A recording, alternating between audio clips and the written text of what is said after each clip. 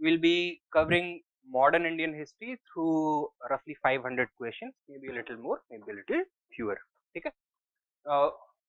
The theme for today is the colonization of India following the advent of Europeans and a glimpse of 18th century India. So these are the three important themes that we'll be broadly covering. We'll go question by question. I'll be asking you to first answer the question, then I'll be providing my inputs. Online students, you are also welcome to participate. Okay. Now, for question number 1, we need to match list 1, that is explorers, with their place of birth, the country of origin. They read Christopher Columbus, Jacques Cartier, Francis Drake and Ferdinand Magellan. So Christopher Columbus,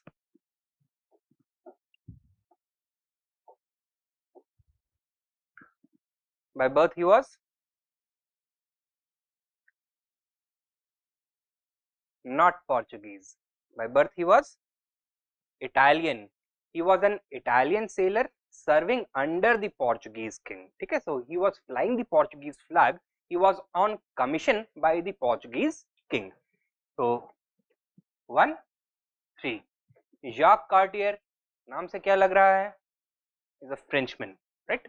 He was from France. Francis Drake, a famous British privateer. Privateer is a fancy word for a pirate. So he was an official pirate contracted by Queen Elizabeth of England to go and raid Spanish ports and settlements across the continental coast. Okay? And finally, Ferdinand Magellan. He was Portuguese by birth, but sailing under which flag? Spanish flag. So like Columbus, who was an Italian flying the Portuguese flag, he was a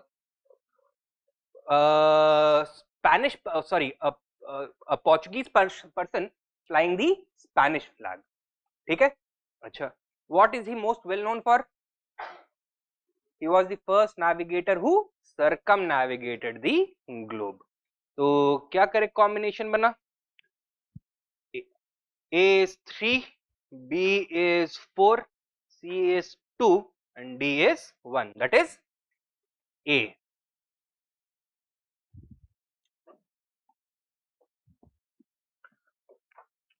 Coming to the next question. Which of the following options regarding the chronological sequence of arrival of European company in India is the correct one?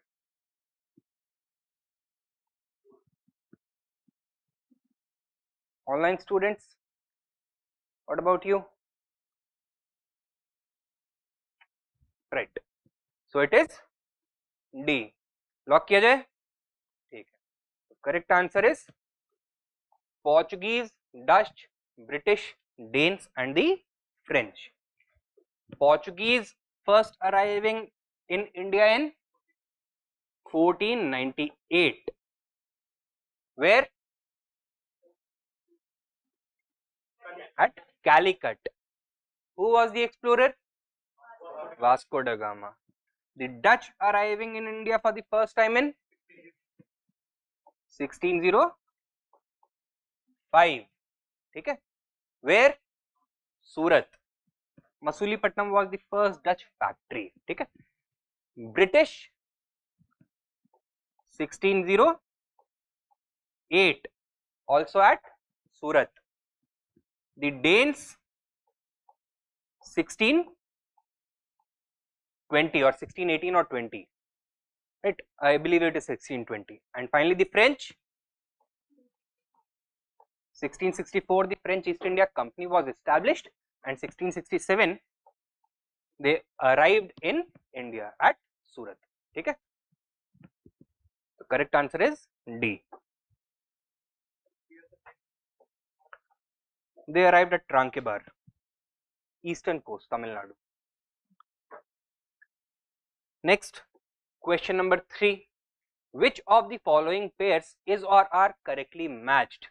Company and their year of establishment. British East India Company 1600, correct or incorrect? Correct. Dutch East India Company 1602, also correct. And French East India Company 1664, also correct. So correct answer is D, 1, 2 and 3. Next question, which of the following statement is not correct with respect to Portuguese rule in India? A, Portuguese was the first European power that came to India.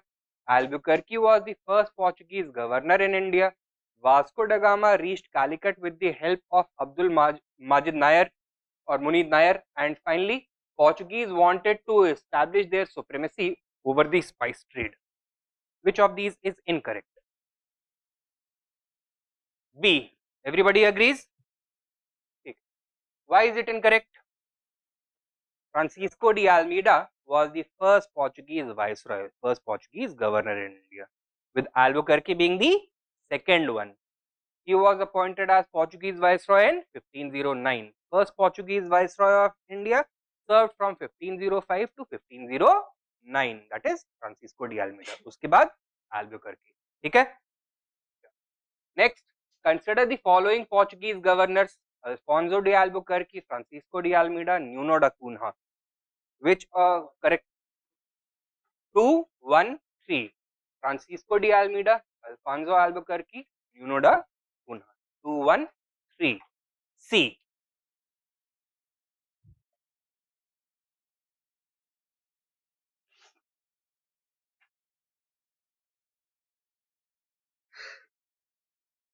Who introduced the kata system in India? It was the Portuguese who introduced the kata system. What was the kata system?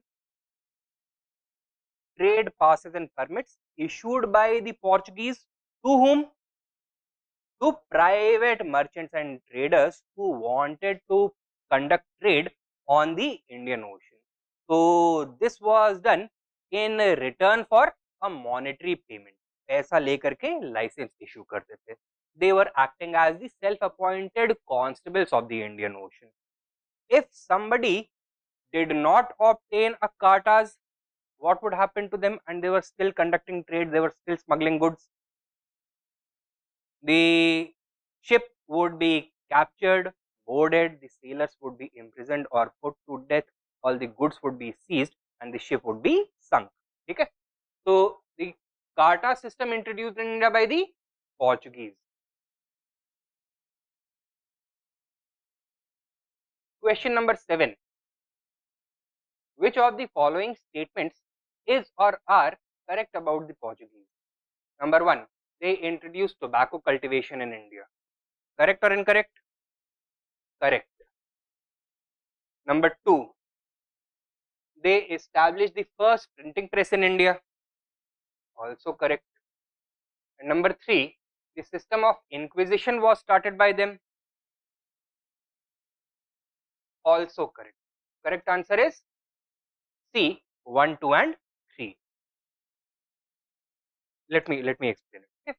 Now, they introduced not only tobacco cultivation in India, but also a number of new varieties of crops and plants which they brought to India from their empire in the West. Where was their empire in the West? In Brazil, South America. So, other South American crops and plants. Can you name a few? Yeah. Potato,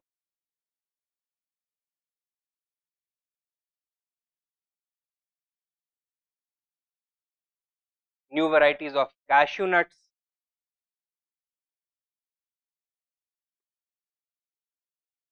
ground nuts, kidney beans, rajma, right? Papaya,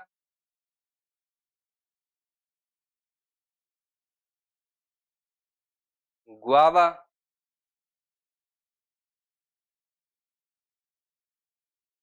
maize,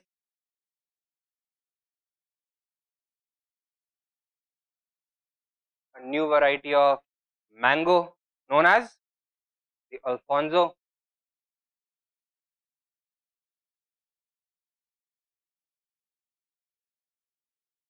Pineapple, red and yellow.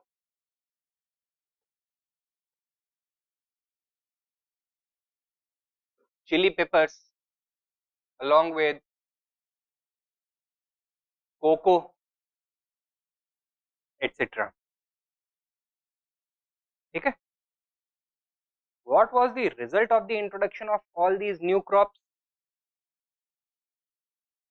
Most of these new crops that were introduced, were they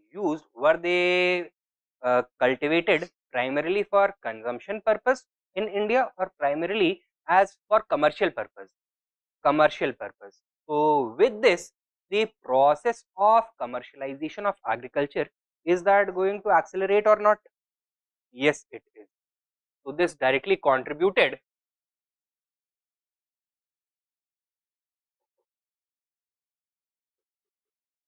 to the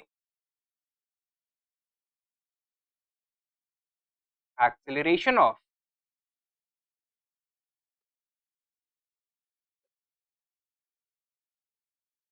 commercialization of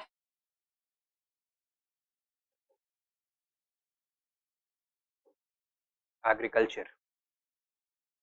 What is the impact of this commercialization of agriculture going to be? Hmm? Yes.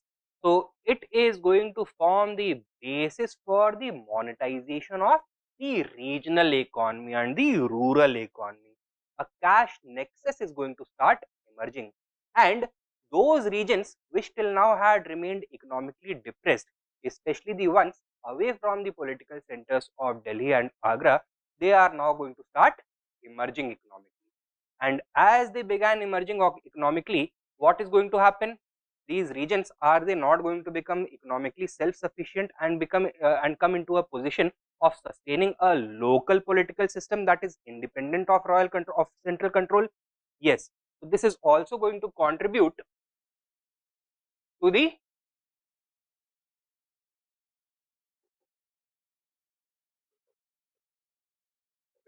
ultimate regionalization of polity. Now, while the Portuguese had introduced all these crops in India back in the 16th century, the process of regionalization of polity is going to ultimately mature during which century? During the 18th century. So 16th and 17th century would be the incubation period for the regionalization of polity because of the economic emergence of the peripheral regions. Maturity कब होगा regional polities का? 18th century में. Is this much clear? They were also the first to introduce the printing press in India. What kind of literature did they want to publish? The Bible, religious literature. And in which language do you think they would prefer to print the Bible and other religious works? Not in Latin. Did Indians know about Latin? No, Latin ka L bhi nahi pata tha, right? Therefore, in the local languages, primarily Malayalam and Kannada. Okay? So they printed the Bible in Malayalam and Kannada.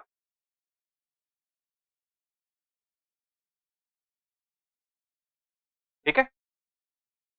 What was the what were the objectives that the Portuguese pursued while in India or while in the Indian Ocean region?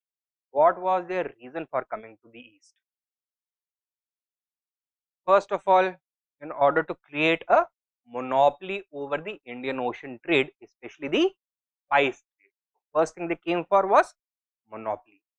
Secondly, they wanted to wage a holy war against Islam. They wanted to carry on the crusade. Thirdly, they wanted to establish a Portuguese Christian empire in the east being governed from India. And lastly, they wanted to govern all the territories they had acquired by defeating the primarily Muslim monarchs ruling in different parts of the Indian Ocean. ठीक है, तो क्या 4 objectives थे इनके? Monopoly, imperialism, crusade and governance. Is this clear? Now, as part of their policy of conducting a holy war against Islam and for establishing a Portuguese Christian empire in the east, they introduced the infamous Inquisition. Right? Inquisition, what did it refer to? It referred to the establishment of courts of inquest. Right? Now, let me give you a brief background of Spanish history, or more specifically of Iberian history. So, if this is the Iberian Peninsula, which water body is this? The Mediterranean, and this is the Strait of Gibraltar between the Spanish island, now the British island of Gibraltar, and the Moroccan Tangiers. Okay? Sure. Now, during the 8th century, a new power in the east had started expanding vigorously in all directions. What was it? The Islamic Caliphate. By the 10th century, Islam had established its roots across North Africa. Now, the final frontier was across the Mediterranean. So, there was one Arabic general, Tariq bin Zayed, who launched an invasion of the Iberian Peninsula, and the Islamic Caliphate of Andalusia was established over here. Okay? Now, their rule lasted for about 3 centuries before they were pushed back by a new invading group from the north known as the Visigoths. The Visigoths established their control over Spain, and in order to reinforce their cultural conquest, who are they going to start persecuting? The non-Christians. So, they wanted the reconquest of Europe to be complete. They wanted to end all the vestiges of Islam as well. And now the new Christian monarchs of Spain, they are going to start introducing a new mechanism to discover and to root out secret Muslims and secret Jews. This process was known as the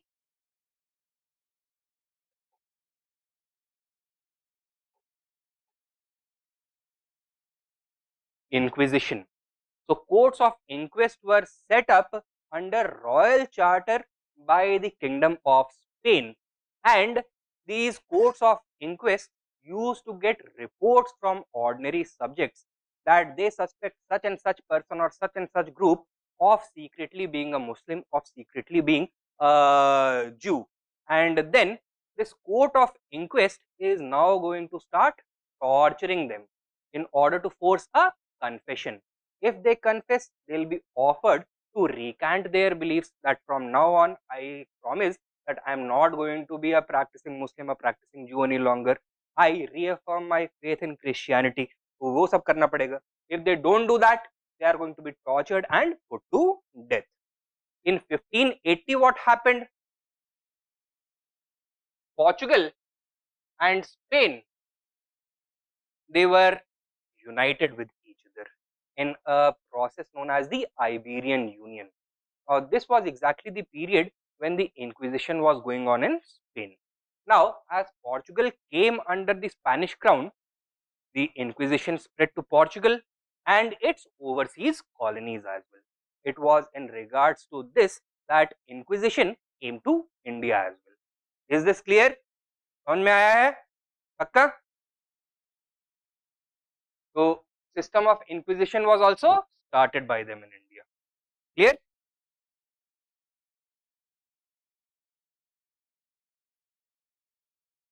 Question number 8.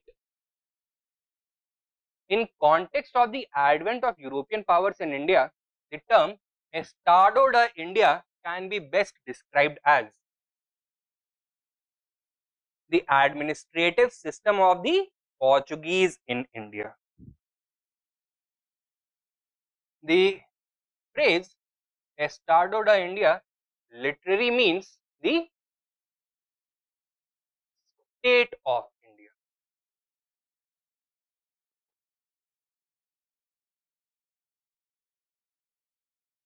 Okay? So, what does this tell us about the nature of Portuguese colonialism during the late 15th and early 16th centuries? That from the very beginning, they were interested not only in the creation of trade monopolies, but in the gaining of overseas empires as well. So, you remember the names of those governor generals, right? Now, they were not simply Portuguese governors or governor generals, rather, they were Portuguese viceroys. For example, Alfonso de Albuquerque was appointed directly by the Portuguese ruler as the Duke of Goa, right? So, he, after conquering Goa in 1510, was elevated to the position of Duke of Goa. So, that means Goa and the surrounding territories that it commanded became a duchy of the Portuguese Empire in the Indian Ocean region. Is this clear? So, Estado de India क्या हो गया? Administrative system of the Portuguese in India. Alright. Next question. In which of the following places the Dutch established their trading centers in India? Nagapatnam, Chinsura, Machilipatnam, Surat, Bharuch, Agra, Cochin, Ahmedabad, Patna, or all of the above? बताइए. देखो,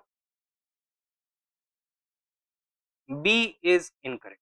While it is true that the Dutch established a factory at Surat and a factory at Bharuch, they did not have a factory at Agra. C is also incorrect because while they had a factory at Cochin, they did not have a factory at Ahmedabad. Did they have a factory at Patna?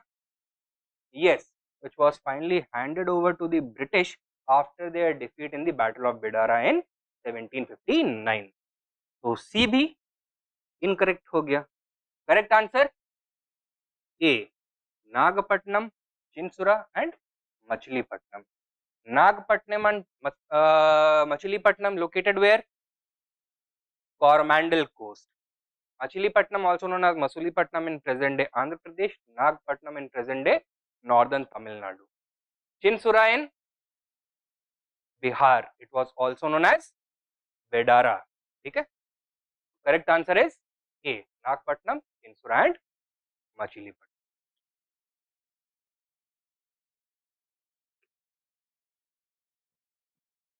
Next, question 10. What made Jahangir issue a farman in 1613 permitting the English to establish a factory permanently at Surat?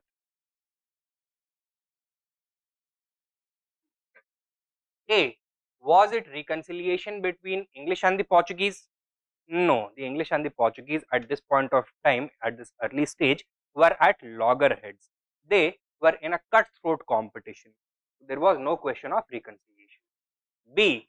The defeat of the Portuguese naval squadrons by the British. This is correct. Now, the Portuguese were the earliest European powers to arrive on Indian shores, and their century-long lead in the Indian Ocean region had allowed them to consolidate complete control over India's overseas trade and maritime movement. The port of Surat was serving as the principal port of the Mughal Empire. It was the most important port when it came to the conduct of trade by Gujarati and other merchants from India towards the Arabian Peninsula, towards Persia, towards Central Asia, and it was also serving as the most important port for Muslim pilgrims going to Mecca in order to perform Hajj. Is this clear? Now, the Portuguese had already established a factory at Surat, for which they had compelled the Mughal emperors to grant them permission. Because if the Mughal emperor did not grant them permission to do so, what could they do? They could blockade all travel from Surat to the west, Hajj as well as trade. So the Mughals were in a sense compelled by the British. And now the English were here, the Dutch were here. Both of them petitioned to Jahangir to allow them to set up a factory at Surat. Initially, Jahangir was reluctant to do so. Why? Because had he gave them the permission, since the British and the Dutch were rivals of the Portuguese, how would the Portuguese have reacted? They would have reacted violently. They would have tried to disrupt the Mughal trade once again. So Jahangir at this point of time wanted to simply wait and watch. He was waiting for what? For the British to prove that they were superior to the Portuguese on the seas. And once they did that, that is when he is going to allow them to establish a factory at Surat. This happened through which battle? 1612, Battle of Swali. Swali was a small island off the coast of Gujarat, and it was off this coast, this island's coast, that a British naval squadron headed by which British sailor? Captain West had defeated the Portuguese. Okay, so correct answer is B. Question number 11. The French got the site of Pondicherry from A. the Adil Shahi Sultan of Bijapur, B. the ruler of Chandranagar, C. Shaista Khan, the Mughal viceroy in the Deccan, or D. Qutub Shahi Sultan of Golconda.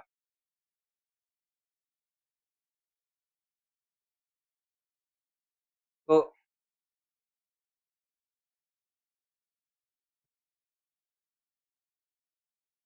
let me give you an idea of the political map of the Deccan during this period. The Deccan consisted at this point of time, while the French were trying to expand their power base in India, of primarily three regions: the Deccan Suba,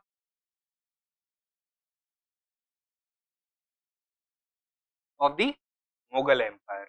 This was to the north. The state of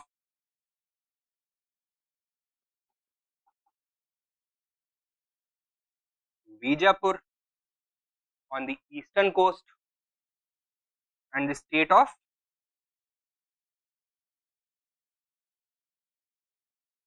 Golconda on the western coast. What is the question asking?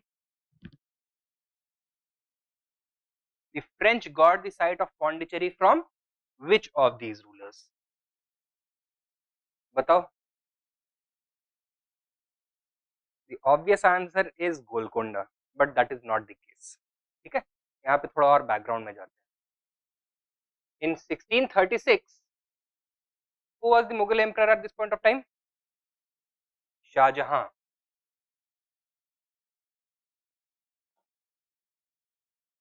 Shah Jahan's forces had defeated both Bijapur and Golconda.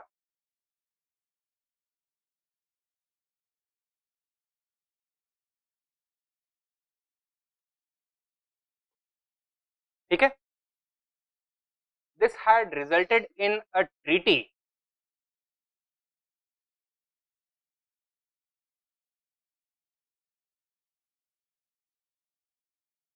in 1636, under which the rulers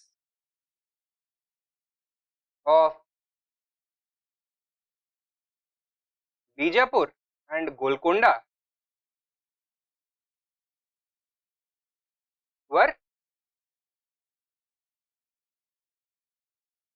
restored to their respective throne. However, whose overlordship would they now have to accept? Mughal overlordship.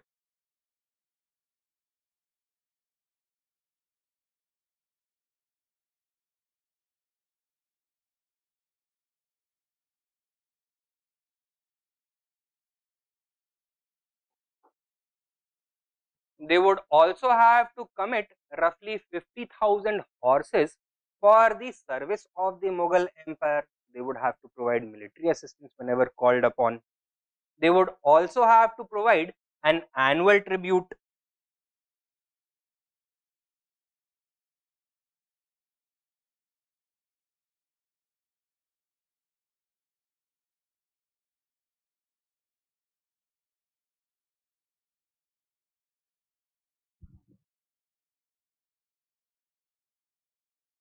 But they were granted complete autonomy in internal matters.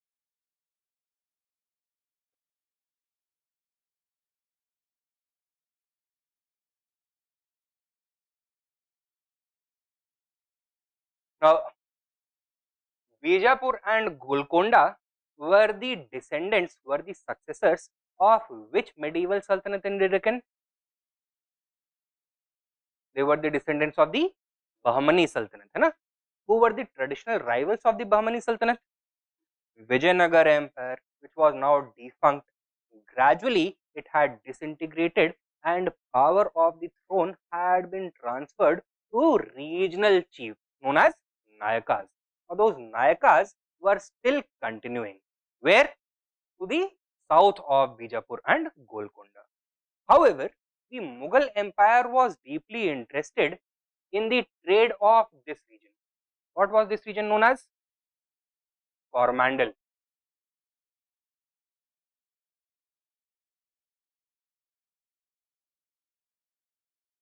In India, it was traditionally known as the Chola Mandalam region. The British called it the Coromandel. Why? Not because it was ruled by the Cholas at one point of time. Because they realized that the external trade from Gujarat is roughly 4 times smaller than the external trade happening annually from the Coromandel region. So, would they want the Coromandel to remain out of their control, or would they want to bring it under their control? In fact, they were feeling compelled to conquer Coromandel as well, and therefore, would they like it to remain under independent Nayakas, or would they like it to be conquered by their subordinates, Bijapur and Golconda? They would like it to be conquered by their subordinates, Bijapur and Golconda, and therefore, the treaty also provided that 1/3 of all new conquests in the south would go to Golconda, and 2/3 would go to Bijapur. Now, the area around Chandragiri, area around Pondicherry, etc., they had all been captured by Bijapur and Golconda sometime between 1630 and 1650. Okay? So, initially it was under the local Nayakas. Recently it had been captured by the Bijapuris and Golkondis. Now, this strip of land where Pondicherry would later be established came under the territory of Bijapur, and it was from them that the French had obtained the permission to establish their factory over here. So, correct answer क्या होगा इसका? A, the Adil shahi Sultan of Bijapur. समझ में आया ना? याद रहेगा?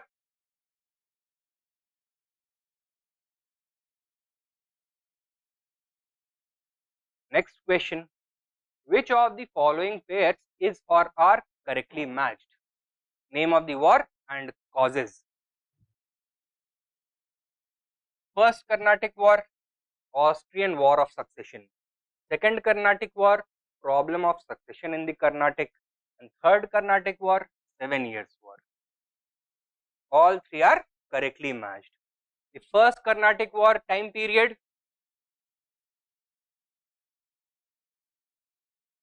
1746 to 48.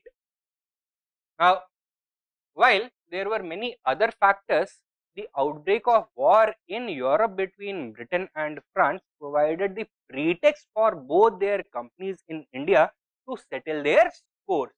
So, the first Carnatic War took place in the backdrop of the Austrian War of Succession, which took place in Europe from 1740 to 1748. Okay? Regarding the second Carnatic War, there was no war going on in Europe, but the issues between the companies in India had still remained unsettled. Therefore, war was a natural outcome. Time period 1749 to 54. And the third Carnatic War, like the first, was triggered by open war between the British and the French Empire. Time period for both is going to be 1756. कितने साल का war है? 7 years. So 63. Correct answer is C, 1, 2 and 3.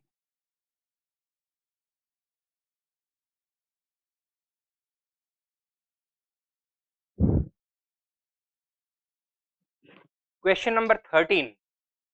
Arrange the following events in correct chronological order. Second Carnatic War, Battle of Wandy-Wash, Treaty of Paris, Battle of Plassey. Second Carnatic War, time period you have just seen.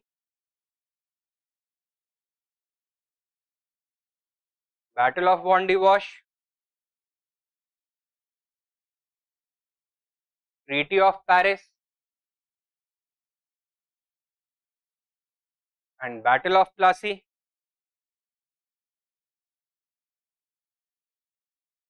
Which of these occurred earliest? 1, 4, 3, 2, 3. Correct answer 1, 4, 2, 3. Treaty of Paris took place at the end of which war? The 7 Years War or the third Carnatic War. Okay.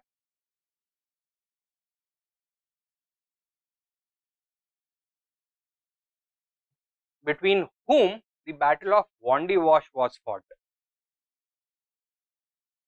The Battle of Wandy-Wash was the most decisive battle of which war? The third Carnatic War. Carnatic Wars, also known as the Anglo-French War. So it was a battle between the British and the French. Correct answer is B, British and French. Which of the following pairs is or are correctly matched? First Carnatic War, Treaty of Paris. Third Carnatic War, Treaty of Aix-la-Chapelle. Second Anglo-Mysore War, Treaty of Mangalore.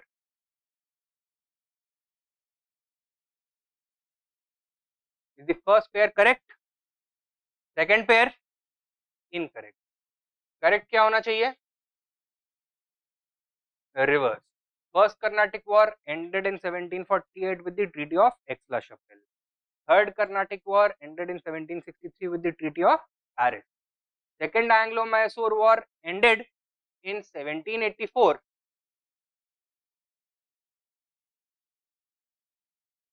with the Treaty of Mangalore. Correct answer B. Sorry. B. Only 3. Number 16. Which one of the following was the first fort constructed by the British in India? Correct answer is B. Fort St. George. Fort St. George located at Madras. Later went on to become the headquarters of the Madras Presidency. Founded in 1639. by the local British factor at Madras called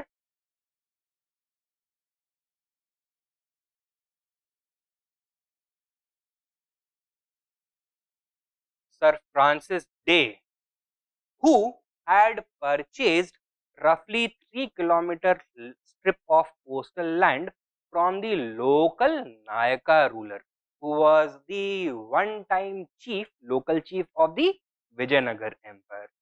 Correct answer is B, Fort St. George.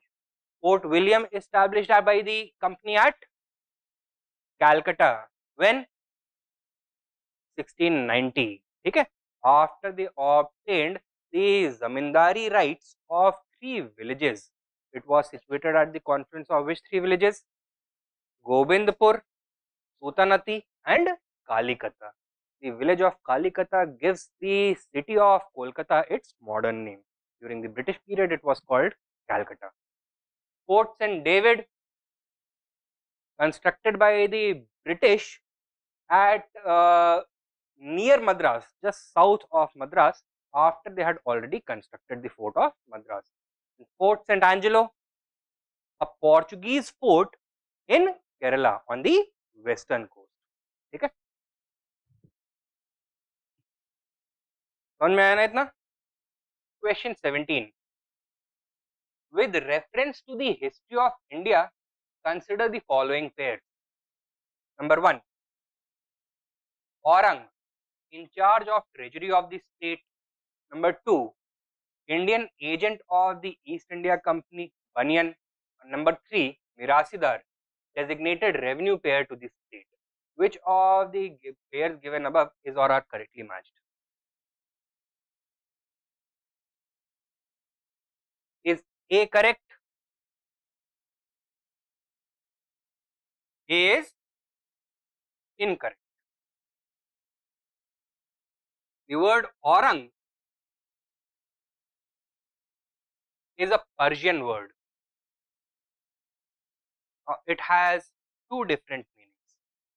Either it means a warehouse where valuable goods are stored, or it means the throne. ठीक है? औरंग कौन से Mughal emperor के नाम में आता है? Aurangzeb. So, exact meaning of Aurangzeb is the jewel of the throne. Orang का जेवर, औरंगजेब. जैसे पैर में पहनने वाले जेवर को पाजेब भी बोलते हैं, पायल बोलते हैं, पाजेब भी बोलते हैं, वैसे ही Aurangzeb, that is jewel of the throne. So either it means throne or warehouse.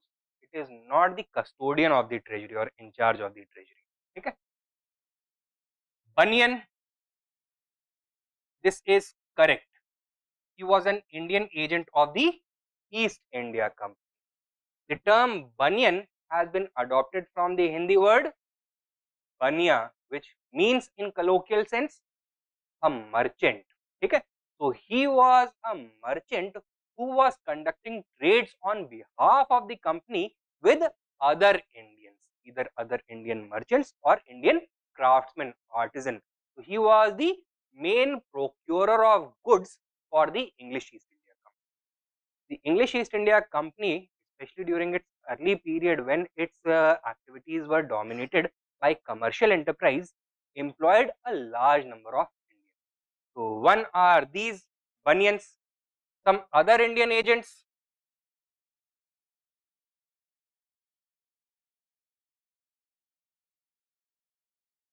Dadans. Who were they? They were also Indian merchants who acted as middlemen between the East India Company and Indian producers, especially textile manufacturers. Right? Now, textile manufacturing in India during this period, that is the late 18th century or early or the 18th century, what did it look like? Was it happening on a mechanized, large, mass-produced scale in factory setting, or was the Indian textile industry primarily a cottage industry? It was primarily a cottage industry, a household industry, and therefore different households would be involved in the production of cotton textile or any other textile for that matter, right? Now, the company was a major purchaser of Indian cotton. So, the services of hundreds of thousands of artisans would be required.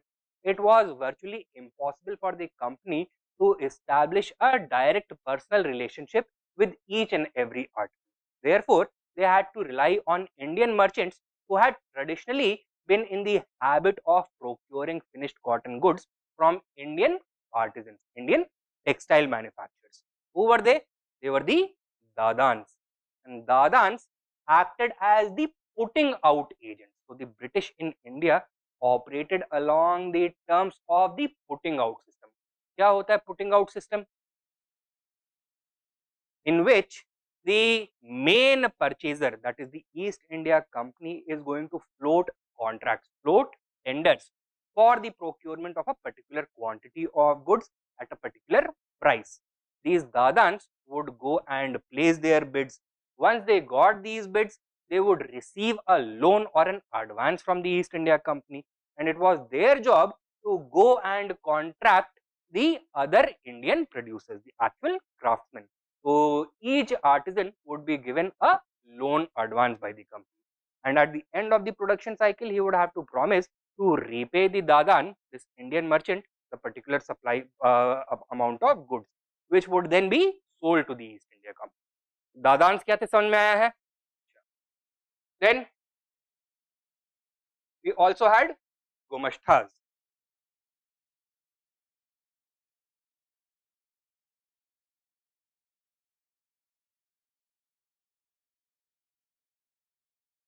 Who were they? They acted as translators and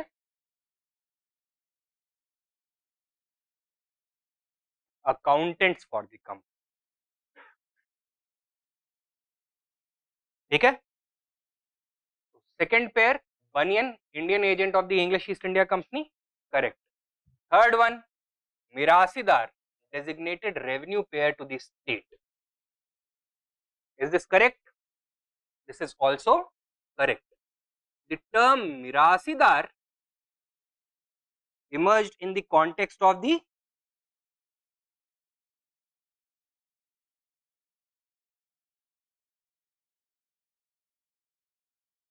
Raiyatwari settlement. Under the Raiyatwari settlement, what was the arrangement like? क्या arrangement था? Did the Raiyatwari settlement, like the permanent settlement, also envisage a local middleman between the producer and the state?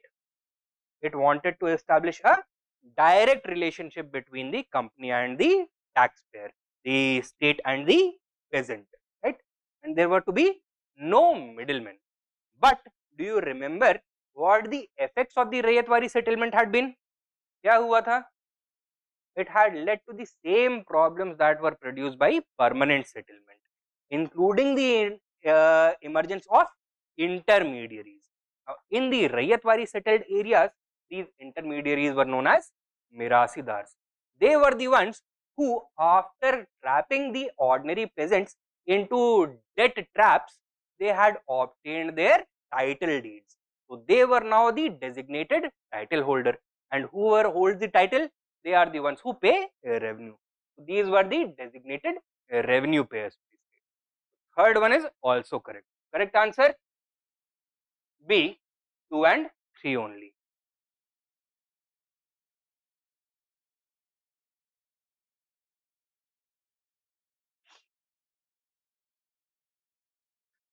Question number 18. Towards the end of the 15th century, which of the following factors contributed to the discovery of new trade routes to India and the East Indies by the European powers? Number 1, the rise of nation states under strong monarchs.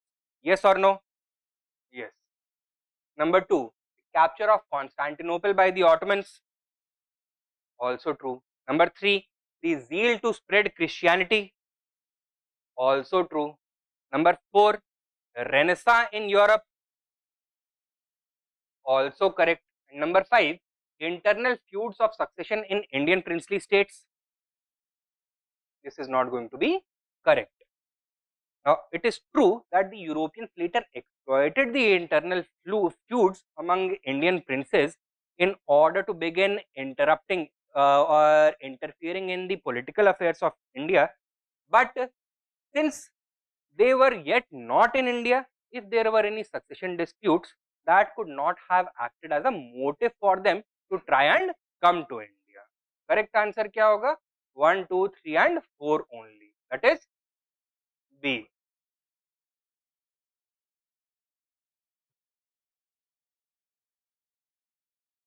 Number 19.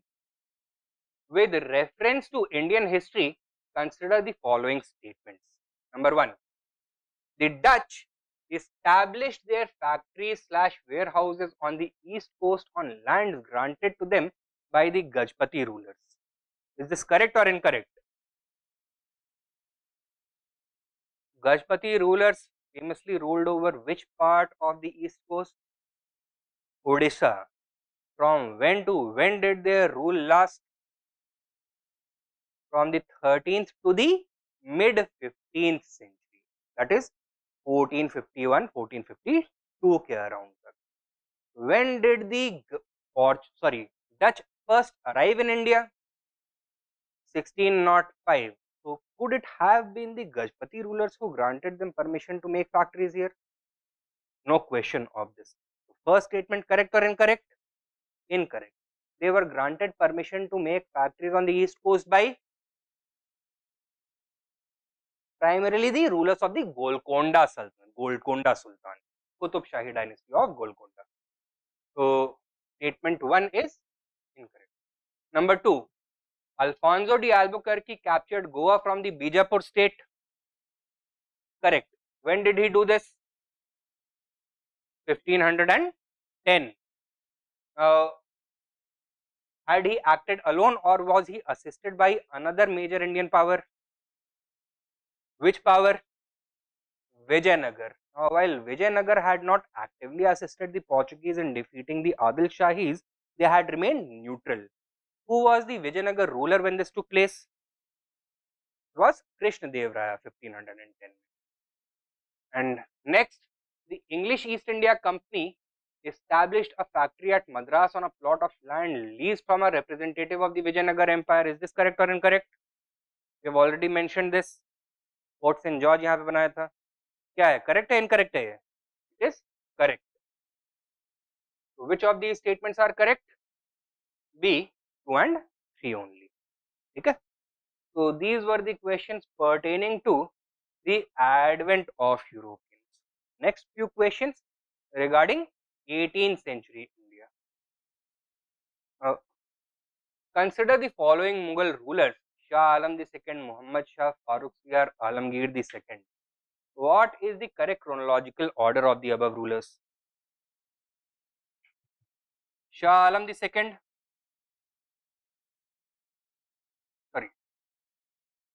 1759 to 1806. Muhammad Shah,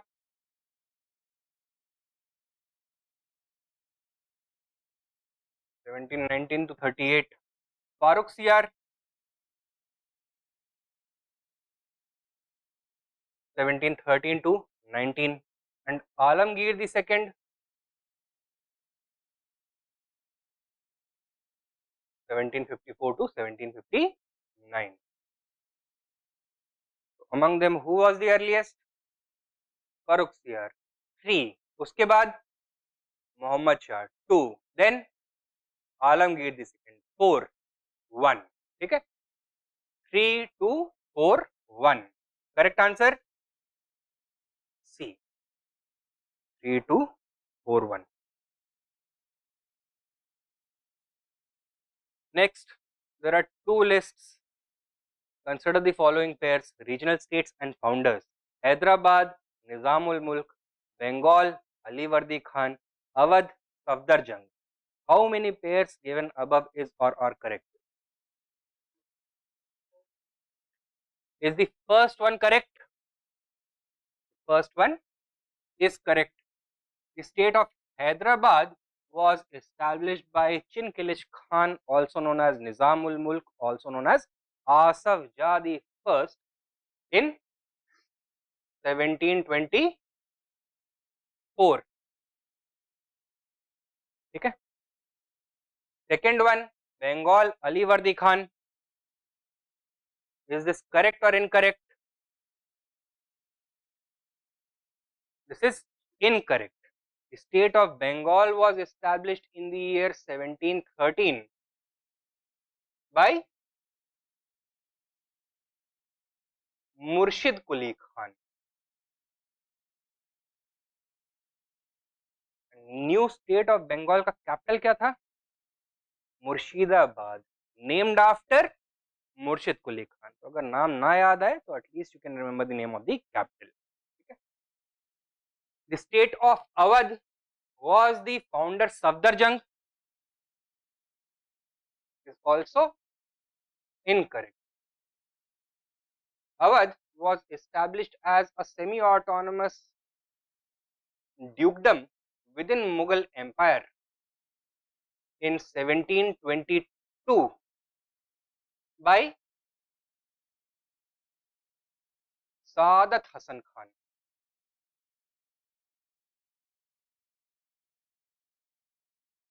Also known as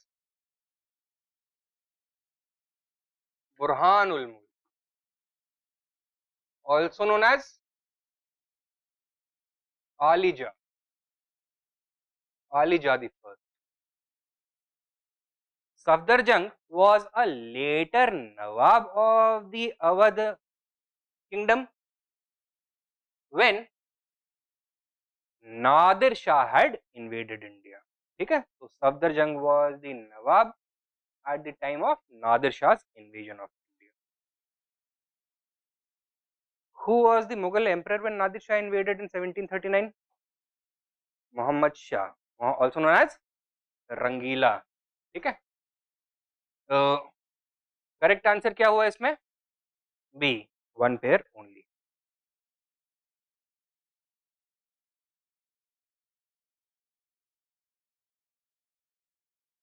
Which of the following statements is not true about the Ijara system? A. It was a system of revenue farming. B. It encouraged the role of middleman. C. Under this system, land revenue was fixed for the peasants. And D. The Ijaradar paid a fixed amount to the state treasury. Which of this is not correct? C. Under this system, land revenue was fixed for the peasants. What was the Ijaradari system? Revenue farming, where revenue collection rights were farmed out. That means they were auctioned off to the highest bidder, right? So whoever put in the highest bid, that is going to be what they are going to pay to the state treasury. Are they going to collect less than what they have bid, or are they going to try and maximize their collection? They will try and maximize their collection. And in this scenario, would the burden of tax on peasants remain fixed, or would it be variable? Variable. In fact, year on year they would try to extract more and more revenue. So it was not fixed. Okay? It was variable. Clear hai? Now, next, Savai Jai Singh of Amer built 5 observatories in India. At which of these places? Jaipur, Ujjain, Agra, Delhi and Varanasi. Ujjain, Jaipur, Mathura, Varanasi and Delhi. Delhi, Jaipur, Gwalior, Mathura and Ujjain, or Mathura, Jaipur, Delhi, Varanasi and Gwalior. ये मैं बता देता हूँ. I don't expect you guys to know about this. Correct answer is B. Ujjain, Jaipur, Mathura, Varanasi and Delhi. ठीक है. Now, Savai Raja Jai Singh, he founded which city? Jaipur. Belonged to which dynasty? The Kachwaha dynasty, who were rulers of Amer. Now, under which ruler was Savai Jai Singh, a prominent military commander and nobleman?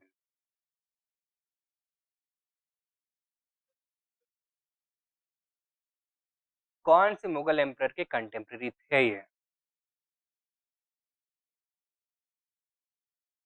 सबसे पहले वाले देखो, अकबर के दौर में थे भगवान दास and मान सिंह, ठीक है, that is when there association with the Kachwahas was established. Savai Raja Jai Singh, also known as Mirza Raja Jai Singh, was the chief of the Kachwaha dynasty, ruling from Amir during the reign primarily of Aurangzeb and Bahadur Shah the first. ठीक है, 18th century के figure. Question number 24. अच्छा, जंतर मंतर है क्या? What was the Jantar Mantar?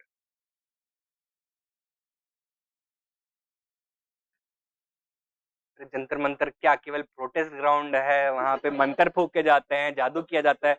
What is it? It is an astronomical observatory. Calendar बताने के लिए, time को ट्रेस करने के लिए इट वाज यूज्ड. ठीक है, match list 1 with list 2. Names of Maratha sardars, place of power और headquarters. Gaikwad at Baroda, Bhonsles at Nagpur, Peshwa at Poona, Scindias of Gwalior and Holkars of Indore. Correct answer A. I am trusting you guys, ठीक है, मैं चेक नहीं कर रहा हूँ, मैच नहीं कर रहा हूँ. ए है. Consider the reign of the following Peshwas and arrange them in the correct chronological order. Balaji Vishwanath, Bajirao the first, Balaji Bajirao, Madhav Rao. सबसे पहले Balaji Vishwanath. He was the first Peshwa who was acting independently of the control of the Chhatrapati. So he was the person who founded the Maratha Confederacy. When? In 1713. He was followed by Bajirao, time period 1720 to 1740, followed by Balaji Bajirao, also known as Nana Sahib, time period 1740 to 1761, followed by Madhav Rao the first, time period 1761 to 1772, when he was assassinated by the at the orders of his uncle Raghunath Rao, right? And following this, his minor son, that is Madhav Rao Narayan, was placed on the throne. So correct answer है 1, 2, 3, 4. That is D.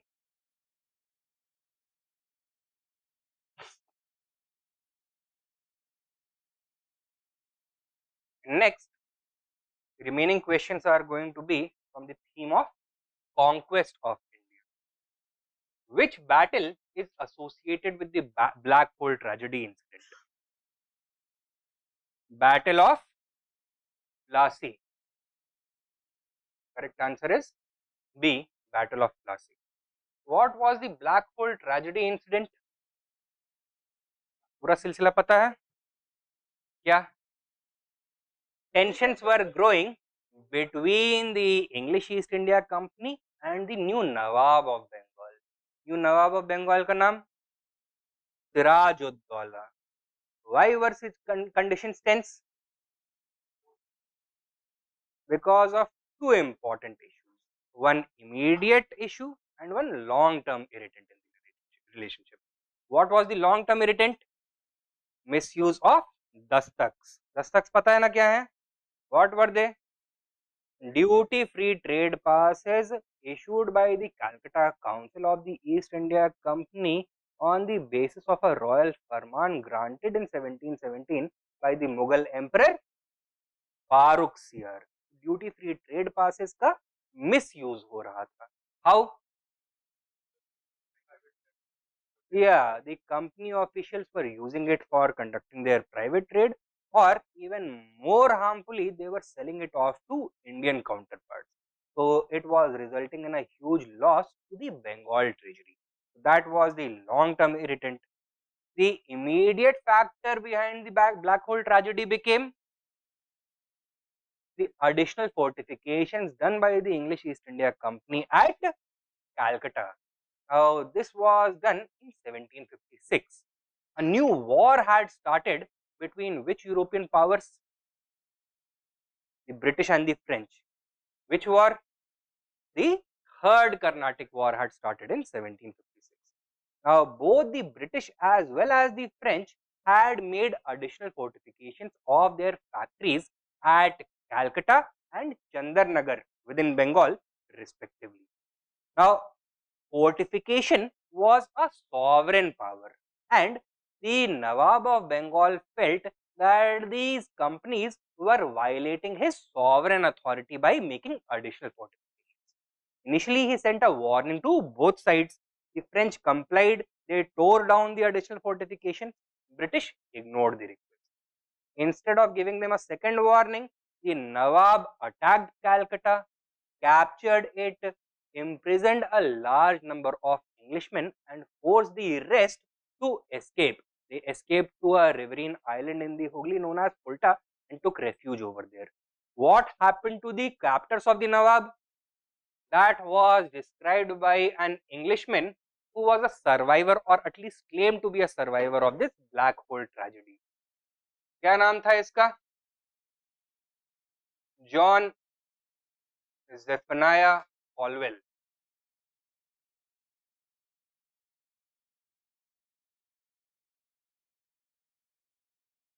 क्या बताया इसने? Did he paint a rosy picture of the Nawab? Did he praise his character?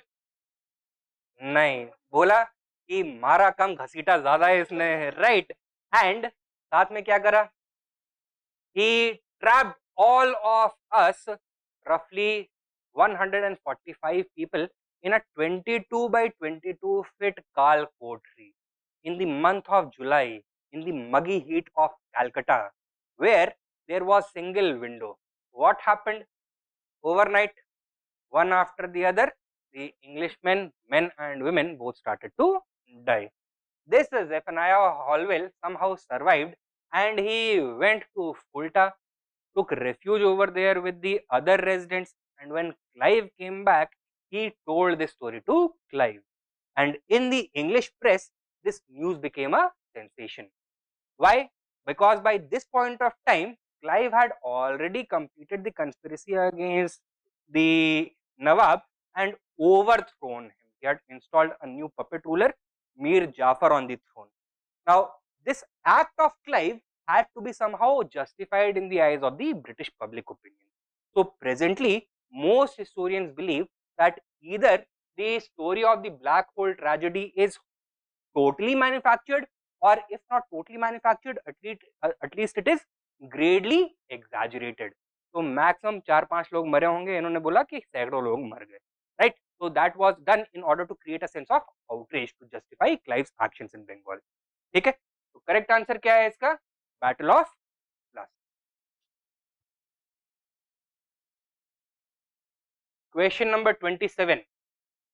Who among the following was the first European to initiate the policy of taking part in the quarrel of Indian princes with a view to acquire territories? The answer is Dupleix. Who was he? The French Governor General. During which war? The first Carnatic War. Before the second Carnatic War, he had been recalled. Okay. Now, what does this mean? To initiate the policy of taking part in the quarrels of Indian princes with a view to acquire territories. Why was Dupleix interested in Indian politics? Not for political expansion for the sake of political expansion. Rather, political expansion or territorial expansion for both the British and the French at this point of time was only a means. केवल जरिया था. What was the end? Final destination क्या था? Creation of a trade monopoly.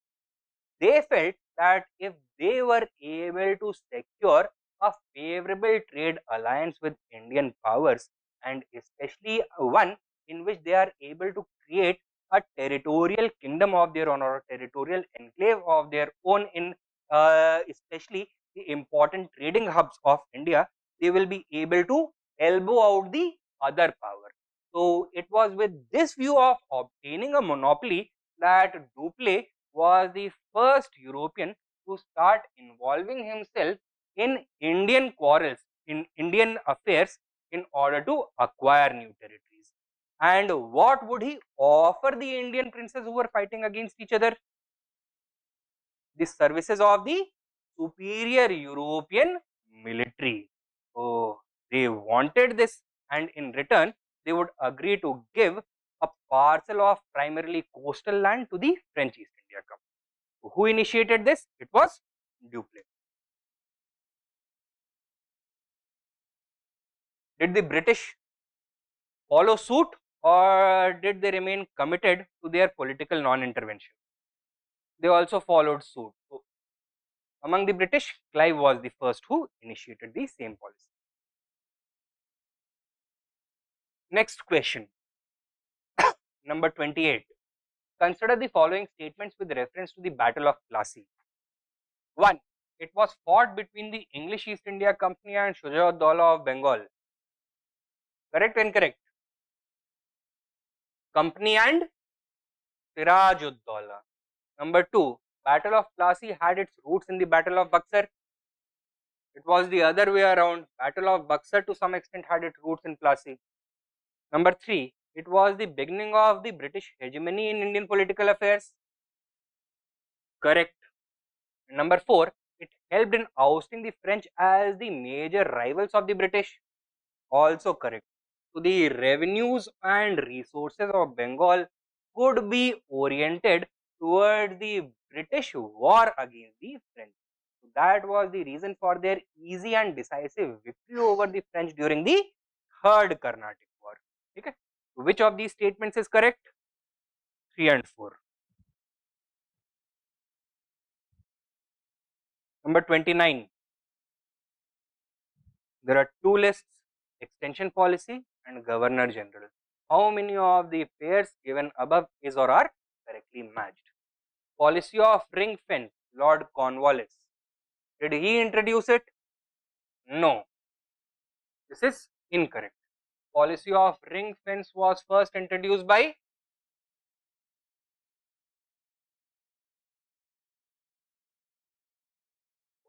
Warren Hastings.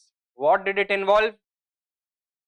It involved primarily the use of Awadh as a buffer state to protect the company's possessions and territories in Bengal from the invasion of which Indian power? Primarily the Marathas. So Bengal or Maratha kingdom के बीच में Awadh was to act as the cushion which was supposed to absorb the blow of Maratha invasion. So Awadh would be the frontier line. That policy was followed by Warren Hastings. Is this clear? Next, subsidiary alliance, Warren Hastings. Also incorrect. This was introduced by Lord Wellesley.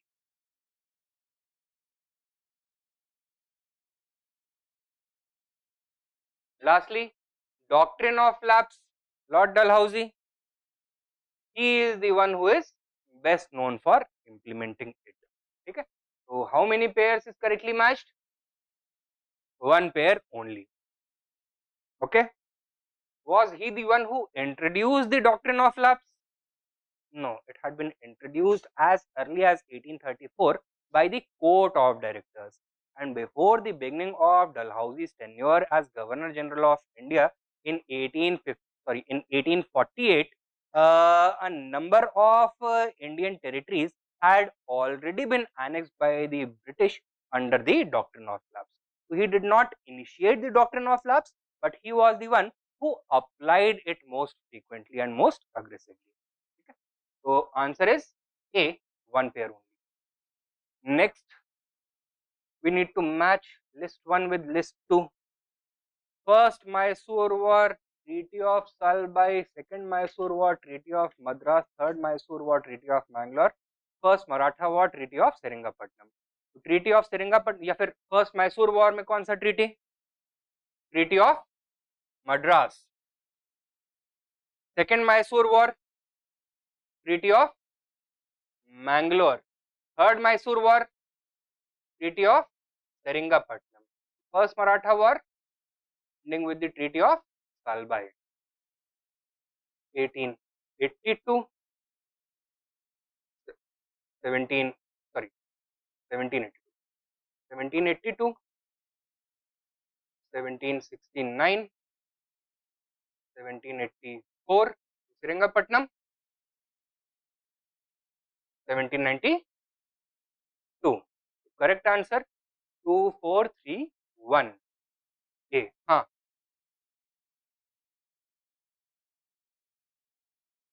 Second Mysore war, the treaty of Mangalore. अच्छा ये 3 है.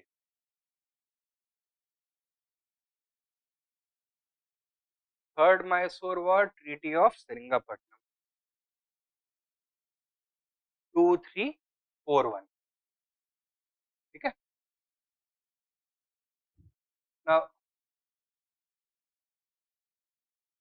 coming to the next question, arrange the following states in the ascending order of their acceptance of subsidiary alliance system from pre-independence India. Mysore, Awadh, Pune, Sindhia. Mysore, then Awadh, then Pune, then Sindhia. Correct answer 1, 2, 3, 4. A. Do you know the entire list? क्या क्या है? Hyderabad,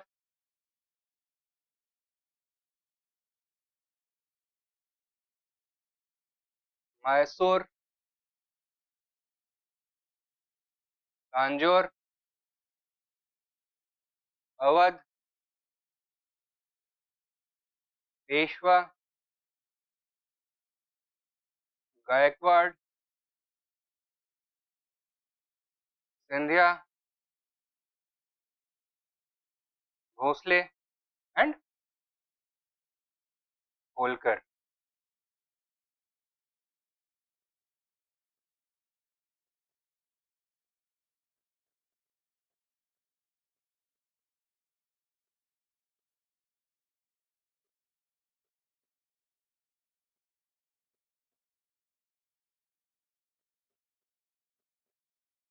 These are the years.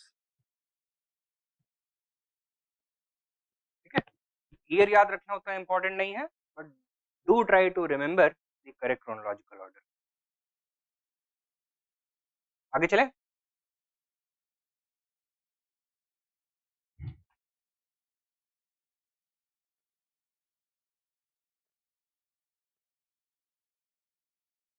Number 32.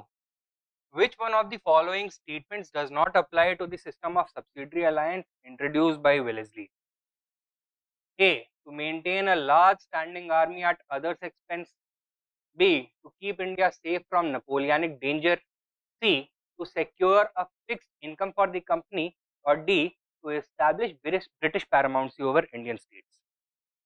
It is C. To secure a fixed income for the company. This was not one of the intentions of Wellesley when he introduced the subsidiary alliance system. What was the subsidiary alliance system? It was a system of unequal treaty alliances between the English East India Company and other Indian powers, Indian princely states, introduced with a view to do what? First of all, neutralize hostile Indian powers. Secondly, to fortify India against a possible French invasion under Napoleon. Thirdly, to expand British military presence across India at no personal expense, at others' expense. And fourthly, with a view to deprive their true rivals in India, namely the Marathas and Mysore, of any possible Indian allies, because by this point of time the British desired that all the other Indian powers would become part of the subsidiary alliance system. तो यहाँ पे कभी कहीं पे भी कोई angle commercial वाला दिख रहा है और इकोनॉमिक वाला दिख रहा है? There is no such angle.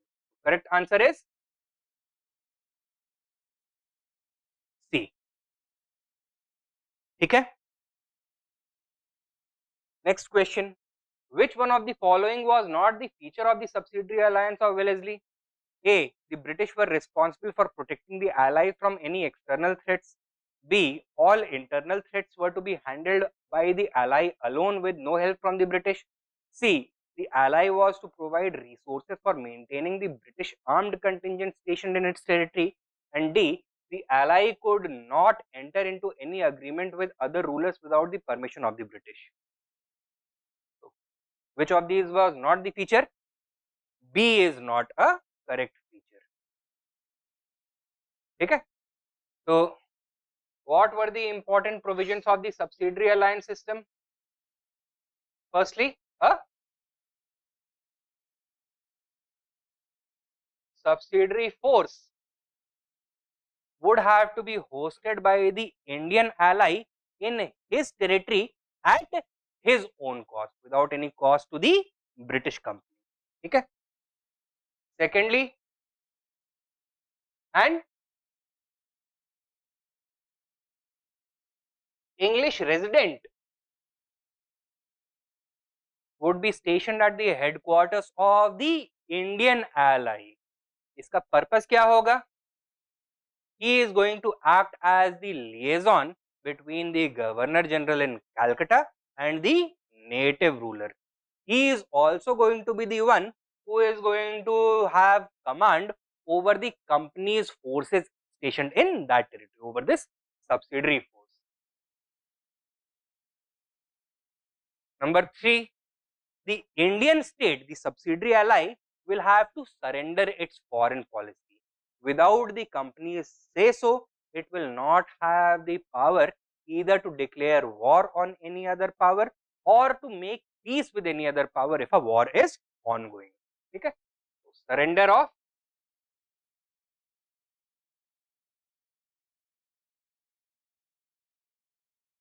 foreign policy.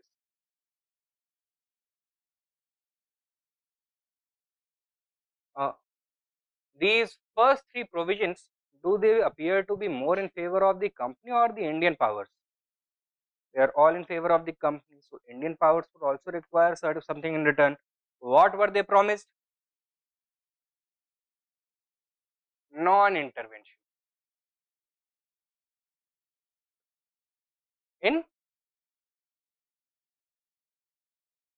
internal affairs. The company promised them complete autonomy in internal affairs, that the English resident or the Governor General or any other company administrator through the English resident is not going to interfere in internal matters, be it personal matters, be it expenditure matters, taxation matters, commercial matters, etc. Nothing is going to be done. And lastly,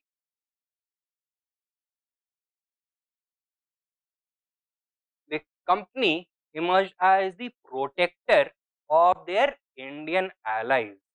They vowed to protect them and support them politically, militarily, as well as diplomatically in case of both an external invasion as well as an internal rebellion. So, both cases mein the company was the guarantor of the protection of their Indian ally, the Indian rulers. Is this clear? These were the 4 provisions, and since the company promised to protect the Indian allies both from external threats as well as internal rebellions, so second option, option B, is incorrect.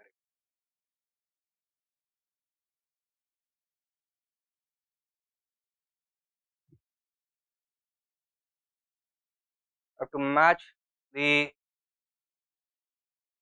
stratagem or development with the governor, the British administration. Dual government, Robert Clive, first Maratha war, Hastings, second Maratha war, Wellesley, third Maratha war, Warren Hastings. So match karo. Dual government introduced in 1765. Who was governor of Bengal at this point of time? It was the brainchild of Robert Clive. A का 1.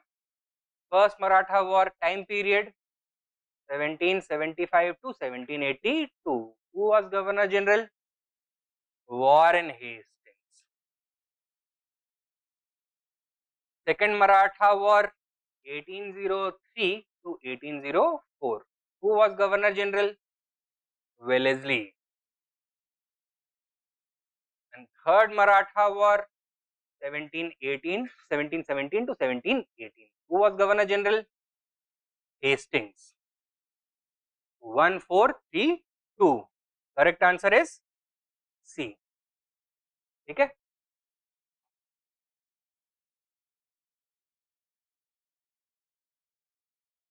Arrange the following events in correct chronological order.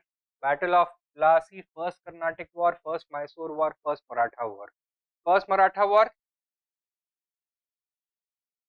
1775 to 82. First Carnatic War 1748 to 1746 to 48. First Mysore War 1767 to 69. Battle of Plassey 1757.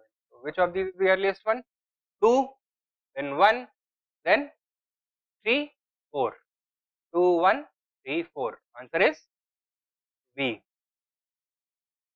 Consider the following statements about dual system of administration in Bengal, which was established soon after the Battle of Buxar in 1764.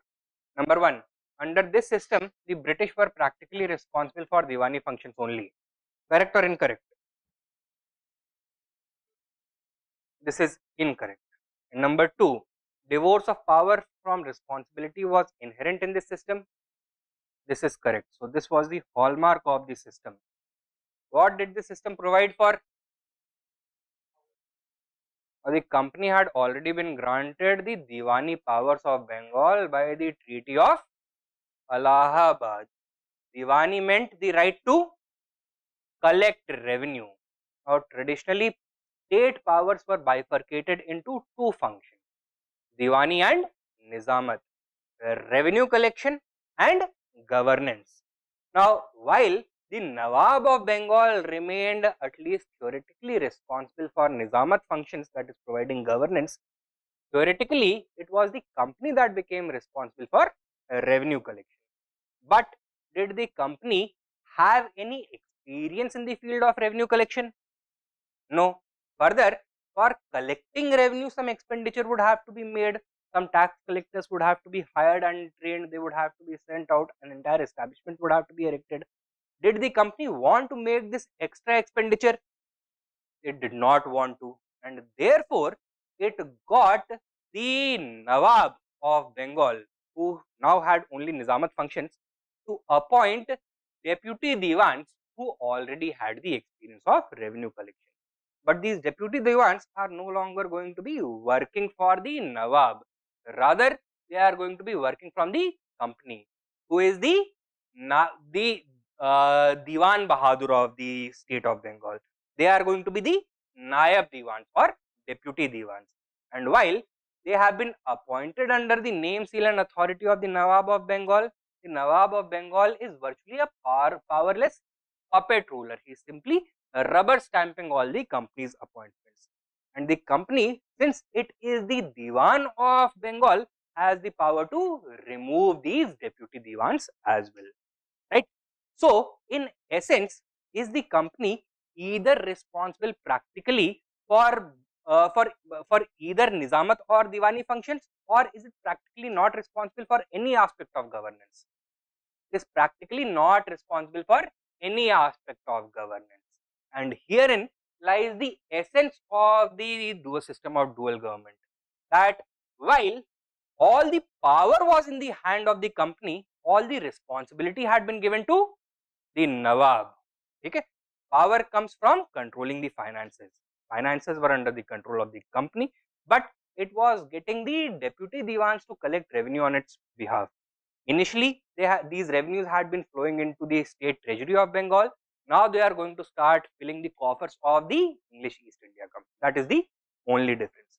But they did not assume any responsibility of ruling Bengal. So correct answer क्या होगा यहाँ पर?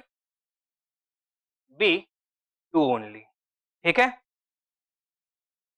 Had the question been that under this system the British were theoretically responsible for Diwani functions only, would it have been correct? Theoretically they were, because they were now the Diwan of Bengal. Next, question number 37. Arrange the following phases of colonialism in the correct chronological order. Mercantilism, laissez-faire, finance imperialism.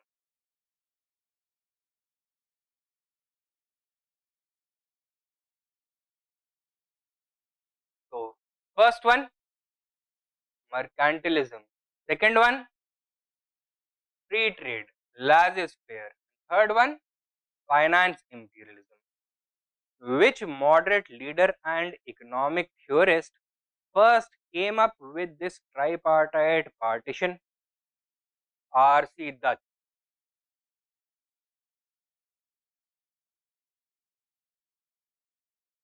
In his book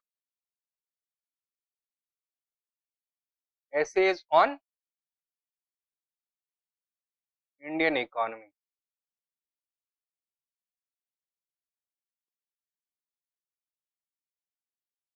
He divided the history of British colonialism into 3 phases. Mercantile capitalism, industrial capitalism and financial capitalism. What was the basis for this division? During each of these phases, the company adopted a distinct political, economic, administrative, social and cultural policy towards India in response to what? The evolving economic priorities of the British Empire in India, right? During this first phase, time period was 1757 to 1813. What was the nature of the economic relationship between India and Britain? Was India primarily a supplier of raw materials or primarily a supplier of finished textiles? Finished textiles.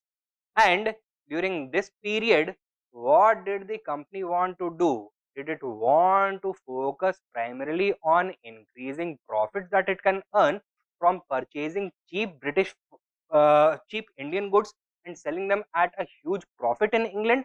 Or did it want to start interfering in Indian politics, conquer territory, provide governance, carry out administrative and social reform in order to transform the very fabric of the country of India?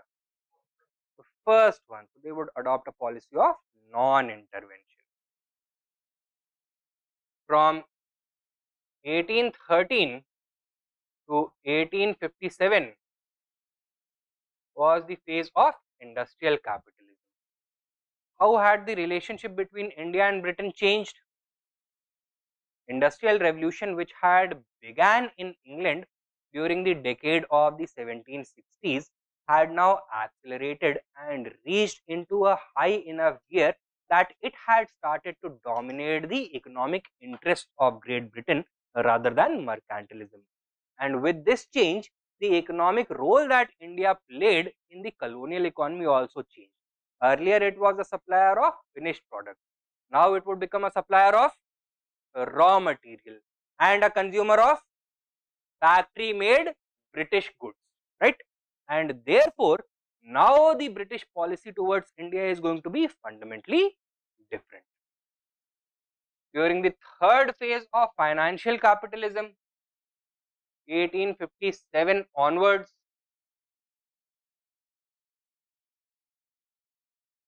Britain's industrial revolution had started to heat up. Britain had now started to quickly approach the feared middle income trap, and that would mean for every new pound invested into the development of English industries, the returns, would they be increasing or would they be diminishing returns? Diminishing returns. And therefore what was the best avenue for further investment of British capital for higher returns? Should they keep on investing in the further development of the English industry, or should they start to invest their capital in other areas? In other areas where the opportunities for rapid growth are greater. What was the ideal avenue for that? It was India. But here also capital investment had to be done in a very deliberate manner. ऐसा नहीं है कि जिस भी sector में चाहे लगा दो. Why? Because if the British had set up rival textile industries in India, it would have harmed the British textile industries back home, and therefore they are going to start investing in those industrial sectors which are going to be even more beneficial, either for the extraction of raw material from India or for the development of the primary industry, the plantation agriculture, mining, etc.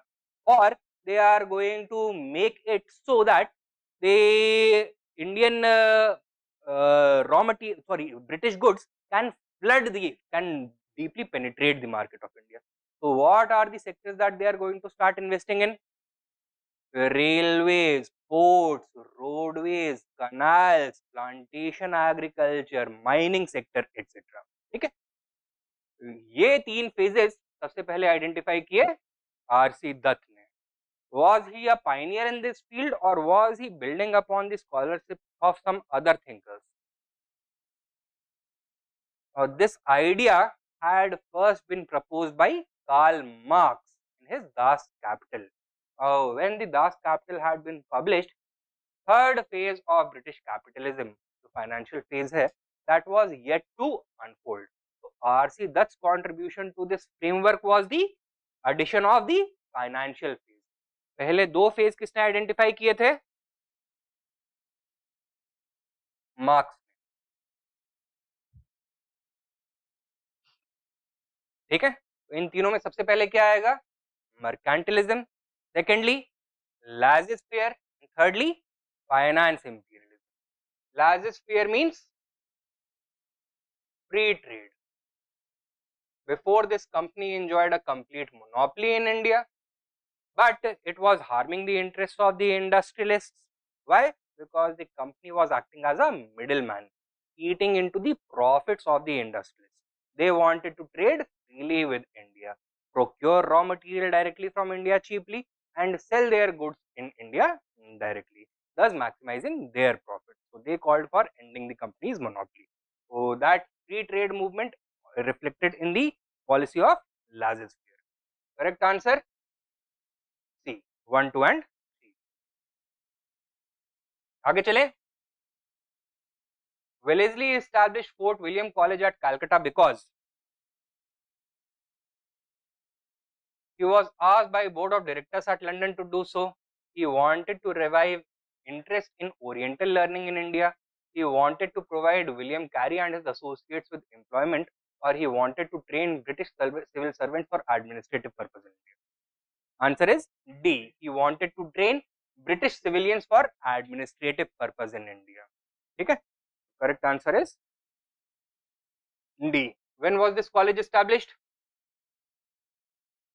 1800, within Fort William at Calcutta. Thus it was called the Fort William College. Its first principal was John Gilchrist.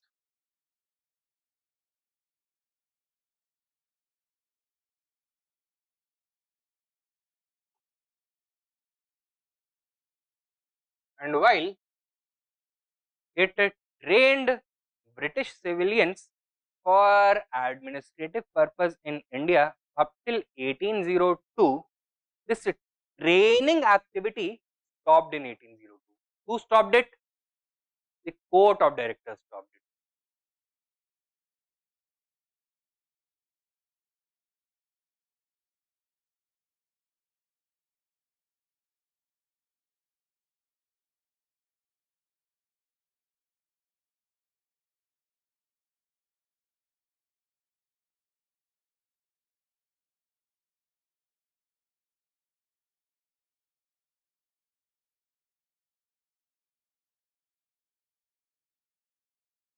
and they replaced it with a new civil services college in London, known as the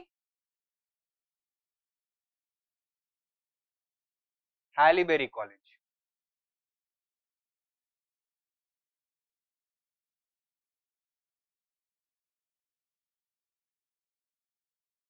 Uh, why had Wellesley introduced a training college for civil servants in India?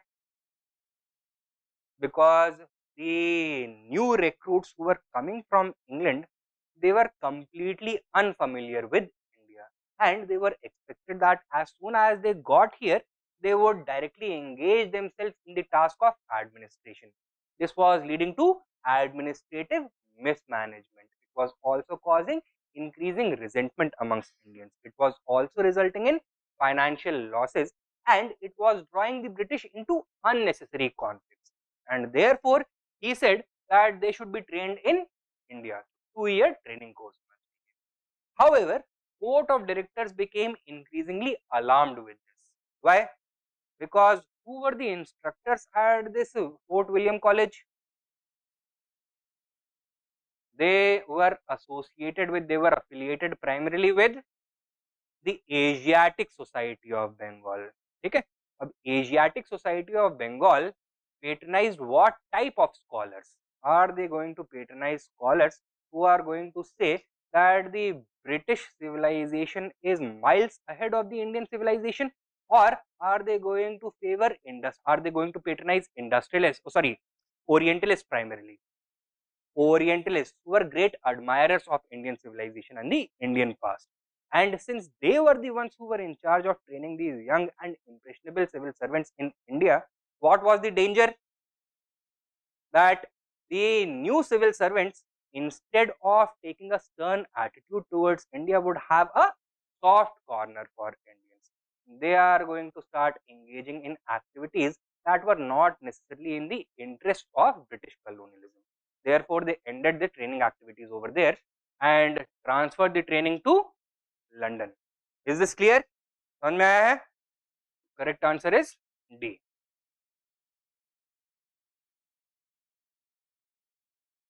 Question number 39. Consider the following statements. Robert Clive was the first Governor General of Bengal. Warren Hastings was the first Governor General of India. Which of these statements is correct? Neither is correct. Both are wrong. Why is the first one wrong? Clive was never Governor General of Bengal. He was simply Governor of Bengal from 1765 to 1767. Okay? Warren Hastings, was he the first Governor General of India? Also no. He was the first Governor General of Bengal. This post, Governor General of Bengal, was created by which act? The Regulating Act of 1773. Therefore, both statements are incorrect. Number 40. Consider the following statements regarding the dual government in Bengal. Number 1. It was designed by Robert Clive because he wanted to avoid taking direct responsibility for governing Bengal after the Battle of Plassey. Correct or incorrect? अच्छे से पढ़ो सवाल, फिर उसके बाद बताओ.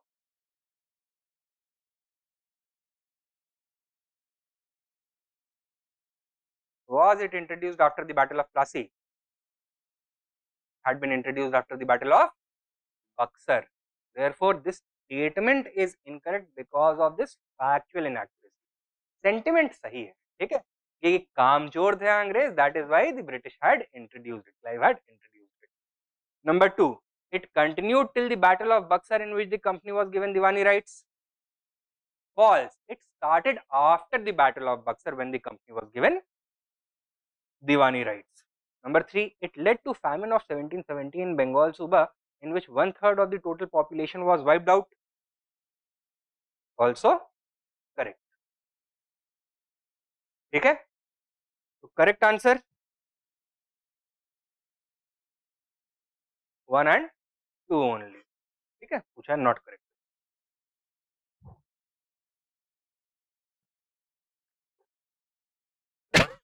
Sorry. Number 41. Consider the following statements regarding dual government in Bengal. Number 1. it was a political arrangement in which East India Company was entitled to both Diwani rights and Nizamat power. False. It was entitled only to Diwani rights. Number 2, East India Company controlled the Nizamat through its right to nominate the deputy Nawab. This is correct. Okay. Not only did it nominate deputy Diwans, but also received the right to nominate deputy Nawabs. So Nawab was made virtually powerless because now the company also took charge of governance functions. But it left the Indian functionaries to their own devices. However, administration is going to suffer. Why?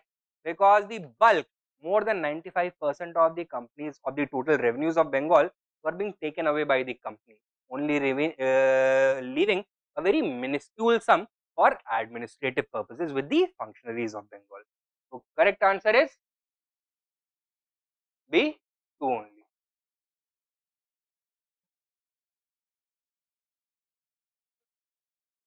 Regarding the first statement,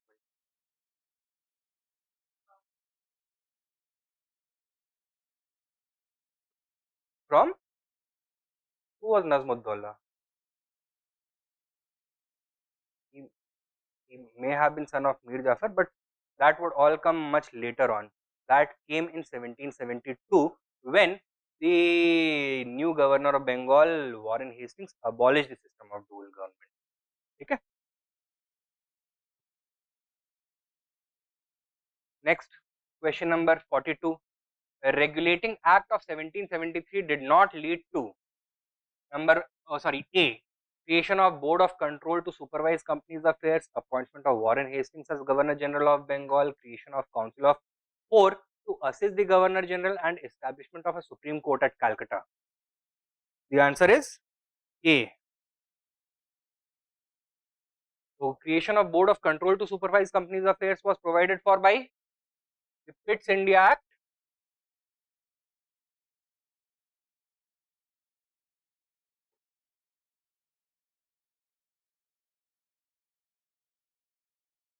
(1784).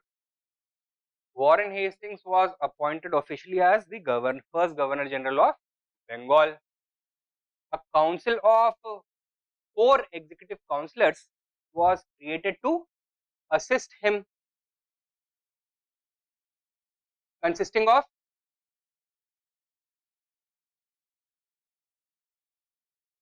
Francis Monson, Clavering, and Wherewell. The Act mentioned these 5 names directly. Okay? These 5 names were mentioned in the Act. And establishment of a Supreme Court at Calcutta, this was also provided for by the Regulating Act of 1773. It was established the next year in 1774. Who served as the first Chief Justice? Elijah Impey. Next, question number 43. Who founded the Asiatic Society of Bengal in Calcutta in 1784? Answer is William Jones. Which famous work from Sanskrit did he translate into English? The Abhigyan Shakuntalam. What is it? A Sanskrit drama penned by Kalidas. Which of the following Governor Generals is known as the father of the civil service? Answer is Cornwallis. What were the reforms he introduced with respect to the civil services? He introduced the covenanted civil service for the first time, thus ridding the company of the ad hoc arrangement for appointing district collectors and magistrates introduced initially by Warren Hastings. Now, these officers within the covenanted civil service are going to be career civil servants. They are not going to be given ad hoc charge within the company's bureaucracy. ठीक है, तो ऐसा नहीं होगा कि company के और functionaries हों are ordinarily involved in its commercial functions and they are going to be given special responsibility of district administration of of justice, of collection of revenue, etc. Rather, these are going to be career civil servants who are going to be trained in the art of administration. Covenanted civil service create किया इसने. Further, some other reforms he introduced. He convinced the court of directors to do what? To give them high salaries. He also banned within the civil service the acceptance of any type of bribe or gift, and he also introduced promotion on the basis of merit or seniority. No, seniority principle was introduced by him. So that is one of the hallmarks of career civil service. Whoever is senior is going to be given priority. Okay. So these were the changes he introduced. That is why he is remembered as the father of the civil service. Next, by a regulation in 1793, the district collector was deprived of his judicial powers and made the collecting agent only. What was the reason for such a regulation? कौन सा?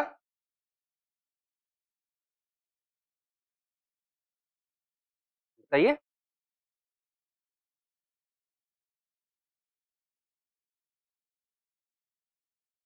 Answer should be C.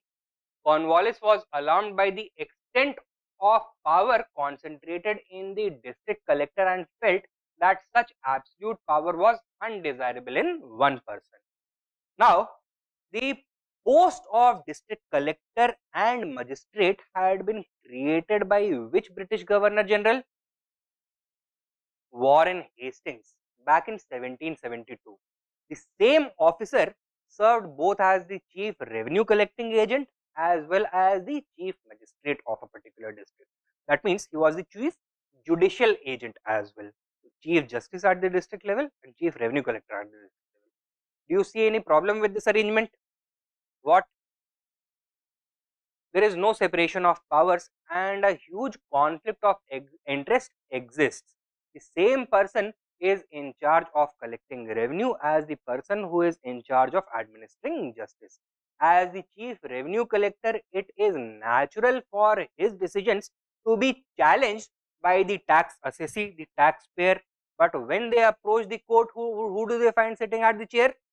Their exploiter, the chief revenue collector. Okay? So that was the problem, and it was Cornwallis who, through his regulation in 1793, introduced the principle of separation of powers at the district level. The magisterial functions of the revenue collector were taken away. District collector was no longer going to be district magistrate. Rather, his magisterial functions were transferred to other court officials, partly to the district courts and partly to the Diwani and Nizamat courts that were created by Cornwallis as well. Okay, so correct answer is C. Number 46. Consider the following statement. 1.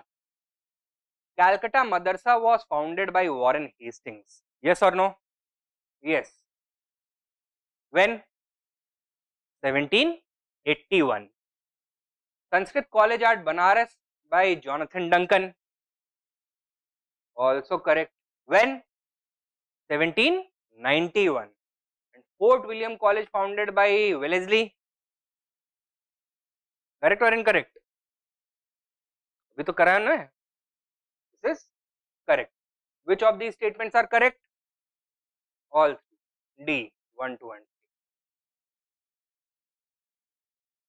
What was the purpose of the Calcutta Madrasa?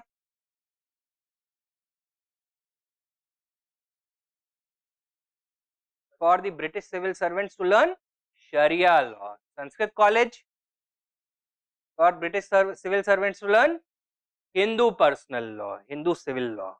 And what was the purpose of the Fort William College? To train the young British civil servants in India itself. Number 47. Which of the following is or are associated with the tenure of Warren Hastings? Establishment of the Calcutta Madrasa. Was the Calcutta Madrasa established during his tenure or not? Yes, 1781. Establishment of Supreme Court in Calcutta? Yes, 1774. Establishment of Fort William College? No. Who is it associated with? Wellesley. Correct answer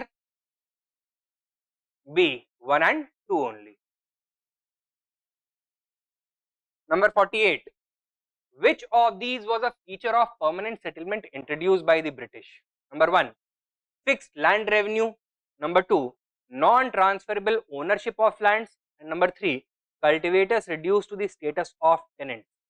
Number 1, is it correct? Land revenue was fixed in perpetuity. Number 2, non-transferable ownership of lands.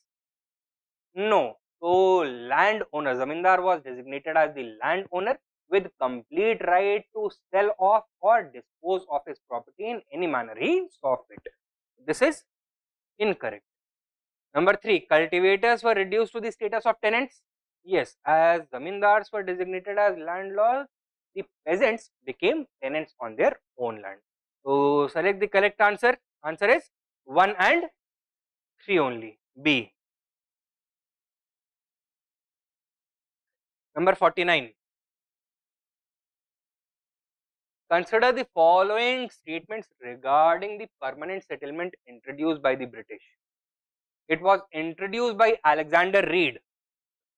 Who were the architects? Cornwallis and John Shore were the architects of the permanent settlement. Statement 1 is incorrect. Number 2, the zamindar's right of ownership was made hereditary and transferable. Yes. And number 3, the system remained confined only to the province of Bengal. No, it was also extended to some other regions such as Banaras and Northern Madras Presidency. Okay? So regions of Dindigul, etc. So which of these statements is correct? B, 2 only. Number 50. What was the consequence of permanent settlement on rural society in Bengal? A, the zamindars invested capital and enterprise to improve agriculture along the lines of British yeoman farmers. No, in fact, they treated their zamindari estates as cash cows, trying to squeeze as much return out of them as quickly as possible without trying to invest for the improvement or expansion of agriculture. B, a group of rich peasants known as jotedars succeeded in consolidating their position in the villages. This is correct. So some rich peasants, they became agents of the zamindars, acting as the true face of peasant exploitation at the village level. Zamindars kahan par the? They were all living in the cities. Who were their exploiters? Who did they offshore or outsource their exploitation to? To these dominant peasants, that is the jotedars. The rayats prospered as a result of fixed revenue levy upon them. This is incorrect. Permanent settlement was associated with poverty, shortage and famine. Indeed, the system of collectorate introduced by the company for exercising supervisory control over zamindars failed to take off. This is also incorrect. In fact, one of the only successes of the zamindari system was the creation of the new collectorate system, the idea of district collectors being present in every district. Okay?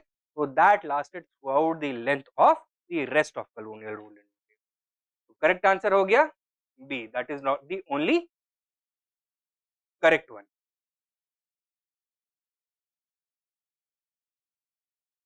Number 51. With reference to revenue collection by Cornwallis, consider the following statements. Number 1. Under the Rayatwari settlement of revenue collection, peasants were exempted from revenue payment in case of bad harvests or natural calamities. There was no such provision. Okay? Peasants had to pay the tax that they had been made liable for, and if they fail to do so, their estates, their farms would be confiscated and then auctioned off. No. Rayatwari system was not under Cornwallis, so that is another reason why this statement is incorrect. Okay.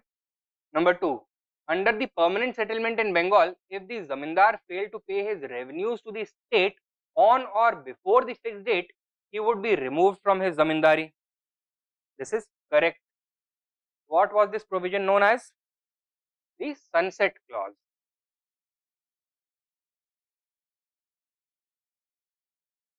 Or sunset law, introduced in 1794. So it was not there originally, it was introduced 1 year later. And this was directly responsible for which phenomenon? The rising mobility of the land market, and these zamindaris which were auctioned off, they were snapped up at cheap rates by the rich merchants living in Calcutta. And with this, which phenomenon emerged? Absentee landlordism. Okay. Which of these is correct? B, 2 only. Which Governor General of Bengal underwent impeachment proceedings in the British Parliament? The first one, that is Warren Hastings. He was recalled in 1784 and impeached for an extrajudicial killing of an Indian merchant while he was serving as Governor General of Bengal. Okay. So while he was not found guilty, he remains the only Governor General to be officially impeached by the British Parliament. Henry T. Colebrook was a professor of Sanskrit in which of the following institutions? Fort William College, Srirampur Mission, Kashi Vidyapith, or Asiatic Society? Answer is Fort William College. Henry T. Colebrook in 1805 began teaching Sanskrit at the Fort William College. Doubt emerge होना चाहिए क्या? अरे वो तो ठीक है, संस्कृत पढ़ा रहे हैं. 1802 I had informed you that something had happened. What? The training activities had shifted to England, right? But other teaching activities had continued. So the British civil servants were not to be trained only in the art of administration but also in law. Now back then there was no Anglican system of civil law. Even now there is no Anglican system of civil law. We don't have a uniform civil code. We have different Muslim personal laws and Hindu personal laws, and therefore a good understanding of both the Shariat as well as the Hindu personal law was required. For that, what was required? Sanskrit, Persian and Arabic learning. So that is what was going on at the Fort William College at Calcutta even after training of British civil servants ended. Study of Sanskrit, Persian, Arabic, Urdu, etc. these were carrying on. Correct answer is A. Now he was acquitted, he was found not guilty. So, but charges of impeachment were brought again. Number 54. Match the following educational institutions with their establishers. Calcutta Madrasa, Lord Wellesley. Is this correct or incorrect? Incorrect. Who established Calcutta Madrasa? Warren Hastings. Sanskrit College, Raja Ram Mohan Roy. False. Who introduced it? Jonathan Duncan. Vedant College, Jonathan Duncan. Incorrect. Who founded it? Raja Ram Mohan Roy. Hindu College, David Hare. This is correct. He, along with Alexander Duff and Rajaram Mohan Roy, laid the foundations of the Hindu College at Calcutta in 1817. So how many pairs are correctly matched? A, only one pair. Number 55. With reference to educational institutions during colonial rule in India, consider the following pairs: institutions and founders. Sanskrit College at Banaras, William Jones. Calcutta Madrasa, Warren Hastings. Fort William College, Arthur Wellesley. Which of these are correctly matched? Is the first one correct? Sanskrit College at Banaras, Jonathan Duncan. Calcutta Madrasa, Warren Hastings. Fort William College, Arthur Wellesley. Incorrect. It was Richard Wellesley, the Governor General. Arthur Wellesley was his younger brother. He was Major General Arthur Wellesley. ठीक है? He played a crucial role in defeating both Tipu Sultan as well as the Marathas during the fourth Anglo-Mysore War and second Anglo-Maratha Wars respectively. Later on, he would go on to defeat Napoleon at the famous Battle of Waterloo. And for his services to the British Empire, he is going to be created a Duke of Britain, right? And as Duke of Wellington, he is going to contest the elections for Prime Minister in 1830 and he is going to become Prime Minister also. So 1830 में यही बंदा आगे जाके Britain का Prime Minister भी बनता है. But this is Arthur Wellesley, Major General. He was not the Governor General. Governor General कौन था? बड़े भैया जी. कौन? Richard Wellesley. Correct answer 2 only. B.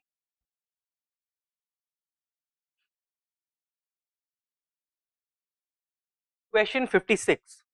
Consider the following statements with respect to the policy of paramountcy. Number 1. It was introduced by Wellesley. Paramountcy was introduced for the first time, doctrine of paramountcy, by Hastings in 1813. ठीक है?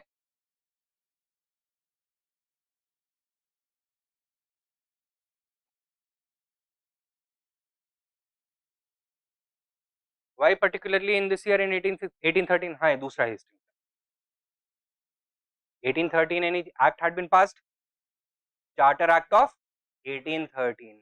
And with this, what began? Industrial capitalism.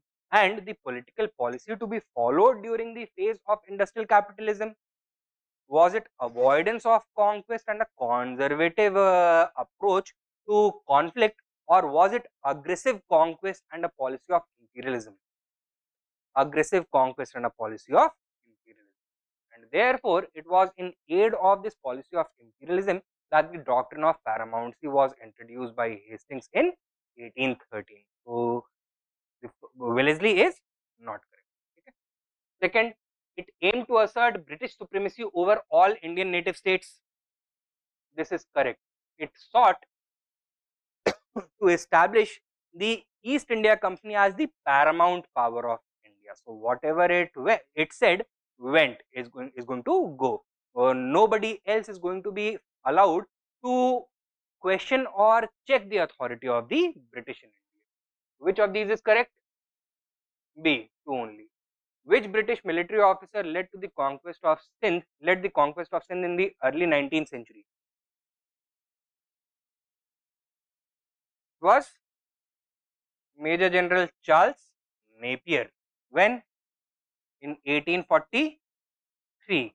Immediately after the British defeat in which war? The first Anglo-Afghan war. Who was Governor General when this took place?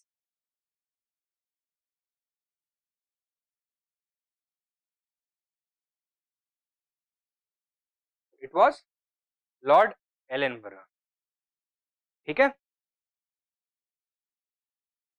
Now, next question 58. Consider the following states: Awadh, Jhansi, Nagpur, Gwalior.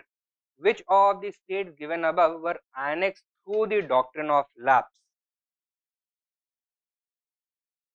Was Awadh annexed under the doctrine of lapse? No.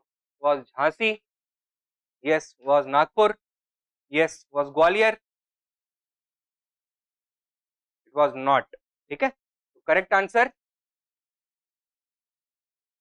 B, 2 and 3. So, are you familiar with the correct chronological sequence of their annexation? Doctrine of lapse during Dalhousie's tenure. Satara, Jaipur, Sambalpur, Bagh, Udaipur, Jhansi and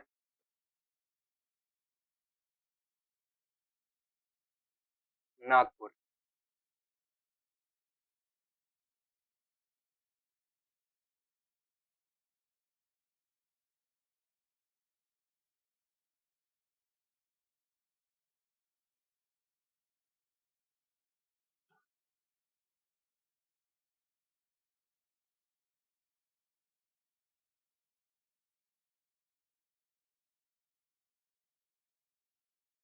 These are the years. क्या है? Satara, Jaitpur, Sambalpur, Bagat, Udaipur, Jhansi and Nagpur. Total 7 during the tenure of Dalhousie. इसके पहले भी कुछ थे लेकिन. ठीक है.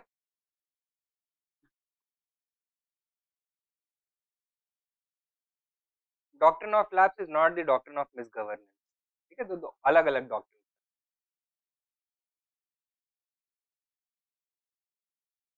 क्या?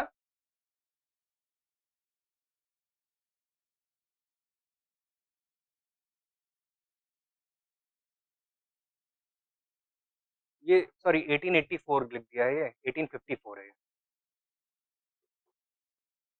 This is 1854. ठीक है.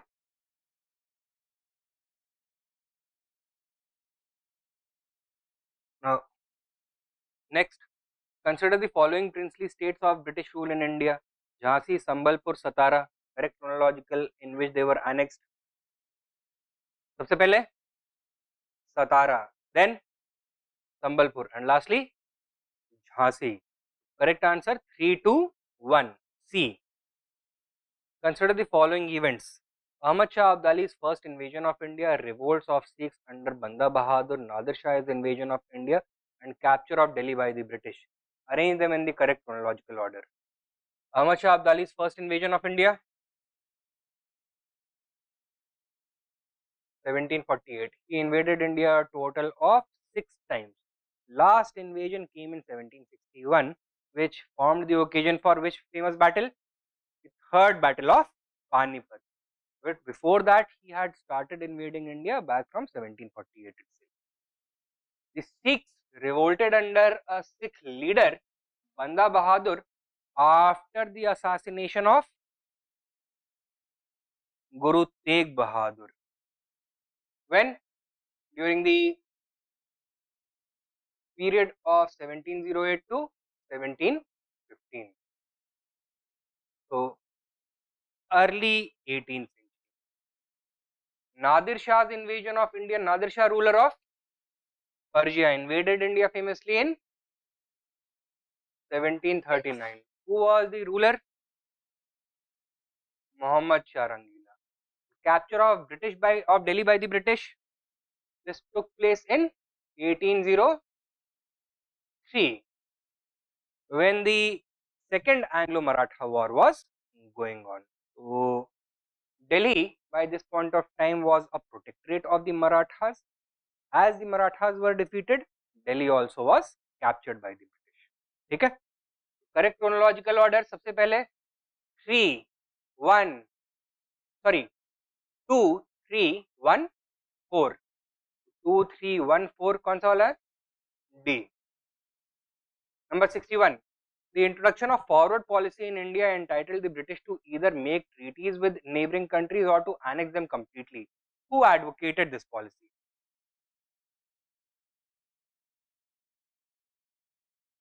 So, forward policy was infamously applied in order to force Afghanistan to accept the Treaty of Subsidiary Alliance and to accept a British resident at Kabul. By which Governor General? By Lytton in 1878, resulting in the Second Anglo-Afghan War, 1878 to 1880.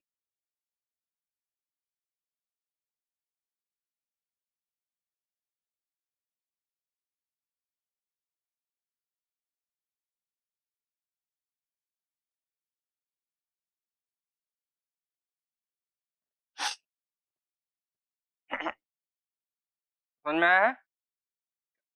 Why the answer would not be Auckland? Auckland was Governor General during the first Afghan War. The circumstances to the first Afghan War were created by what? By refusal by the Afghan monarch to accept a favorable treaty by the British, or was it the result of another tripartite alliance that had emerged between the British and some other Indian powers? Tripartite alliance emerge हुआ था after the tripartite treaty between the East India Company signed by Lord Auckland, the Sikh empire signed by Maharaja Ranjit Singh and Shah Shuja, the deposed Afghan ruler who was residing under British protection and with a British pension at Ludhiana in Punjab. So the idea was that ये जो शाह शुजा है, he is going to be placed on the throne at Kabul and the reigning ruler is going to be deposed. So did this involve any application of the forward policy? Was any offer of a favorable terms made to the sitting ruler of Afghanistan? No such terms were offered. Therefore, forward policies को नहीं भूलेंगे. Forward policy के लिए कौन responsible है? It is Lytton.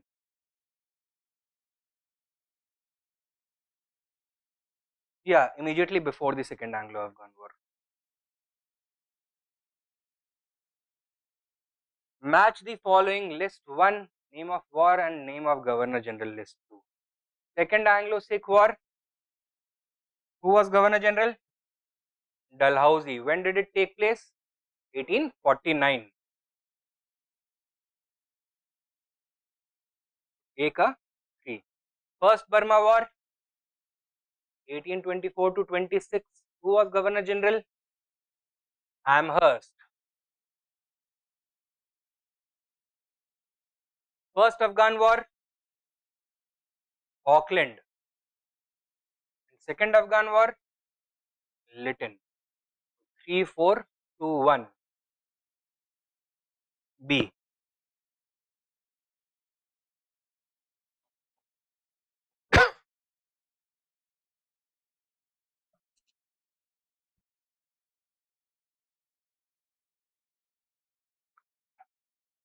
What changes did British industrial capitalism bring to India in the 19th century? Number 1, the acquisition of Indian states. Yes or no? Yes. Number 2, comprehensive reforms in the administrative structure. Yes or no? Yes. Number 3, promotion of commercial farming. Also yes. How is this associated with industrial capitalism? What is the association?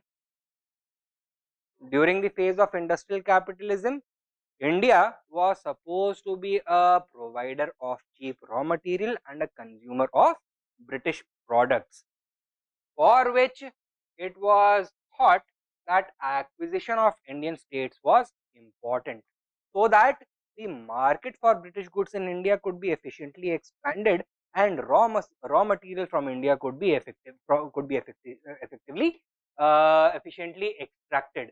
Secondly, comprehensive reforms in the administrative structure would have to be brought out. Why?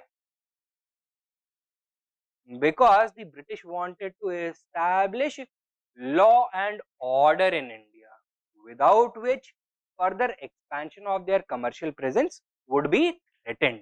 They wanted to bring about administrative reform and promotion of commercial farming in order to provide raw material to the British. Correct answer is all three. Number 64. Which of the following Governor Generals was associated with the suppression of Thuggy?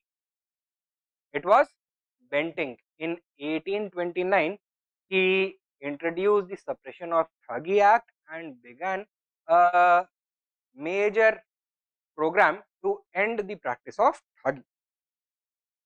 Number 65. With reference to the Charter Act of 1833, consider the following statement. Number 1. It legalized India's status as a British colony. Yes or no? Yes.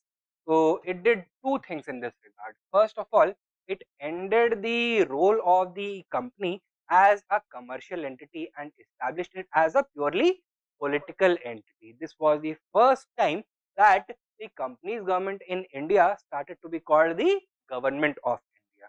And second most important thing it did was that it declared that the company would be allowed to govern the territories it held in India in trust for the British Crown.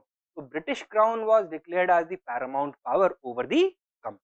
So in this way, the status of India as a British colony was legalized by this act. So this is correct. Number 2, the Governor General of Bengal was redesignated as Governor General of India. Yes, first Governor General of India, Bentinck. And third, East India Company lost its monopoly of trade with China. Yes, this is also correct. Which of these are correct? All 1, 2 and 3. D. Now, question 66. Consider the following statement. The Charter Act of 1813 removed licensing restrictions on British settlement in India. Correct or incorrect? This is correct. Why? Because it had ended the company's monopoly in India and therefore it allowed all British subjects to come and settle in India in order to conduct free trade with India.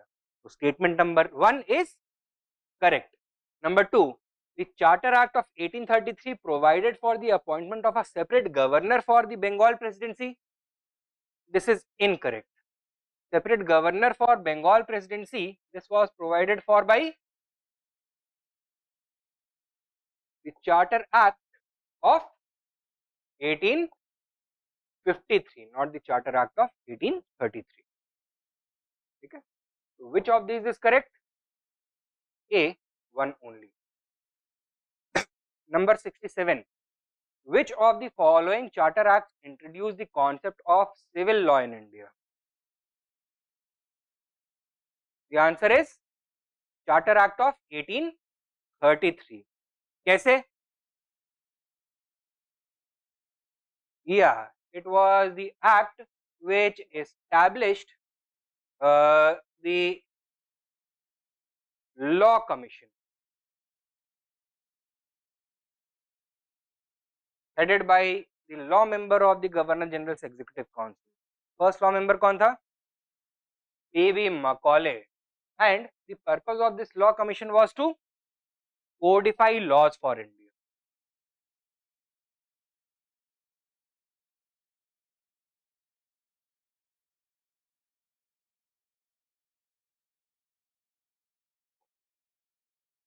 All types of law, taxation law to inheritance law to marriage law, personal law to criminal law. So all the criminal codes, the civil codes, etc., they are going to be drafted by this body. Okay. So which act provided for it? Charter Act of 1830. Next question, assertion and reason. Assertion. The doctrine of lapse formulated by Governor General Dalhousie disregarded the right of an adopted heir to the throne and the state automatically lapsed into British dominion if the ruler died without any biological natural heir.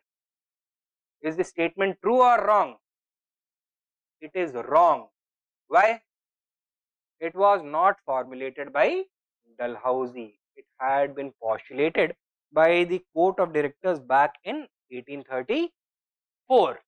As for the rest of the statement, is it correct? Yes. What did that act provide for? That if the ruler of any Indian state that has been created through a British charter dies without leaving behind a naturally born legal male heir, then the rule of that state is going to lapse and its dominion is going to automatically pass on to the British government of the company in India. That is what that act provided for. The reason, the doctrine of lapse was one part of Dalhousie's program to bring a unified India under strict control by doing away with alternative sovereignties held by Indian rulers and princes. This is correct. So correct combination क्या है? A is false but R is correct. The Rayatwari settlement was first introduced by Elphinstone Reed, both A and B, or Lord Hastings. It is Captain Reed. Alexander Reed, a military official posted in The Baramahal division of the Madras Presidency in 1818 introduced the Rayatwari settlement on a pilot project basis. In 1820, impressed by the performance of this project, it was applied universally throughout the Madras Presidency by its governor, Thomas Munro.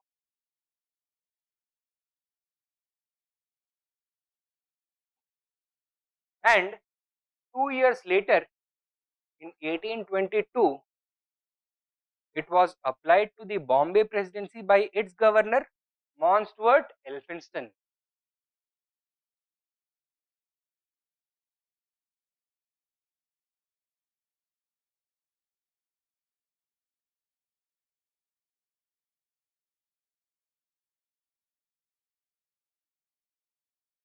ठीक है?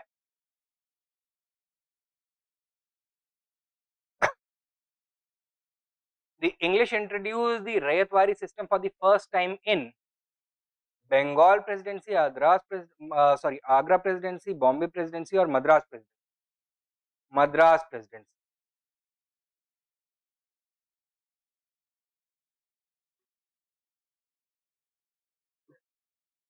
Tipu had been defeated back in 1792. It had become part of the Madras Presidency back then. For the first time, Rayatwari was introduced over here by Captain Reid in 1880. Okay? So Reid and Thomas Munro were contemporaries of. ऐसा नहीं है that it was implemented back then.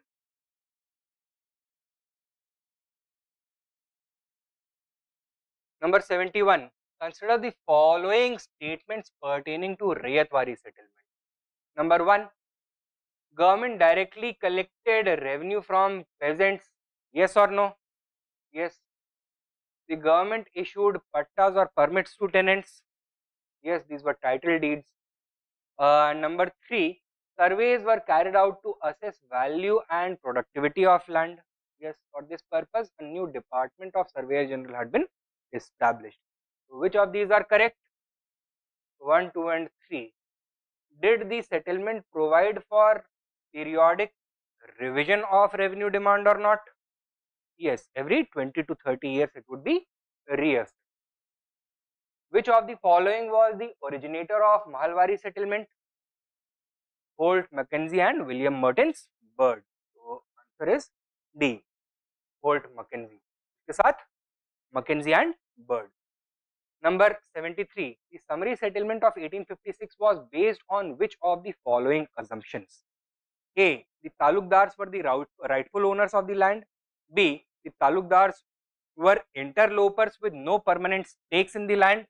C. The talukdars could evict peasants from the land. Or D. Talukdars would take proportion of the revenue which flowed to the state. So first of all, summary settlement introduced in 1856 where? In Awadh, after its annexation by which Governor General? Dalhousie. On what basis? On the basis of pretext of misgovernance.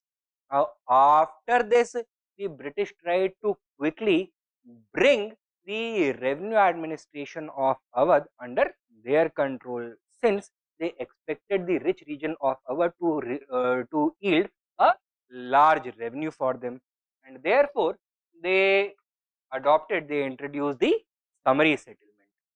Before this, the revenue administration in Bengal was being run by a class of middlemen, a class of revenue collectors known as talukdars. So who were the talukdars?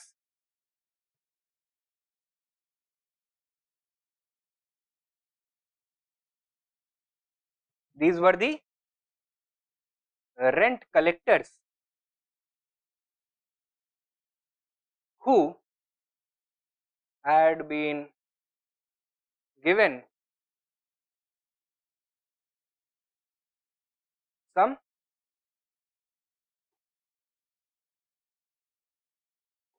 administrative power. On what basis had they been given administrative power and the right to collect revenue? Because they represented the dominant houses in the rural settings. So these were the rural landed magnates. That means they were large landowners in their own right. They had large personal land holdings, and because they were the dominant entity in the villages, they were given the right to collect revenue by the Nawabs of Bengal as well. Further, since they were closely associated with the Nawab's officialdom, Nawab's bureaucracy, they were also given some administrative and policing powers. Local justice and policing was in their hands along with revenue collection. How were they repaid for their revenue collecting services? They were allowed to keep a portion of the revenue that they collected as commission. Further, they were exempted from the payment of revenue on their own personal land holdings. Okay? So, in the Mughal system, the role that was played by zamindars, that was exactly the role that was played by talukdars under the Awadh system in the kingdom of Awadh. Is this clear? Now, when the British introduced the summary settlement, did they keep the role of the talukdars intact or did they dismiss the talukdars? All talukdars were dismissed, and revenue collection became the responsibility of newly introduced district collectors. Why?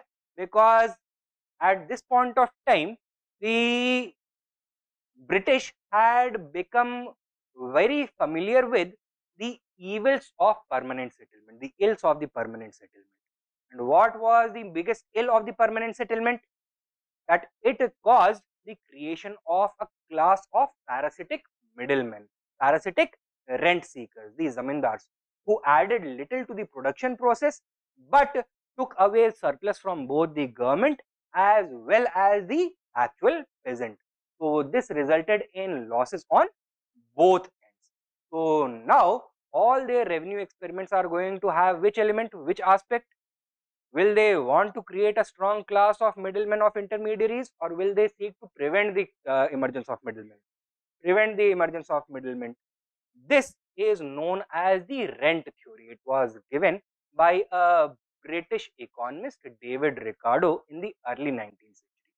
Summary settlement was based on that Ricardian rent theory, and it was felt that the talukdars were interlopers with no permanent stakes in the land, right? So that they were involved only in the parasitic collection of revenue and the appropriation of surplus. They did not add to the production process in any major way. Okay? So that is the assumption on the basis of which the summary settlement was made. What was the result? Now this assumption, was it a valid assumption or was it a wrong assumption on the part of the British? It was a wrong assumption on the part of the British. The talukdars had traditionally been acting as the pillars of the rural community. In times of need, they were the ones who stepped in to provide relief to the peasants, and they were the ones who provide leadership during crisis periods, especially during wars or riots or things like that. And once the talukdars were removed from their position, what is going to happen? The peasants who are increasingly unsure of their future, further they are going to start facing the problem of rising revenue. Who are they going to turn to? To their traditional rulers, traditional leaders, that is the talukdars. The talukdars, are they going to step in or not? They are going to step in. They are also aggrieved. Why? Because their traditional powers and privileges have been taken away. And this was one of the reasons for the vigor and strength with which the Great Revolt of 1857 was carried out in Awadh. समझ में आया है? The introduction of the summary system.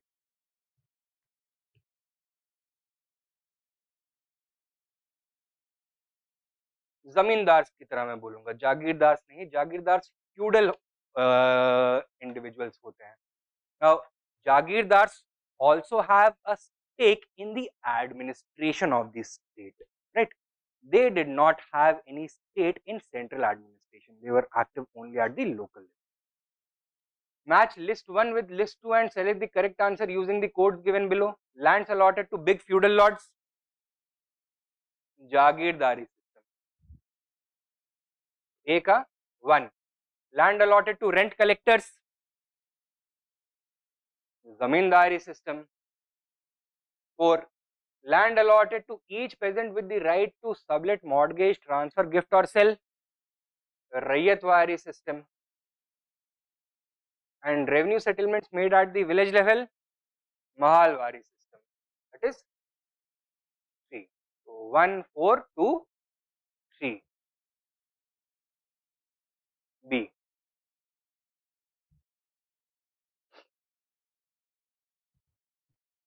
Then question 75. Which of the following statements is not true? A. The Charter Act of 1793 allowed the British East India Company to maintain a monopoly on trade with India. Correct or incorrect? Correct. So, company's monopoly was confirmed by the Charter Act of 1793. B. The Charter Act of 1813 abolished British East India Company's monopoly on trade with India. Also true. So, it ended company's monopoly in India. C. The Charter Act of 1833 established the Governor General of India as head of British administration in India. Also correct. And D. The Charter Act of 1853 abolished the system of open competition for the recruitment of civil servants in India. This is incorrect. In fact, it introduced the system of open competition. Okay? So, statement D is incorrect. Question 76. Which of the following statements are correct? 1. British trade surplus with India in the 19th century meant that the value of British exports to India was much higher than the value of British imports from India. Is this statement correct or incorrect? It is correct. That is what British trade surplus with India meant. That the total value of all the goods that are being imported into India from Britain, they are more valuable than the value of the goods being exported from India to Britain. So, Britain has a trade surplus over India. This acted as one of the important instruments of drain of wealth. Number 2, India played a crucial role in the late 19th century world economy by helping Britain balance its deficits. This is also correct. So, while Britain had a trade surplus with India, it had a trade deficit with other important players such as China or the USA, etc. So, had it not been for the trade surplus with India, Britain would also have run a huge trade deficit. And what was being done by the British? Its trade surplus with India was being used to stave off its own drain of wealth. The drain of wealth was being transferred from the British economy onto the Indian economy. Okay? So, statement 2 is also correct. Number 3, Britain grew opium in India and exported it to China. Therefore, for a while after the 1820s, opium became India's single largest export. This is also correct. Now, Britain was importing a number of finished products, namely silk and textiles, porcelain and some other things, luxury products from China. However, China did not need much of what Britain had to offer. Therefore, there was a great trade imbalance. How did the British overcome this trade imbalance? पूरे China को अफीमची बना दिया. They got the entire country of China addicted to opium. They began producing large amounts of opium, processing it in India and taking it to China and flooding the Chinese market with Indian opium. And therefore, during the 1830s, late 1820s and early 1830s, opium became India's single largest export. It remained so till which war? The first opium war. Okay? In 1838. So third statement is also correct. And fourth, the 19th century saw export of Indian raw materials decline and that of manufactured goods increase. Is this correct? This is incorrect. Exactly the opposite thing happened. Raw material exports increased, whereas both industrial production as well as industrial exports declined. So which of these is correct? D. 1, 2 and 3 only. Number 77. In the context of the Anglo-Mysore Wars, arrange the following events in the correct chronological order. Treaty of Seringapatam, death of Tipu Sultan, Treaty of Mangalore, Treaty of Madras. So first one, Treaty of Madras. After which war? First Anglo-Mysore War. Second, Treaty of Mangalore. After the Second Anglo-Mysore War. Third, Treaty of Seringapatam, 1792, after the Third Anglo-Mysore War, and death of Tipu Sultan in 1799.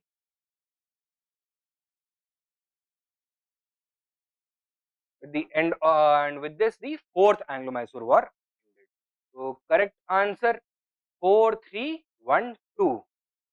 Console है C 4312. Question 78. Consider the following statements in context of Anglo-Mysore Wars 1767 to 99 and identify the correct one. Number 1. Nizam and Marathas sided with the British in all Mysore Wars. False. During the first Anglo-Mysore War, they were with the Kingdom of Mysore. So initially they were allied with the British, but Hyder Ali had been able to induce them out of their Anglican alliance. Okay? First is incorrect. Second, all except the Third Mysore War was won by the English. This is also incorrect. Correct statement क्या होना चाहिए? All except the First Anglo-Mysore War was won by the British. Number 3. The Fourth Mysore War ended with the Treaty of Seringapatam between the British and Tipu Sultan. Incorrect. Third ended with the Treaty of Seringapatam. Fourth ended with the death of Tipu Sultan. Third is also incorrect. So correct answer is D. All statements are incorrect. Question 79. In the context of the British conquest of India in the mid-18th century, arrange the following events in the correct chronological order. Treaty of Salbai, Treaty of Surat and Treaty of Vadgaon. Which war are they associated with? The First Anglo-Maratha War. Okay? The First Anglo-Maratha War began in 1775 with which treaty? The Treaty of Surat. Okay?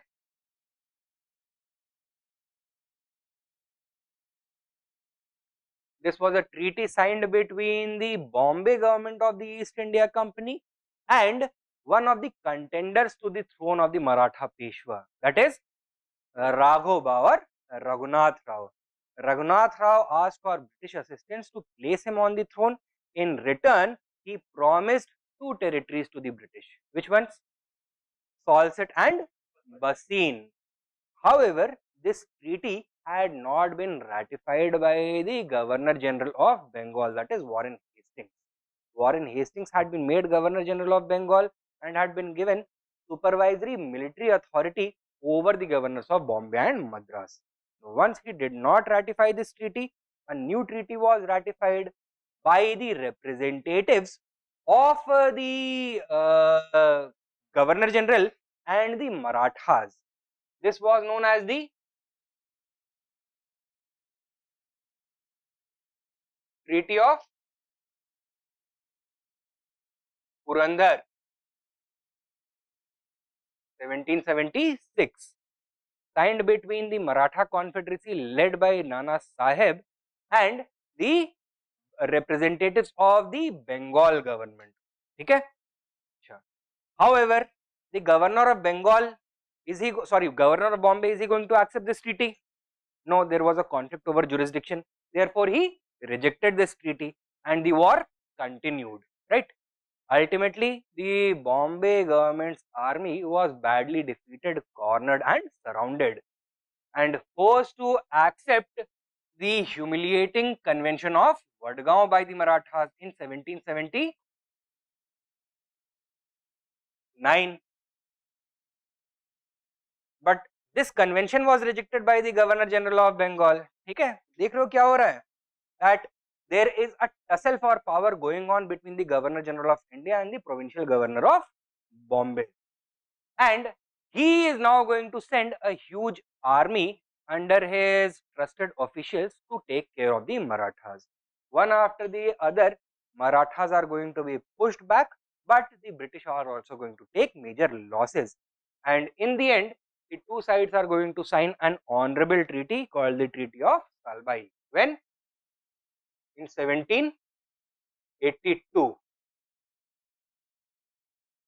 Correct answer क्या हुआ? 2, 3, 1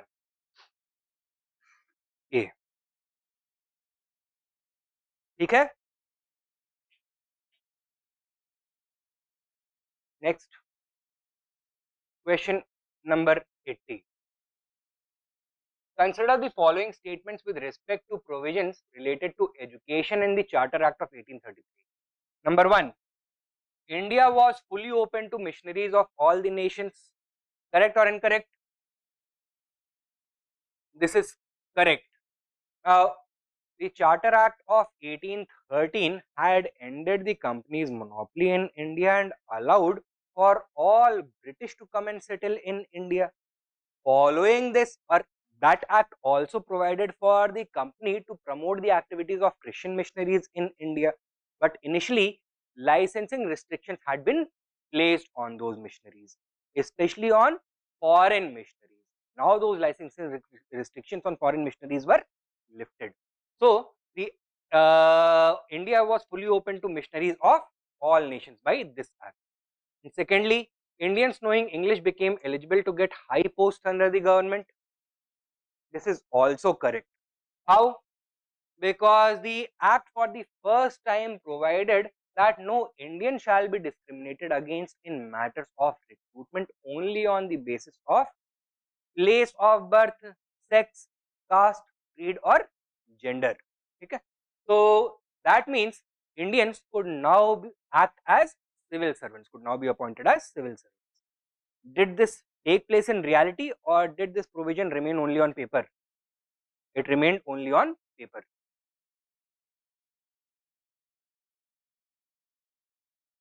Acha.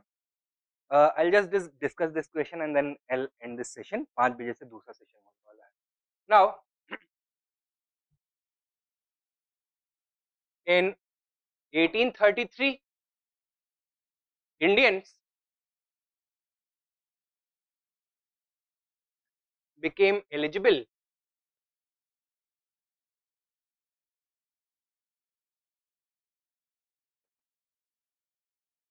for civil services. ठीक है? However, no Indian is going to enter the higher civil services. Why? Because recruitment into the civil services, especially at the higher levels, was a matter of court patronage. So that means it was up to the court of directors. They were the ones who nominated candidates to the civil services in India. There was no system of open competition. Is this clear? For the first time in 1853, the Charter Act of 1853 provided for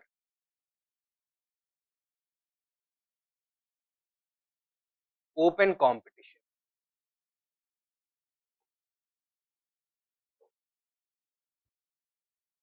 ठीक है? And now a pathway was cleared for the entry of Indians into the civil services. But it was only in 1856 that for the first time competitive examinations were held for 2 more years, 1854, 1855. No recruitment took place. Ultimately, when the need emerged, 1856, the first civil services examination was conducted by the company. Where? In India or in Britain or in both these places? Only in Britain, in London. And thus, are large numbers of Indians going to qualify? No, very few Indians participated and none qualified. For the first time in 1861, an Indian is going to succeed. First Indian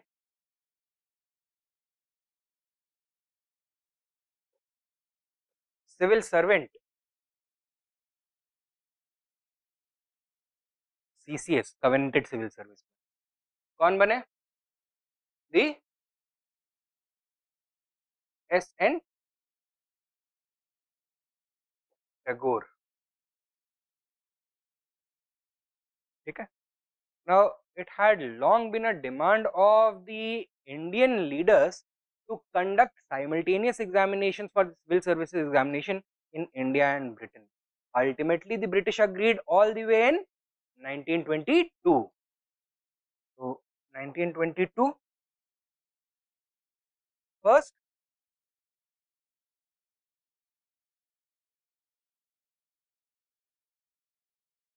simultaneous exams in India and Britain. We'll be continuing from question number 81 onwards. Question 81. Which of the following is one of the reasons for considering the Charter Act of 1833 important for India? A. It banned propaganda by Christian missionaries. Is this correct? No. In fact, since 1813, the official policy of the company's government had been to promote Christian missionary activities in India. Okay? So, this is incorrect. Number 2. It emphasized industrialization in India. This is also not correct. 1833 Act represented the phase of industrial capitalism reach its maturity, its full stage of development, its peak. Okay? So, emphasis was on industrialization where? In India or in England? In England, and therefore promoting industrialization in India would have been counterproductive because it would have created a rival industry in India, right? So, British wanted to prevent that. So, the statement should rather have been that it discouraged industrialization in India. Okay? Thirdly, it made a financial allocation for the education of Indian people. Yes. What was the specific provision over here? 1813 में 1 lakh rupees per annum was to be set aside for the development of education among natives in India. And it approved the development of a railway system in India? No. So, this is incorrect. Okay? So, correct answer is C. Next question. Which of the following led to the introduction of English education in India? Charter Act of 1813, General Committee of Public Instruction 1823, Orientalist and Anglicist controversy.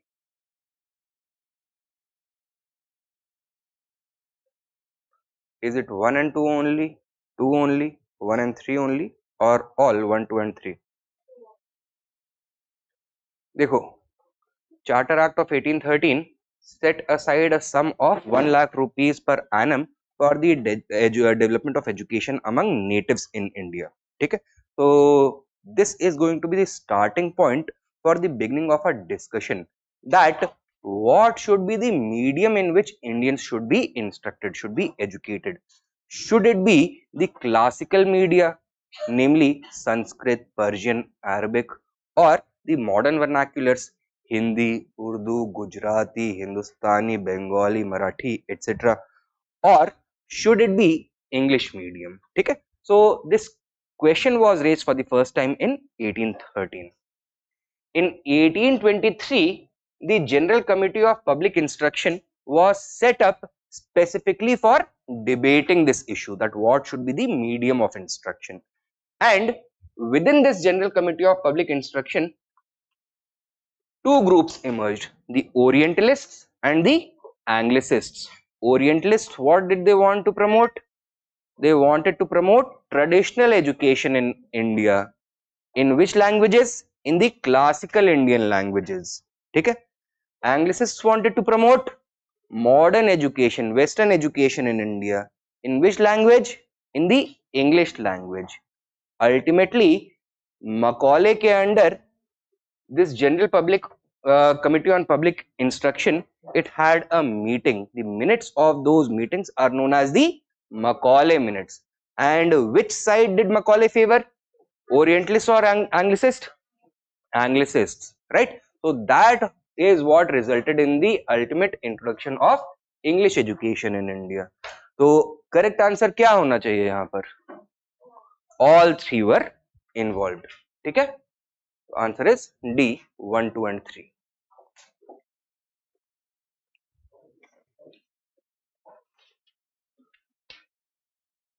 Next question, number 83.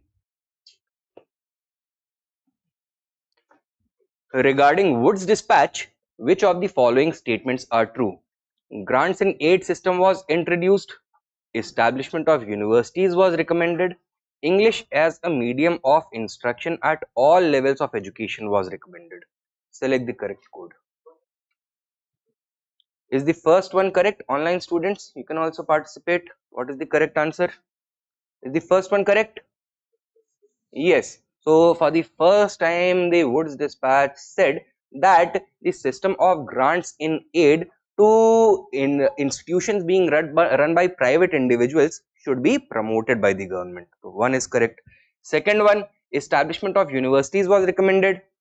Yes, in 1856, the Woods dispatch recommended the establishment of universities. 1850 and 1854 में, and in 1857, in keeping with the recommendations of the Woods dispatch, 3 universities were set up. कौन से? Bombay, Madras and Calcutta, BMC. The third one, English as a medium of instruction at all levels of education was recommended. This is incorrect. Why? It recommended English education exclusively only at the higher level. ठीक है? Primary level पर vernacular education, secondary level पर also vernacular education but with a bridge course in English. तो एक English language का subject introduce कर दिया जाएगा. And then exclusively English education at the higher level. So correct answer is A, 1 and 2 only. Question number 84. Consider the following statements regarding Wood's dispatch of 1854. Number 1. It recommended English as the medium of instruction for higher studies. Yes. Number 2. It laid stress on female education and vocational training. Also yes. Why on vocational training? By the 1850s, the Industrial Revolution of Britain had started to heat up, and the British were looking at India as a new avenue of British capital investment.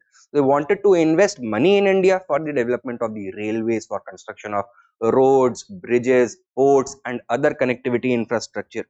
For that, what is going to be required? Skilled workers are going to be required. Okay? So that is why they wanted to spread vocational education in India. Why the stress on female education? Not necessarily. One of the other important ideas behind this Woods dispatch was to westernize India, to make Indians ready consumers of British products. Now, one section of the population, if it was secluded from public sphere, from the public space, it was going to be very difficult for the Indian society to emerge from its traditional mindset, right? And that is why female education was also to be stressed upon over here. Is this clear? So correct answer क्या होगा? Both 1 and 2. C. Question 85. The aim of education as stated by the Woods dispatch of 1854 was A. The creation of employment opportunity for native Indians. B. The spread of Western culture in India. C. The promotion of literacy among the people using English medium. or D, the introduction of scientific research and rationalism in the traditional Indian education? बताइए. D, the introduction of scientific research and rationalism in the traditional Indian education. अच्छा. Anybody else? Spread of Western culture primarily. So the idea was westernization of India through spreading mass education. ठीक है. Next question 86. Which one among the following acts for the first time allowed Indians, at least theoretically, to entry to higher posts in British Indian administration?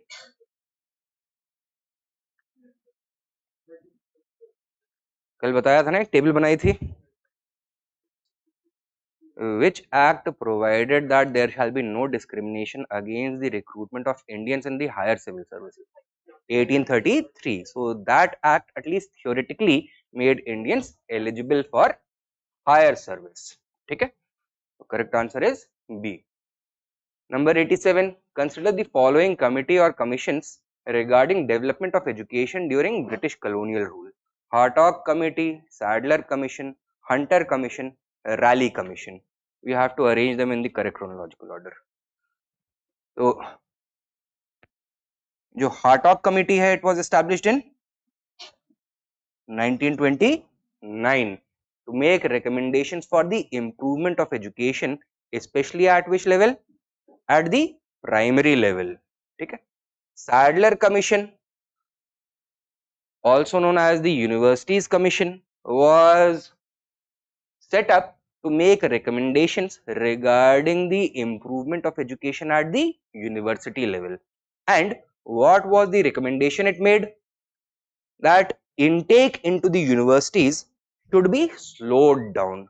It felt that the quality of education was getting diluted because of the intake of a large number of undeserving students. Okay?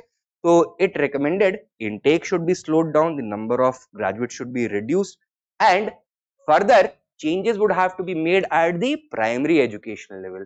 Because of the mushrooming of substandard schools and substandard teachers, education levels on the whole were falling down, and they recommended that focus should be on quality rather than quantity when it comes to primary education.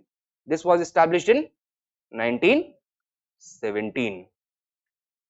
The Hunter Education Commission, established during the tenure of Lord Ripon in 1882,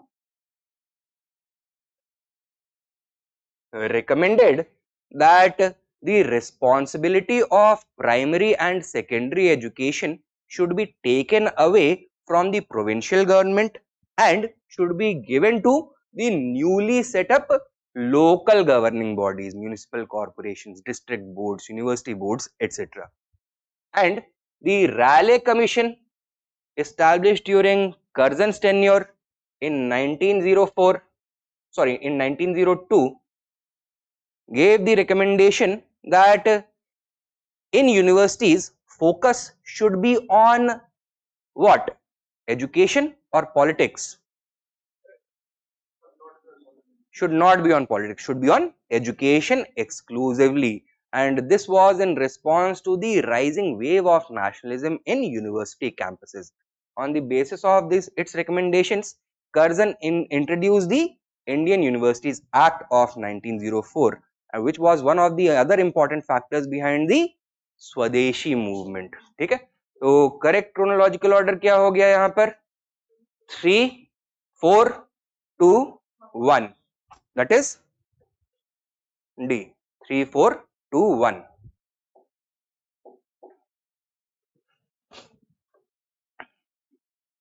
Next question 88. Who was the author of the book History of British India? Published in 1817, it famously divided Indian history for the first time into 3 ages. कौन से? Hindu age, Muslim age and the British age. Now you understand why this is controversial. And किसके दिमाग की उपज थी है? कौन सा वाला मिल? बाप या बेटा? जय माता दी हो जाएगा यहाँ पर. अच्छा, इन सच अ सिचुएशन जहां पे when you are confuse between two options, should you attempt it और should you not attempt it? क्या लॉजिक है? 50-50 है। अगर किस्मत खराब हुई और 5 ऐसे क्वेश्चन अटेम्प्ट किए हैं तो भी 5 में से एक तो ठीक हो ही जाएगा ना, तो नुकसान बहुत ज्यादा नहीं होगा, their score is going to get evened out, right? अगर किस्मत चमक गई तो फायदा ज्यादा हो सकता है। But if the equation was a little bit different, that you are confused out of 3 की एक करना चाहिए, तो वहां पे हाथ लगाना चाहिए उसको या नहीं लगाना चाहिए? नहीं लगाना चाहिए, ठीक है? क्यों? अपनी किस्मत पे ऊपर इतना भरोसा नहीं होना चाहिए। किस्मत आपकी इतनी जोरदार होती तो यहाँ पे अभी तक स्ट्रगल नहीं कर रहे होते। ठीक है, तो correct answer over here is C, James मिल।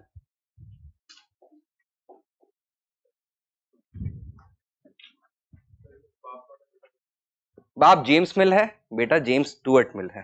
ठीक है, मैं बता कैसे याद किया था, एक चूहे वाली फिल्म आई थी ना, स्टुअर्ट लिटिल। हाँ, तो लिटिल उसमें था तो आई थॉट कि लिटिल लिटिल मतलब बेटा होगा ये। ठीक है, तो that was the association. Next question 89, social reforms governor general, बताना है कि कितने करेक्टली मैच्ड हैं। 1 only, 2 pairs only, 3 pairs only और ऑल?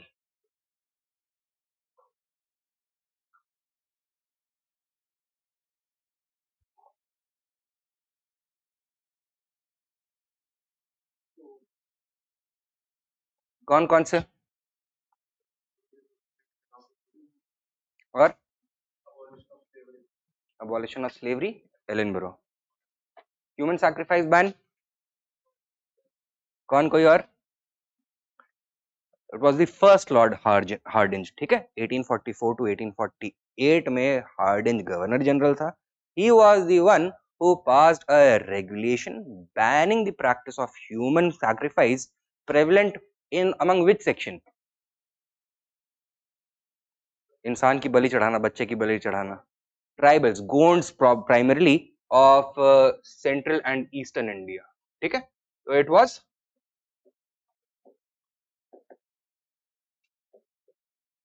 Hardinge the first.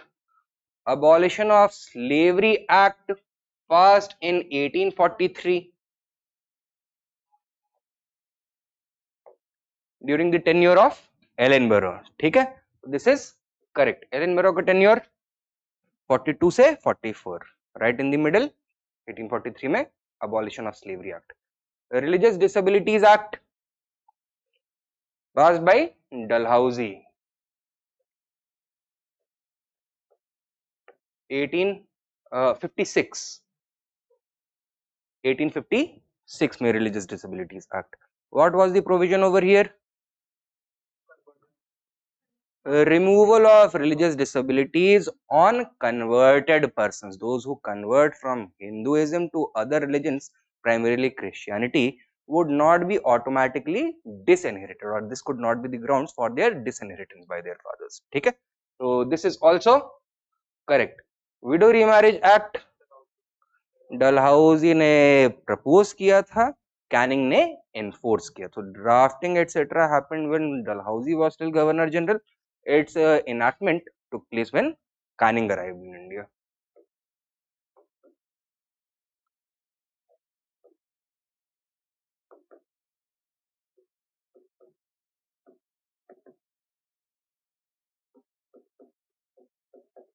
(1856) में।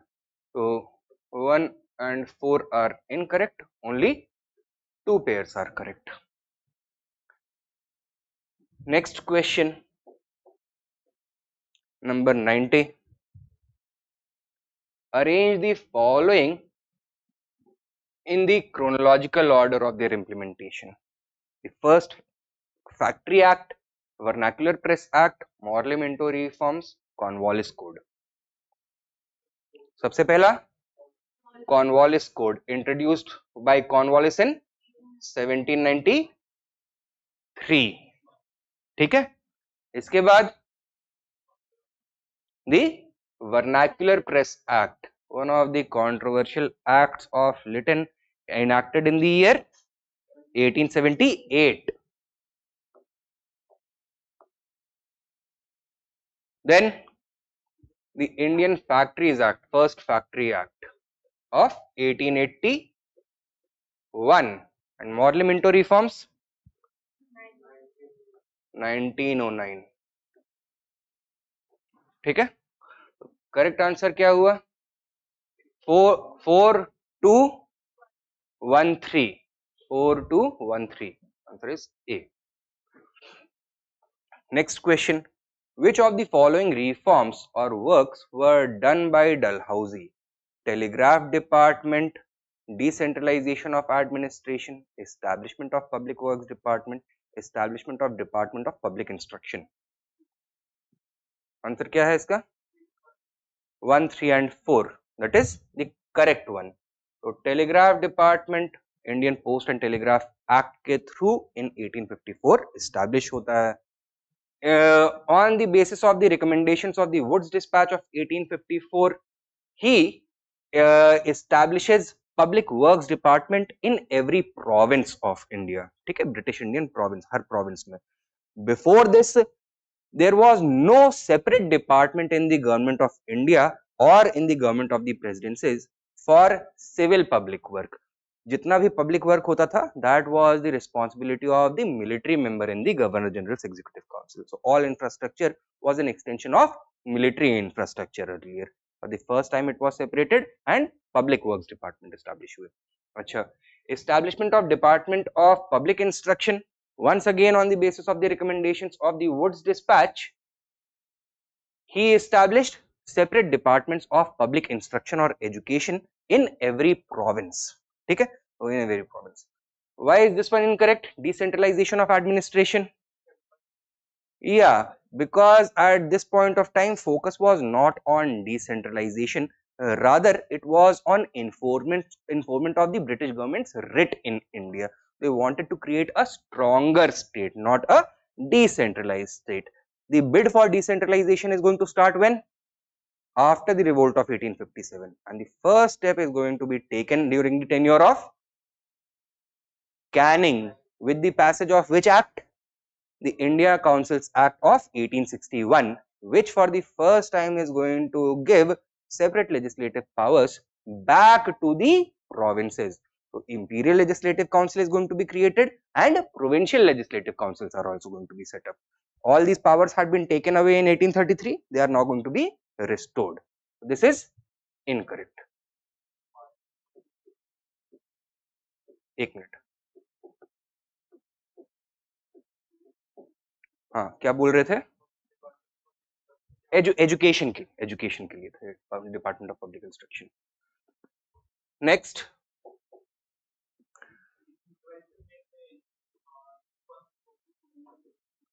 या Ripon, but Ripon came later ना 1880 में, तो मतलब उसके बाद ज्यादा डिसेंट्रलाइजेशन होता जाएगा.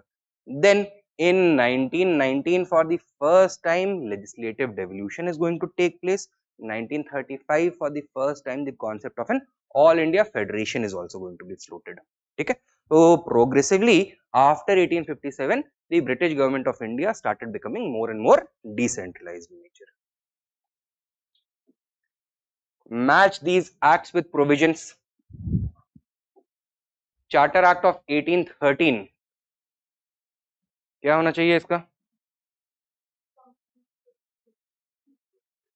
Companies trade monopoly in India was abolished. Regulating Act, sure. Board of Control किसने establish किया? अच्छा ये बताओ. Pitt's India Act. Regulating Act, companies directors were asked to present to the British government all correspondence and documents pertaining to the administration of the company. ठीक है, so government now started to become involved in the administration of India for the first time. B का 4 and C का 3. ठीक है, the power to govern was transferred from the East India Company to the British Crown through the Act of 1858.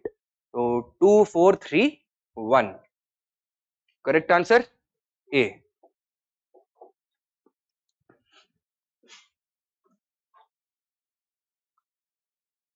Number 93. Lord Lytton is not associated with which of the following? The Strachey Commission, Arms Act, Vernacular Press Act, or Ilbert Bill? Ilbert Bill. When did the Ilbert Bill? When was the Ilbert Bill drafted?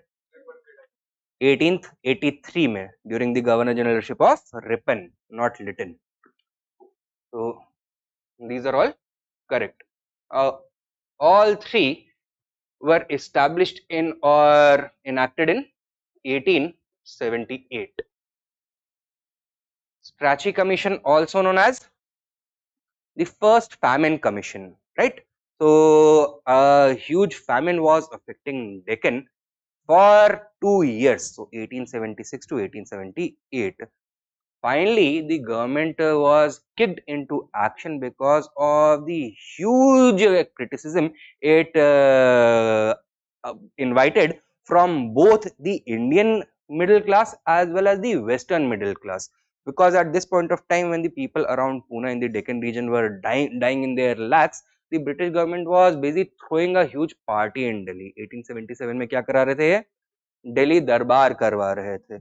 So under pressure from the media, both Indian and British media, they established the first famine commission under Richard Strachey, the Strachey Commission. ठीक है? Arms Act 1878 में what did it provide for? It imposed licensing requirements for Indians to bear arms, to own or purchase arms. And the Vernacular Press Act, also known as the Gagging Act, it proposed to put restrictions on vernacular newspapers. ठीक है? So all three were controversial. Next, number 94. Which of the following statements about the first Indian Factory Act passed in 1881 is or are correct? Number 1. The act dealt primarily with the problem of child labor. This is correct. And second, the act laid down that children between 7 and 12 years of age would not work for more than 9 hours a day. This is also correct. Okay? Children below the age of 7 should not be employed in hazardous industries, but they could be otherwise employed. ठीक है? तो these were मतलब बहुत mild से इसमें reforms suggest किए गए थे. Both are correct. Number 95. Which of the following items was/were included in the home charges? Interest payments, military training expense, salaries and allowances to Indians.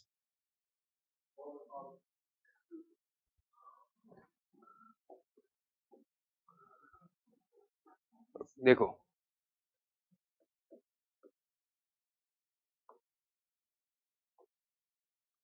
home charges refer to expenses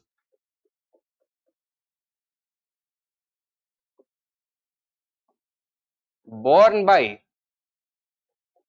the government of India on behalf of the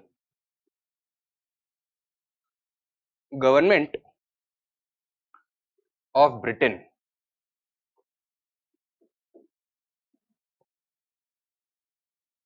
ठीक है? That would include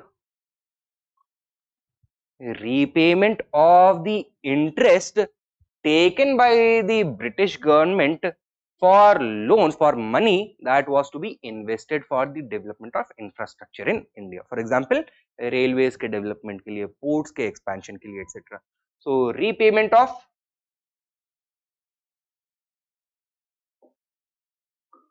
loans,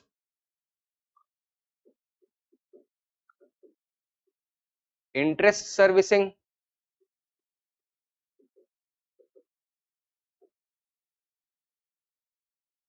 further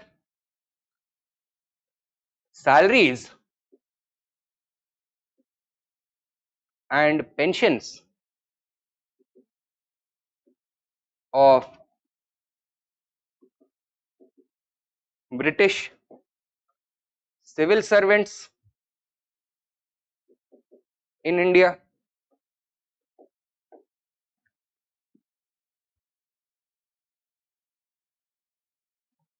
Further, the salaries, pensions and expenses of the Secretary of State for India and his Council, India Council,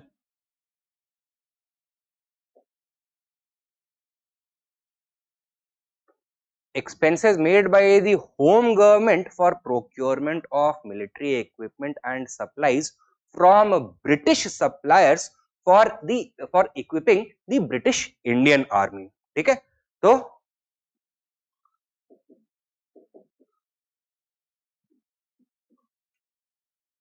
इसको military stores बोल देते हैं. Is this clear? Then the training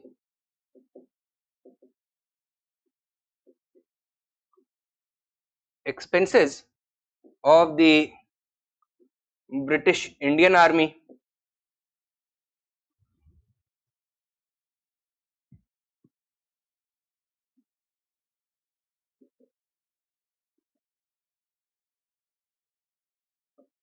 logistical costs of military deployment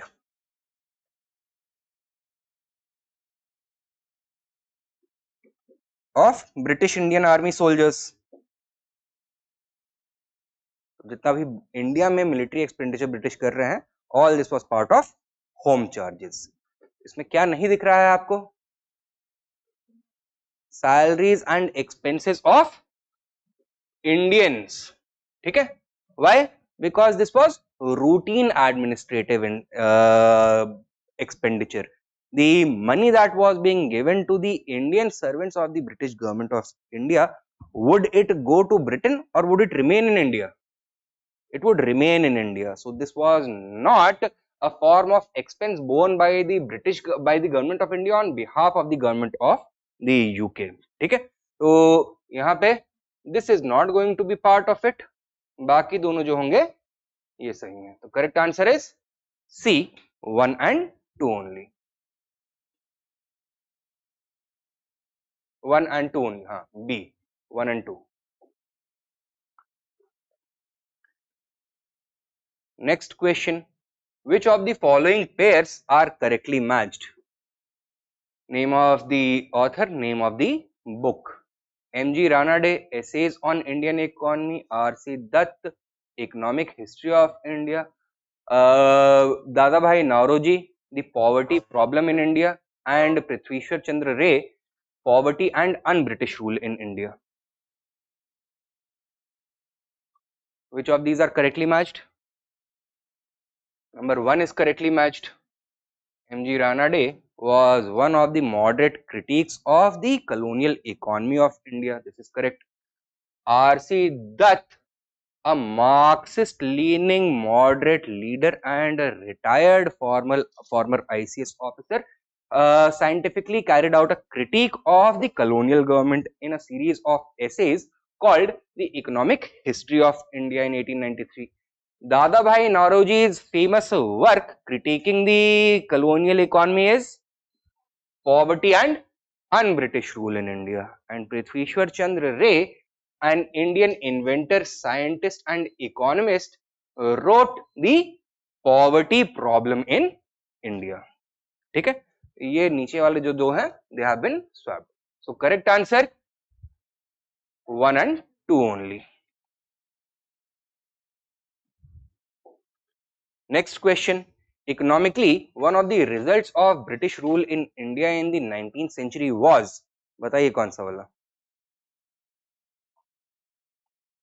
Did it result in the increase of exports of Indian handicrafts? No, it resulted in the decline of Indian handicraft exports. Growth in the number of Indian owned factories? No, during the 19th century, British actively discouraged Indian factories. Commercialization of Indian agriculture? So this seems valid. And last one, rapid increase in the urban population. No, urbanization is the result of industrialization. So this can not be the case. Commercialization of agriculture was encouraged and the British forced Indians to cultivate cash crops such as opium, sugarcane, indigo, cotton, often against their wishes, in order to do what? Either balance their trade deficit with other countries such as China by supplying opium over there, or to feed the hungrier and hungrier British industries with Indian raw material, agricultural raw material. So answer is C.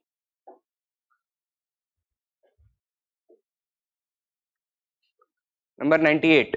Consider the following statements with reference to the drain of wealth. The drain of wealth was coined by Dadabhai Naoroji in his article England's Debt to India.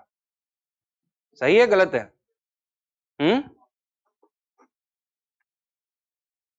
Statement is incorrect. While the term drain of wealth is attributed to Dadabhai Naoroji, ये जो article है England's Debt to India, it was written by Lala Lajpat Rai,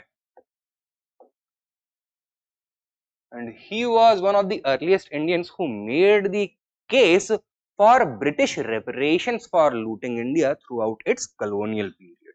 ठीक है, तो first statement सही हुआ गलत हुआ? गलत हो गया.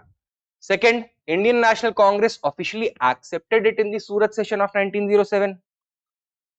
In the Surat session, what was the most important development that took place? Split. So is any constructive discussion going to happen? No. So this statement is also incorrect.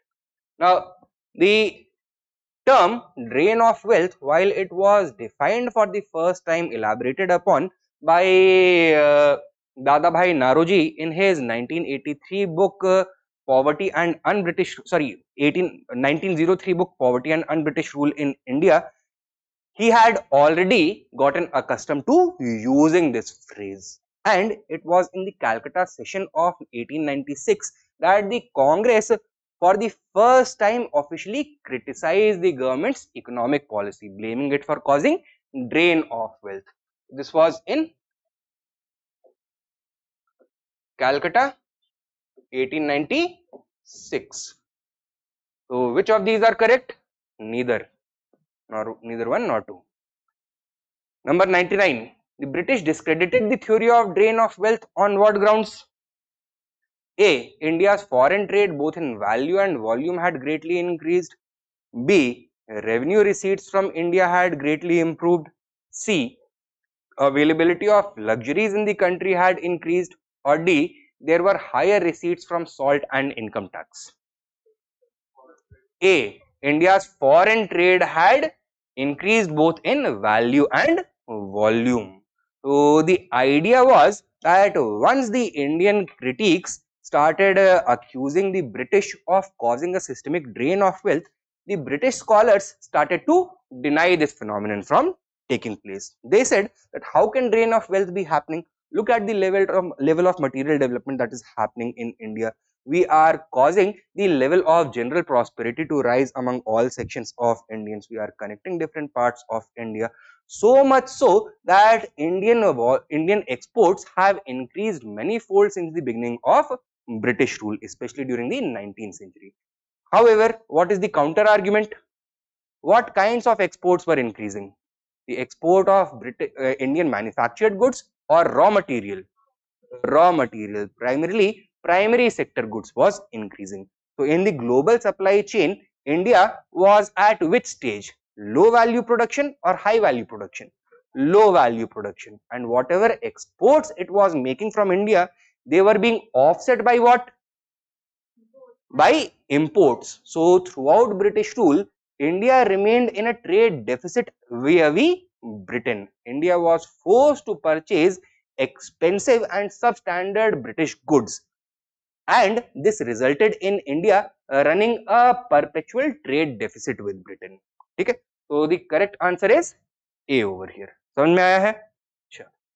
Number 100. Increasing exports from India led to further drain of wealth because the exports: A. did not lead to the growth of India's material wealth.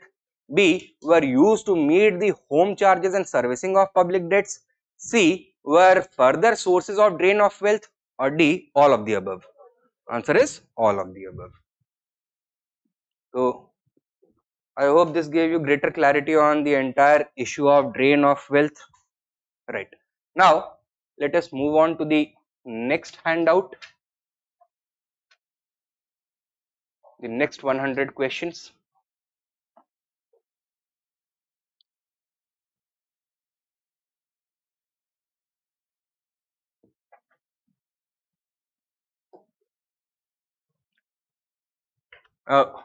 Here we are going to be focusing upon the theme of the Indian response to British colonialism. So first 100 questions, what the British did to India, and second 100 questions, what the Indians started to do to the British, how we responded. तो उसके ऊपर ज़्यादा focus होगा.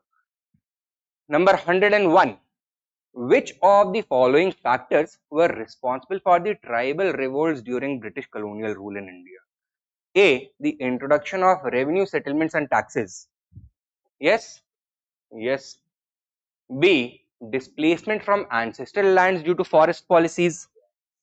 Yes. C. Religious conversion activities by Christian missionaries. Yes. So correct answer क्या हुआ? All of the above. D. Next question. Which one of the following provided a common factor for tribal insurrection in 19th century? Introduction of a new system of land revenue taxation and land revenue and taxation of tribal products. Yes or no? Yes. Influence of foreign religious missionaries in tribal areas. Yes. Rise of a large number of moneylenders, traders and revenue farmers as middlemen in the tribal areas. Yes. And D. The complete disruption of the old agrarian order of the tribal communities. Yes. So all the four options are valid. So how to make a choice in this case? It is asking a common factor for tribal insurrection in India in the 19th century. So what was that single factor which affected all the tribal people who revolted against the British during the 19th century? The disruption of the old agrarian order. Okay? So disruption of the old agrarian order would mean British intrusion not only into their economic activities but also their social hierarchies and also political intervention, right? Because land is associated with all three, especially in the tribal case. So correct answer would be D over here. In such a case, you have to go for the most appropriate choice, जिसका सबसे ज़्यादा बड़ा coverage होगा.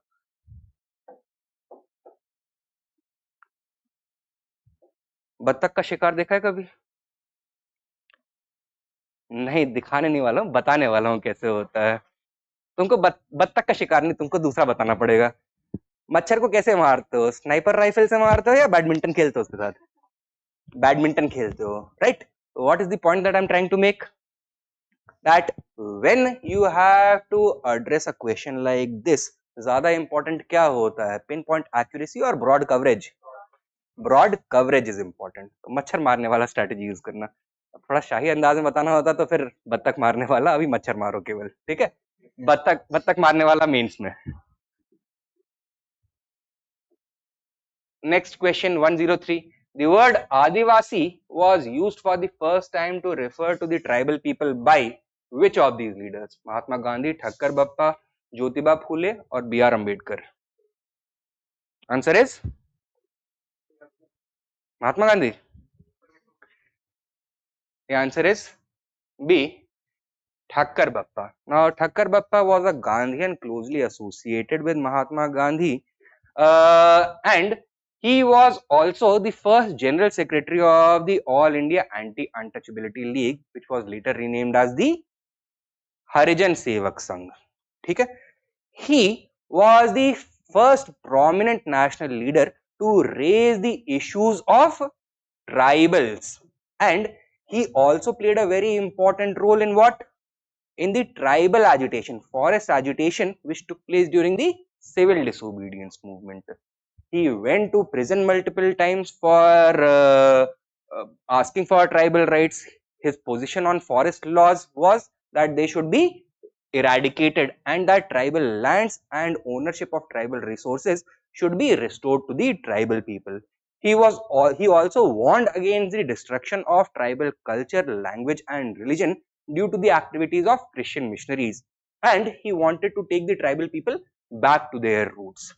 He was the one who, after independence, as he was member of the Constituent Assembly and he was also a member of the subcommittee that was given the responsibility of looking into the conditions of the depressed classes and tribals. So in this context, after independence 1948 mein, he was the one who for the first time used the term Adivasi to refer to the tribals of India.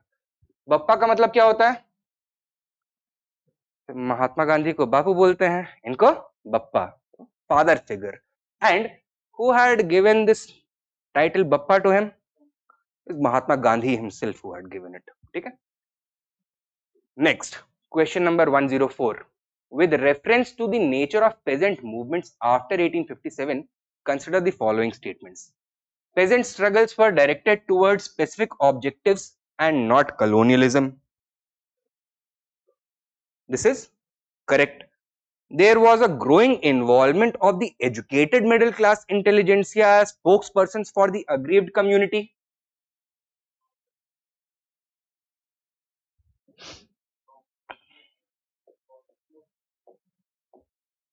कौन सा peasant movement होता है बंगाल में?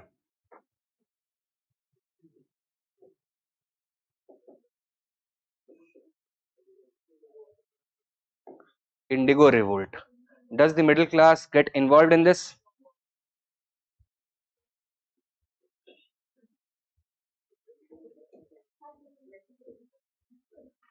ये नाम सुना है? नील दर्पण. क्या है ये? It was a play written by Deen Bandhu Mitra, translated into English by Michael Madhusudan Dutt. अब नाम से क्या लग रहा है? ये गरीब तबके से आने वाले लोग होंगे या middle class people? Middle class people, intellectuals थे, पढ़े लिखे थे, इंग्लिश भी बंगाली भी जानते थे, right?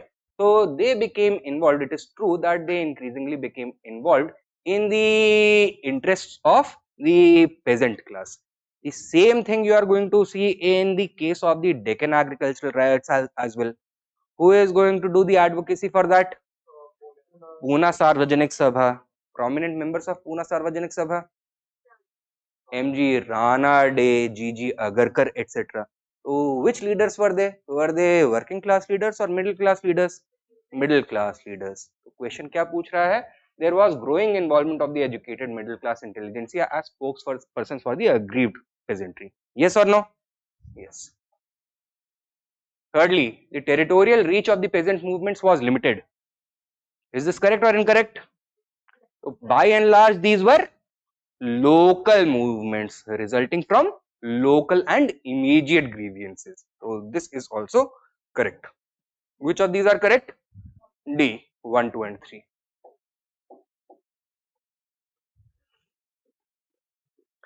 Question 105. Which one of the following revolts was made famous by Bankim Chandra Chatterjee in his novel Anand Mat? Sannyasi Rebellion. Sannyasi Rebellion affected which portion of India? Bengal, beginning from the 1770s, right? And it has been immortalized by Bankim Chandra Chatterjee in his 1862 novel Anand Mat. Anand Mat, written primarily in Bengali but with certain sections in Sanskrit as well. It very famously consists of a Sanskrit poem dedicated to the notional idea of Mother India. क्या? Vande Mataram. ठीक है? So the correct answer is D. Next, number 106. Which among the following events happened earliest?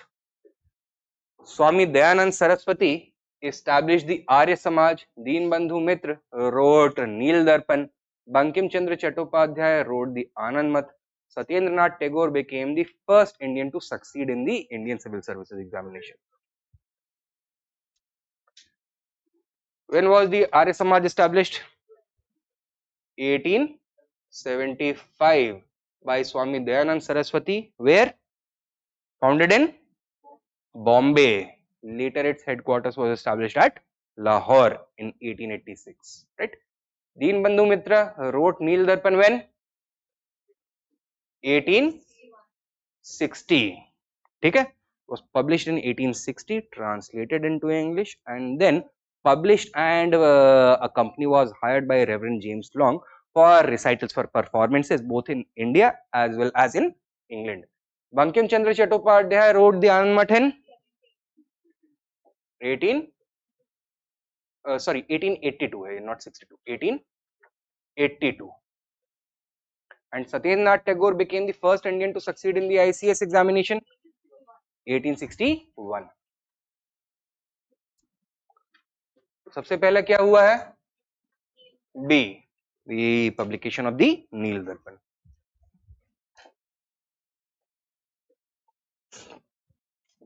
Next, question 107. Consider the following statements.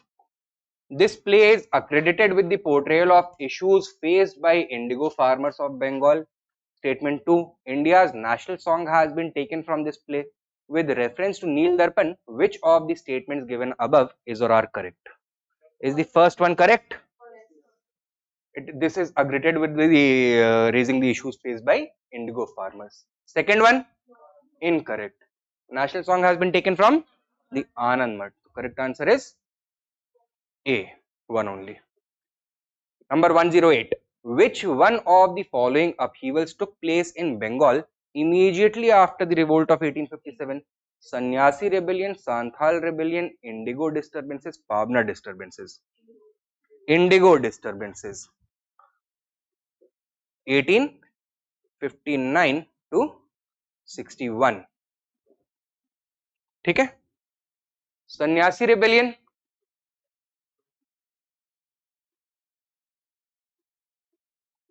(1770 to 1820s). So it took place sporadically in different stages. Okay. Santhal rebellion, immediately before the Great Revolt, 1755, 54, 55, and Pabna disturbances, 1870. Santhal, sorry, 1854, 55. ठीक है? So the correct answer is C. आगे चले. Number 109. Match the name of the revolt with the place of occurrence. Mopla revolt, Pabna revolt, Eka movement, Birsa Munda revolt. Kerala, Bihar, Bengal, Awadh. Mopla revolt, Kerala, Malabar में. Pabna revolt, North Bengal. Eka movement, Awadh. Birsa Munda revolt, Bihar, present day Jharkhand. Earlier it was Bihar. Answer is 1, 3, 4, 2. 1, 3, 4, 2 कौन सा है? A. Number 110. Indigo revolt, Santhal rebellion, Deccan riot, mutiny of sepoys. Correct chronological order में इसको arrange करिए.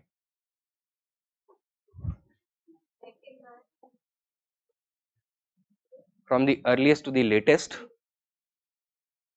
सबसे पहले Santhal rebellion 1854-55. Then the mutiny of sepoys. Then Indigo revolt and Deccan riot 1874-75 में. ठीक है? तो करेक्ट आंसर क्या हुआ? 2, 4, 1, 3. D. 1, 1, 1. Consider the following statements in the context of Rangpur uprisings of 1783. Number 1. This revolt was a backlash to the Ijaradari system of collecting land revenue. Yes. What was the Ijaradari system? कल cover किया था ना? Revenue farming, where the revenue collection rates were auctioned off to the highest bidder. So this had resulted in the exorbitant increase in land revenue demand in the region of Bengal. Who was the Governor General who had introduced Ijaradari system in Bengal for the first time? Warren Hastings. Okay? And it was in reaction against the Ijaradari system that Rangpur uprising had taken place in North Bengal. Second, it set the stage for the introduction of the Zamindari system. Yes, so this Rangpur uprising gave a rude shock to the government establishment, and in order to overcome the problems associated with the Ijaradari system, Cornwallis and John Shore designed the permanent settlement or Zamindari system, also known as the Istamrari Bandobast. Okay? So, which of these statements is incorrect? Neither. Correct answer would be D.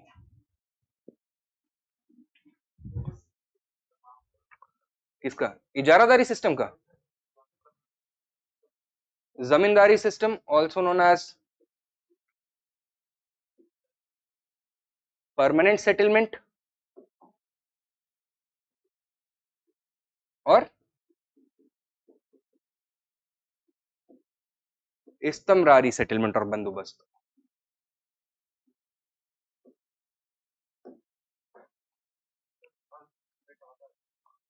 Santhal is the name of a tribal group Chota Nagpur plateau के residents, मतलब central India and Chota Nagpur plateau, parts of Chhattisgarh as well as Jharkhand, उस वाले area में.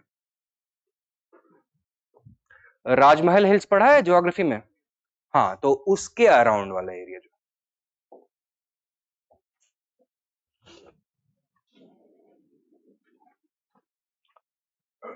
Number 112. Under the permanent settlement of 1793, zamindars were required to issue pattas to farmers which were not issued by many of the zamindars. Which among the following was a reason for this? Was it because the zamindars were trusted by the farmers and farmers never asked for it? Was it because there was no official check upon the zamindars, so zamindars never gave it? Was it because it was the responsibility of the British government and the British government never promptly acted upon this? Or was it because the farmers were not interested in getting patta at all? It is B. There was no official check upon the zamindars. Now, one of the reasons why Cornwallis and John Shore had opted for the zamindari system was because they wanted to reduce the cost of revenue administration. They did not want to spend too much money on a large number of tax collectors. So instead of collecting tax from lakhs of peasants across Bengal, they wanted to collect tax from a few hundred big zamindars. So that is why they had not placed any official check upon what the zamindars did within their estates. In fact, most zamindars, especially the big zamindars, were given high sounding titles by the British officials. Titles such as राजा और चौधरी और खान और नवाब etcetera. ठीक है, तो इन लोगों को अगर राजा की पावर्स दे रखी हैं, तो do you think that a British official is going to come look through all their account books, see whether all the legal requirements are fulfilled, whether labor is not being mistreated in their estates, or will they leave the zamindars to their own devices? And why did the zamindars not issue pattas to the peasants? Because it was against their interest. Patta hota kya hai? A title deed, right? So in the case of the permanent settlement, because the zamindar was recognized by the company as the owner of the estate, the title deed would not transfer ownership to the peasants, but it would transfer occupancy and cultivation rights to the peasants. At peasant को common usage के लिए वो particular parcel of land उसका legal हक होगा. So they did not want to give this right to the peasants. They wanted to keep the peasants deprived of their rights and powers. So that is why It was against their interest, and because there was no official check, the zamindars rarely gave pattas to peasants. Clear hai? Next, 113. In the context of revenue settlement acts introduced by the British in the 18th and 19th century, which of the following pairs are correctly matched? Zamindari system Northwestern Province, Rayatwari system Madras, Mahalwari system Awadh. First one correct or incorrect? Incorrect. Zamindari system confined to Bengal, Banaras and Northern Madras Presidency, Northern Karnataka में, ठीक है? Ryotwari system Madras and Bombay Presidency, and Mahalwari system Central Provinces, United Provinces, earlier known as the Northwest Province, Awadh and Punjab. ठीक है? So state number 2 and 3 are correct. One is incorrect.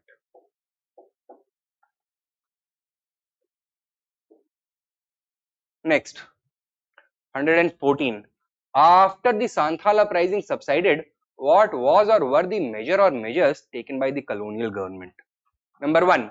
The territories called Santhal Parganas were created. Number 2. It became illegal for a Santhal to transfer land to a non-Santhal. बताइए. The answer is both 1 and 2. यहाँ पे issue क्या है थोड़ा समझ लीजिए. See, Santhals were a tribal group located primarily around the Rajmahal hills, ठीक है, in eastern India. So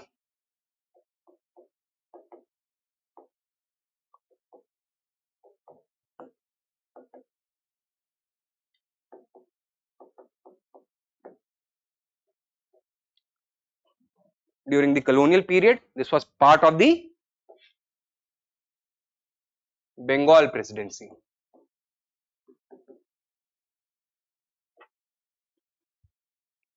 ठीक है? Now, the British,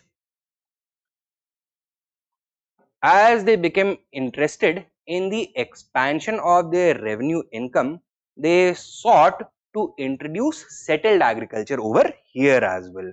However, Santhals jo the, they were tribals. What kind of cultivation did they usually practice? Slash and burn, shifting cultivation, jhoom cultivation. So the British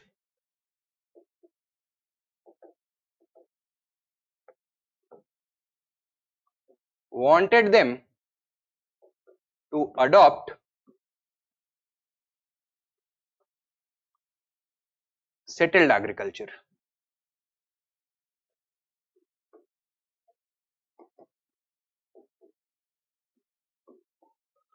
But this was against the customary practices of the Santhals. They were reluctant to do so. Further, their experience of interaction with outsiders, तो यहाँ पे outsiders सारे हो जाएंगे, whether it is the British officials, police officials, whether it is Christian missionaries, Indian ठेकेदार्स or zamindars, Indian traders, etc. It had been a negative one because they had seen their other compatriots being exploited commonly by these outsiders. So they were quite reluctant.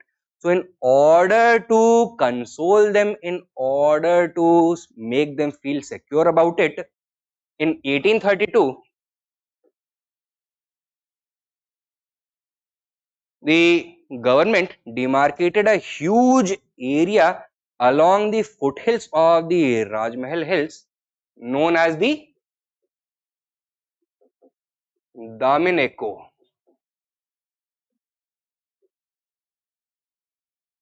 दामिन का मतलब क्या होता है? दामन मतलब skirt, मतलब जो साड़ी का नीचे वाला पोर्शन होता है, राइट. एंड को इज हिल, पहाड़, जैसे Kohinoor the mountain of light बोलते हैं, राइट. तो को का मतलब पहाड़ होता है. तो दी स्कर्ट्स अराउंड द माउंटेन्स, ये वाला जो एरिया है, इसको इन्होंने बोल दिया that this is going to be an exclusive Santhal zone.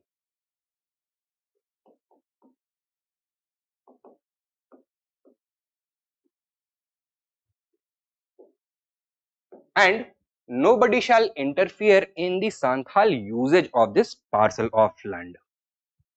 अच्छा, साथ में एक कंडीशन भी लगाया, क्या? That Santhals can do whatever they want to over here, but at least in 1/10 of the total area that has been demarcated for them, they will have to start practicing what? Settled agriculture.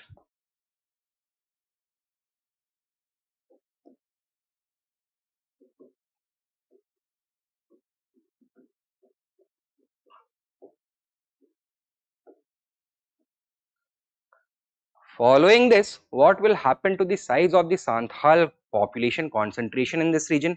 Is it going to remain the same, stagnant? Is it going to decline, or is it going to explode?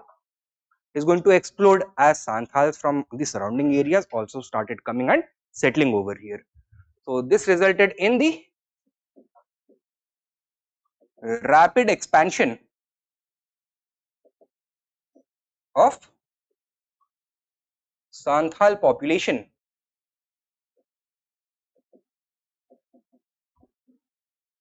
in the दामिनेको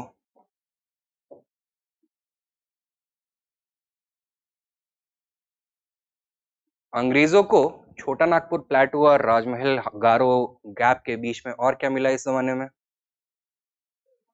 कोल, ठीक है? तो huge coal deposits were discovered by the British.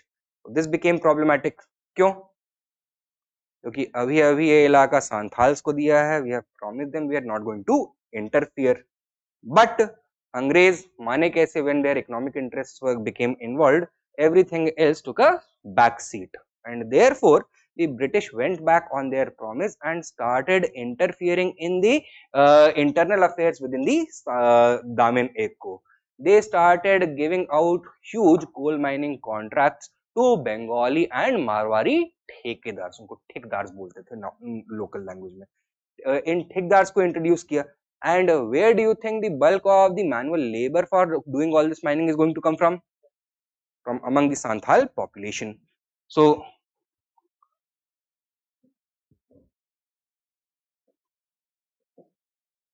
coal mines were opened and Santhal exploitation started taking place. Further, this area was becoming more and more populous as more and more outsiders started to come in, and the British saw here a greater opportunity. क्या? कि जो planes वाले area हैं of the Damin-i-koh, they can be cleared, and यहाँ पे क्या शुरू कर सकते हैं? Settled agriculture. तो the British also began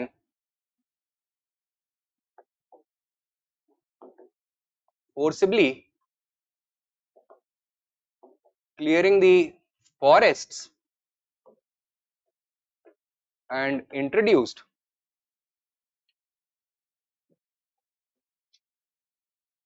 settled agriculture.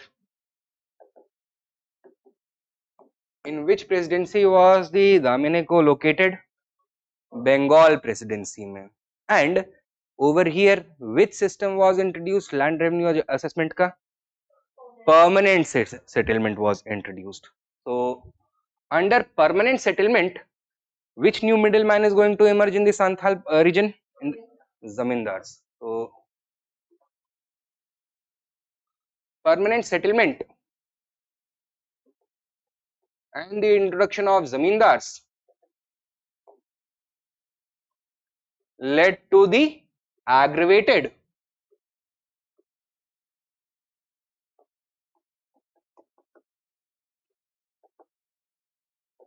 exploitation of the Santhals. Now the zamindars began to charge exorbitant taxes for them or rents from them, and this pushed them into which trap? The debt trap. So tribal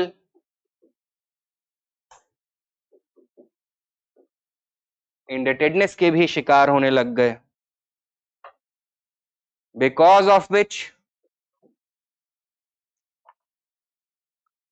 landlessness became a major issue, and so did bonded labor. All this that was happening, was it not bound to have some sort of a reaction? Yes. क्या reaction होगा? Uprising. 1854-55 Santhal uprising, led by the Murmu brothers, Sidhu and Kanhu, दो भाई और थे, चांद and Bhairav, right? And following this, in order to prevent the recurrence of such an uprising, especially after the British received the shock of the Great Revolt of 1857, कुछ substantial changes करे जाएंगे यहाँ पे या नहीं? Yes. तो the Santhal Parganas was created. तो जो दामिनो को था ना, it was renamed the Santhal Parganas, and stricter provisions were put in place to prevent the transfer of tribal land to any outsider. Is this clear? Pakka? ठीक है. So because of this, both these statements are correct, and the correct answer is C.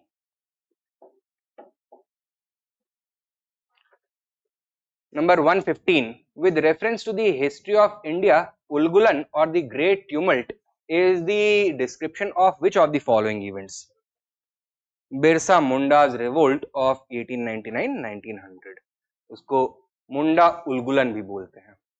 Next, 116, the Khuntkatti tenure was prevalent in which one of the following regions of India during the British colonial rule? Bundelkhand, Karnataka, छोटा नागपुर और Madras presidency. Khuntkatti system was the system of joint ownership of land.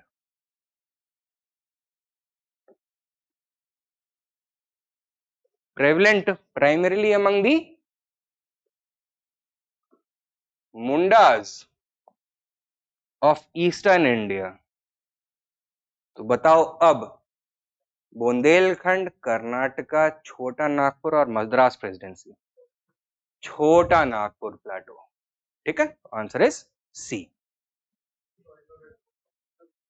हाँ, तो यहाँ पे idea ये था that ownership is going to belong to that clan or that group of families belonging to a personal tribe which was responsible for initially clearing a parcel of land and preparing it for cultivation.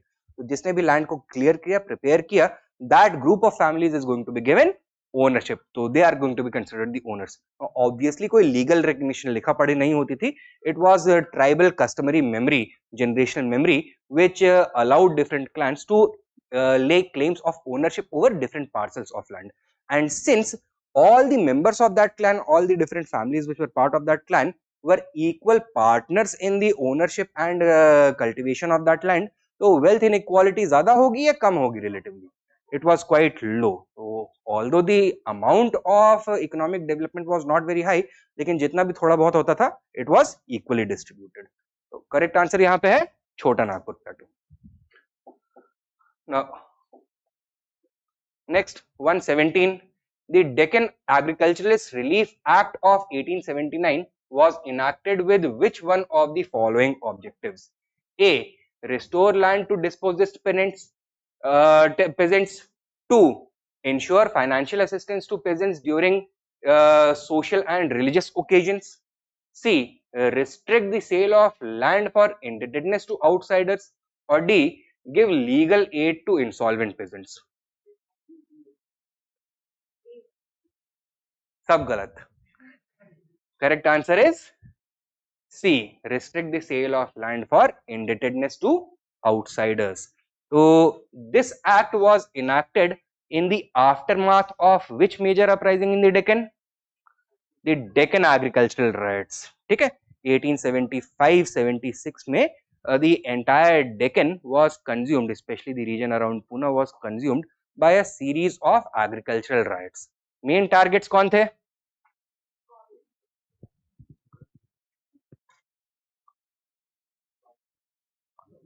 Sahukars. Who were they? Money lenders, right. तो money lenders यहाँ पे ज्यादातर बाहर से आते थे, either from the Jain community or the Marwadi community. And what had they started doing? Because of the high demand of taxes, peasants were often short of money. So they used to borrow money from these disorganized money lenders in the unorganized sector. The rates of interest were exorbitantly high as 25-30% of the principal sum. So even if they were able to somehow repay the principal sum, they were never able to service the interest payments. So result क्या होगा? They fell into the debt trap, and once they are unable to repay their debts, what can the money lender do? He can take away their pattas, their ownership papers, right? And he can take the debtor to court as well. So he can be held legally liable for being for defaulting on the debt. तो नुकसान बहुत ज्यादा हो रहा था. That was the result. तो यहाँ पे Deccan Agriculturalist Relief Act, यहाँ पे आइडिया ये था that we are going to restrict the sale of land for indebtedness to outsiders. If land has to be sold for being unable to repay debt, it must be sold to other people from the same region. तो at least यहाँ पर language वाला या reason वाला issue नहीं होगा. Is this clear?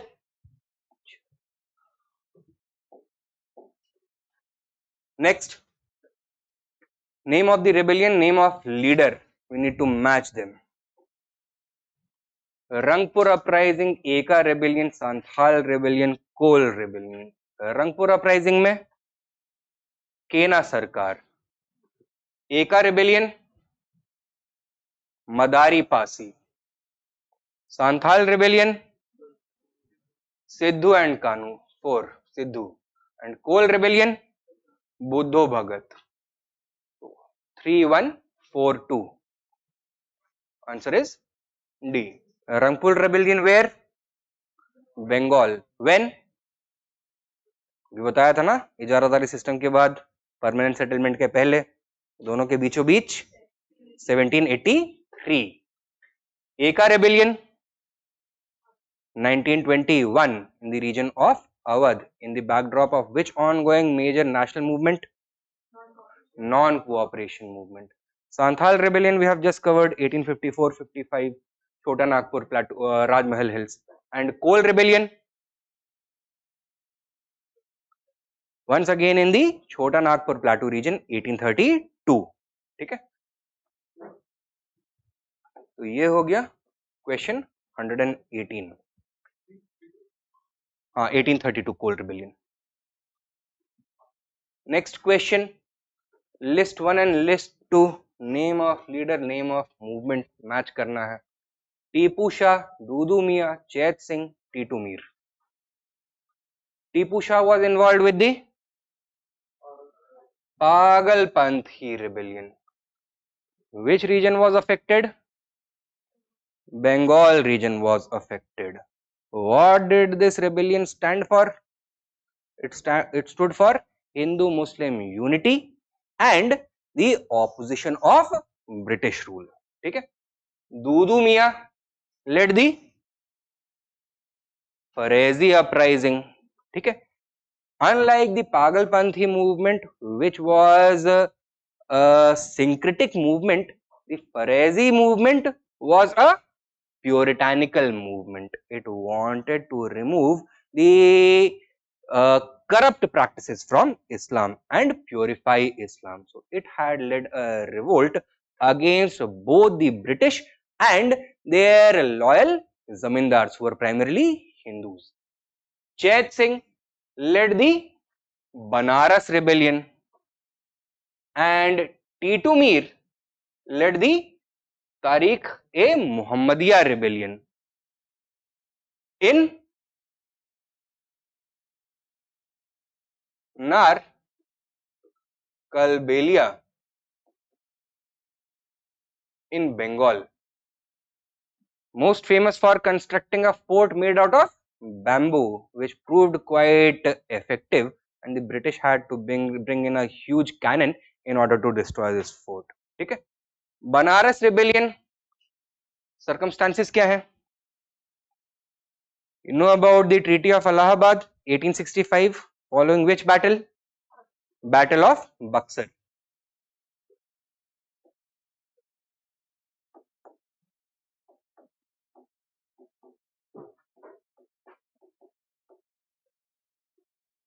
Through the Battle of Buxar and the Treaty of Allahabad,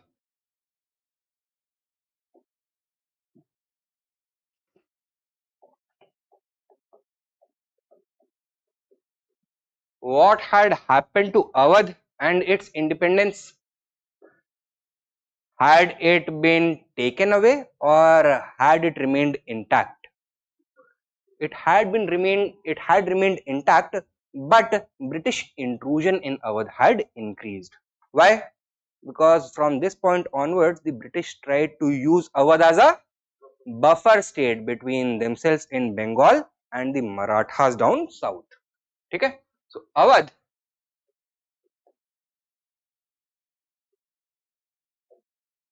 emerged as a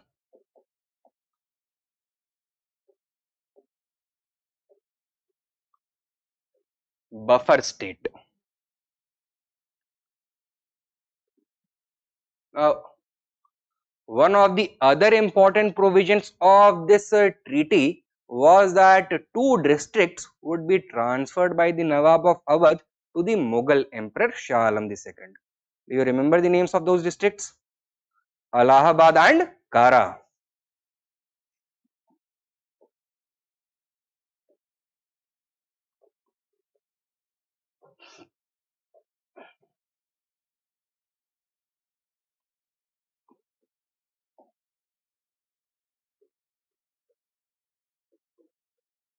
And the British required him to stay at Allahabad under their protection. So he was not allowed to go back to Delhi. Okay? Another provision was that the zamindari of Banaras was to be transferred to one Balwant राय. पढ़ा है ना ये सब? याद आ रहा है? अच्छा, अब आगे देखो क्या होता है. In 1772, one major development took place which completely shook the politics of Awadh. क्या?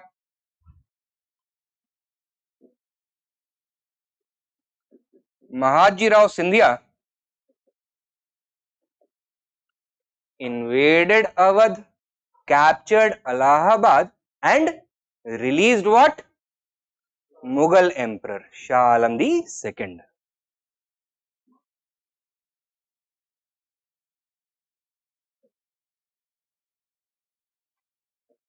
and restored him upon his rightful seat in Delhi. तो वापस दिल्ली पहुंचा दिया. बदले में शाह आलम II ने क्या किया? He gave the districts of Allahabad and Kara to Mahaji Rao Scindia, the Marathas.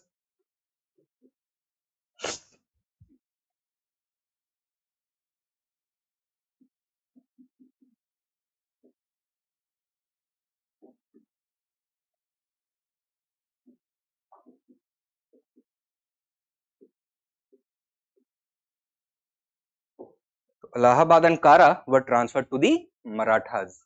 So, did the British position in Awadh remain secure or had it become a little more dangerous now? It had become a little more dangerous. And as a result, the first Banaras Treaty was signed in 1773. Now, this required the Nawab of Awadh to pay a larger fee for hosting a British subsidiary army in his territory. Okay? Further, some of the districts in the frontier were now to be placed under the control of the company. तो administrative and military control वहां पर अब completely company का होगा. Now, Awadh was not only threatened by the Marathas from the south, but also by other groups from the west, namely the Afghans, especially the Rohilla Afghans from Rohilkhand. And once the Rohillas saw that the British are now manning the forts that they usually used to target, what are they going to do? Are they going to attack immediately, or are they going to wait and watch? They are going to attack immediately before the British are able to consolidate their position on the frontiers. Okay? So this resulted in the Rohilla War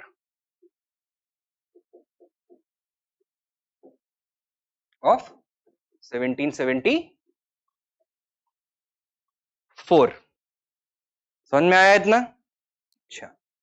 Now, because the British felt that even the western regions are not very secure, तो अब ये क्या करेंगे? जो defence line है ये further towards the east pull back करने की कोशिश करेंगे कि नहीं? तो that is where Banaras is going to become involved. तो second Banaras treaty, also known as the treaty of Faizabad,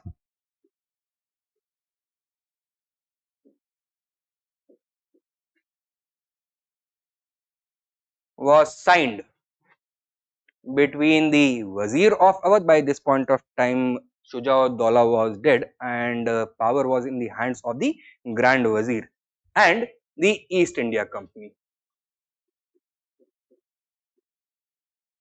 and यहाँ पर जो बनारस की जमींदारी बलवंत राय को दी गई थी, अब उसमें चेंजेस कर दिए जाएंगे, which are going to be in the interest of the present day zamindar Raja of Banaras or against his interests? Against his interest, because greater power is going to be transferred to the British. Who was the erstwhile Raja of Banaras? It was Chet Singh. ठीक है? So this invited the revolt of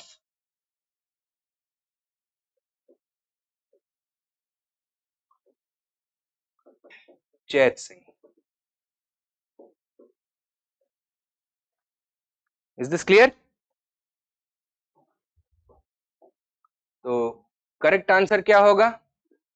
ए का 4, B का 2, सी का 1 and D का 3.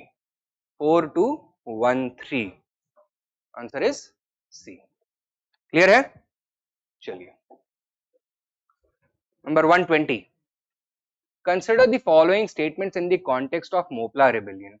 Number 1, Malabar region of peninsular India was the hotspot of this rebellion. Yes. Number 2, the rebellion was contemporary with the non-cooperation movement.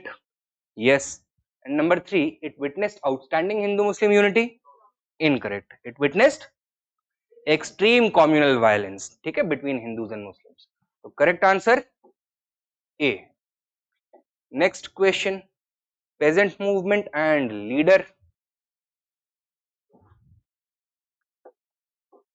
बाकश्त land movement, Eka movement, Mappila rebellion, Awadh Kisan Sabha movement, Baba Ramchandra, Kunj Ahmad Haji, Madari Pasi and Swami Sahajanand Saraswati. तो दो तो हम already cover कर चुके हैं.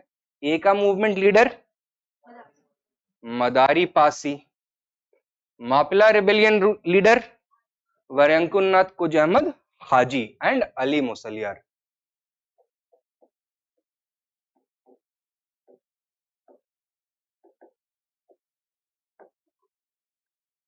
बाकश्त movement, ये answer is Baba Ramchandra. Movement था क्या ये? Which region was affected? It was prevalent primarily in Bihar. यहाँ पे इशू क्या था? तो in the context of medieval Indian history, specially Mughal agrarian structure, आप लोगों ने हो सकता है कुछ टर्म्स सुने हो, दैट इज खुद कश्त, पही कश्त एटसेट्रा, राइट? ऐसे में बाकश्त भी किससे एसोसिएटेड होगा? Something to do with land. ठीक है. Bakasht lands were those lands which had been confiscated by the zamindars by expelling the peasants. तो पेजेंट्स को एक्सपेल कर दिया एंड जमींदार ने उसकी ओनरशिप ले ली. तो जो पेजेंट्स का जो टेन्योर था वो उनसे छिन गया. वो क्या बन गए? बिना लैंड के बे लैंड और बाकश्त हो गए. Is this clear? Now the movement to restore those lands to the peasants was led by Baba Ramchandra. Who was he? A prominent Gandhian peasant leader who had returned after serving as an endangered labor in Fiji. तो महात्मा गांधी के तरह ही ये भी एक प्रवासी भारतीय थे. कहां से आए थे इंडिया में? फिजी से आए थे. देन क्या बचता है? Awadh Kisan Sabha movement, right. Awadh Kisan Sabha movement started by स्वामी सहजानंद सरस्वती. तो correct answer is 1, 3, 2, 4.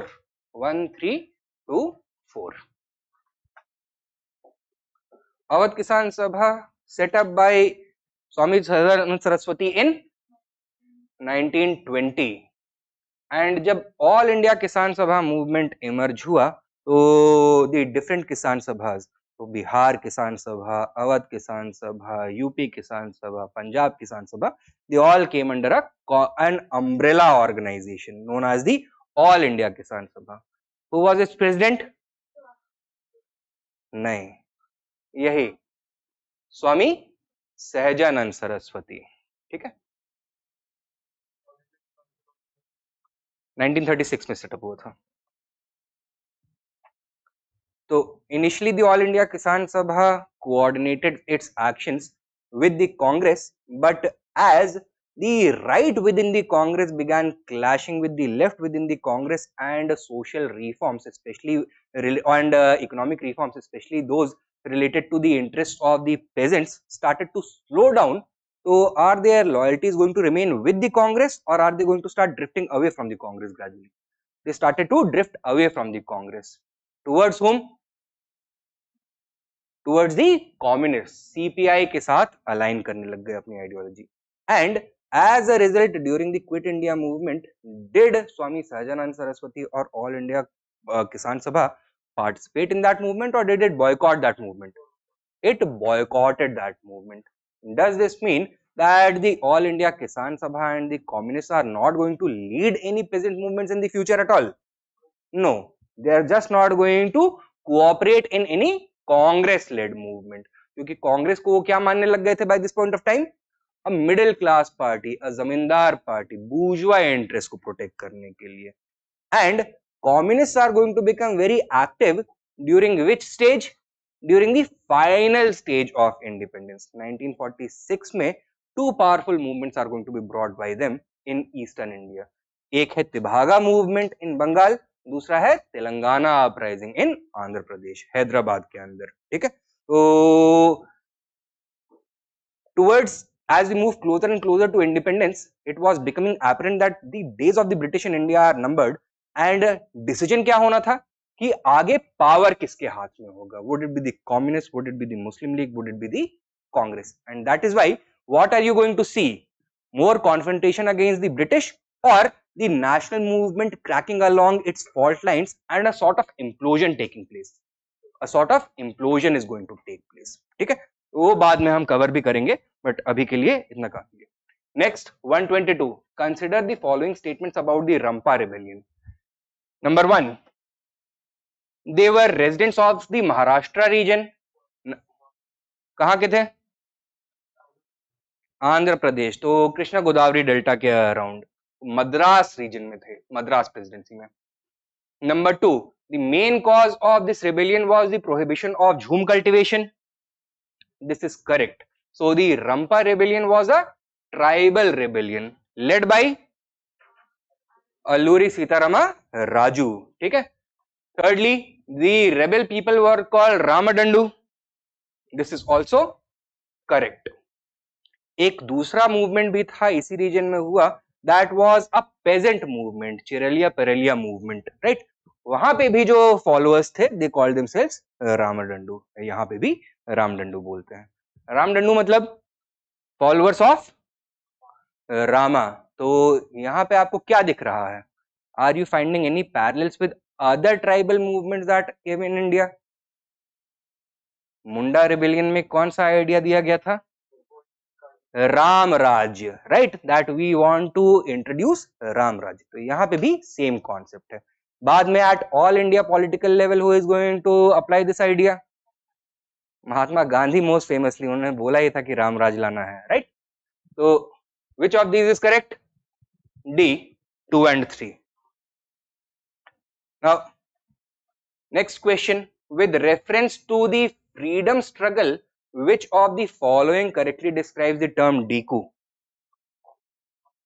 The term DQ was used in the Chota Nagpur Plateau region primarily by the Mundas to refer to all types of outsiders, whether it is British officials, whether it is Christian missionaries, traders, ठेकेदार, zamindars, different merchants, etc. Answer क्या होगा? D. ऐसे ही north east India में in Arunachal Pradesh, outsiders are generally referred to by the term Haring. हाँ, मणिपुर में मयंग, ये वाला पता हो गया, काफी न्यूज में भी रहता है, हाँ चलता भी है, तो मयंग, तो may be a question might be asked just for your reference.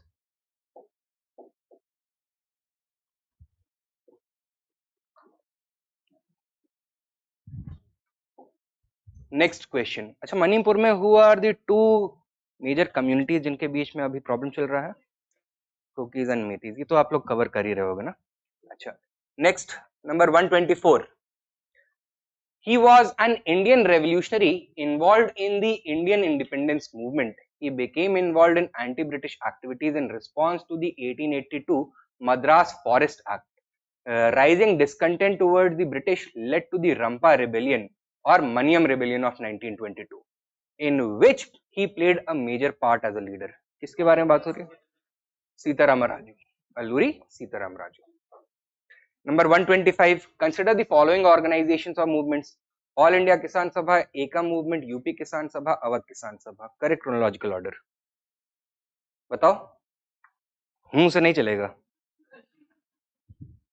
All India Kisan Sabha 1936. Ekam Movement 1921. UP Kisan Sabha 1918. And Awadh Kisan Sabha 1920. Correct answer क्या हुआ? 3, 4, 2, 1. C.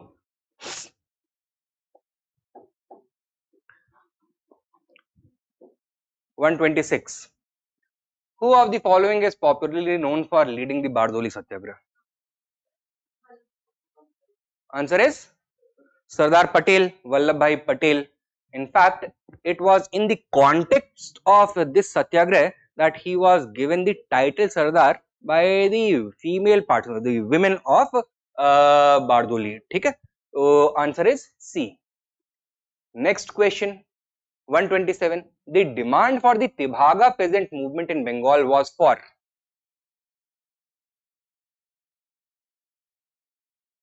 देखो, आपको क्लू ना नाम में ही मिल जाएगा. Tebhaga, that means 1/3. ठीक है, तो answer is A.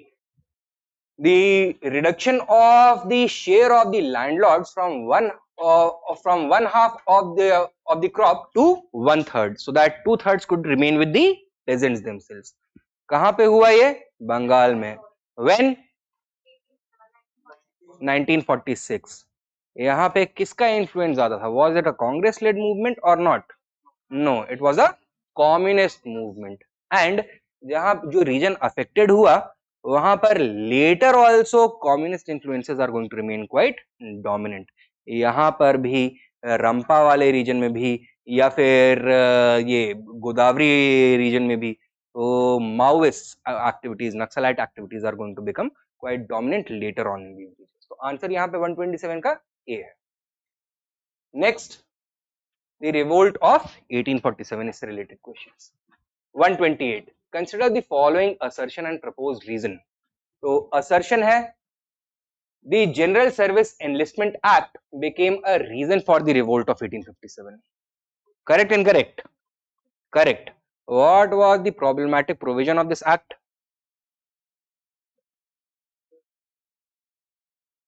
Was it that it modified Hindu customs, declaring that a change of religion did not debar a son from inheriting the property of his heathen father? No. क्या था?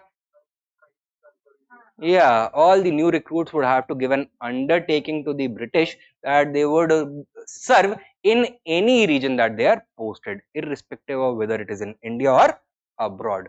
Why did this create a problem? Because there was a taboo, especially among upper caste Hindus, that foreign travel is prohibited because it would lead to impurity and loss of caste. तो बिरादरी से outcast कर दिए जाते थे ऐसे लोग, ठीक है? So statement A is correct. The assertion is correct. Reason: it modified Hindu customs, declaring that a change of religion did not debar a son from inheriting the property of his heathen father. Is this statement correct in the scope of General Service Enlistment Act? No. So reason is incorrect. ये किसका provision था? Religious Disabilities Act. तो correct answer क्या हुआ? C. A is true, R is false. Question 129. The immediate cause of India's first war of independence was doctrine of lapse by Dalhousie, suspicion about British interference in religion, military discontent, or economic exploitation of India. क्या बोल रहे हो? B या C? Military discontent. तो we are talking about immediate factor. Immediate issue क्या है? आपने पढ़ा होगा. Greased cartridges वाला issue. So what was the problem associated with it? Cow fat, pig fat mix था उसमें. तो बताओ अब क्या होना चाहिए answer? B. Suspicion about British interference in their religion. ठीक है? नहीं.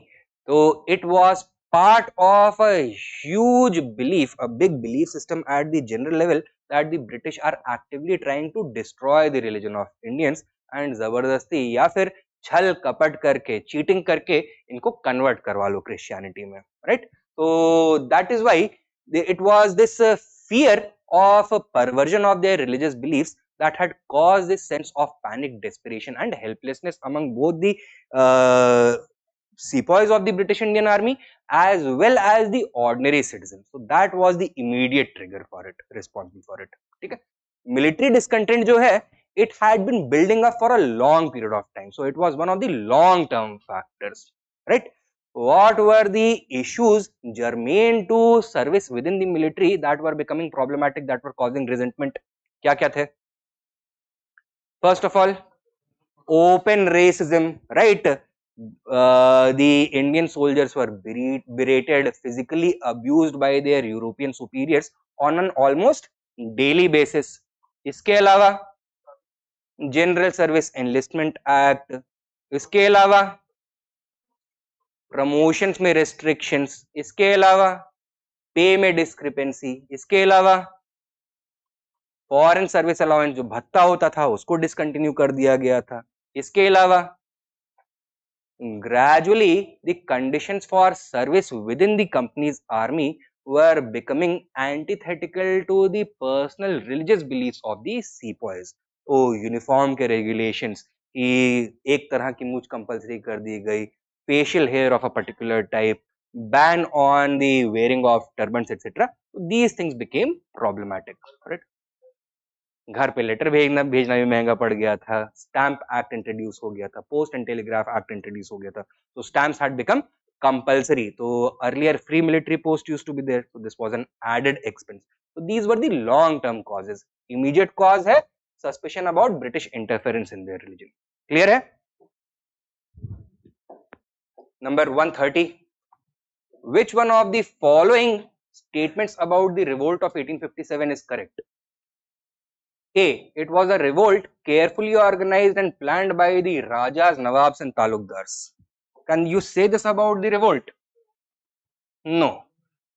In fact, one of the reasons for the failure of the revolt was the poor organization and planning. Okay? B. Rumors and prophecies did not play any role in its outbreak and spread. This is also incorrect. तो सबसे बड़ा rumor क्या था? Pig fat और cow fat तो really में मिलाया गया था, तो रूमर नहीं था. रूमर स्टार्टेड सर्कुलेटिंग लाइक कि अंग्रेज जो मिलिट्री में आटा देते हैं उसमें काउ बोन और पिग बोन का डस्ट ग्राइंड कर देते हैं, राइट? तो उस तरह से अटैक कर रहे हैं. Further 100 years had passed since the battle of Plassey, तो there was this idea that अब कुछ बड़ा होने वाला है, तो 100 साल के बाद there is going to be a reckoning. So these kinds of rumors started playing an important role. Thirdly, rebel proclamations in 1857 repeatedly appealed to all sections of the population irrespective of their caste and creed.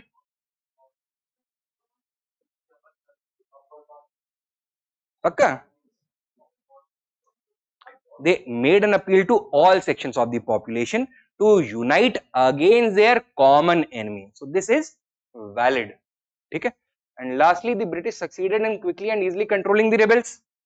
Incorrect. So this was the only instance in colonial history of India where Indians resisted British with all their might, and a large number of British soldiers and other Indian sepoys loyal to the British died while trying to defeat the rebels. So resistance was quite stiff, and it took the better part of an year and even longer in certain regions for situations to come back to normal. This is also incorrect. Haji. It may not have been a mass movement, but appeal to kiya na. For example, I may appeal to you to look from things from my point of view. It is up to you to accept my point of view or not. My work is to do is to make an appeal. इन्होंने appeal किया, लोगों ने सुना नहीं सुना, that is a different matter. So while it is true that by and large the support base, the social base of the movement was narrow because of the existing fault lines and divisions that existed within Indian society, primarily the caste based division. But it is true that often routinely the rebels from Delhi or from other places used to publish ishtihars or used to publish letters appealing for communal harmony, appealing for caste unity, appealing for united resistance against British oppression. ठीक है, तो ये उनका appeal तो जरूर होता ही. 131.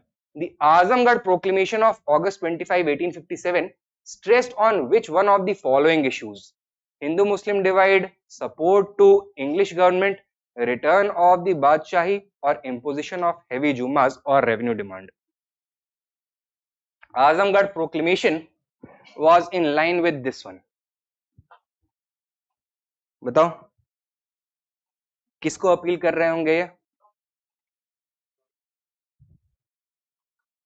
हिंदू मुस्लिम divide को address करने के लिए, that Hindus and Muslims should come together and recognize that Bahadur Shah Zafar is their universal ruler. ठीक है, so that was for them to come together under Mughal rule and against British.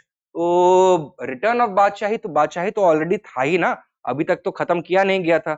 हाँ, वो बात ये है कि दिल्ली के बादशाह की बादशाहत दिल्ली से पाहलम तक खत्म हो जाती थी, रेस्ट ऑफ इंडिया से पे उसका कोई कंट्रोल नहीं था. But at least notionally he was still emperor, right? Number 132. Which one of the following statements about ishtihars issued during the revolt of 1857 is correct?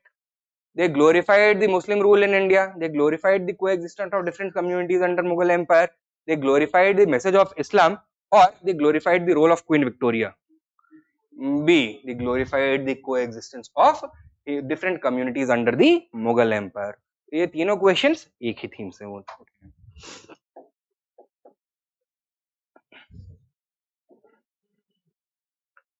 133. Arrange the following sepoy mutinies under British rule in the correct chronological order. Vellore mutiny, Barrackpore mutiny, Singapore mutiny. 1806, very good.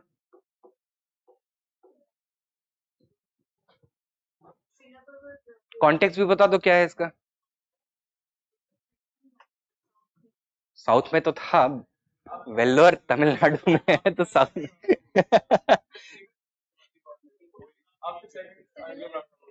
After the Fourth Anglo-Mysore War, Mysore was defeated, Tipu Sultan was killed, and his family members were sent to live at the Vellore court. Further, company ने very recently कुछ uniform regulations changes किए थे, which was considered to be hurtful to the religious sentiments of their sepoys, right? And वो एक political resistance की हवा थी ही because of Vellore's close association with Tipu Sultan and his family members were still there, तो this is why the Vellore mutiny took place. Barrackpore mutiny, Barrackpore है कहाँ? बंगाल में। यहाँ पे म्यूटनी क्यों होता है? अच्छा, कब होता है? 1825, ठीक है। क्या हो रहा था 1825 में? Towards further to the east of Bengal, were the British fighting any major war or not? The first Anglo-Burma war was going on, and Indian soldiers were being forced to serve again under immensely difficult situations. They were also being mistreated, so they mutinied against the British. Singapore mutiny.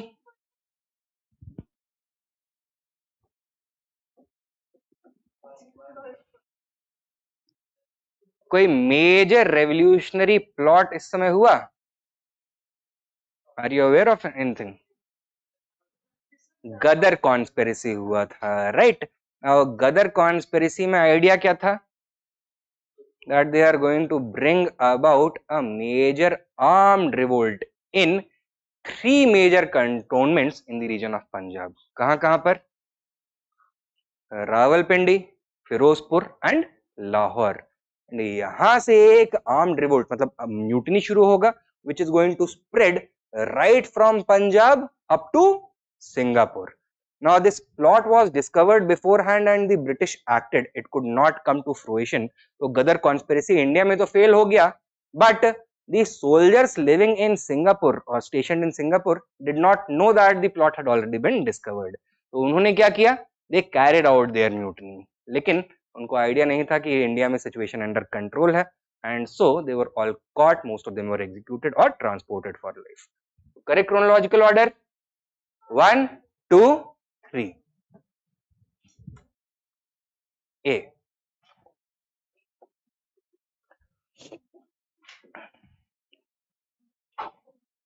(134) Arrange the following sepoy mutinies under British rule in correct chronological order. Vellore mutiny, Bengal mutiny, mutiny during the Afghan wars. सबसे पहला Bengal mutiny. Who led this mutiny against the British? जिसने बक्सर में जाकर के एक gun factory, Munger में जाकर के एक गन फैक्ट्री बनाई, अपना कोट वहां पे ट्रांसफर कर दिया, मीर कासिम, ठीक है। तो Mir Qasim led this Bengal mutiny. उसके बाद 1806 Vellore mutiny. And first Anglo Afghan war कब हुआ? 1839 to 42. So this was also 1839. Correct answer 213. D. 135. Who among the following was bestowed with the title of Sahib-e-Alam Bahadur by Bahadur Shah during the uprising of 1857? The answer is Bagh Khan. ठीक है। Who was he? He was the leader of the sepoys who had come to Delhi after mutinying against the British officials in Meerut on the 10th of May. 30th of May को यहाँ पे आकर के दिल्ली इनके control में आ गया था। Now Bahadur Shah Zafar, while he had been proclaimed as the leader of the rebellion by the sepoys, actual in charge was Bakht Khan. He was looking after not only the organization of the rebellion but the civil government of Delhi as well. So for this इनको legitimacy देने के लिए एक title दे दिया गया, साहिब आलम बहादुर।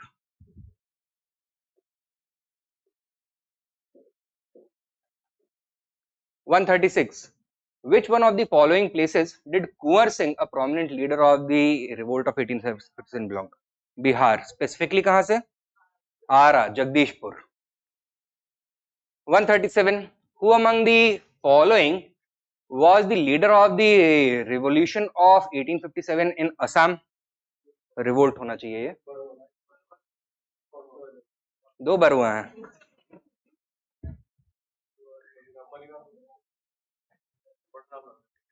मनीराम लग रहा है, डी लग रहा है, तो ऐसे में पता है ना क्या करना चाहिए, जय माता दी, राइट।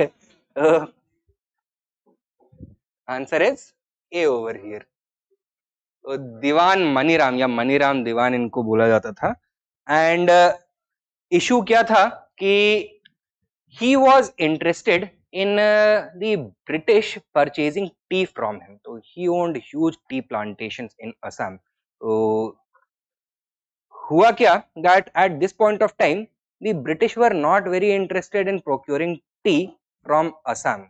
दार्जिलिंग टी इनको पसंद था नहीं, मतलब दार्जिलिंग अभी तक सेटअप नहीं हुआ था, असम टी इनको उतना पसंद था नहीं, तो कहाँ से टी प्रोक्योर कर रहे थे ब्रिटिश? चाइना से, T from China, opium from India. Now the British rejected his offer of procuring tea for him, so he lost a big opportunity. And when revolt took place, he saw it as a golden opportunity to revive the Ahom dynasty, which had become defunct by this point of time. British ने उसको भी capture कर लिया था. So he was discovered, and like all other rebellions, rebels. He was also put to death by the British. Next, the educated middle class in India opposed the revolt of 1857, supported it, remained neutral, or fought against the native rulers? Remained neutral to the revolt of 1857. Why? They neither supported the rebels nor did they support the British. क्यों?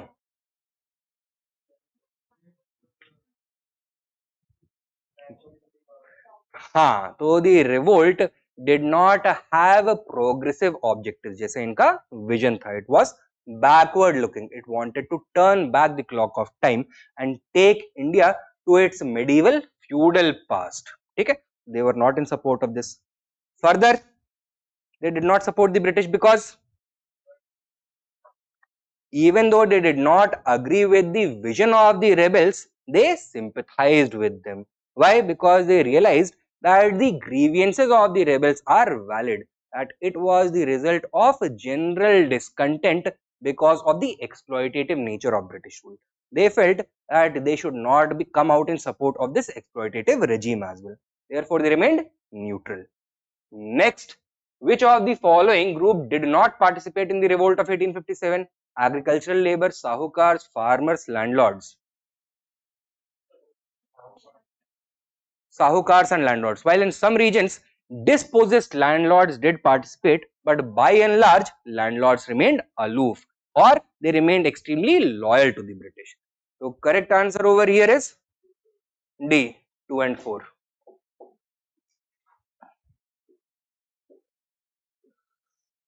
Now, 140. What was or were the object or objects of Queen Victoria's proclamation of 1858? Number 1. To disclaim any intention to annex Indian states? Yes. Why did the British consider this important? Because the policy of rapid expansion and annexation of Indian territories was causing unrest among the princes. They wanted the loyalty of the princes. So, they wanted to reassure them that we are not going to annex your territories. 2. To place Indian administration under the British crown? Also correct. So, the British think tank, the establishment in Britain, blamed the company for mismanagement, maladministration in India, and felt that if India was directly governed by the crown, governance would be better, resentment would be lower. And thirdly, to regulate the East India Company's trade with India. Was this one of the issues? No. तो east India company का trade तो बहुत पहले ही खत्म हो चुका था. It had been transformed in India at least into a completely political entity. So there was no question of regulating its trade in India. Correct answer? A, 1 and 2 only. Number 141. In the context of the revolt of 1857, consider the following pairs and identify the correct one. Lucknow, Begum Hazrat Mahal. Yes or no? Bihar, Maulvi Ahmadullah.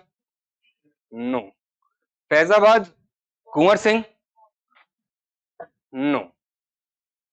उल्टा होना चाहिए, swap हो गया ये, ठीक है. तो how many are correctly matched? A, only one pair. Number 142. Which of the following statements correctly describe the significance of the revolt of 1857?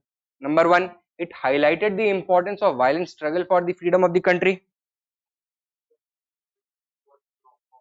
No, incorrect.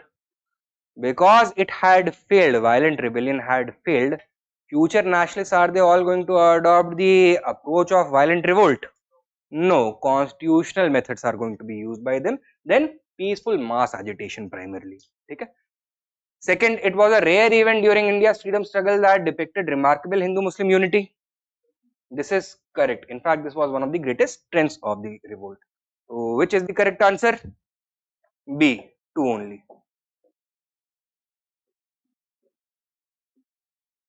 143. Region and leader match करना है. Delhi, Bakht Khan. Yes. Kanpur, Nana Sahib. Along with him, Tatia Tope and Azimullah. Awadh, Hazrat Mahal. This is also correct. How many are correctly matched? All three. C. Who was the Prime Minister during the revolt of 1857?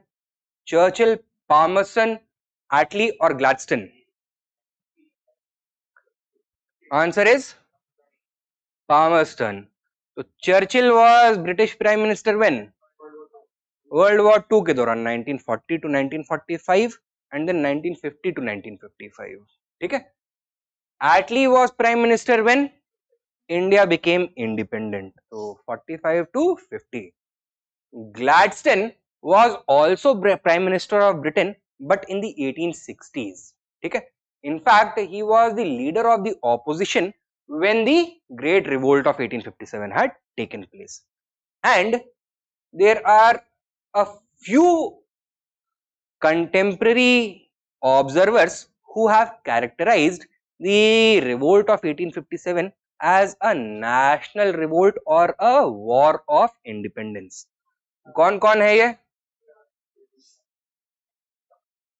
Savarkar, Gladstone and Benjamin Disraeli. He was also a contemporary of Gladstone and Palmerston. He was also in opposition and he also repeated the same sentiment as Gladstone. And later on, he also went on to become British Prime Minister. In fact, he was the first Jewish Prime Minister of Britain. Okay? 1870 में I think he became Prime Minister. तो correct answer क्या हुआ यहाँ पर? Palmerston.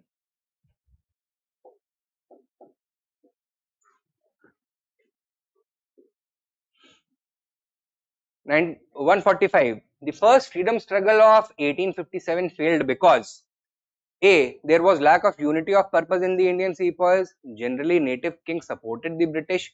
British soldiers were better equipped and organized rather than Indians, and all of the above. Answer is D. All of the above. Next question also about failure. Which of the following was the main reasons for the failure of the revolt of 1857? The military superiority of the British. Yes. Rebels did not have a unified program and ideology. Yes. And there was a lack of support from all sections of the society. Yes. Universal support नहीं था ना? There was lack of support from all the sections of the society. यही पूछ रहा है. ठीक है? So correct answer is C. All of the above. 147. Which one of the following factors was not responsible for the failure of the revolt of 1857? A. Expansion only in a limited region. B. Not getting the support of all sections of the society. C. Killing the Europeans by rebels. And D. Absence of competent leadership. पूछ रहा है, it was not responsible for failure. Expansion to a limited region, was this a valid reason for failure or not? Yes, it was confined primarily to the middle and lower Ganga valley, UP, Bihar. All the rest of India remained peaceful, not getting the support of all sections of society. We've just covered this. This is correct. Absence of competent leadership, also correct. The rebel leadership, barring a few exceptions, was by and large uninspiring and even reluctant. So, for example, चाहे नाना साहेब हों, चाहे बहादुर शाह जफर हों, they were forced to accept leadership by the sepoys. Correct answer is C. Killing of the Europeans by rebels. Now, killing of the Europeans by rebels is going to play a very important role in how the rebellion progressed and the British attitude towards the Indians following the revolt of 1857. तो क्या effect होगा इसका? Because the revolt involved the killing of British soldiers, but also British civilians, including British women. तो अंग्रेज revolt में किस attitude से आए थे? Did they simply want to restore peace and order और did they want revenge? They came with the idea of obtaining revenge. And after this what was the general attitude that they adopted towards Indians? Racial discrimination, that Indians by nature are savages, and pictures, cartoons and stories, tales of English women being violated and killed by black Indians, uncouth Indians. This created a sensation and a huge sense of outrage among the British people. So this was used as a propaganda mechanism by the British to dehumanize Indians and to justify their continued exploitation and humiliation of Indians later on. Okay? It is going to play a major role both during and after the revolt, but this is not the only this is not a valid factor for the failure of the revolt. Clear hai? Next question. Which one of the following territories was not affected by the revolt of 1857? Jhansi, Chittor, Jagdishpur, Lucknow. Answer is Chittor. So Chittor was too far away, it was not affected by the revolt. Which dynasty supported the British the most during the 1857 freedom movement? Scindias, Holkars, Bhosles or Lodhis or Ramgarh? It was the Scindias of Gwalior. तो यहाँ पे हमने एक contradiction देखा between the previous question and this question. क्या? Gwalior was a site of the revolt, but Scindias, the rulers of Gwalior, supported the British. तो ये कैसे हुआ? Now, the kingdom of Jhansi was located just next to Gwalior, and the rebels from Jhansi were being pursued by a British general, Hugh Rose. तो cat and mouse game चल रहा था उनके बीच में. The rebels were following primarily hit and run guerrilla tactics, because अगर face to face confrontation होता, the British army was much better equipped, much larger as well. So guerrilla methods were proving quite successful, and what the British started doing was that they started trying to encircle the rebels. ठीक है? So they called in more and more forces and made the rebels. Rebels were primarily living off their land, so they were following a scorched earth policy. So rebels needed some new location, नया ठिकाना चाहिए था. कहाँ गए? Gwalior, just बगल में. They appealed to the Raja, the Scindia Raja of Gwalior, to help them.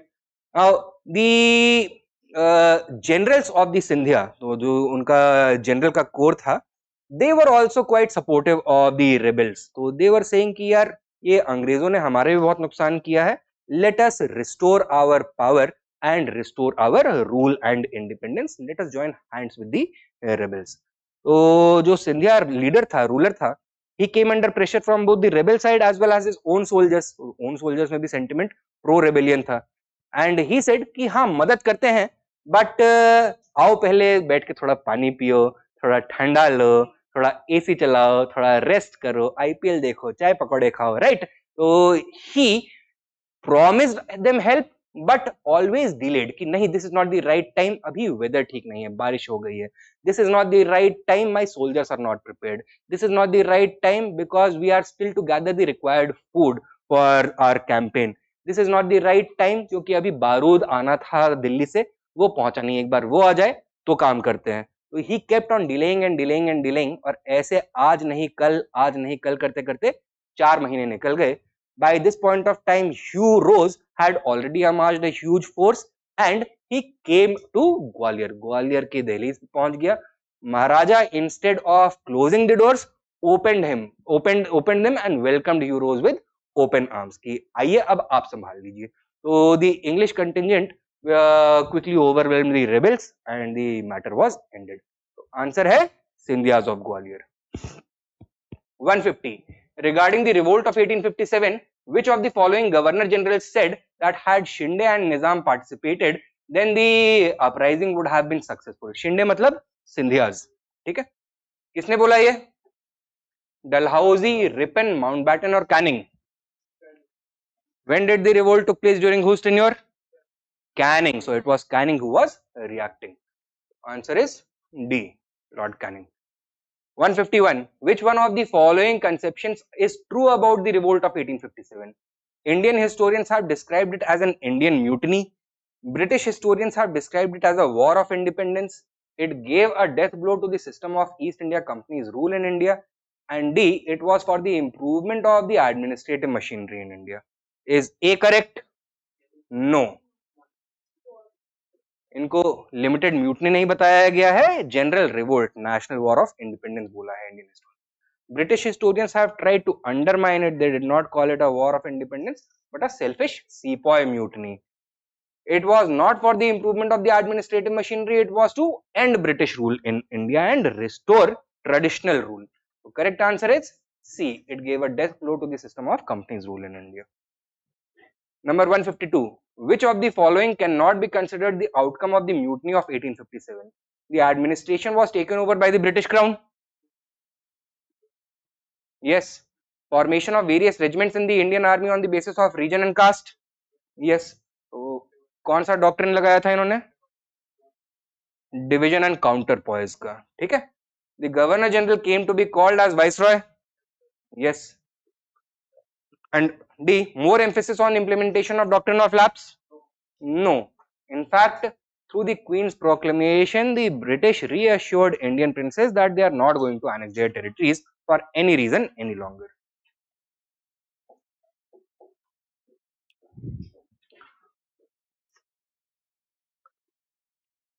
153. Indians were assured of many things in the declaration by Queen Victoria in 1858. तो promise कई सारे किए इन्होंने. Which among the following assurances was fulfilled by the British government? तो कौन सा promise इन्होंने कायम रखा और वादा खिलाफी कहाँ पे करी, ये हमको बताना है. Policy of annexation will be abandoned. Was this promise kept or broken? It was broken. After this also, in many areas the British interfered, such as in Baroda they annexed it. Then Berar was also taken from the Nizam of Hyderabad. Then when the Strachey Commission came in, it said that one of the reasons for frequent famines is that because the regions of India which are affected by famine are usually isolated from other regions, right? तो वहाँ पे आसानी से और तेजी से रसद नहीं पहुँच पाती है, rations do not reach over there and food shortages take on a critical threat that results in mass deaths due to food shortage. ठीक है. तो what was the solution for this? Expand the railways. तो railway network को expand करिए. अब railway network ऐसा तो है नहीं कि मान लीजिए कि ब्रिटिश इंडियन टेरिटरी से जा रहा है तो जमीन के ऊपर चलेगा और फिर उसके बाद प्रिंसली स्टेट में जा रहा है तो आसमान में उड़ने लग जाएगा, ऐसा होगा नहीं. So it will have to, मतलब लिनियर सिस्टम होता है, तो it will have to pass through the territory. How did the British get the land? They applied the principle of eminent domain. Eminent domain क्या होता है? That land सरकार का है सारा का सारा. It is only that the British are or the state is allowing the owner of the land to continue using it. So they used eminent domain and interfered over there also. So this is also not correct. Then later on Butler committee होता है, all India federation के creation की बात होती है, participation of princely states in the constitutional assembly, this is also provided for by the cabinet mission plan. होता है कि नहीं? तो देयर कॉन्स्टिट्यूशनल स्टेटस में वहां पे स्टेटस को नहीं मेंटेन किया जाएगा. Equal treatment would be given to all subjects, Indians and Europeans. सवाल नहीं उठता इसका तो, right. And so answer would be there would be no interference in the social and religious beliefs of Indians.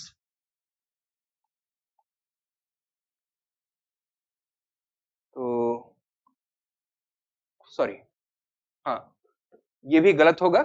The correct one would be A. Policy of annexation was abandoned. Also this was also not fulfilled by them to the extent of the letter, but सबसे ज्यादा इसमें से यही वाला fulfill किया गया promise. Clear?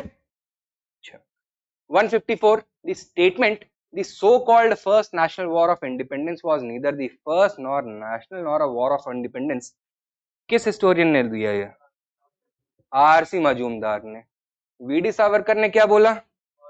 It was the first war of independence. तो RC Majumdar ने इन रिस्पॉन्स बोला कि ना ये पहला है, इसके पहले भी कई सारी म्यूटनीज हो चुकी हैं, कई सारे रिबेलियंस हो चुके हैं. नॉर इज इट नेशनल, तो it was limited. And nor was it a war of independence, because independence, the idea is not simply political independence but also socio-economic independence of the ordinary people. The revolt was backward looking and restorative in character rather than progressive and reformist in character. वो real independence नहीं ला सकता. So therefore R.C. Majumdar said that it is neither the first nor national nor war of independence. The first Indian to write in an Indian language on the causes of the uprising of 1857 was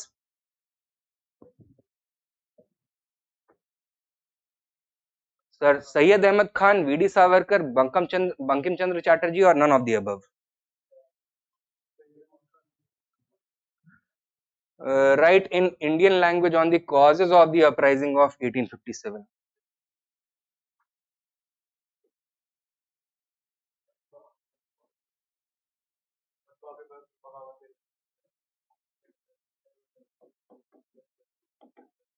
किताब का नाम ये है, इसका literal translation है causes of the revolt of India, right. Published by whom? Urdu में लिखी हुई है. Answer is Syed Ahmed Khan. What was Syed Ahmad Khan's intention behind the publication of this book? अंग्रेजों ने who had they blamed primarily for the revolt of 1857? Muslims of India had been blamed primarily. So they said that the leader of the revolt was a Muslim. Many of the sepoys who had participated, the other leaders, they were all Muslims. Wahhabis ने भी बहुत ज़्यादा participate किया था revolt में. And Sir Syed Ahmad Khan wanted to dispel the idea that only Muslims were culpable. तो साथ में इन्होंने क्या बोला कि भाई other people were also involved and only Muslims should not be blamed. Why do you think he did this? To show the general loyalty that Muslims have towards British rule presently, and this was because he wanted British support to see his educational mission succeed. Okay? So that is why he had written this book.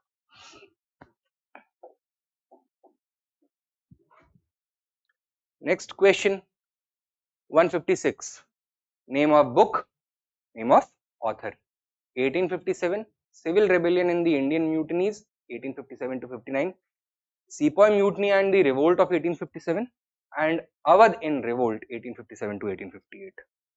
Name of authors, S.N. Sen, R.C. Majumdar, S.B. Chaudhary, Rudrangshu Mukherjee. थोड़ा tough सवाल है, मैं बता देता हूँ इस तरह से, ठीक है. 1857 written by S.N. Sen. Civil Rebellion in the Indian Mutinies, S.B. Chaudhary. Sepoy Mutiny and the Revolt of 1857, R.C. Majumdar. And Awadh in Revolt, 1857 to 58, Rudrangshu Mukherjee. Now, सबसे पहले Indian scholars who had started to write about the revolt of 1857 were national movement leaders or important personalities while the British were still ruling in India, right? तो किसने सबसे पहले लिखा? सैयद अहमद खान ने. फिर सावरकर ने लिखा. एंड सावरकर ने क्या एटीट्यूड दिया towards the revolt? That it was the first war of independence. Now, was Savarkar aligned with the Congress ideology or did he stand against the Congress ideology? He stood against the Congress ideology. Further, Savarkar had also linked the revolt of 1857 to his idea of Hindutva. So that notion the Congress after independence wanted to dispel. तो ये commission करेगा eminent historians after 100 years of the revolt of 1857 to reinterpret the revolt of 1857. तो ये पहली जो 3 किताबें हैं they are going to be written during that period by S.N. Sen, R.C. Majumdar and S.B. Chaudhary. Then 50 years more went on. तो 21st century में दोबारा से रीइंटरप्रिटेशन हो रहा है एंड फोकस किसके ऊपर है? Awadh in revolt or different regions in revolt or the role played by women during the revolt, role played by untouchables during the revolt, role played by traders during the revolt, role played by zamindars during the revolt, role played by tribals during the revolt, etc. तो अब subaltern perspective से history को interpret किया जा रहा है and this idea Rudrangshu Mukherjee का subaltern perspective दिखाता है. ठीक है, तो करेक्ट आंसर क्या हो गया? 1, 3, 2, 4. This is D.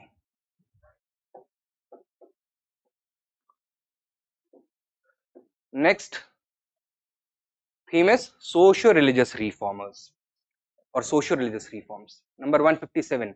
Along with David Hare and Alexander Duff, who out of the following established Hindu college at Calcutta?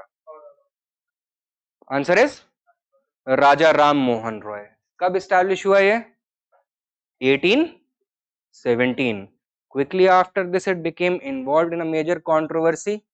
यहाँ पे ग्रुप बना स्टूडेंट्स का led by a radical professor Derozians, young Bengal movement. ठीक है, अच्छा. What did Raja Ram Mohan Roy teach at the Hindu college? अंग्रेजी और इतिहास. ठीक है, इंग्लिश एंड हिस्ट्री. इन्होंने अपना कोई खुद का कॉलेज एस्टैब्लिश किया. कौन सा? वेदांत college. Where? Calcutta in 1825. Here he introduced 2 new subjects. कौन कौन से?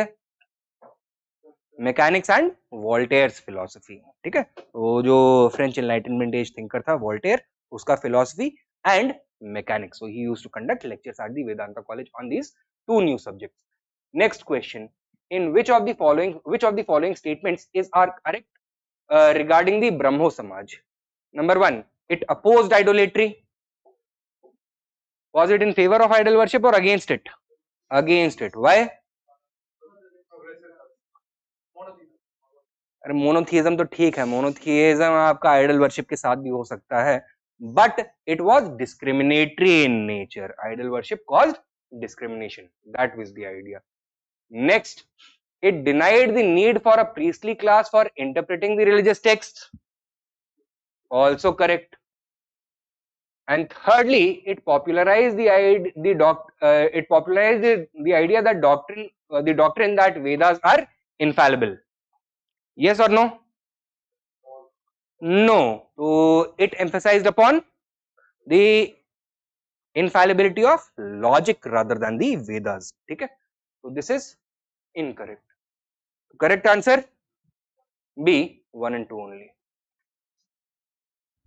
अगला सवाल number 159. Consider the following statements. Ishwar Chandra Vidyasagar founded the Bethune School at Calcutta with the main aim of encouraging the education of women. Yes, along with J.E.D. Bethune, he founded the Bethune School at Calcutta for women in 1849. Number 2, Bankim Chandra Chattopadhyay was the first graduate of the Calcutta University. Yes, इनके साथ एक और graduate थे, जदुनाथ बोस. तो Bankim Chandra Chatterjee and Jadunath Bose, these were the earliest graduates from the Calcutta University, graduating in 1862. ठीक है, अच्छा. First female graduate of the Calcutta university Kadambini Ganguly. ठीक है. Next, Keshav Chandra sense campaign against Sati led to the enactment of a law to ban sati by the governor general. Correct or incorrect? Incorrect. Was Keshav Chandra Sen the one involved in petitioning the Governor General to ban sati?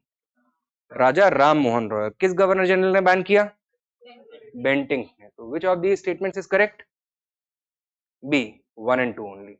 Next statement. Who among the following wrote the book Bahuviva? Ishwar Chandra Vidyasagar. What is the theme of this book?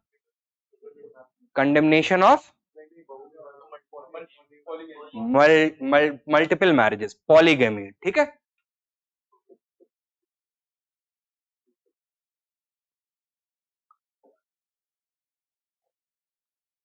In the field of social reforms, Ishwar Chandra Vidyasagar is most well known for the Hindu Widow Remarriage Act. So he also struggled or worked for the cause of widow remarriage.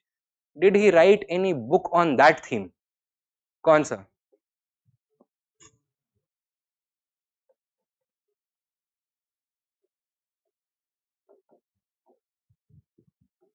विधवा विवाह. ठीक है, spelling हो सकता है थोड़ा inaccurate हो, वो आप लोग देख लीजिएगा. क्लियर है? तो ईश्वर Chandra Vidyasagar. Next 161. Who among the following started the newspaper Shom Prakash? Ishwar Chandra Vidyasagar. Any other contributions that he made in the field of social reform or in the field of promoting literacy or education?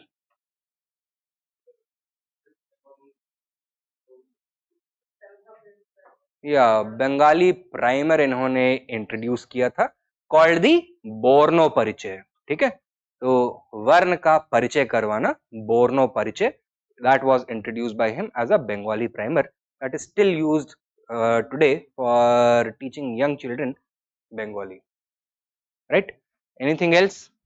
He was also a pioneer of women's education. Right? Instrumental in establishment of which school?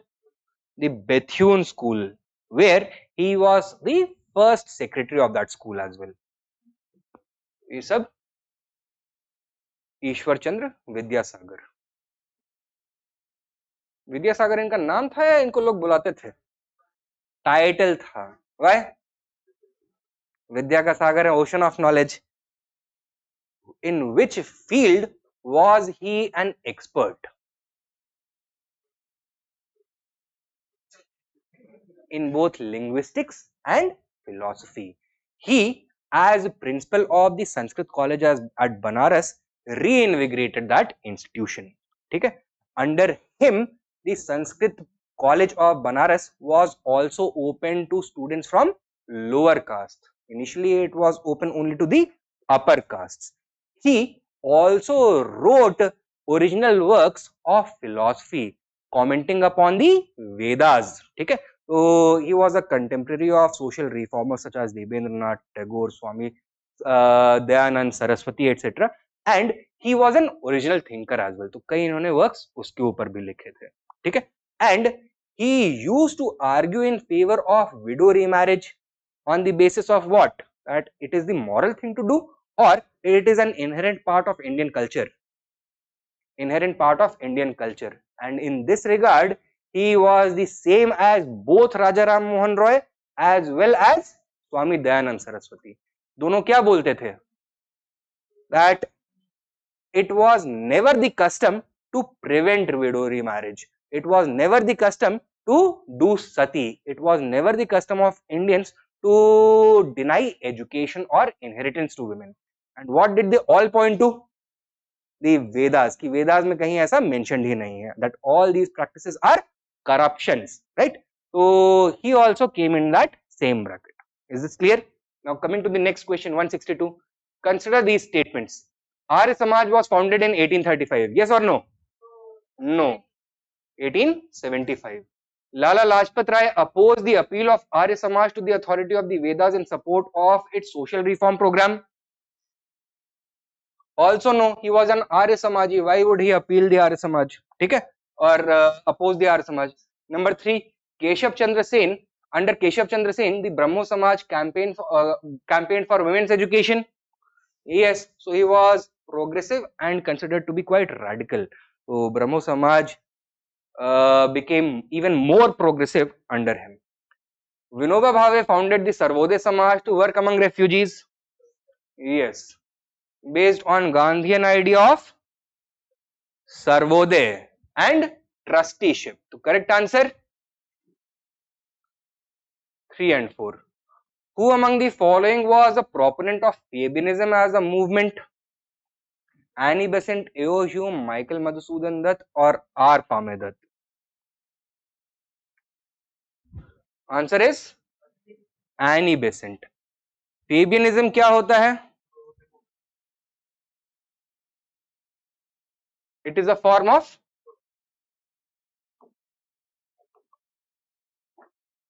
socialism.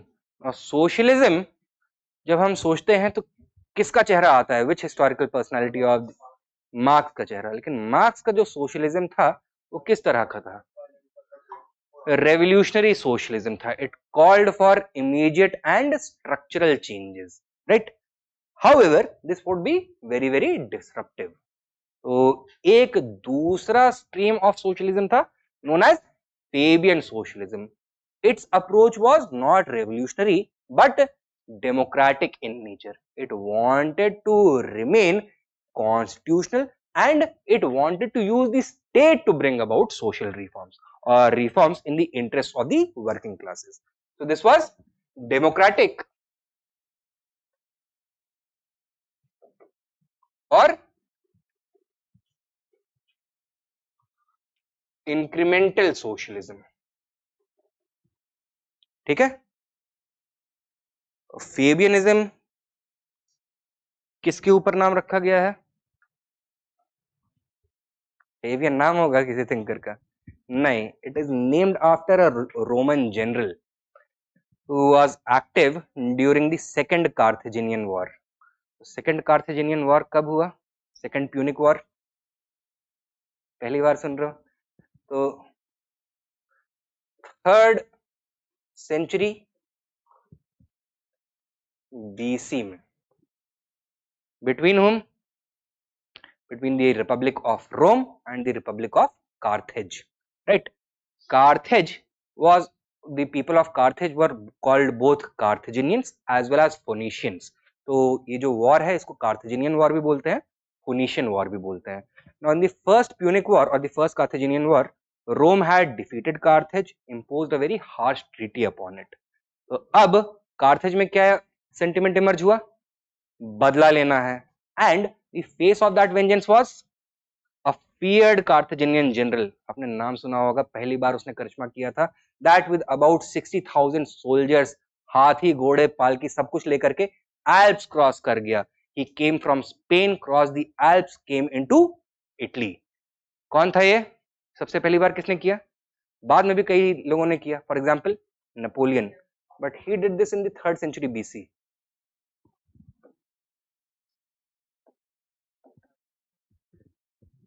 Hannibal, and he started to smash one legion of Rome after the other. तो जो भी Roman general इसके सामने जाता, they would all be defeated, their armies would be scattered, and one by one he started to conquer all the territories outside Rome. Now, ऐसे में a new general emerged with a new strategy. His name was Fabius. इसने क्या बोला? That Hannibal is only able to defeat us because we fight him. He won't be able to defeat us if we don't fight him. So delay karo, right? So that was the idea. He will be forced to live off the land, and because he is going to not be allowed to ransack our cities, मतलब the city of Rome, वे क्या करेगा? बाकी लोगों को attack करेगा. He is going to grow unpopular and his popular support base is going to erode within Italy, and he is finally going to have to go back.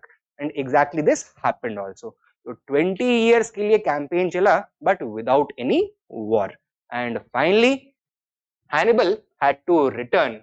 तो Alps के through आया था, जहाज के थ्रू वापस Carthage चला गया. Clear है?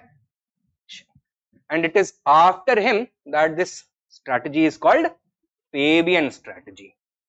Delay karo, remain patient. That is the idea over here. Next, 164.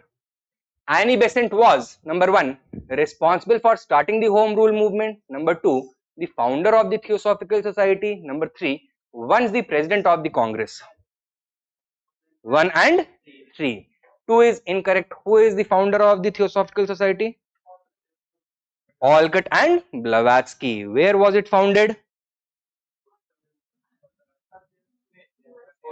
New York में. ठीक है. When? 1879. Its headquarters was established in Adyar near Madras in 1883. तो बना न्यूयॉर्क में, आए यहाँ पर. ठीक है. Who among the following was associated as secretary with the Hindu female school, which later came to be known as the Bethune Female School? Ishwar Chandra Vidyasagar.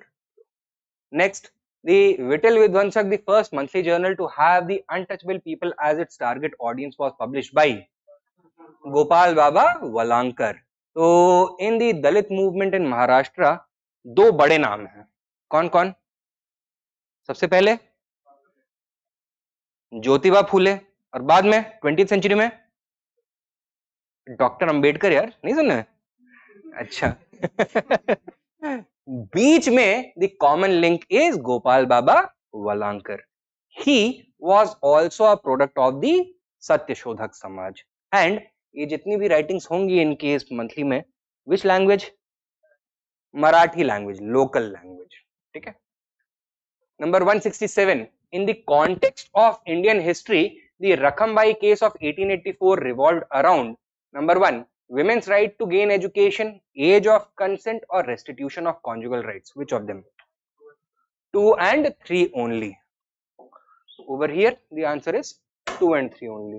So what was the case?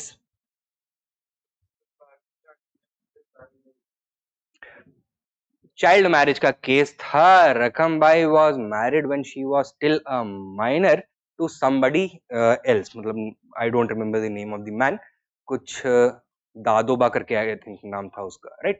And what happened is that when she came of age, her husband said that you come start living with me, start sleeping with me, we'll make children etc. जो भी होता है, we'll do that.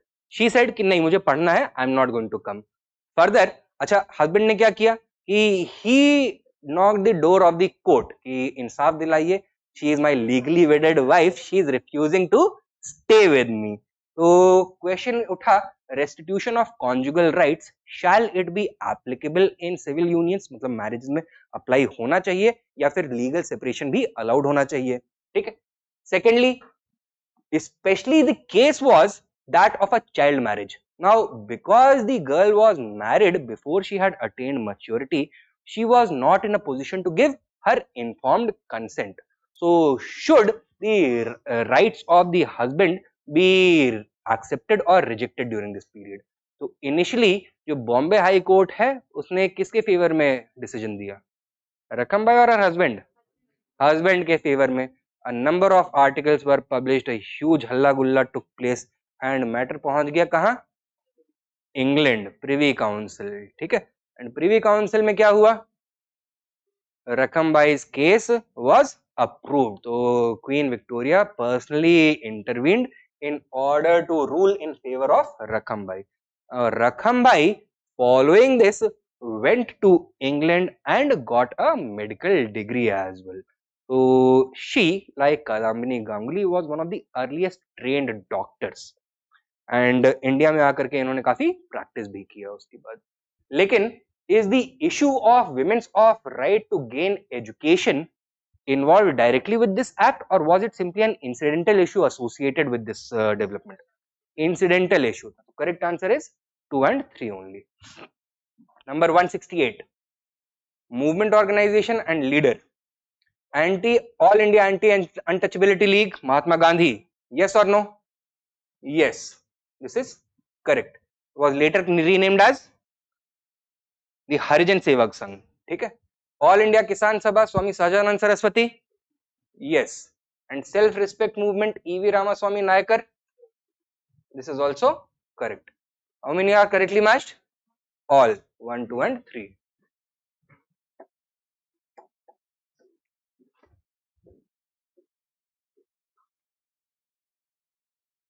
(169) The Satya Shodhak Samaj organized what?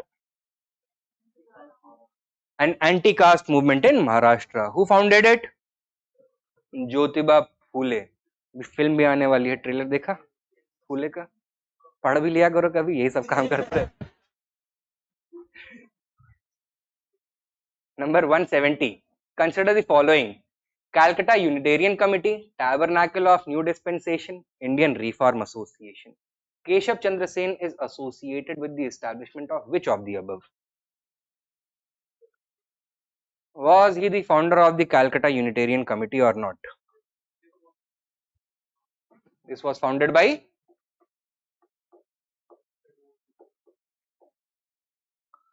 Raja Ram Mohan Roy. ठीक है? What was the context? Meeting होगी शाम को? नहीं, मिल बैठेंगे, 3 यार नहीं हो रहा है यहाँ पर. What is happening is that Raja Ram Mohan Roy was engaged in a bitter debate with the Catholic missionaries. So Catholic missionaries were attacking the Hindu religion, defaming the Hindu religion, defaming the practices, etc. कि सती करते हैं, untouchability practice करते हैं, idol worship करते हैं, caste based discrimination है. तो राजा Ram Mohan Roy gave a riposte through which book? The Precepts of Jesus, right? And Precepts of Jesus में उन्होंने criticize क्या किया है? The idea that Jesus was himself the son of God. वो ऐसा नहीं है. He said that Jesus was simply a messenger of God. The idea that divinity rests in the Holy Trinity: the Father, God, the Son, Jesus, and the ephemeral, ethereal connection between the two, the Holy Spirit. तो Holi Trinity के ऊपर Catholicism based है. उन्होंने इसको deny किया है. He says in the precepts of Jesus की idea कि Jesus perform several miracles etcetera, all this is hocus focus, बकवास है. And Catholics also perform many rituals which are discriminatory, which are exploitative in nature. Rituals such as confession, communion, baptism, etc. And this is exactly the same thing जिसको कौन बोल रहा था? Protestants such as Martin Luther or John Calvin, etc. This is exactly what they were saying about the Catholic Church. And therefore they had come up with the idea that God is one and he is supreme, that divinity is not divisible, that it is unitary. ठीक है? तो Unitarian जो ideology है वो कौन सा ideology है? Protestant ideology है. And he along with some Protestant Anglo-Indians set up the Calcutta Unitarian Committee. Exact year मुझे याद नहीं आ रहा है, आई थिंक 1824 या 25 ऐसे होना चाहिए. ठीक है? Tabernacle of New Dispensation,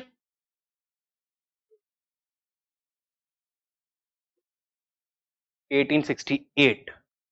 Indian Reform Association,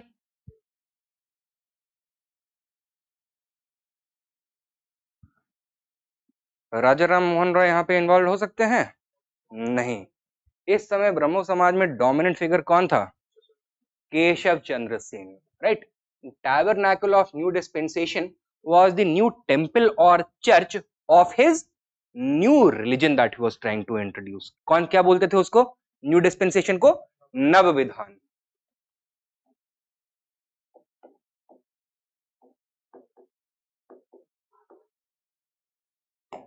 And Indian Reform Association at Brahmo Samaj till this point of time, till Devendranath Tagore was the Acharya, was not very vocal about the need for social reform. Yes, it agreed with the idea of social reform, लेकिन radically उसको push नहीं कर रहा था. तो it would not openly oppose child marriage, it would not openly oppose denial of education to girls.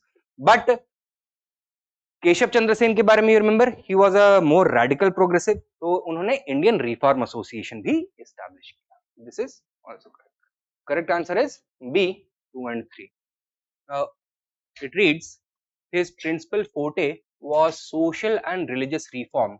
He relied upon legislation to do away with social ills and work unceasingly for the eradication of child marriage and the Parda system. To encourage consideration of social problems on a national scale, he inaugurated the Indian National Social Conference, which for many years met for its annual session alongside the Indian National Congress.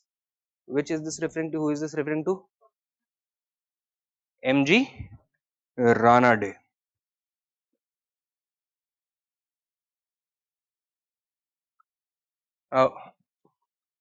MG Rana Day laid the foundation of the Indian National Social Conference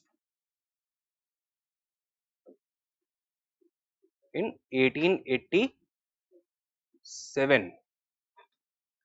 So this was the first time that this conference met. Where third session कहाँ पे हो रहा था? मद्रास में. ठीक है, तो इन Madras. Was the Indian Social Conference a part of the Congress or was it a separate sister institution? It was a separate sister institution.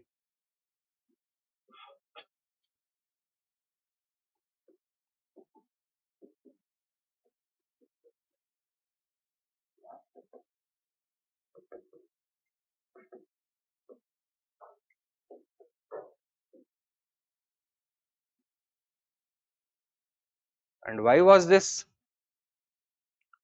Because many within the Congress felt that the Congress should be focused only and only upon political advocacy, political reform, right? For social agenda, social issues, separate platform is necessary. However, the two functioned co-jointly, and it was him that through the Indian Social Conference started the pledge movement against which social evil? Against child marriage.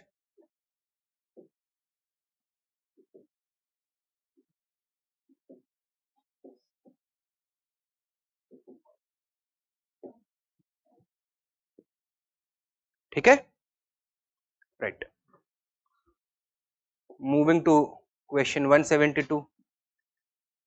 The founders of the Paramhans Mandali founded in Maharashtra believed in which one of the following? Social distancing along caste lines, glorification of the caste system, forbidding widow remarriage, or one god in breaking caste rules. Online students, you can also comment.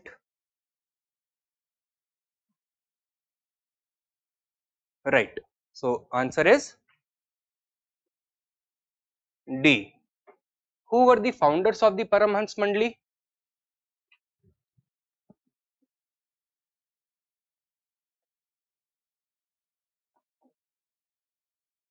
Durga Ram Mehta ji and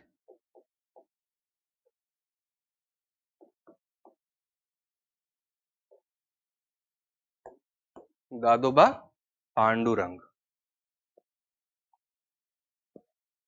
Initially, it was forced to operate as a secret society.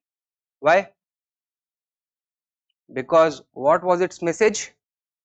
Breaking of caste rules, and the traditional elite of the Maharashtra region were not in favor of this. Okay? That is why initially it operated as a secret society. Next question 173. Swami Dayanand Saraswati, number 1, was opposed to worship of idols of gods and goddesses. Yes or no? Yes, this is correct. So he opposed the system of idol worship. Second, he regarded the Vedas as infallible. Correct or incorrect? Correct. So he was the one who gave the slogan, go back to the Vedas. He firmly believed in the perfection of the Vedic knowledge and logic. Number 3, he had met and had discussions with Ishwar Chandra Vidyasagar. This is also correct. So who had gone to meet whom? Had Vidyasagar gone to meet Swami Vivekanand? Oh, sorry, Swami Dayanand, or was it the other way around? Other way around. So Swami Dayanand Saraswati was traveling across the country to popularize the Arya Samaj and its method of going back to the Vedas. So it was on his travels that he traveled to Bengal also and happened to meet Ishwar Chandra Vidyasagar. Vidyasagar was quite deeply impressed by his thoughts and wrote extensively in simple Sanskrit about Vedanta as well. Okay? So which of these statements is correct? All. A. 1, 2 and 3. 174. Exposure to Western ideas in the 19th century India generated a reaction from Indians. Which of the following correctly describes such a reaction? A. Revulsion against Hindu religion and culture. B. Accepting the best of the East and the West. And C. Emergence of Neo-Hinduism. Or D. All of the above. All of the above, right? So contact with the West elicited a wide spectrum of reactions from the Indians. Revulsion against Hindu religion and culture as manifested in which movement? Young Bengal movement.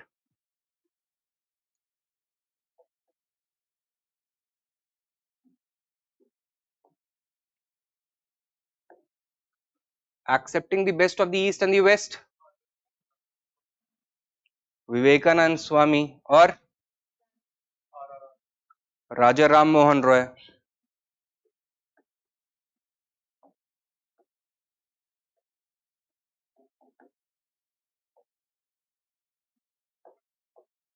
And emergence of Neo-Hinduism to address the challenge of the West?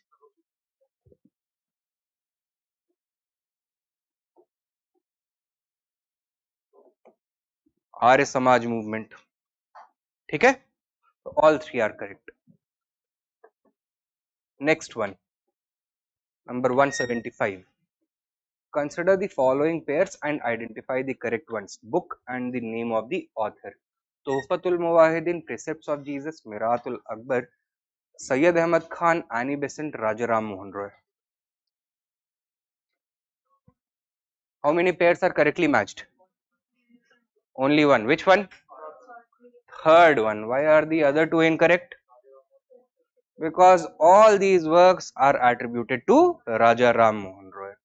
So, answer is A. Miratul Akbar was not a book, it was a newspaper. Started by him from Calcutta. In which language?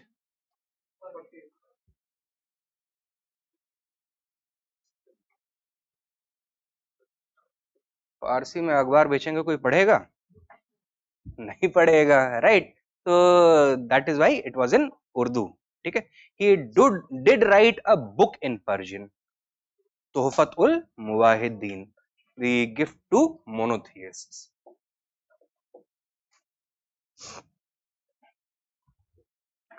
Number 176. Consider the following statements about Raja Ram Mohan Roy and identify the incorrect ones. Number 1. He believed in ushering modernity in India through modern education. Yes. Number 2. He condemned and rejected the supremacy of the Vedas. No. While he suggested that Vedic knowledge should be mixed with logical interpretation, he never condemned the Vedic supremacy. This is incorrect. And third, his campaigns were supported by Christian missionaries. No. By and large, they were not. Especially the Catholic Christian missionaries were bitterly opposed to him because of which book that he had published? The Precepts of Jesus, which had attacked or which had challenged the Catholic ideas. Which of these are incorrect? C. 2 and 3 only. Question 177. Assertion and reason. Assertion. Christian missionaries supported the activities of the Brahmo Samaj. No. Correct answer क्या होगा? C. A is false but R is true. देख लेते हैं reason भी. Brahmo Samaj incorporated some of the teachings of Christianity to reform Hinduism. Yes, this element became prominent during the acharyaship of which leader, which thinker? Keshav Chandra Sen, primarily Keshav Chandra Sen. So this is most closely associated with Keshav Chandra Sen. ठीक है? Now question 178. Match the movement and the leader. ब्रह्मो सभा, साधारण ब्रह्मो समाज, ब्रह्मो समाज of India, आदि ब्रह्मो समाज. तो ब्रह्मो सभा किसने एस्टैब्लिश किया? Rajaram Mohan Roy. A3. Sadharan Brahmo Samaj, Anand Mohan Bose and along with him, इनके साथ हमेशा एक और नाम आता है ना, सुरेंद्रनाथ बैनर्जी. ठीक है. ब्रह्मो समाज of India, Keshav Chandra Sen, and आदि ब्रह्मो समाज, Debendranath Tagore. Answer is 3, 4, 1, 2. So during the 19th century there were several schisms which took place within the Brahmo Samaj. Idea है ना कब हुआ, क्यों हुआ, कौन किसके किसके बीच में मतभेद चल रहा था? Or do you want me to elaborate? नहीं? चलिए.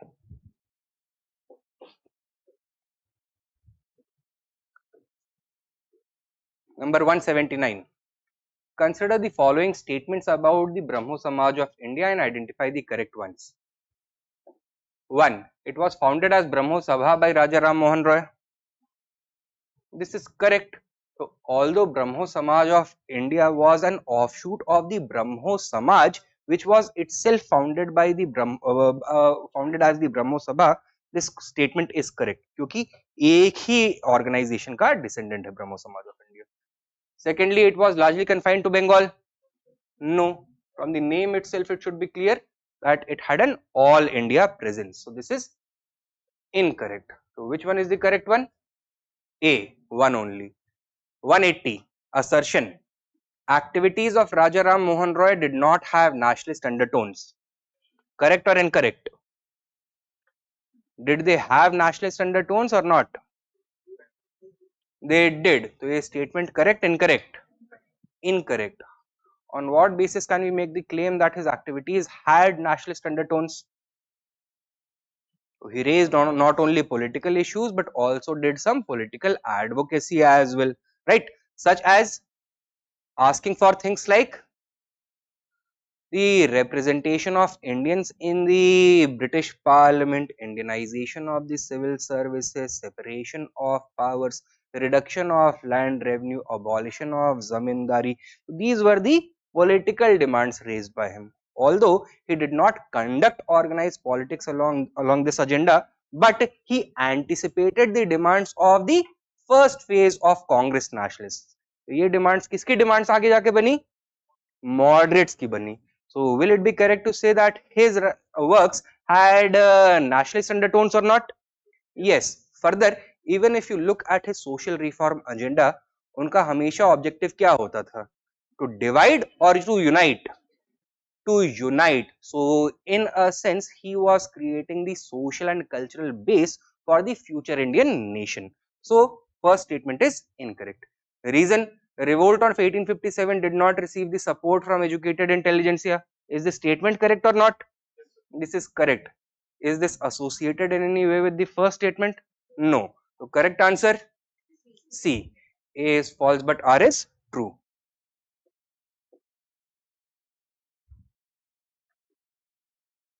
Next, question 181. He became Acharya at Brahmo Samaj in 1858. He was instrumental in popularizing the Brahmo Samaj movement outside Bengal. He preached radical ideas for social reforms like openly supporting intercaste marriages, and he got his daughter married to the minor Hindu Raja of Cooch Bihar. Keshav Chandra Sen. केवल एक ही हो सकता है. ठीक है. Answer is C. 182. Consider the following statements. Ramakrishna's main emphasis remained on religious salvation rather than social salvation. This is correct. So while his disciple Swami Vivekanand preferred social salvation over religious salvation, इनका objective क्या था? Religious salvation over social salvation. Secondly, Ramakrishna Mutt was set up by Swami Vivekananda to carry on preaching of Ramakrishna's work and do charitable works. This is incorrect. Ramakrishna Mutt itself was set up by Ramakrishna Paramhans. It was the Ramakrishna mission that was later set up at that same Ramakrishna Mutt in Belur, Calcutta by Swami Vivekanand, not to preach the message of Ramakrishna primarily, but to prepare a corps of volunteers to provide social service. तो स्वामी विवेकानंद का ideal क्या था कर्मा का? That if you want to attain true salvation, you need to serve God. And what is the greatest service to God? Service to mankind. उनका maxim क्या था? यत्र जीव तत्र शिव. ठीक है? So the second statement is incorrect. Which of these are true? One only. Now match the following: Reform Movement and founder, Servants of India Society, M.G. Ranade, Social Service League, Gopal Krishna Gokhale, Pledge Movement, N.M. Joshi. इसमें से correct match करना है. Servants of India Society, Gopal Krishna Gokhale. Social Service League, MG Ranade, sorry NM Joshi. And pledge movement, MG Ranade. 2, 3, 1. B.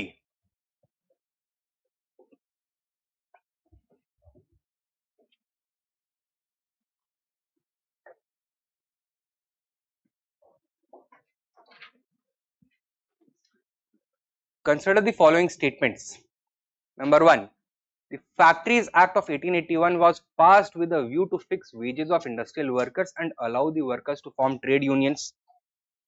No. So this was the initial factory regulation introduced in India. Its demands and objectives were very limited. क्या? To control the conditions of child labor and prevent their exploitation and employment in hazardous conditions. That is it. So this is not one of them. N.M. Lokhande was a pioneer in organizing the labor movement in British India. This is true. तो जैसे सती के पीछे major crusade राजा राम मोहन रॉय ने lead किया था, child labour के against and trade unionism के towards, it was N.M. Lokhande who had led the crusade. So which of these are correct? B. 2 only. The first Factory Act restricting the working hours of women and children and authorizing local government to make necessary rules was adopted during whose time? Ripon. 1880 to 84. Act आया है 81 में. ठीक है. Next 186. Movement and founder, we have to match them. Young Bengal movement, Paramhans Mandali Theosophical Society. Young Bengal movement founded by Derozio. Paramhans Mandali by Durgaram Mehta ji. दूसरा नाम क्या था? Dadoba Pandurang. Theosophical society madam Blavatsky. 2, 3, 1. B. Next question. Consider the following statements. Bharat Dharm Mahamandal was established by Radhakant Dev to propagate Sanatan Dharma. No. Bharat Dharm Mahamandal was established by Pandit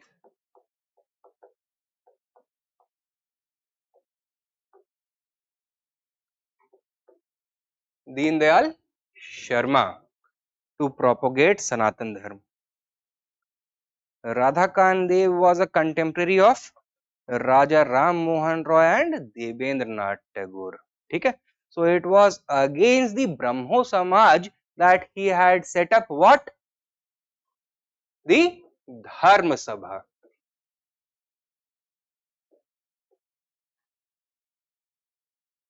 In order to protect traditional beliefs and institutions. ठीक है। Number 2, Sharda सदन was established bye Sarojini Naidu. कौन था इसके पीछे? Pandita Ramabai. And Annie Besant founded the theosophical society. Also incorrect. So which of these are not true? All are not true. ठीक है। तो ये है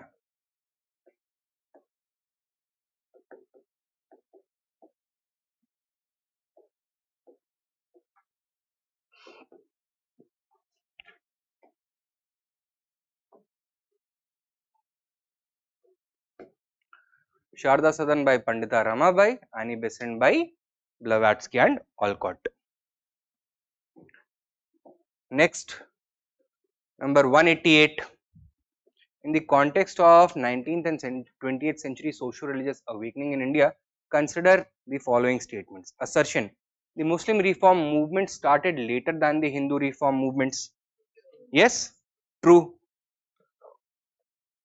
Reason: Islam was relatively freer from social evils and superstitions as compared to Hinduism. Incorrect. So correct answer क्या हो गया? C is true but R is false. So why was it the Muslim reform movements began later than Hindu reform movements? Yeah, so Muslims were latecomers to Western education. Hindus had adopted modern Western education earlier. Thus, the appetite for social reform emerged earlier among Hindus. That is the correct reason.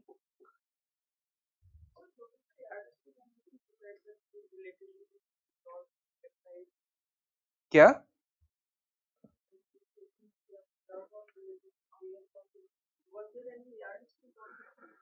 अभी तक दिक्कत होती है ये पता करने में कि क्या बेसिस होना चाहिए।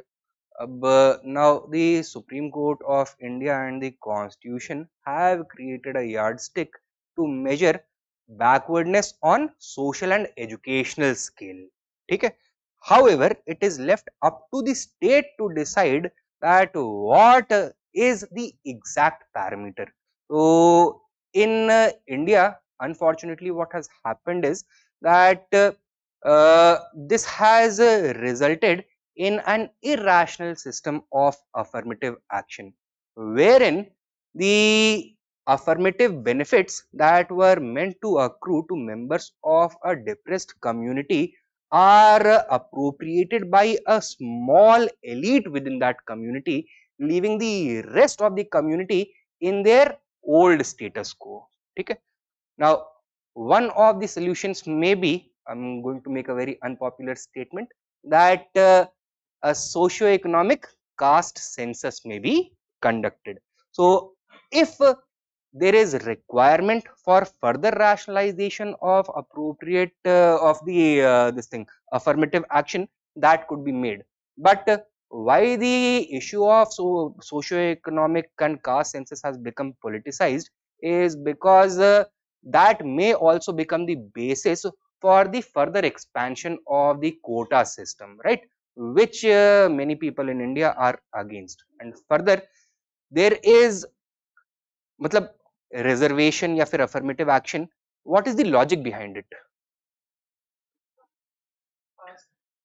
So that those sections of the population which have faced historical injustices, due to which they are starting the race towards development from further back, may be brought to the same starting point as the other more privileged communities.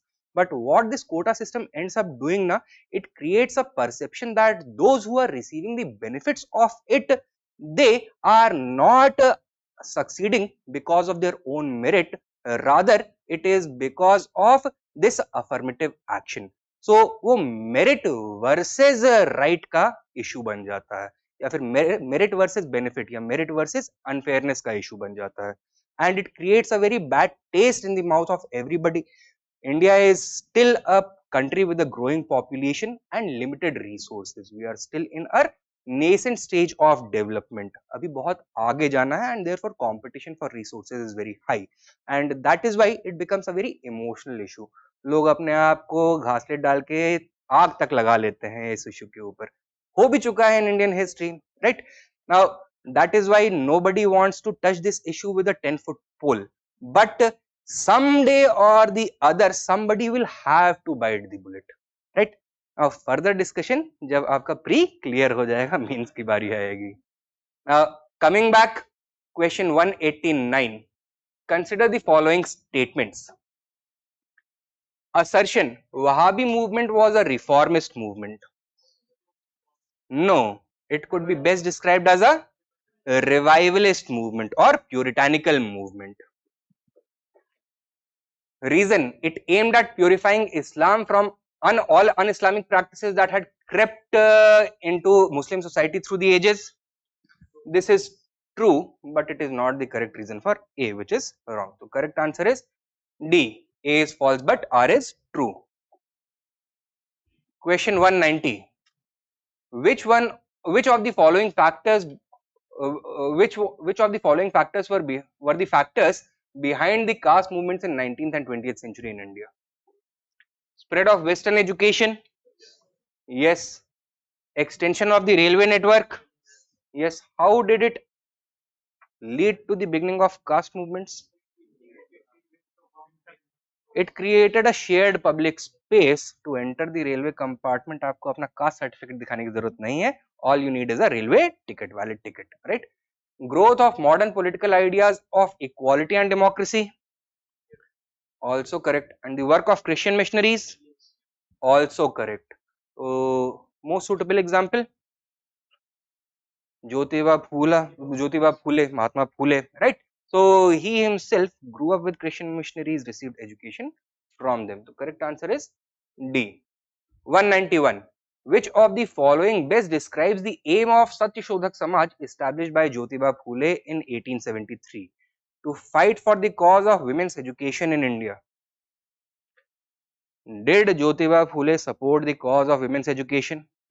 Yes. Was it the reason he founded the Satyashodhak Samaj? No. तो ये नहीं होना चाहिए.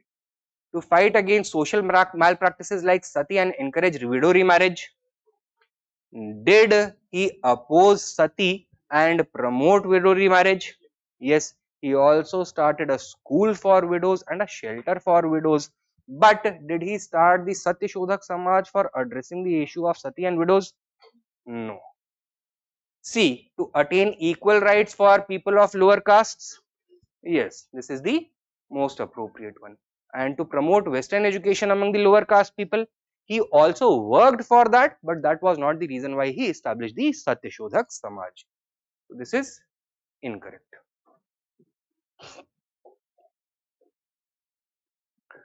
A book titled Gulamgiri, Slavery appeared in 1873, which highlighted the historical roots of Shudra slavery and compared it with the slavery of the blacks in America. Who wrote it? Jyotiba Phule. D. Consider the following statements in context of the Justice Party established in 1916. It was pioneered by Dr. B.R. Ambedkar. No. Who were the founders? हाँ, तो T नटेसा, मुडलियार, CP Iyer etcetera, ठीक है, तो वो लोग थे इसके पीछे. It claimed to represent the interests of non-Brahmins, particularly in the Bombay Presidency. This is incorrect. It should have been Madras Presidency.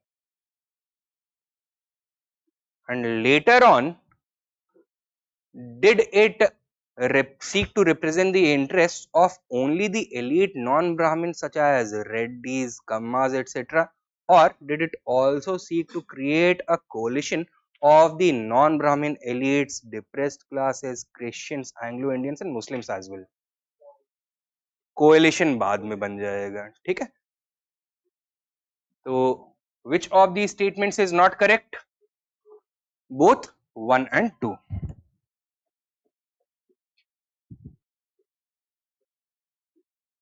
Question 194. Which of the following correctly describes the objective of the Guruvayur Satyagraha that took place in 1931? क्या है?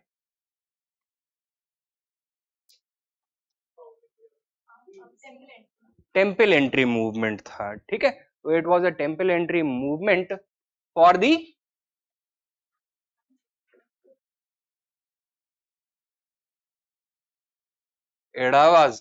एडावा community, ठीक है। तो this was a community that was considered untouchable and was prevented from entering temples, visiting public spaces, drinking from the temple well, or using the road that ran adjacent to the temple. So Guruvayur Satyagrah was launched by the Dalit leaders of the Madras Presidency for allowing the Adavas to enter the temples, ठीक है।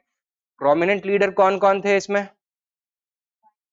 E.V. Ramaswamy Nayakar, he was the most prominent leader. E.V. Ramaswamy Nayakar, founder of the self-respect movement. ठीक है, तो correct answer is C. Match करना है list 1 with list 2। Servants of India society, Tattvabodhini Sabha, Atmiya Sabha, Devendra Nath Tagore, Gopal Krishna Gokhale, Ram Mohan Roy and Keshav Chandra Sen. Servants of India society Gokhale, Tattvabodhini Sabha Devendra Nath Tagore, आत्मीय सभा राजा राम मोहन रॉय। 2, 1, 3। आत्मीय सभा established by Roy in 1814 with the objective of promoting monotheism, preaching monotheism, ठीक है। तो 1814 Calcutta monotheism। 196 consider the following women's association and their important associates in the early 20th century. Women's Indian Association of 1917, National Council of Women in 1925 in India in 1925, Bharat Stree Mahamandal of 1910, Margaret Cousins, Sarla Devi Chaudhrani, Lady Meherbai Tata। तो बताने how many of these pairs are correctly matched? Is the first one correctly matched? Yes. So in 1917, Margaret Cousins and Annie Besant founded the Women's Indian Association. Second one incorrect, third one incorrect। होना क्या चाहिए? Swap होना चाहिए, ठीक है। Correct answer is A, 1 only। Moving along, question 197, match the movement or organization and the objective। Ramakrishna Math, Ramakrishna Mission, Brahmo Samaj।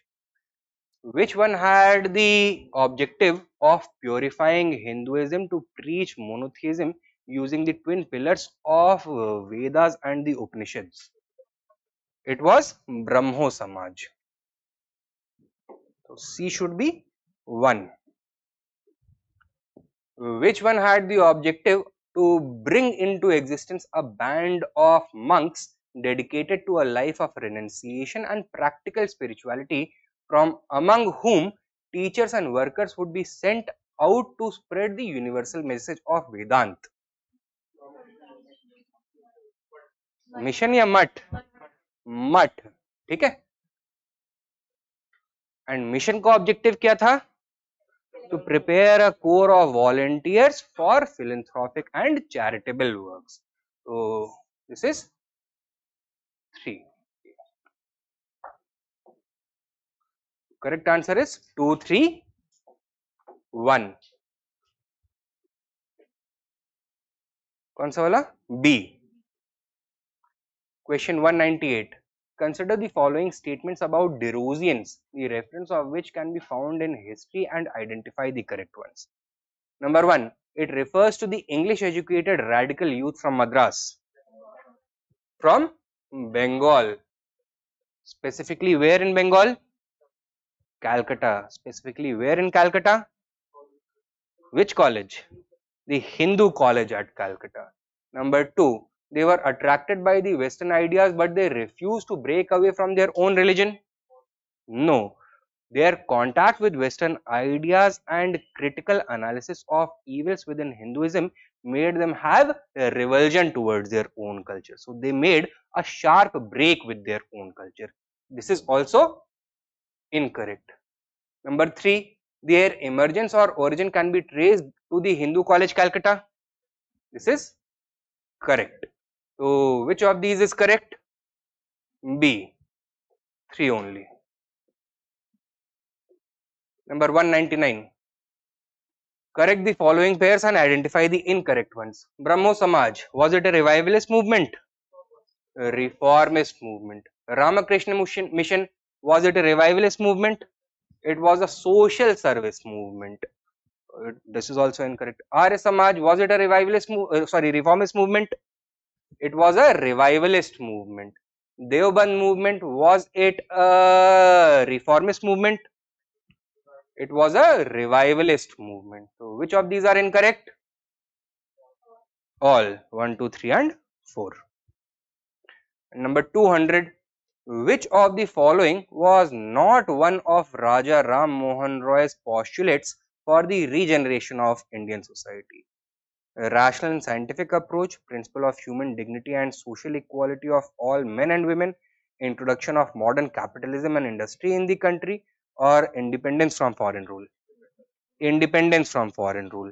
While he did advocate for reforms within the colonial administration, he never advocated for independence from foreign rule. Rather, he considered he felt that India had benefited from its contact with the West, and that under colonial rule, India could transform from a medieval to a truly modern society.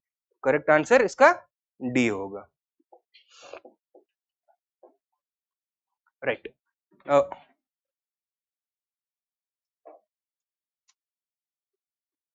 let us open the next handout. Handout number 3. Theme is going to be the freedom struggle, right? And beginning from question 201, we shall proceed.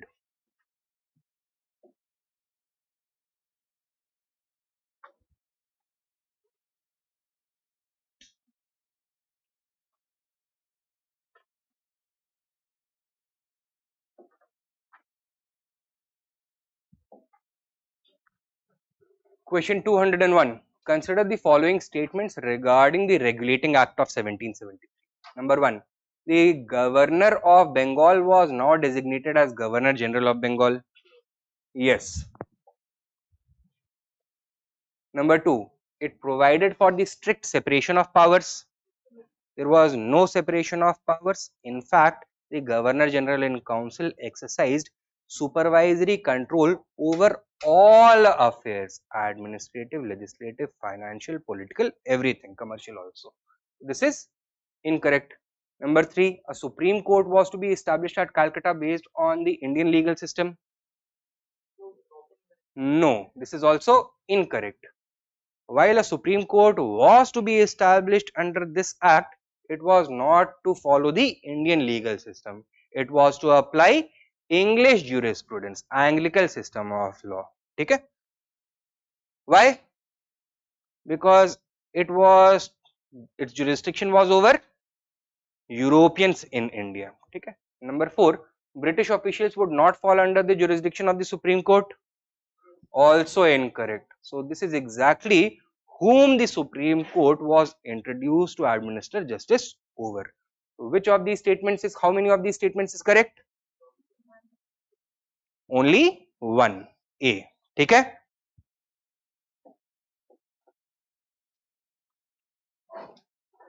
Next, question 202. Consider the following statements about the Charter Act of 1813. Number 1. It ended the trade monopoly of the East India Company in India except for trade in tea and trade with China. This is correct.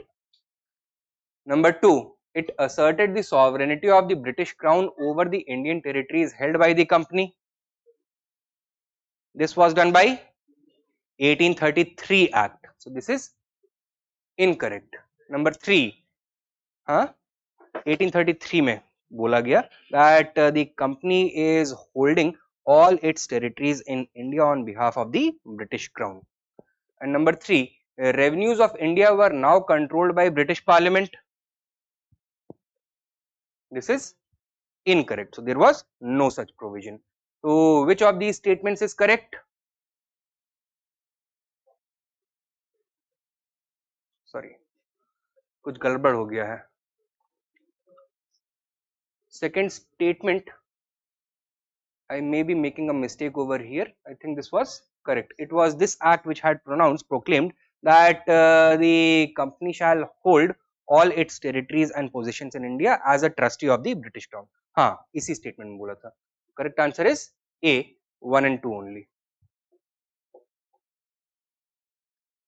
Next, question 203. Which of these pairs are correctly matched? Charter Act 1833, Lord Bentinck. Yes or no? Yes.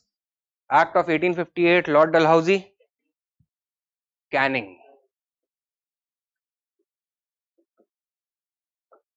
Indian Councils Act 1909, Lord Morley.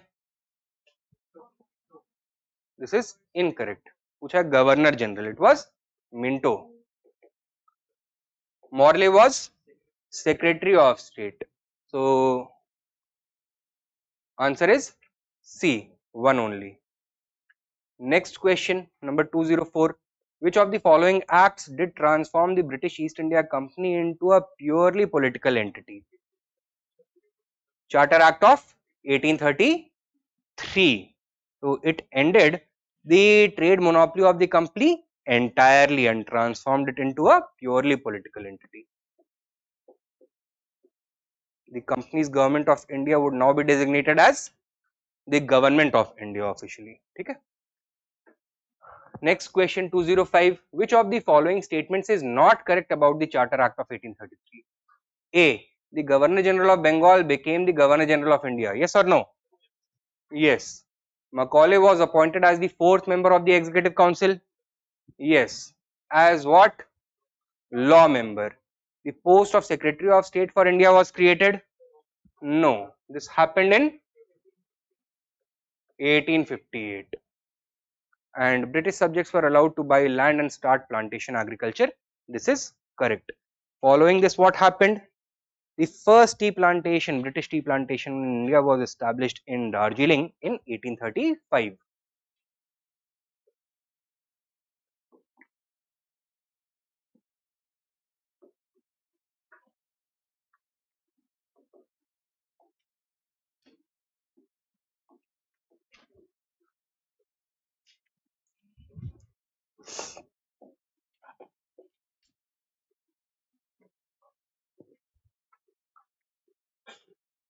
Next question.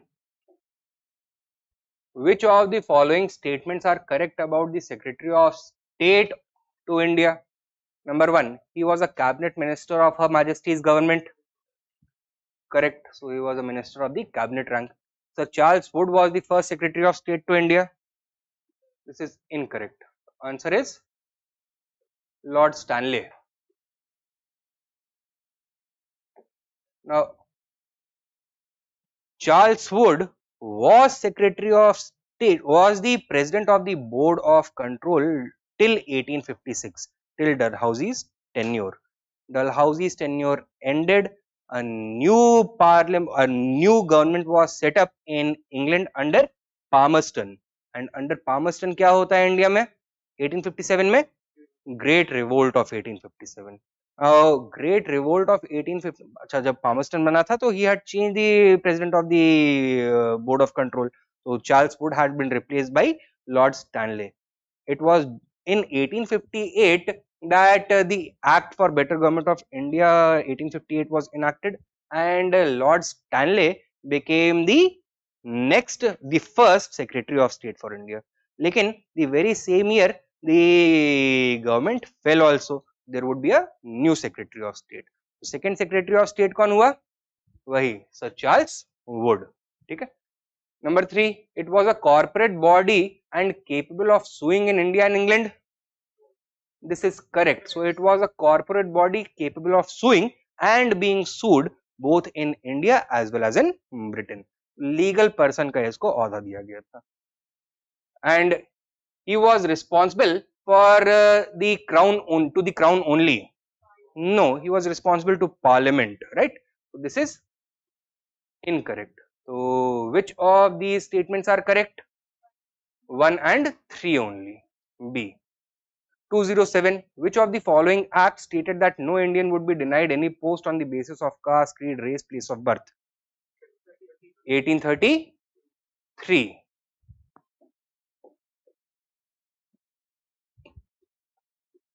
Why do you think this was? ये सब change क्यों हो रहा है? PM आपको बताया था ना पीएमपी में that there were 3 phases of British colonialism in India. Mercantile phase, industrial phase and financial phase. इन तीनों फेजेस में ब्रिटिश की इकोनॉमिक प्रायोरिटीज चेंज हो रही हैं and as a reflection of the changing British economic priorities their ideological policy towards India is also transforming. First phase में कौन सा पॉलिसी फॉलो कर रहे थे ब्रिटिश? ओरिएंटलिज्म का. सेकेंड फेज में लिबरलिज्म एंड यूटिलिटेरियनिज्म का एंड थर्ड फेज में conservatism and racism ka, right? So it was part of their utilitarian slash liberal agenda that this policy was introduced, that Indians should be treated as equals and that they should have an equal say in administration as well. Okay, so that all is going to start taking place. 208. Why was the Governor General of India called Viceroy after the Act of 1858? He was a representative of the British Crown. Answer is B. Now, the same person who was Governor General of India was given the additional title of Viceroy.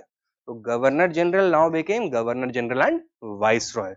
As Governor General, he was responsible for overseeing the administration of the Government of India, that is Government of British India. And as Viceroy, he was a representative of British Crown to other monarchs of India, the princely states of India. So as a direct representative, he was viceroyalty. So that is why viceroy. Okay. Next, 209. Which one of the following acts of the British strengthened the viceroy's authority over his executive council by substituting portfolio or departmental system for corporate functioning? It was 1861. Okay. The portfolio system of administration was introduced for the first time by Canning in 1857 following the end of the Great Revolt of 1857. था क्या ये? Portfolio system of administration. Division of government work is going to be done on individual basis of within the executive council. Each of the members is going to be given a particular charge. They are going to be put in charge of a particular aspect of administration. There would be a finance minister, a finance member, a military member, a law member, a judicial member, etc. etc. Okay? And how did this strengthen the control of the viceroy over his executive council?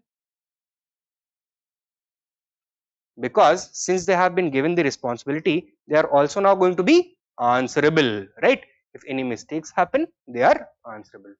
So correct answer is 1861. अब ये जो portfolio system of administration Canning ने 1857 में introduce किया था, this was affirmed by the Indian Councils Act of 1861.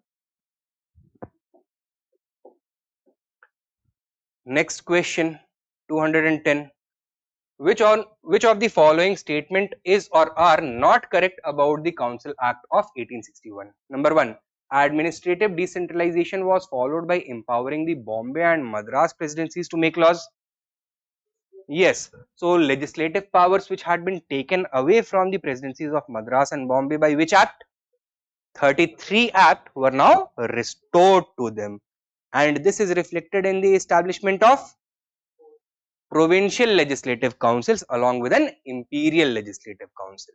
Okay. Secondly, the executive members of the Viceroy's council were collectively responsible to the Viceroy. there was no question of collective responsibility, right? They were individually responsible. They served at the pleasure of the viceroy. This is incorrect. Correct answer is A. Not correct. Okay. Answer is B. 2 only. 211. The Government of India Act of 1919 clearly defined A. The separation of power between the judiciary and the legislature, the jurisdiction of the central and provincial governments, the separation of the powers of the Secretary of State for India and the Viceroy, or none of the above. B. Jurisdiction of the central and provincial governments. And how did it do this? No. For the first time by creating two different lists of subjects. कौन से lists? No. Central and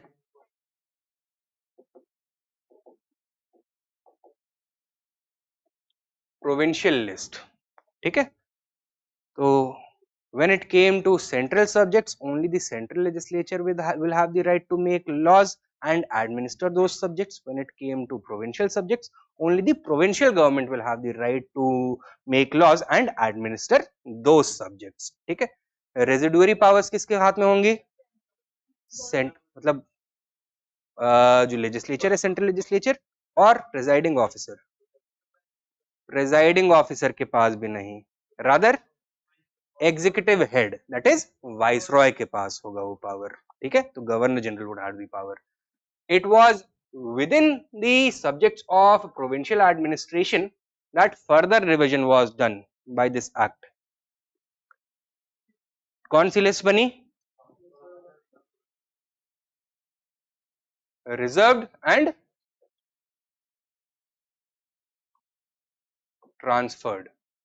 So the concept of legislative devolution was introduced for the first time by the Montford reforms, Government of India Act 1919. Legislative devolution का मतलब creating two separate lists for legislation by the central legislature and the provincial legislature. ठीक है? अच्छा, federalism for the first time कब emerge होता है? 35 act में. वहां पे क्या अरेंजमेंट था? Instead of 2 list there were 3 lists. कौन कौन से? The federal list, state list and the concurrent list. ठीक है? But once again over there also the residuary powers lay with the governor general only. समझ में आया ना ये? हाँ जी.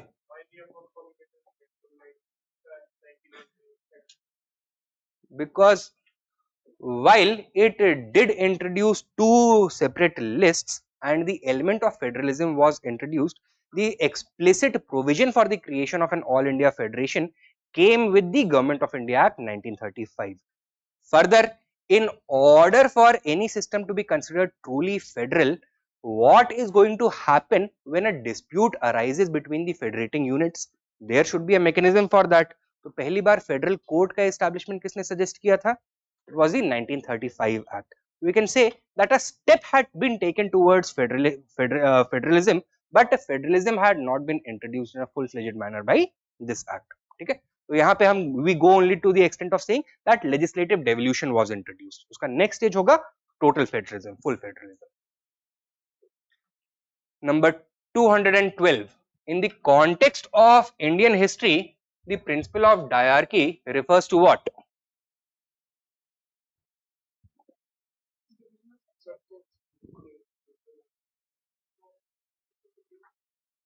Division of central legislature into two. हाँ, D. Division of subjects delegated to the provinces into two categories. कौन से two categories? Reserved and transferred categories. ठीक है? Introduction of double government, that is central and state governments. This is not correct. इसको बोलते हैं federalism, having two sets of rulers, one in London and other in Delhi. This is not the case. It is called imperialism. ठीक है? तो ये हो गया bicameralism.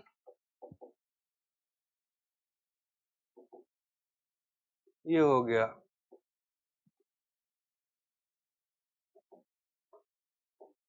Federalism and ये हो गया इंपीरियलिज्म। तो डायरकी हुआ D. The Montagu-Chelmsford proposals were related to what? Constitutional reforms. इस तरह के क्वेश्चंस भी यूपीएससी पूछ चुका है। 214 In the Government of India Act 1919, the functions of provincial government were divided into reserved and transferred subjects. Which of the following were treated as reserved subjects? The administration of justice, local self-government, land revenue, and police. So, what is the logic that can be applied over here? जो essential subjects होंगे the British are going to keep in their hands. जो फालतू के subjects होंगे वो Indians को दे देंगे, ठीक है? इसमें सबसे फालतू का क्या लग रहा है? आज भी फालतू का होता है, right? That is local self government. This was in the transferred list. Rest 1, 3 and 4 were in the reserved list. ये मत करने लगना कि अब उठा करके 1919 एक्ट निकाला और सारे रटने के लिए बैठ गए हो, पागल हो जाओगे इस तरह से करोगे, ठीक है? 215 Which of the following statements is not correct about the Government of India Act of 1935? Princely states were also given representation in both houses of the central legislature. Privy Council was abolished. The financial powers were transferred from Britain to India, and diarchy was introduced in the center. First one, is it correct? Yes. So for the first time it provided that the princely state shall have representation in the central legislature. It provided for the establishment of a bicameral legislature at the center having two chambers. कौन से? The Federal Assembly and the House of the People, right? These princely states were to have representation in both of them. This is true. Third, financial powers were transferred from Britain to India. This is also correct. The long-standing demand of Indians to separate the expenses of the Secretary of State for India from the Indian budget had been accepted, and now full financial control of the government of India was in the hands of the British Governor General of India, and through a system of legislative manipulation, it was he who in an autocratic manner exercised complete control over India's finances. Diarchy was introduced in the center. This is correct. 1935 Act provided for the abolition of diarchy in the provinces, but the failed principle of diarchy was now introduced at the center. तो गलत वाला क्या हुआ? Privy Council was abolished. What was the Privy Council? Yeah, Privy Council was a body created by the government to give pensions and patronage to whom? To the Indian princes, right? So the British are not going to abolish the Privy Council while they were still here. Rather, this is going to be abolished after independence. किसने abolish किया? इंदिरा गांधी ने. When? 1972 में, ठीक है? तो 1972 या 76 वो उतना देख लेना आप, ठीक है? बाकी कौन सा कब किया था? Next, 216. Through which of the following acts Burma was separated from India? 1935, right? One more crown colony was created by separation from India. आजकल बड़ा न्यूज में भी रहता है.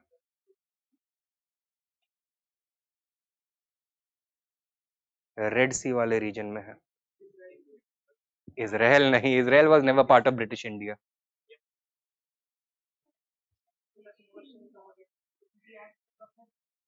नहीं, मॉरिशस भी नहीं. अरे मॉरिशस कहाँ है हमारा, रेड सी कहाँ पर है? क्वेश्चन मैं ये पूछ रहा हूँ कि इस समय जैसे बर्मा एक सेपरेट क्राउन कॉलोनी की तरह एस्टैब्लिश हुआ, through the same act another crown colony had been created by separating it from British India. This was located near the mouth of the Red C.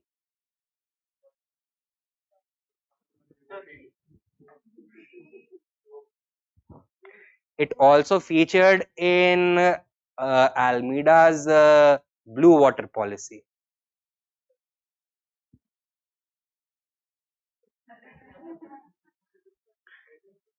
Aden. ठीक है, तो Aden was also separated.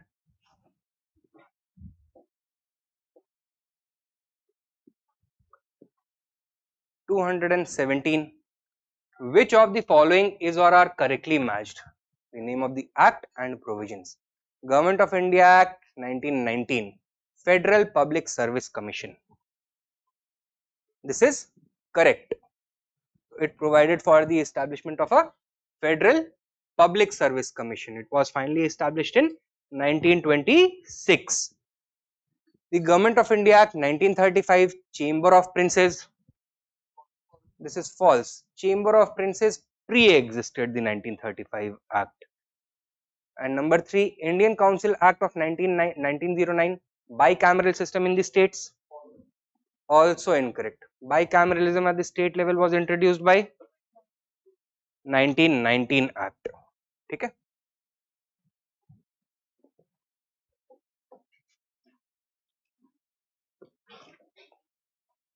तो correct answer हो जाएगा इसमें 1 only.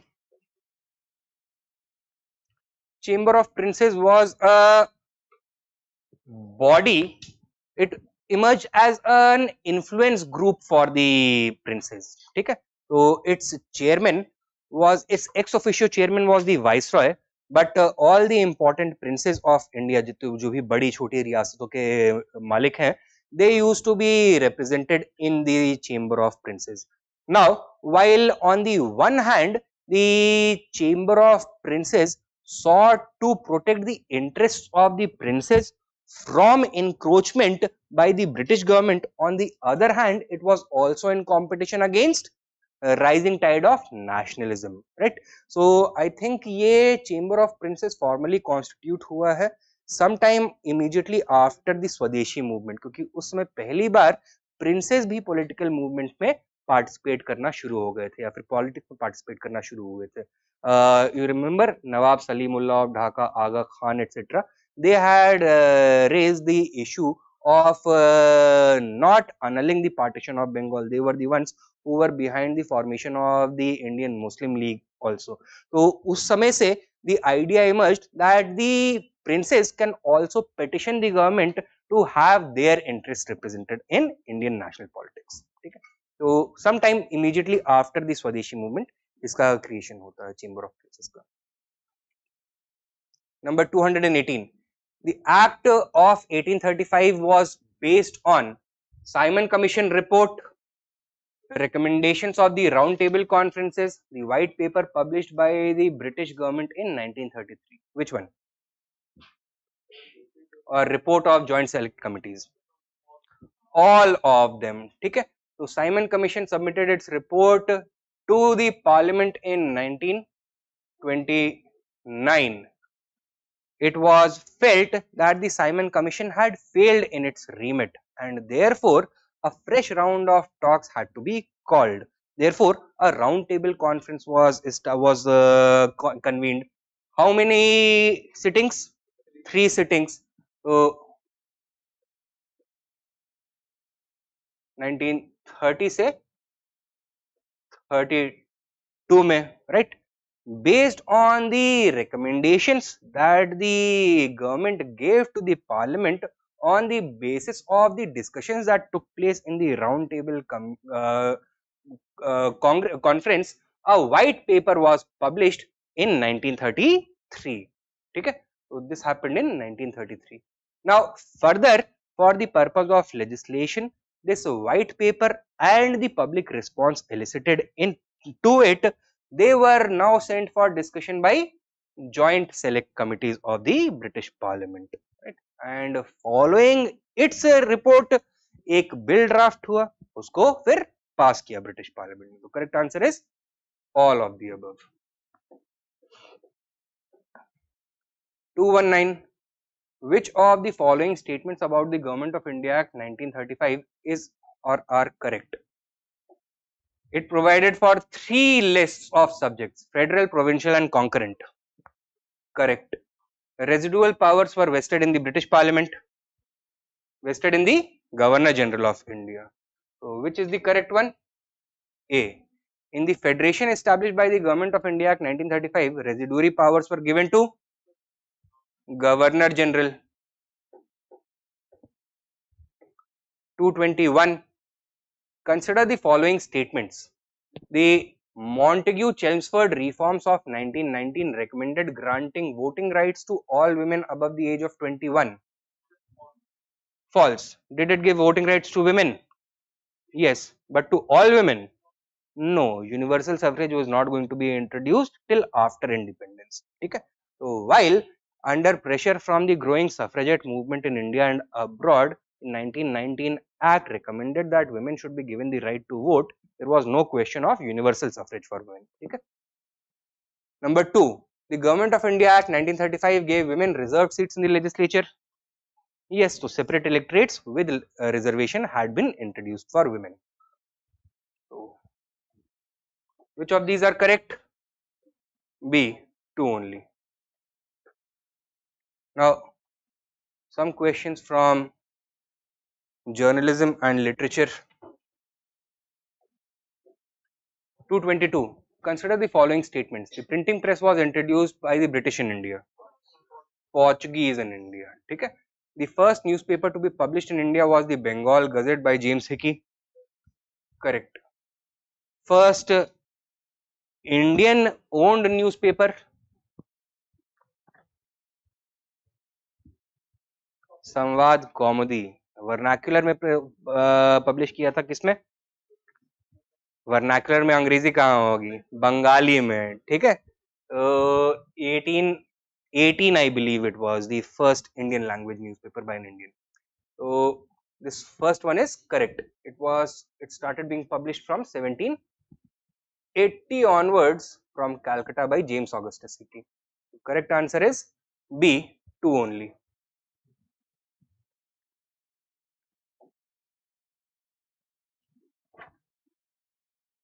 Number 223.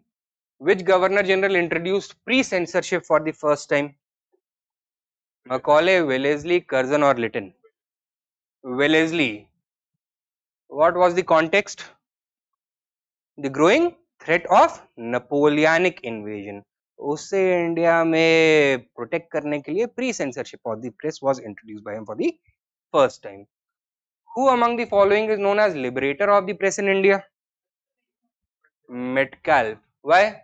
Because he had removed the hated licensing regulations that had been imposed on the press in 1823 by Amherst. Okay? In the context of the freedom struggle of India, which one of the following is known as the Gagging Act? Trade Disputes Act, Arms Act of 1878, Indian Treasure Trove Act or Vernacular Press Act? It is the Vernacular Press Act. What was it meant to gag? Vernacular press. ठीक है?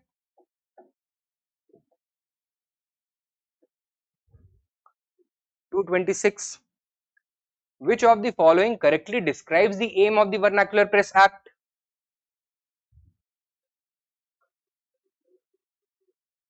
C. To control vernacular press and effectively punish and repress seditious writing. The Governor General who repealed the Vernacular Press Act? Ripon. The Governor General who revived the worst features of the Vernacular Press Act? No. हाँ जी. Repeal किसने किया है? लिटन ने तो introduce किया था, उसको remove Ripon ने किया. Who revived the worst features of the Vernacular Press Act?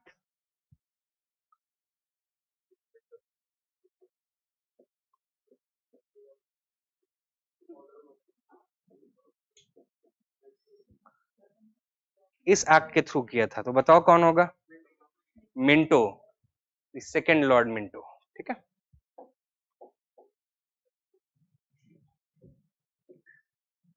Under which Governor General was Section 124A inserted into the Indian Penal Code, which equipped the government to detain and charge journalists for sedition? Section 124A of the IPC was introduced in 1870. कौन रहा होगा? The only Governor General to be successfully killed in India. Mayo. ठीक है? So he was the one who had introduced it. तो अब journalist को स्याही खरीदने पर, कलम खरीदने पर जेल हो सकती है कि सेडिशन करने जा रहा है. And who among the first was the first Indian journalist to be imprisoned? पढ़ लो पहले सारे options. Answer is Surendranath Banerjee for his writings against the policies of Governor General Lytton in his newspaper The Bengali.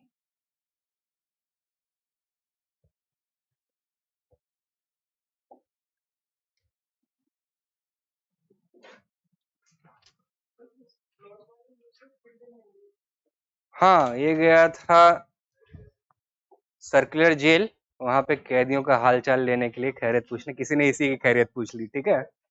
तो there was some Afghan prisoner over there who killed him with huge knife. पता नहीं कहाँ से उसको इतना बड़ा सा knife मिल गया, बट मिला और खत्म वहीं पे सीधे. ठीक है, सच बता रहा हूँ, ऐसे गलत. दिल्ली में नहीं, सर्कुलर जेल में, Andaman.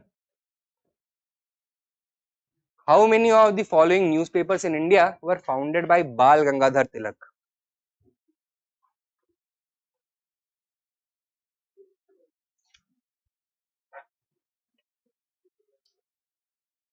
Answer is one only. कौन सा वाला उनका है? Kesari. Are you familiar with another newspaper of his? Maratha. So if you turn to the very last page of your notes ना, तो वहाँ पे एक list prepare किया हुआ है मैंने for this very purpose. मिला? तो एक बार उसको देख लेते हैं, then let us come back to these questions.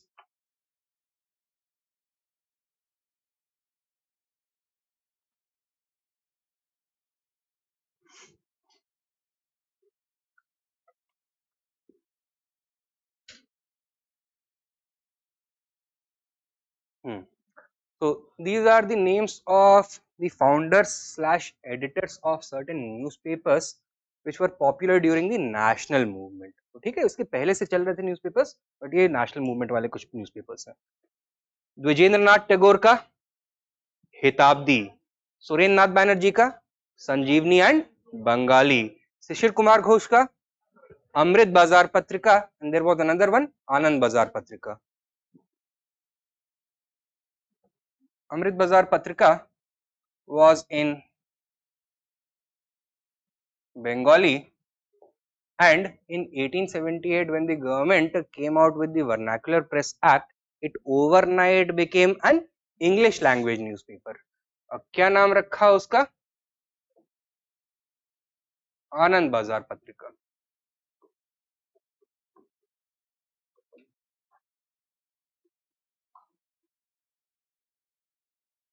Then Gokhale also published slash edited two newspapers, Sudharak and Nation. G. Subramania Iyer very famously started publishing the Hindu. In which language? पक्का पढ़ते नहीं हो क्या? तो पक्का फिर English में ही था. And Swadesamitran in Tamil. Annie Besant's two newspapers were New India and the Commonweal. ये जो ग्रीन वाले हैं ना, what is common among them and how are they different from the next set of newspapers? ये वाले moderates हैं. ठीक है.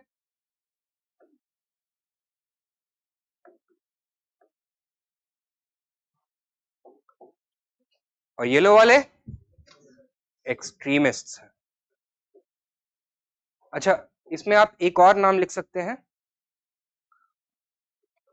इनफैक्ट दो नाम और लिख लीजिए, दादा भाई Naoroji. He used to publish a journal called the Voice of India, was later renamed simply to India. ठीक है,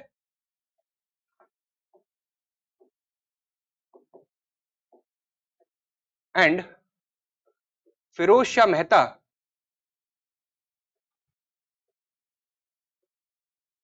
he introduced a very famous newspaper in Bombay.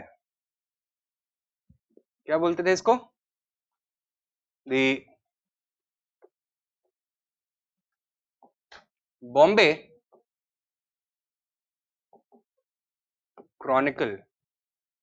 He introduced sometime during the 1880s, immediately after the founding of the Congress. ठीक है, तो फिरोज शाह मेहता का Bombay Chronicle. Then coming to Bipin Chandrapal, who was a journalist by profession, he published several newspapers and edited more. Democrat, The Independent, New India Weekly and Vande Mataram were the names of his newspapers. Bal Gangadhar Tilak के दो newspapers, Kesari and Maratha. Maratha in which language? English. Kesari in Marathi. Lala Lajpat Rai के भी कई newspapers थे, the Punjabi, Vande Mataram, the people, Arya gazette and Ved Vrat Visharad. अलग अलग है. ठीक है, तो दोनों के मतलब अभी आपको दो वंदे मातरम और दिखने वाले हैं. तो एक अरविंदो घोष का वंदे मातरम है और एक मैडम भीकाजी कामा का वंदे मातरम है. ठीक है, एक बिपिन चंद्रपाल का है और एक लाला लाजपत राय का है. Aurobindo Ghosh, Vande Mataram and Dharma. These are the extremist publications. Then ये जो रेडिश ह्यू वाले हैं वो कौन से हैं? देख रहे हो, मॉडरेट्स में ग्रीन रंग, अंग्रेजों को कोई दिक्कत नहीं है. एक्सट्रीमिस्ट में येलो, यानी कि सावधान हो जाओ, और इनसे खतरा है. खतरा किससे है? रेवोल्यूशनरीज से. ठीक है, ब्रह्मबंधव उपाध्याय संध्या एंड भूपेंद्रनाथ दत्ता युगांतर, दोनों कहां पर? Bengal, and they played a very important role in the promotion of or advocacy for revolutionary activities immediately after the end of the Swadeshi movement. एक और न्यूज़पेपर है revolutionary paper during this period, that was the काल. कहां पर? महाराष्ट्र. तो संध्या and युगांतर इन बंगाल, काल इन महाराष्ट्र. इनके जो ओनर स्लैश पब्लिशर है उनका नाम आपको एक बार चेक करना पड़ेगा. I am not able to recall. Then we have Krishna Kumar Varma, Indian sociologist. कहां से ऑपरेट कर, कहां से पब्लिश होता था ये? London. Krishna Kumar Varma in London had set up the Indian home rule league society.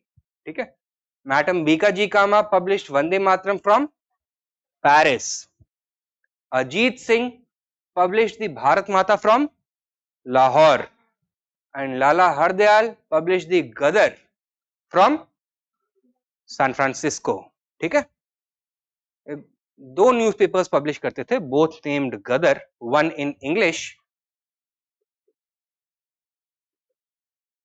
and the other in Punjabi. दोनों ही गदर नाम के पेपर्स थे. Then we have some all India nationalist newspapers such as Mahatma Gandhi, who published the Indian Opinion, but this was not published in India. ये कहाँ का newspaper था? South Africa का. He also published and edited the Young India newspaper, the Navjeevan newspaper and the Harijan weekly magazine. ठीक है, मोतीलाल नेहरू का newspaper Independent, and Jawaharlal Nehru का newspaper आजकल कटघरे में खड़ा हुआ है, National Herald, right. CR Das publish the Forward newspaper, and Jinnah का newspaper Dawn, this was the official newspaper of the Muslim League, आज भी ऑपरेट कर रहा है। In fact it is the most popular and most trusted newspaper in English in Pakistan today, ठीक है। तो this was a brief overview of some of the nationalist newspapers. किस question तक पहुंचे थे हम? 231 तक।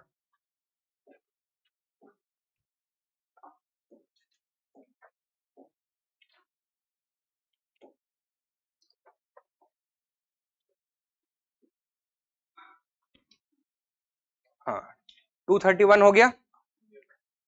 232, who founded the National Herald? Pandit Nehru, right? Next, how many of the pairs below are not correctly matched? Som Prakash, Ishwar Chandra Vidyasagar. Correct or incorrect? Correct. Independent, Jawaharlal Nehru. कौन publish करता था? Motilal Nehru. Vande Mataram, madam Bhika ji का, ये भीका जी होना चाहिए था। This is correct. Al Hilal, Maulana Azad, this is also correct. So how many are correctly matched? Are not correctly matched? One only. Which among the following newspapers is or are not correctly matched? Comrade by Muhammad Ali Jauhar. Correct. This was very popular during the Khilafat movement. Sudharak by G.G. Agarkar. This is also correct. Socialist by S.A. Dange. This is also correct. And New India by Mahatma Gandhi. Incorrect. ये किसका newspaper था? Annie Besant का। महात्मा गांधी का क्या था? Young India. Next, which of these following pairs are not correctly matched? Samvad Kaumudi Raja Ram Mohan Roy. Correct और incorrect? Correct. Young India Mahatma Gandhi, yes और no? Yes. Indian unrest S A Dange, incorrect. किसका था ये? This was a book written by, yes, Valentine Chirol.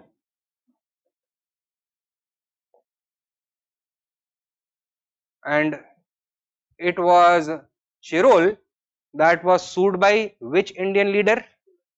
Tilak, for defamation, libel के लिए। Why? Because in his book Indian Unrest, what had Chirol labeled Tilak as? कि इसके पिताजी कौन है इंडियन अनरेस्ट के? It is Tilak, called Tilak the father of Indian unrest. तो उन्हें केस लगा दिया था इनके ऊपर। And Satyarth Prakash written by Dayanand Saraswati, this is also correct. Correct answer क्या हुआ? C. Next, who among the following started the newspaper Som Prakash? Ishwar Chandra Vidyasagar. Which among the following books is slash are written by Arvind Ghosh? The life divine, India for Indians, Savitri and new lamps for the old. तो India for Indians was not written by him. तो इसके author कौन थे एक बार देख के बताना। I am forgetting the name. India for Indians,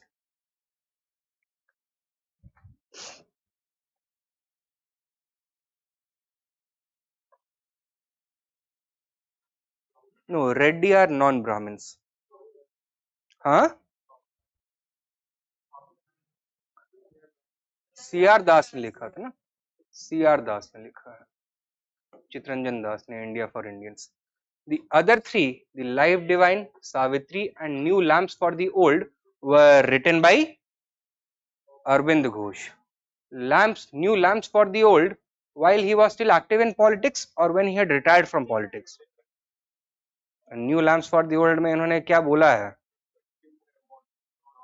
Moderates को criticize किया है, and he has given the theory of passive resistance against colonial rule. तो would he have done this after retiring from politics or before retiring from politics? Before retiring from politics. ये 1893 में है. And the other books, the Life Divine and Savitri, these are literary compositions.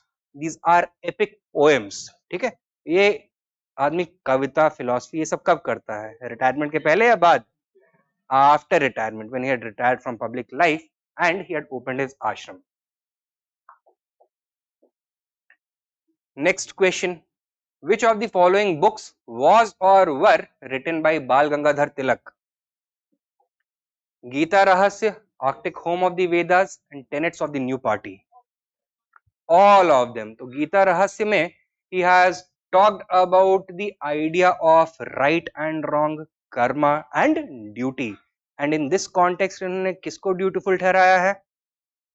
Resistance against British rule को. ठीक है.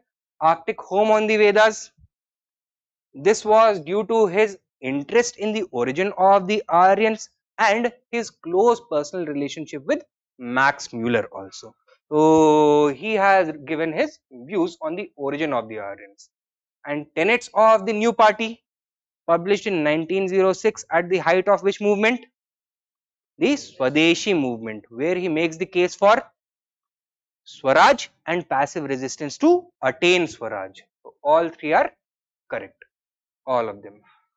Which of the following was not written by Rabindranath Tagore?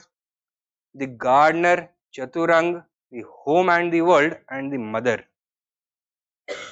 इसमें से बताओ. ये जो मदर है, it refers to a particular figure. मैं नाम बताता हूं उनका, आप बताओ कि उसके ऑथर कौन रहे होंगे.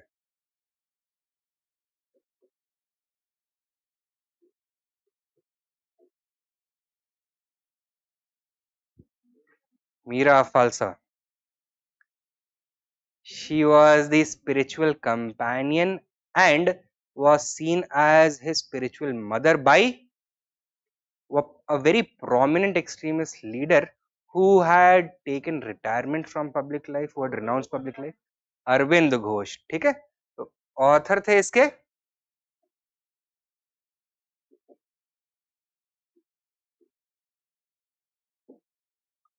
अरविंद घोष. ठीक है. The other three are very famous compositions by Rabindranath Tagore. Meera फाल्सा was the spiritual companion. मतलब जैसे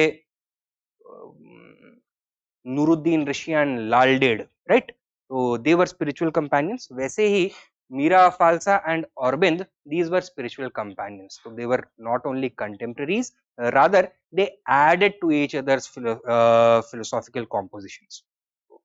ये है. तो correct answer is D. Which of these pairs is/are not correctly matched? Gulamgiri, Jyotiba Phule. Correct or incorrect? Correct. Hind Swaraj, Mahatma Gandhi. Correct. नील दर्पण, दीनबंधु मित्रा. Also correct. So even if you did not know the exact answer कि भवानी मंदिर exactly किसने लिखा हुआ, you could still have answered. ठीक है. The point I'm trying to make is, do not skip questions in a hurry. Read the question, try to understand it, and only then take a decision whether you want to attempt or not. If Barendra Kumar Ghosh is not the author of Bhavani Mandir, who is? इनके बड़े भैया जी कौन? अरविंद घोष. ठीक है. This is incorrect. It should be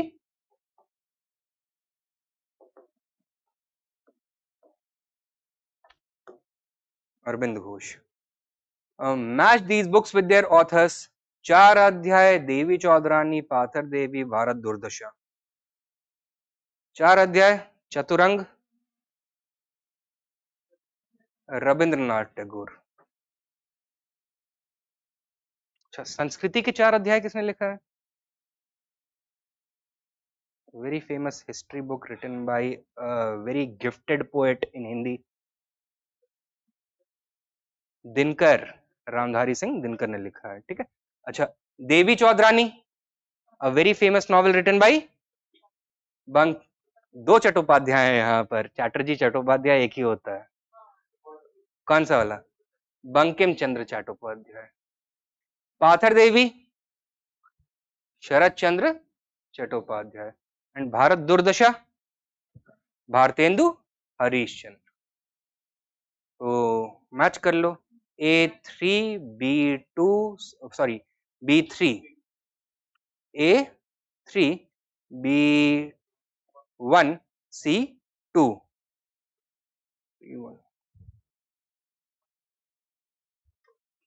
3 1 2 4। Answer is D. 4 अध्याय, कभी फुर्सत मिलेगी तो पढ़ना।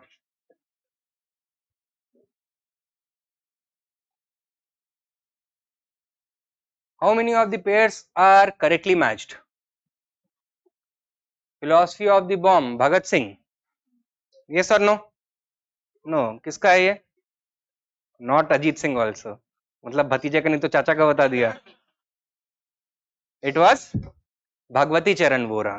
ठीक है,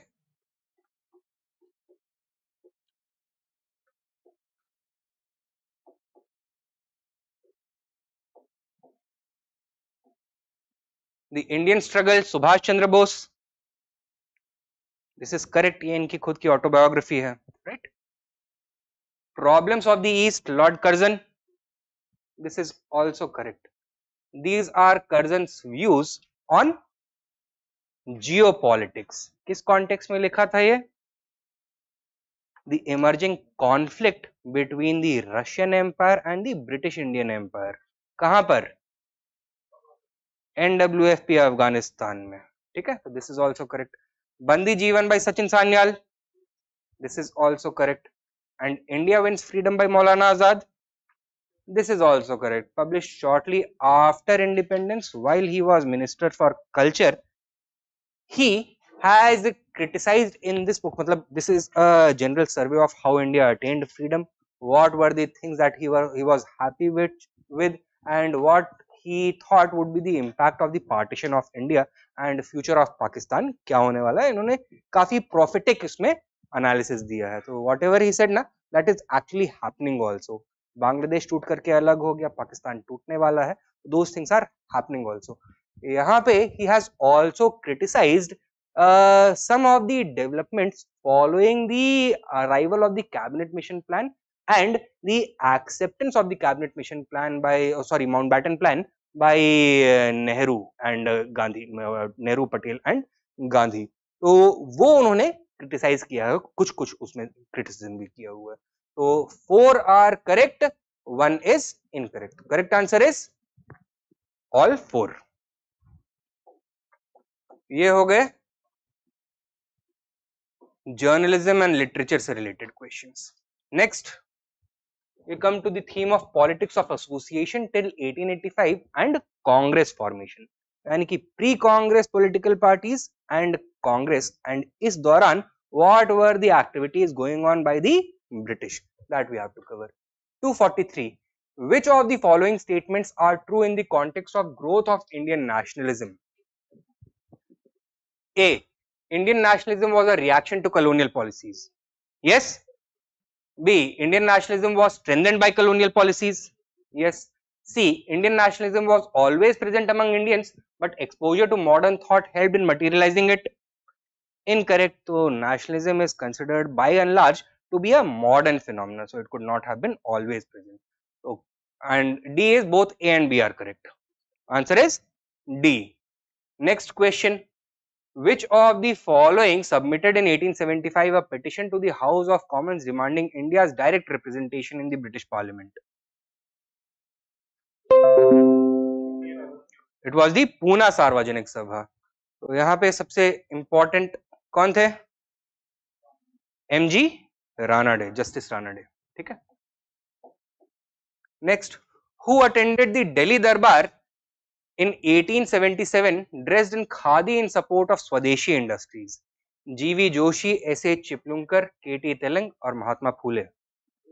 It was GV Joshi who did this।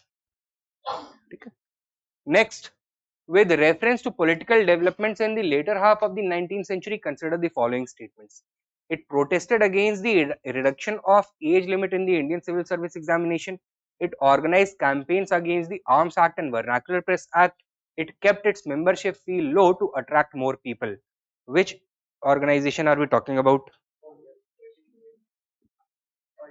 Indian National Congress, Indian Association, East India Association और British Indian Association. अब ये सारे जो acts हो रहे हैं, when were they taking place? 1878. So could it have been the Congress? No, because by the time Congress was there, Congress was created, they had already been repealed. Could it have been the East India Association? No, that was operating in London, and that was also the organization of a moderate leader, not a radical one. अब ये जो भी कर रहा होगा, they would be more radical in nature. अच्छा, east India association था किसका? दादा भाई नारोजी का. ठीक है. British Indian association, this was also known as the Landholder Society or Zamindari Association. So would they be concerned about these issues? No. Plus by this point of time it was already defunct. The British Indian Association was already defunct. बचता क्या है answer? Indian Association, better known as the Indian Association of Calcutta, established in 1876 by whom? Surendranath Banerjee and Anand Mohan Bose. So answer is B.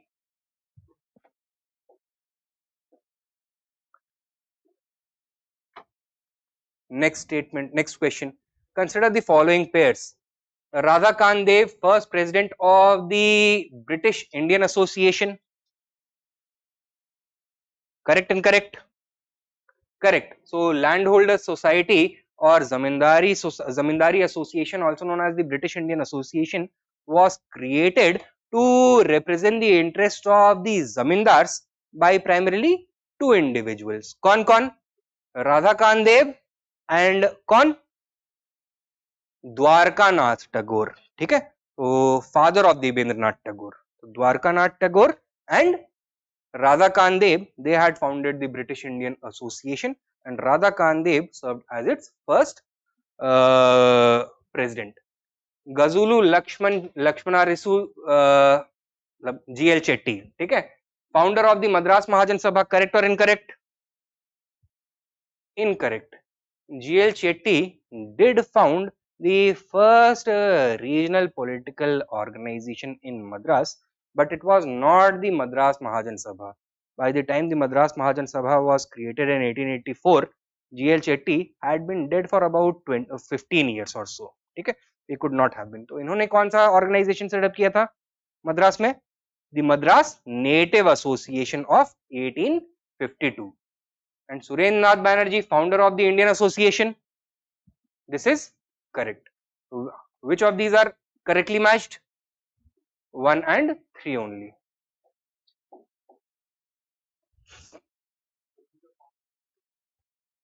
Madras Mahajan Sabha, P Anand Charlu, M Veer Raghavacharya. 3 नाम है उसमें. M Veer Raghavacharya, P Anand Charlu and तीसरा वाला आप लोग खुद देखो. ठीक है. Next, Ilbert bill controversy was related to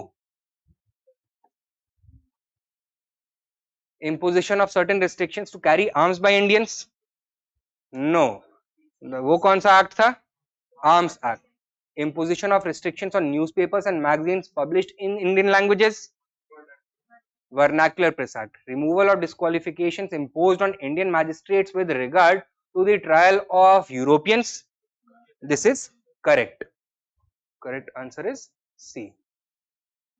249, with reference to colonial rule in India, what was sought by the Ilbert Bill? To bring Indians and Europeans at par as far as criminal jurisdiction of the courts was concerned.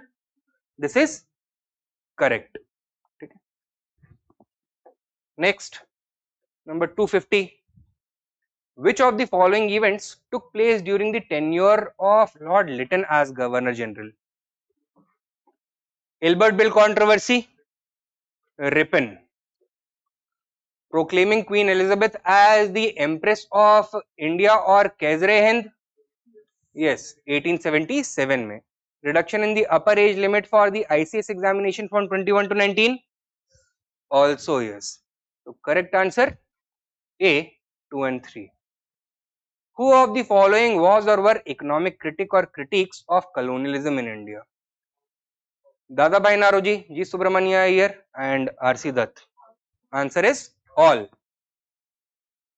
D.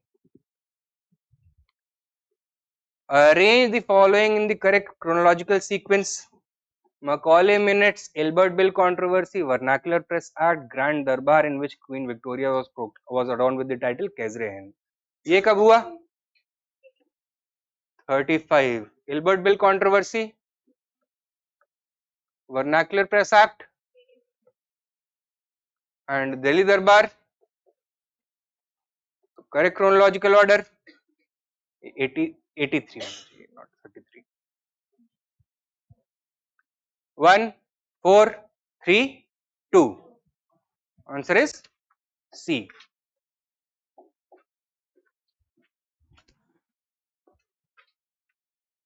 Agla question 253. What was or were the basic aim behind the formation of the Congress?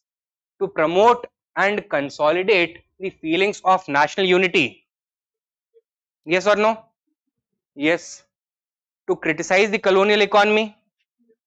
Yes. To train and organize public opinions in the country. Yes. To prepare the ground for Indianization of civil service. So when we say that Indianization of the civil service, तो यहाँ पे idea क्या होगा? Inclusion of more Indians or the replacement of all British officials with Indians? Inclusion of more Indians in the civil services. ठीक है? So this is also correct. So answer is D, all of the above. The first Congress session of 1885 was attended by 72 delegates. Who among the following was not one of them? Surendranath Banerjee. Why? वो अपना national conference चला रहे थे उस समय. ठीक है? तो answer is B. Next 255. Which of the following statements is or are incorrect? George Yule was the second European person who headed the Indian National Congress in 1888. Yes or no? Incorrect. He was the first European. 𝐂𝐭𝐿 was never president, na? He was simply founder of the Congress. Dadabhai Naroji was the second Indian who presided over the Indian National Congress in 1887. Incorrect. While he was the second, it was not in 1887, it was in 1886. Badruddin Tayyib became the first Muslim president of the Congress in 1886. Incorrect. It should be 87. तो first four कौन कौन थे? बैनर्जी, नारोजी, तैयब जी and you'll. ठीक है, George Yule. Right. कहाँ पे हुए ये सेशंस? बॉम्बे, कैलकाटा, मद्रास, इलाहाबाद. क्लियर है? तो which of these are incorrect? 1 and 2 are incorrect. Sorry, all are incorrect. 256. Which of the following statements is or are correct about the Indian Social Conference? It was founded by M.G. Ranade and Raghunath Rao. Yes, it was established in Bombay in 1887. Session कहाँ पे चल रहा था? मद्रास में. So this is incorrect. It was a subsidiary organization of the Congress. Yes, sister organization था, उससे associated था. So this is correct. So the answer is B, 1 and 3. Number 257. With reference to political developments in the later half of the 19th century, consider the following statements. Number 1, it protested against. ये तो repeat हो गया ना? All right, ये repeat हो गया. Next question 258. Arrange the following organizations in the chronological sequence of their formation. Pune Sarvajanik Sabha, British Indian Association, Landholders Society, Indian Association and Indian National Congress. Answer is B. Congress was the last one. There is only one option with 5 at the end. Answer is B. 259. Consider the following statements. The first woman president of the Congress was Sarojini Naidu. No. कौन था? Annie Besant. The first Muslim president of the Congress was Badruddin Tayebji. Yes. So how many are? Which of these are correct? 2 only. Number 260. In 1890, nationalist leaders had decided to hold a Congress session in London in 1892, but could not do it. Why? Elections होने वाले थे वहां पर. कौन सा election? कौन सा है? C. Britain had scheduled its elections in 1891. And 261. What was the purpose with which Sir William Wedderburn and W.S. Kane had set up the Indian Parliamentary Committee in 1893? So William Wedderburn and W.S. Kane both were retired British civil servants who had assisted 𝐂𝐭𝐡 in creating the Congress. Following this, they had also one of them, William Wedderburn, had also been later elected as Congress president in 2 of the sessions, I think. Okay? And they had both gone back to Britain, and in 1893 they had established the Indian Parliamentary Committee. Where? In London, specifically in Westminster, specifically within the House of Commons. They were both elected MPs. Okay? And within the House of Commons, what was the purpose of this Indian Parliamentary Committee? To agitate for Indian political reforms in the House of Commons, to campaign for entry of Indians into the imperial judiciary, to facilitate a discussion on India's independence in the British Parliament, or to agitate for the entry of eminent Indians in the British Parliament. Answer is A. To agitate for Indian political reforms in the House of Commons. Next, we come to the national movement proper, moderates, extremists and Swadeshi movement. Question 262. What was the main objective of the Welby Commission set up by the British in 1895? Welby Commission का नाम क्या था? Welby Commission on Indian Expenditure. ठीक है? तो answer is D. To inquire into Indian expenditure and make recommendations for any changes that could be made in how the taxpayers' money in India was being spent by the government. This was in response to the moderate demand to do what? What type of budgetary changes did they want? Did they want an increase in administrative expenditure or a decline in administrative? Reduction of administrative infrastructure expenditure. They also wanted reduction of military expenditure. They also wanted an increase in welfare expenditure and social sector spending. Okay? So, to study this feasibility, the Welby Commission had been established. 263. Which of the following statements is or are correct about the moderate leaders? They believed in constitutionalism. Yes.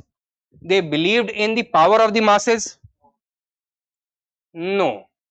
So, this is incorrect. What was their attitude towards the masses? They are unprepared for democratic politics. They now need to be prepared first. Okay? And they supported the legislation enacted in favor of peasants and laborers. Yes, this is correct. So while they themselves came from elite middle class, upper middle class background, they did raise the issues of peasants and laborers. So which of these are correct? 1 and 3.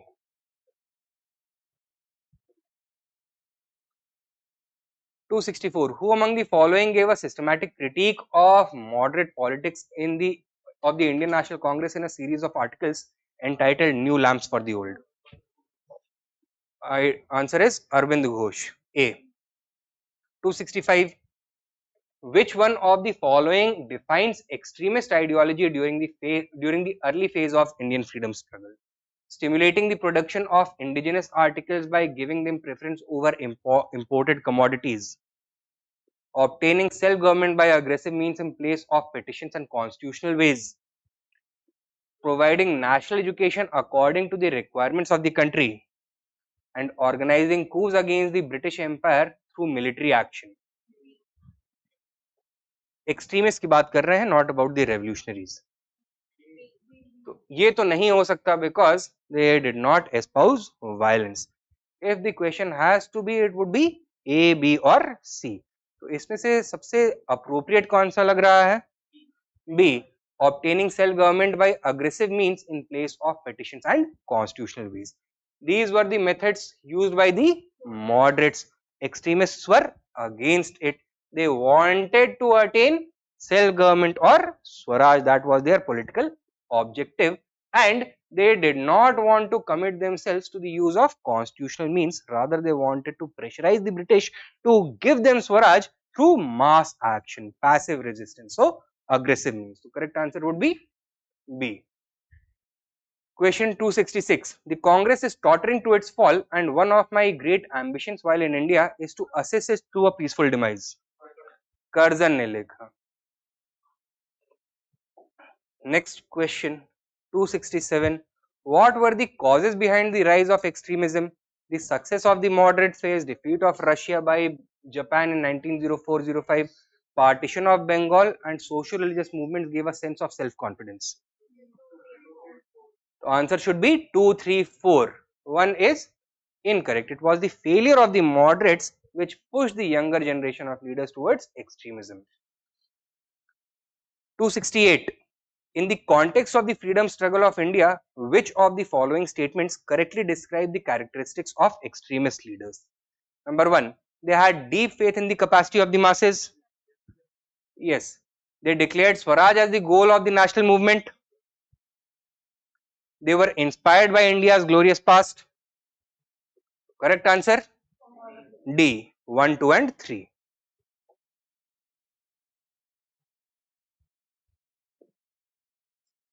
Question 269. Which of the following characteristics were associated with extremists? National education, boycott, petitions and passive resistance. 1, 2 and 4. Petitions associated with moderates. Correct answer C. Who gave the theory of passive resistance? Vipin Chandrapal, Arvind Ghosh, बाल गंगाधर तिलक और दादाभाई नौरोजी. कौन सा नहीं होगा? Dadabhai Naoroji. He would not argue for passive resistance. So it would be either A, B or C. Aurobindo Ghosh. He was the first one to theorize passive resistance, how it should be carried out, what should be the objective, and he also tried to justify it. In which book? New Lamps for the Old. It was a series of essays later compiled into a book. Number 271. Promoting Swadeshi was an important instrument used by extremist leaders during the freedom struggle of India. Which of the following is a reason for the adoption of this methodology in the freedom struggle? Number 1. It injured British interests. Yes. Specifically which interests? Economic interests. Number 2. It could address the problem of unemployment among the Indian youth. Yes. So it would have a constructive impact as well. And number 3, it could aid in setting up a liberal fund to the Congress to strengthen it. So fundraising was not the objective behind Swadeshi. Rather, it was providing a Swadeshi alternative. Swadeshi was a symbol of self-reliance, right? So it was the basis on which the demand of Swaraj could be justified both symbolically, and British rule could be challenged economically, while Indian youth could be provided with gainful employment.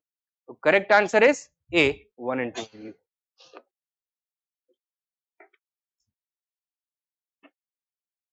In the context of protests against the partition of Bengal, arrange the following events in the correct chronological order. Passage of boycott resolution in Calcutta Town Hall. कब होता है ये?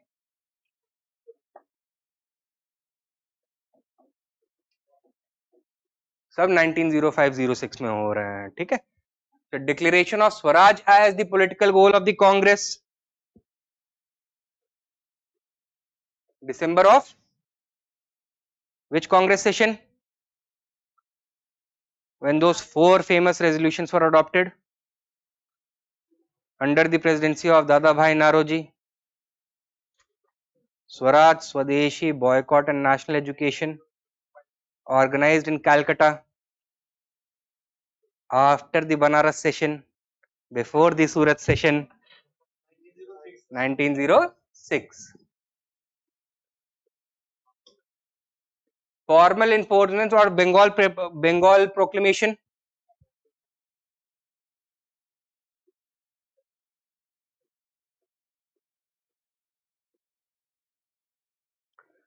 Announcement of Curzon's plan of territorial redistribution. 1905 ही है, लेकिन announce कब हुआ था partition? 7th of July 1905. 7th है या 15th है, एक बार देखना पड़ेगा. 5th है, I think 5th of July है. 5/7/1905. 5th of July 1905. ठीक है. तो correct chronological order 1, 3, 2. Arrange the following events in the chronological order in ascending manner: Calcutta University Act, Punjab Land Alienation Act, Bengal Tenancy Act, Calcutta Corporation Act. Calcutta University Act based on the recommendations of the Raleigh Commission. ठीक है. Raleigh Commission 1902. Act came in 1904. Punjab Land Alienation Act enacted in 1900. Calcutta Corporation Act 1899. ये तीनों Curzon के जमाने के थे. ठीक है.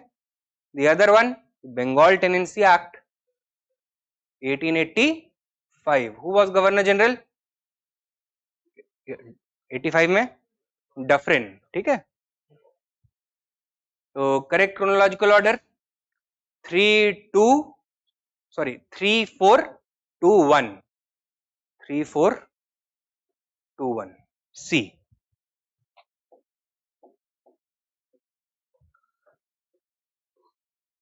अगला सवाल 274. During the Swadeshi movement, a national college was started in Calcutta under the principalship of Arvind Ghosh.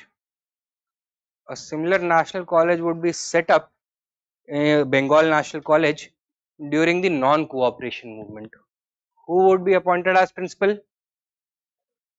वो भी एक रिजाइंड सिविल सर्वेंट थे, बोस. ठीक है. तो दोनों आईसीएस से रिजाइन करके आए, कम से कम प्रिंसिपल तो बना दिया गया. इस तरह से याद रख सकते हो. Next, National Education Council was established in 1906 to promote literary, scientific and technical education. This council was founded by Bipin Chandra Pal, Aurobindo Ghosh, Satish Chandra Mukherjee और Subhash Chandra Bose. Answer is Satish Chandra Mukherjee. Roughly 10 years before this, he had also proposed a scheme for national education, so including literary, scientific and vocational education with emphasis on cultural rejuvenation and promotion of nationalism with the idea of national service. So that is why he was considered to be the most appropriate person to lead the National Council of Education. तो इन्होंने इसको establish किया, lead भी किया. ठीक है. It is Satish Chandra Mukherjee. Number 276. Which one of the following movements has contributed to a split in the Indian National Congress resulting in the emergence of moderates and extremists? Swadeshi movement.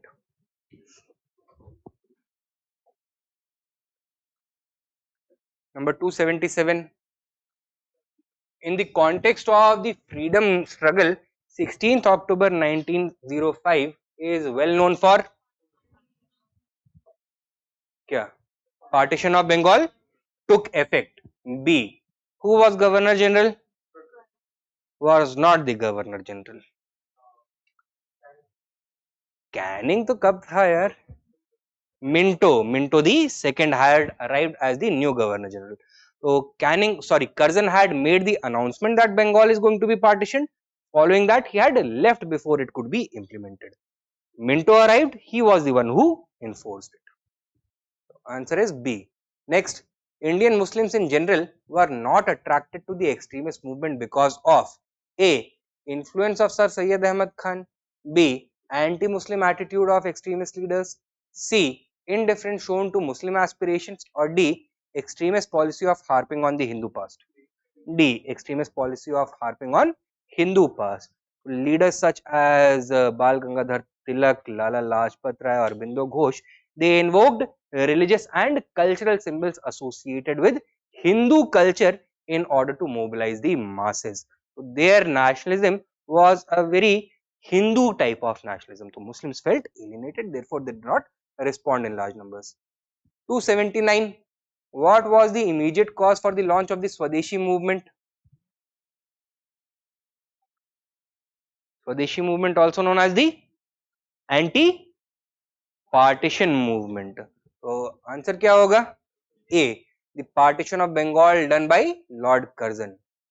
The Swadeshi and boycott were adopted as methods of struggle for the first time during which movement? The agitation against the partition of Bengal. A.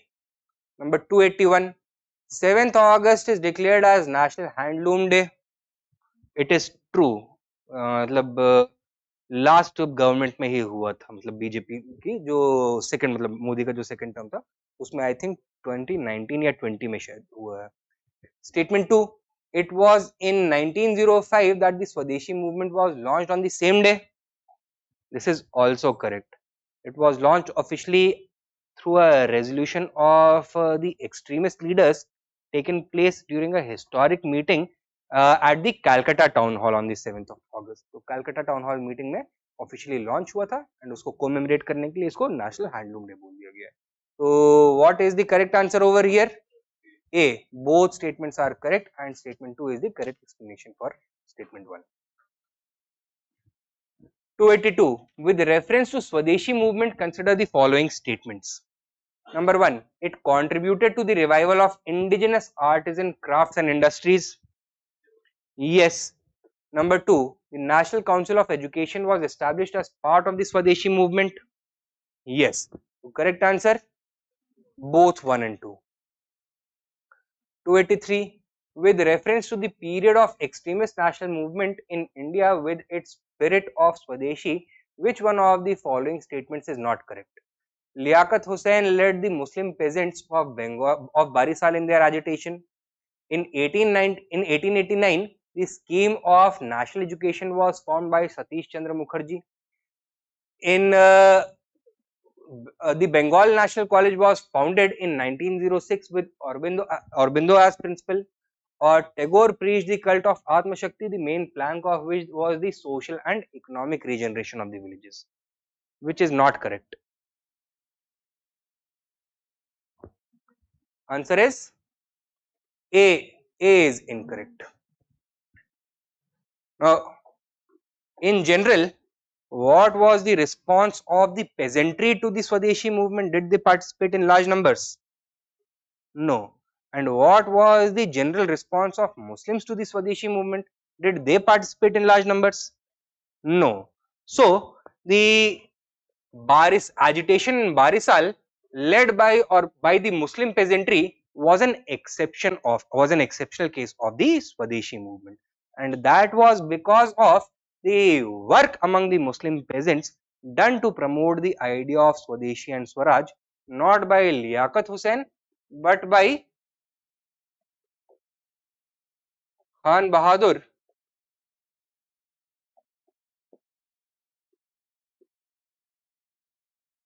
Hasim Ali Khan. That is why first statement is incorrect. The song Amar Sonar Bangla, who wrote it? Rabindranath Tagore. Next, 285. With reference to the book Desher Kathar, written by Sakharam Ganesh Deuskar during the freedom struggle, consider the following statements. Number 1. It warned against the colonial states' hypnotic conquest of the mind. Yes or no? Yes. So this was the main theme. It was meant as a warning to the readers to be aware of the hypnotic quality of the colonial state, that on the surface it is going to look very attractive, but it is like a beautiful vampire. दिखने में बहुत खूबसूरत but deadly, right? It inspired the performance of Swadeshi street plays and folk songs. Also correct. And the use of Desh by Dioskar was in the specific context of the region of Bengal. He was talking about the whole of India when he used the word Desh, not Bengal. This is incorrect. So which of these statements is correct? A. Only 1 and 2. Next question. 286. The partition of Bengal made by Lord Curzon in 1905 lasted until 1911, when King George V abrogated it during the Delhi Darbar of 1911. Who was the Governor General of India when the Delhi Darbar of 1911 took place? Minto का tenure था 1905 से 10 तक. इसके बाद कौन आया जिसके ऊपर बम फेंका गया था? मैंने बताया था कि केवल एक ही को सक्सेसफुली मार पाए थे, बाकी सब बच गए थे. बम फेंका तो बच गया था. मेरे को तो बताया ना, खंजर से मारा था किसी कैदी ने, इस पे बम फेंका गया है. राज बिहारी बोस एंड सचिन सान्याल ने फेंका था 1912. हार्डिंज, ठीक है, तो दैट वाज हार्डिंज. अच्छा, तो when George V abrogated and annulled the partition of Bengal, what happened to the state of East Bengal and Assam? East Bengal और असम का क्या हुआ? असम को अलग कर दिया और Bangla speaking regions of east Bengal and Assam were merged with the Bangla speaking regions of Bengal. ठीक है, अब जो बंगाल के Bangla non Bangla speaking regions थे towards the west, Bihar, Odisha etcetera, they were separated. So a separate province of Bihar was also established in 1911. Is that clear?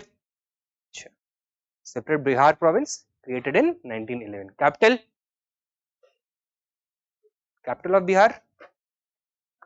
Patna. ठीक है, अच्छा. Now the annulment of partition, was it welcomed by all political parties or was there one particular political party that was very angry? Muslim League. And Muslims in general felt aggrieved and felt that the British had betrayed them. How did the British try to compensate the Muslim aspirations? तो separate electorates तो already दे चुके थे 1909 में. Once again some territory related decision is going to take place. Till now what was the imperial capital of the British Empire in India? Calcutta. ठीक है, कैलकाटा से एक नया कैपिटल बनाया जाएगा, कौन सा? दिल्ली. तो Delhi would be the new imperial capital of the British empire in India. तो ये चेंजेस होते हैं दिल्ली दरबार के संदर्भ में. Next question 287. Who among the following rejected the title of knighthood and refused to accept a position in the Council of the Secretary of State for India? Motilal Nehru, MG Ranade, Gopal Krishna Gokhale और बाल गंगाधर तिलक. मोतीलाल नेहरू को कभी ऑफर ही नहीं किया गया था. ठीक है, तो मोतीलाल नेहरू, अच्छा, इस तरह का जो ऑफर है ये which type of politician do you think would be given? Moderate को मिलेगा. तो can you eliminate some options? A और डी एलिमिनेट हो गए, बचे कौन? MG Ranade and Gokhale. Now when would the British give such honors, titles or privileges? When they want something. So would they offer these titles to Indians when they were in a position of weakness or strength? Weakness. कुछ cajoling करना होगा, कुछ conciliation करना होगा, type of bribe would have to be given. So what do you think was the context when the British for the first time felt pressure from Indians? स्वदेशी movement. तो स्वदेशी movement के context में ये दिया गया है. तो बताओ कौन से लीडर को दिया गया होगा? गोखले को दिया गया था. Gokhale had traveled to meet Morley, the Secretary of State, in 1906. He had come back to India with assurances that if moderates were to isolate themselves from the extremists, then the constitutional reforms of the type they want, they are going to be introduced very soon by the British. The British had also tried to offer him a private bribe, but Gokhale had rejected that. Okay, so answer is C. Gopal Krishna Gokhale. 288. Four resolutions were passed at the famous Calcutta session of the Congress in 1906. The question of either retention or rejection of these four resolutions became a cause for the split at the next Congress session held in Surat in 1907. कहानी इतनी पूरी बता दी है. Question क्या पूछा है? Which was not one of those four resolutions. क्या कौन सा वाला होगा इसमें? Annulment of partition of Bengal. ठीक है. Did both the moderates and extremists agree on the question of annulment of partition or not? या उसके ऊपर भी मतभेद था? वहां पे agreement था, तो both were agreed. Disagreement was with regards to four resolutions: boycott, national education, Swadeshi, and the objective of Swaraj. The fourth resolution was Swaraj. Next question, 289. What was the main reason for the split in the Congress in the Surat in 1907? A. Introduction of communalism into Indian politics by Minto. B. Extremist lack of faith in the capacity of the moderates to negotiate with the British government. C. Foundation of the Muslim League. Or D. Aurobindo Ghosh's inability to be elected as president of Congress. B. Extremist lack of faith in the capacity of the moderates to negotiate with the British government. So moderates had a chance for about 20 years before this. They had not given any success. Therefore, extremists and moderates were now not seeing eye to eye. Extremists wanted to pressurize the moderates. Moderates wanted to conciliate the British, petition the British. The two did not agree upon the strategy. So that was the reason. Okay. Number 290. Assertion: partition of Bengal in 1905 brought to an end the moderates' role in the Indian freedom movement. Correct or incorrect? Incorrect. So role of moderates is going to decline, but ऐसा नहीं है, it is going to be eliminated. They are going to play a role. In fact, they are going to play a very important role during the home rule movement. ठीक है? They are also going to be instrumental in bringing about the Lucknow Pact between Congress and Muslim League. They are also going to play their role in re-entry of extremists into the Congress. ठीक है? तो assertion is incorrect. Correct answer क्या होगा? D. A is false but R is true. R. The Surat session of the Congress separated extremists from the moderates. This is correct. Now, तो ये हो गया moderates, extremists and revolutionaries. And Swadeshi. Next we have the revolutionary movement till 1919. Who among the following had organized in 1904 a secret society of revolutionaries named Abhinav Bharat? Abhinav Bharat, it had emerged from another secret society named Mitra Mela. Mitra Mela had been organized as a secret society of revolutionaries in 1899 by V.D. Savarkar and G.D. Savarkar. ठीक है, उसी को 1904 में rename कर दिया गया as Abhinav Bharat. Answer is D, V.D. Savarkar. The Bara Daketi was the first major venture of revolutionary terrorists in the freedom movement in which of these regions? Bombay, Karnataka, Punjab, East Bengal और मद्रास. बारिसाल कहाँ पे है? बंगाल, बांग्लादेश में, तो east Bengal में. Who had given effect to the Bara Daketi? Revolutionaries led by Pulindas. They would also be activated during the Barisal conspiracy. ठीक है, Pulindas was leader of which wing of the Anushilan Samiti? The Dhaka wing. So he was the head of the Dhaka Anushilan Samiti. Anushilan Samiti was associated with the publication of which revolutionary journal? Yugantar. So Yugantar was an inner circle within the Anushilan Samiti which was publishing that journal, and uska jo Yugantar wala group tha na, that actually espoused the revolutionary ideology. तो Calcutta revolutionaries और Dhaka revolutionaries के बीच में जो common link था, that was the Yugantar journal. 293. Which of the following statements is or are correct about the Alipur case? Number 1. It was a trial against bomb conspiracy. Yes. कौन सा bomb? Which had been flung by Khudiram Bose and Praful Kumar Chaki over on a buggy whom they believed to be carrying Kingsford. ठीक है? The sadistic judge of Muzaffarpur. Accidentally they ended up killing 2 English ladies, right? Khudiram Bose was hanged. Praful Kumar Chaki shot himself to death. Now, Praful Kumar Chaki, जब investigation चला, so it was found that the bomb they had acquired was manufactured in Calcutta. Second statement, Hemchandra Kanungo founded a bomb factory in Maniktal in Calcutta. This is also correct. Hemchandra Kanungo, associated with the Yugantar group, had travelled abroad to receive military training. He had gone to countries such as Germany and Italy, and वहाँ से क्या सीख के आए थे? बम कैसे बनाना है. तो he had gotten expertise in bomb making.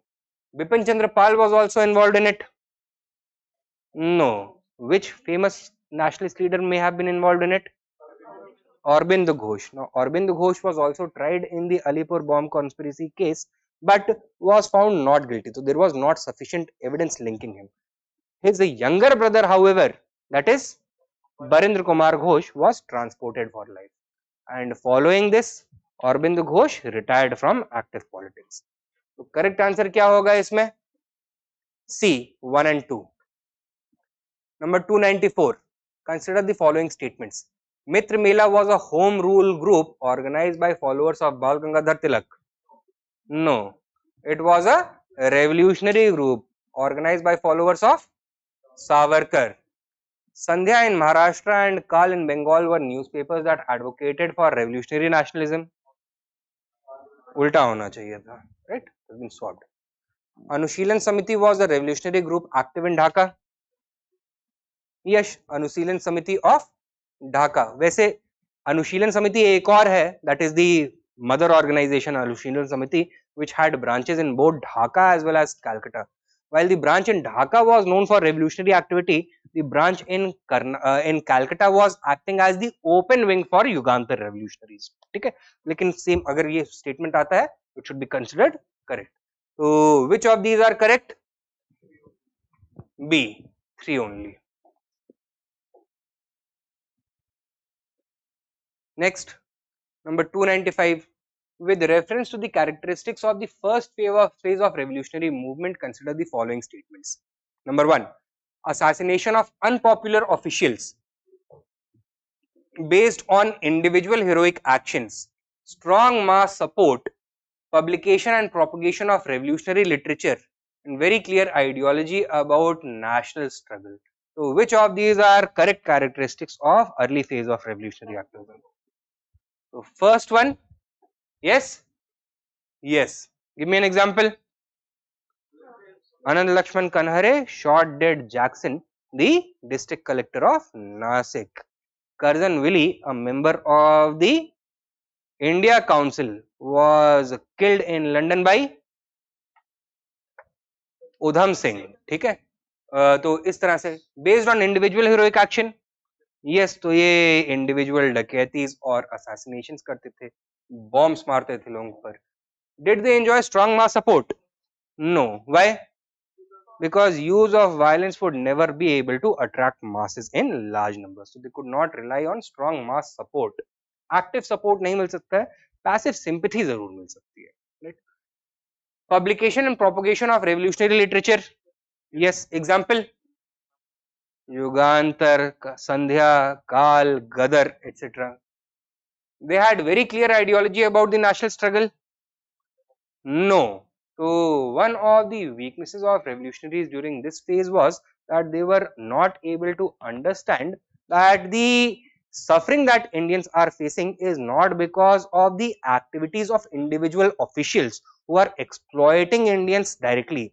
Rather, it is because of the exploitative nature of the colonial system. So even though they assassinate an unpopular official, he would be replaced by another official. And even though that official may have a softer attitude towards Indians, his tenure in that place would result in the continued exploitation of Indians. तो ये idea that ये जो officials थे, they were simply removable cogs in a large machine, this may not have been very clear to them, right? So correct answer 1, 2 and 4 B. 296. Which of the following statements is or are correct with reference to the first provisional government of India? Number 1. The first provisional Indian government was formed in Kabul by Mahendra Pratap and Barkatullah. This is correct. This happened during the First World War. ठीक है? It received passive support from Prince Amanullah of Kabul as well.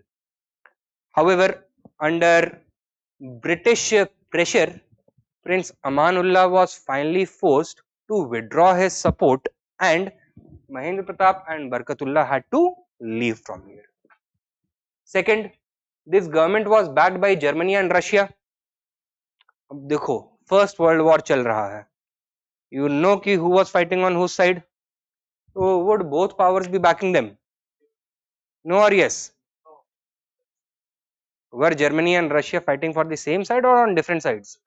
On different sides. तो ये statement सही होगा गलत होगा? लेकिन सही है, ठीक है? कैसे? 1917 में क्या होता है? Bolshevik revolution. Russia withdraws from the war. Germany was already supporting the RGU, Mahendra Pratap and Barkatullah, and now the USSR also gives its support. So specifically, one of the prominent leaders of Russia, Trotsky, was approached by Mahendra Pratap Singh and he pledges his support to the independent government of India. This is correct. It may appear to be incorrect, लेकिन फिर भी correct है. तो कहीं कहीं पे logic भी fail हो जाता है, राइट? तो correct answer C, both 1 and 2. 297. Where were the Ghadar revolutionaries who became active during the outbreak of the war based? North America. The Ghadar was what? A revolutionary association of Indians with its headquarters at San Francisco. 299. Who was the leader of the Ghadar party? लाला हरदयाल. इसके अलावा और कोई नाम पता है? Remember that Barkatullah थे, उबैदुल्ला सिंधी थे, then we had Sohan Singh Bakhna as well, Raja Mahendra Pratap also, right? Consider the following freedom fighters: Barindra Kumar Ghosh, Jogesh Chandra Chatterjee and Raj Bihari Ghosh. Who among the above was or were actively associated with the Ghadar party?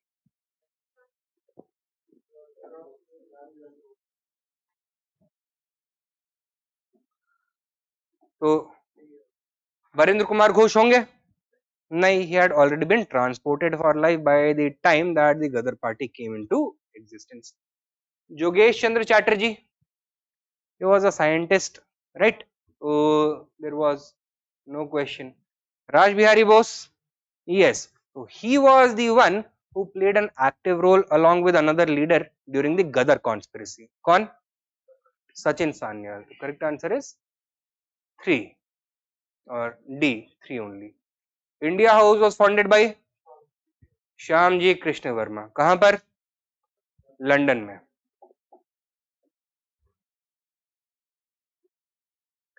Zimmerman plan was related to which of the following? Partition plan for India, British strategy to curb revolutions, all India insurrection, plan to overthrow British power, or constitutional reforms in India?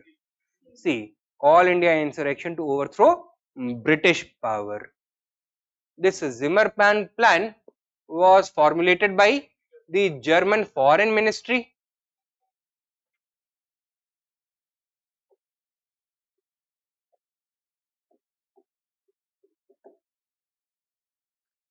And the Berlin Committee of the India House led by, नहीं तो Berlin में कौन ज्यादा active leader थे? Not Shyamji Krishna Varma, it was Virendra Nath Chattopadhyay.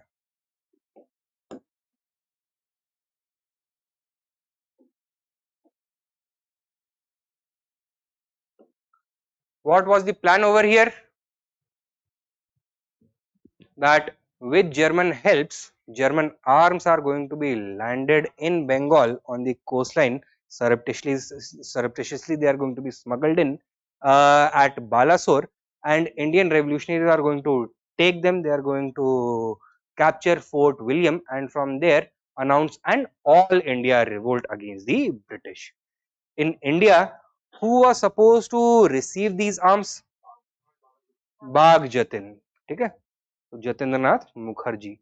British came to know about it. Jatindranath Mukherjee, did he surrender or did he choose to die fighting? Chose to die fighting.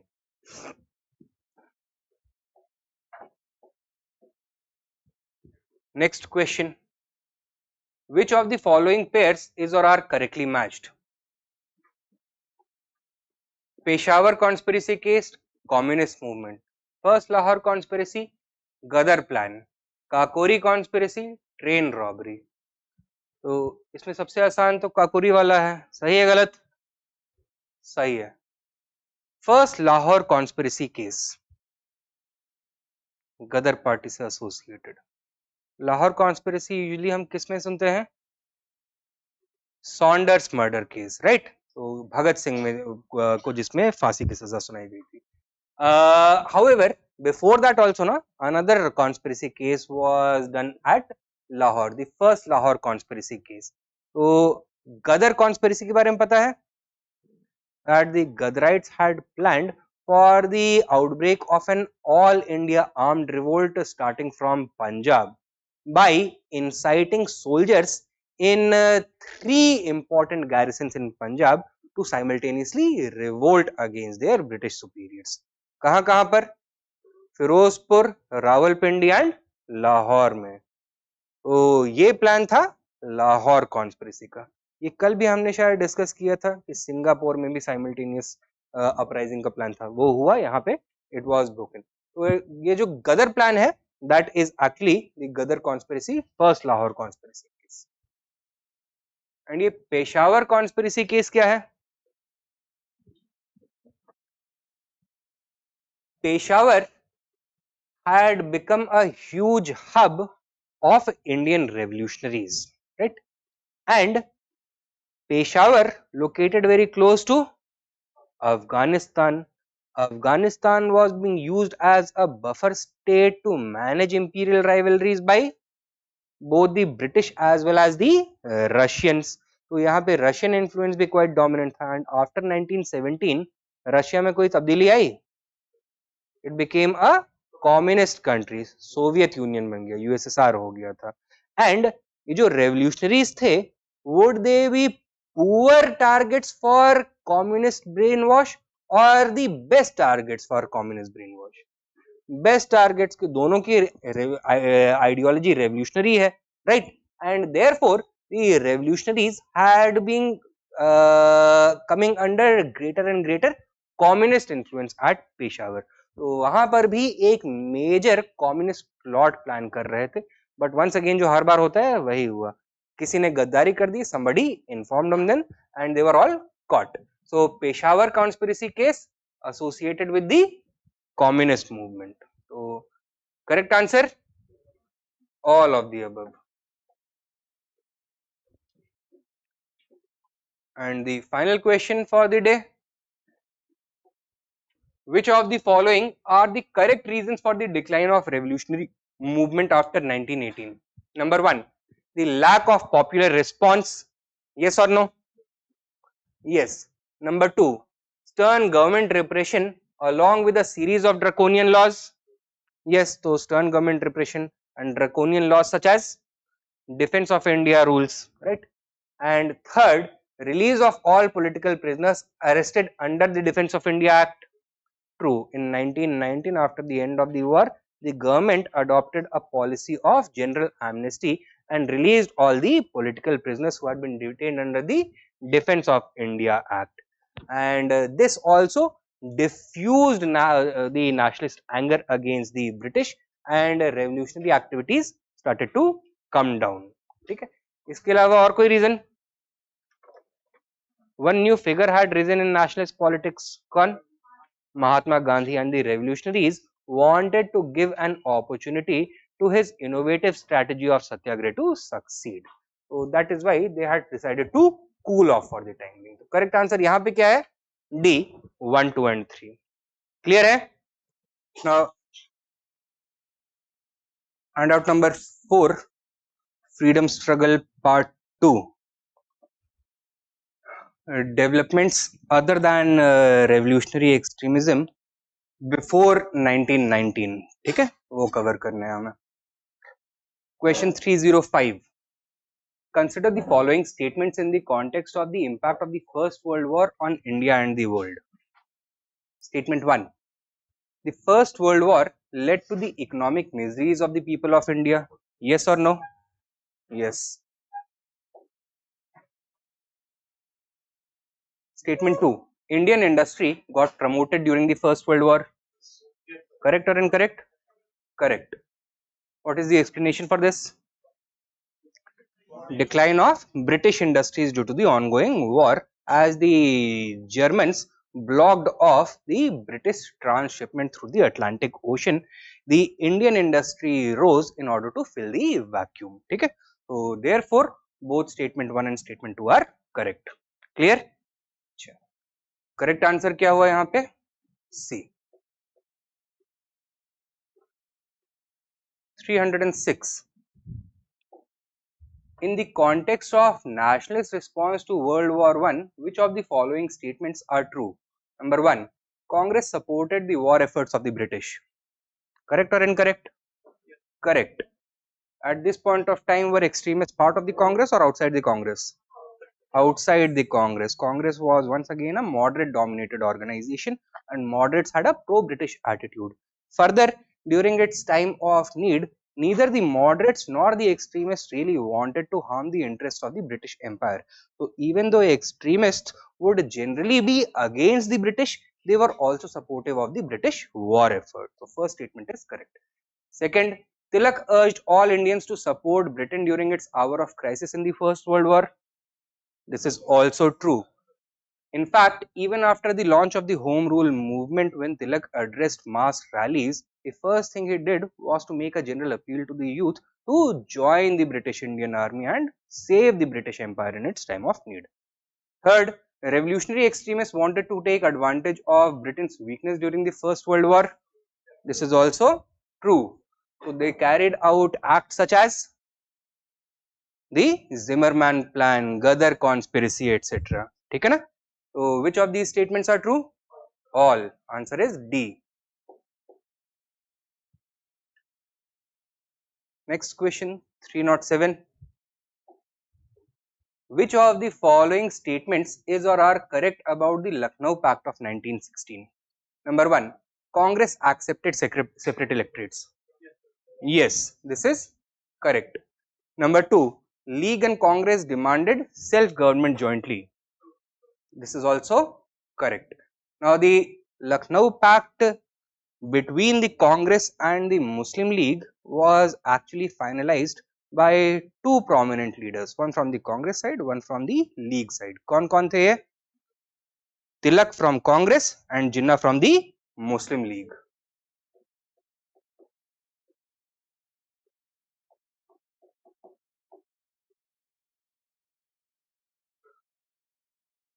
What was it that Tilak and the Congress wanted from the Muslim League? They wanted cooperation.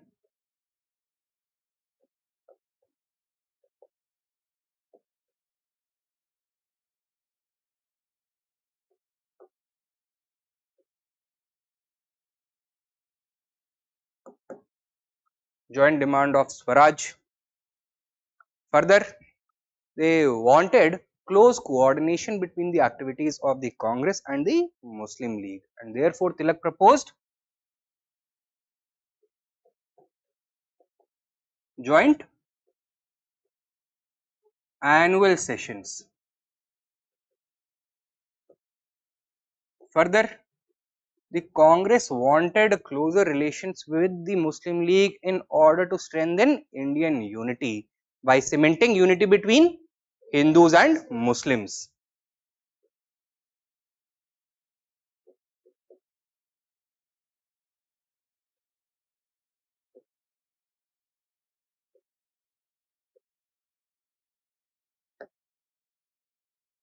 In return, Jinnah also wanted something. What did he ask for? The Congress accept the Muslim League's position on separate electorates and it should withdraw its opposition against that rule. Okay? So,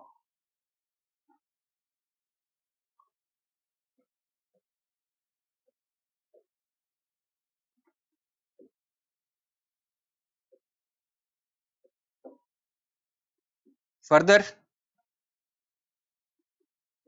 Jinnah also put forward that Muslims are underrepresented in the legislature because of their social and educational backwardness.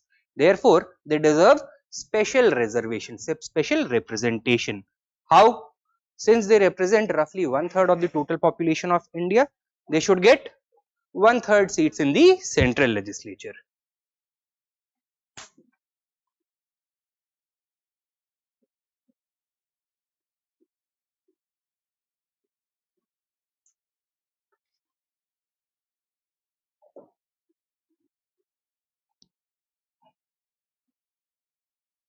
And lastly, he put forward the claim that while Hindus are in numerical majority, they should not be able to ride roughshod over the political aspirations of the minority community, that is the Muslims, and therefore Muslims deserve special powers when it comes to the legislative process. What did he demand? A minority veto. Okay?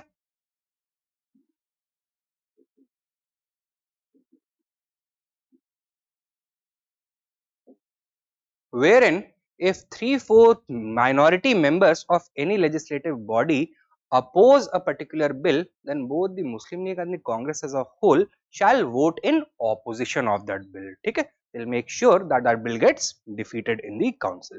Is this clear? Hanji.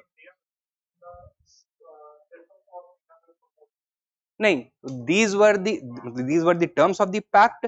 The Congress, by ratifying the Lucknow Pact, accepted all these demands of the Muslim League also. So this is how they came together. ठीक है?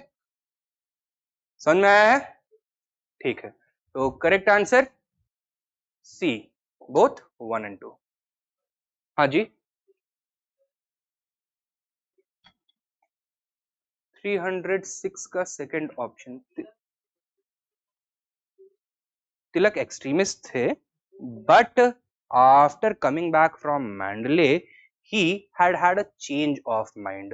He sought to tone down on his rhetorical approach, his extremist rhetoric, because he knew that if he once again went in a firebrand manner and started giving radical speeches against the government, what is the government going to do?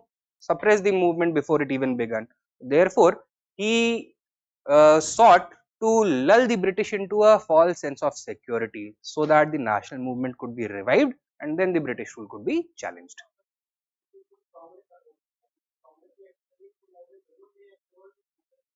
Now, when the war began in 1914, only moderates. After the Lucknow Pact of 1916, both moderates and extremists. At the time of World War I, Congress में दोनों ही थे. When the war began, it was purely moderate, but after the Home Rule movement and the Lucknow session, extremists also entered. दोनों आ जाएंगे. Even the extremists also supported the British during the war effort. क्या? Third estimate revolutionaries की बात कर रहे ना, वो revolutionary extremist है. रेवोल्यूशनरीज हो गए भाई जो हाथ में गन लेकर के बात करते हैं, इनफैक्ट आपको बात ही नहीं करने में इंटरेस्टेड है, ठीक है। एक्सट्रीमिस्ट हैं, वो बोल रहे हैं कि मासेस आए, मासेस के बिहाफ पे हम बात करेंगे। मॉडरेट्स बोल रहे हैं मासेस के बिहाफ पे हम भी बात कर रहे हैं, but we are going to talk in terms talk through correspondence, मतलब constitutional methods of struggle, prayer petition protest करेंगे। Number 308, consider the following statements with reference to the Home Rule League. Number 1, the Home Rule League movement was inspired by the Irish Home Rule movement. Yes or no? What is the common connection between the two? Which personality? Annie Besant. She was an Irish theosophist who brought the idea of home rule in India as well. Abolition of British rule was the main objective of the home rule movement. Yes or no? No. Simple attainment of Swaraj, defined later on as dominion status within the British Empire. Which of these statements becomes correct? One only, A.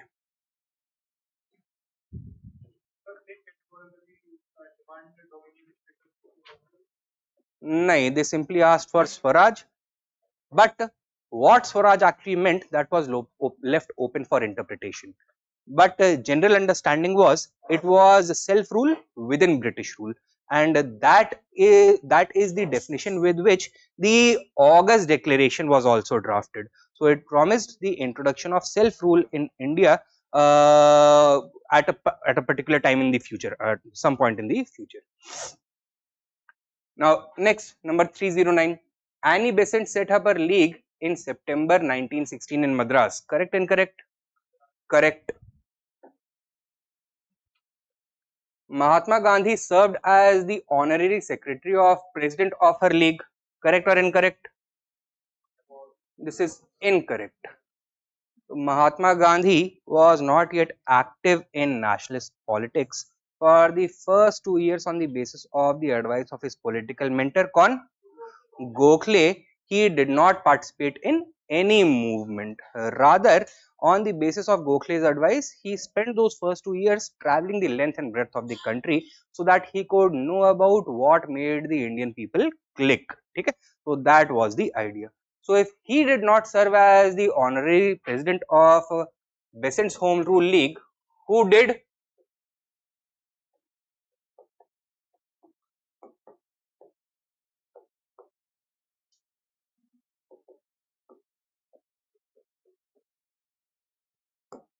S. Subramania Iyer. ठीक है? He was a prominent lawyer from Madras and a member of the Congress as well. Which faction of the Congress do you think this prominent member would belong to, moderate or extremist? अब बताओ, moderate रहे होंगे, इन्हीं को knighthood मिलता था, right? तो correct answer is A, one only. Arrange the following events in chronological order from the earliest to the latest. Tilak's Home Rule League, Komagata Maru incident, foundation of Muslim League. सबसे पहले foundation of the Muslim League. When? 1906. Second, Komagata Maru incident. When? 1914. And lastly, Tilak's Home Rule League, April 1916. Answer is 3-1. B. What was the Komagata Maru incident? Komagata Maru was the name of a Japanese ship. तो उससे Indian connection क्या है? Indians जा रहे थे, उस पे ये कनेक्शन है.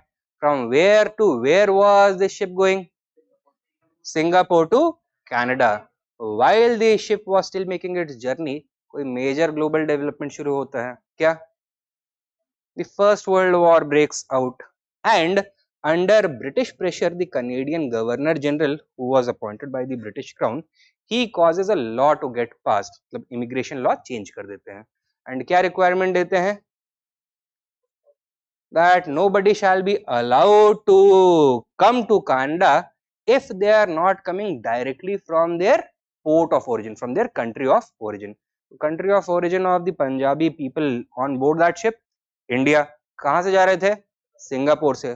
तो इस शिप में ज्यादातर जितने भी लोग थे, they were turned back.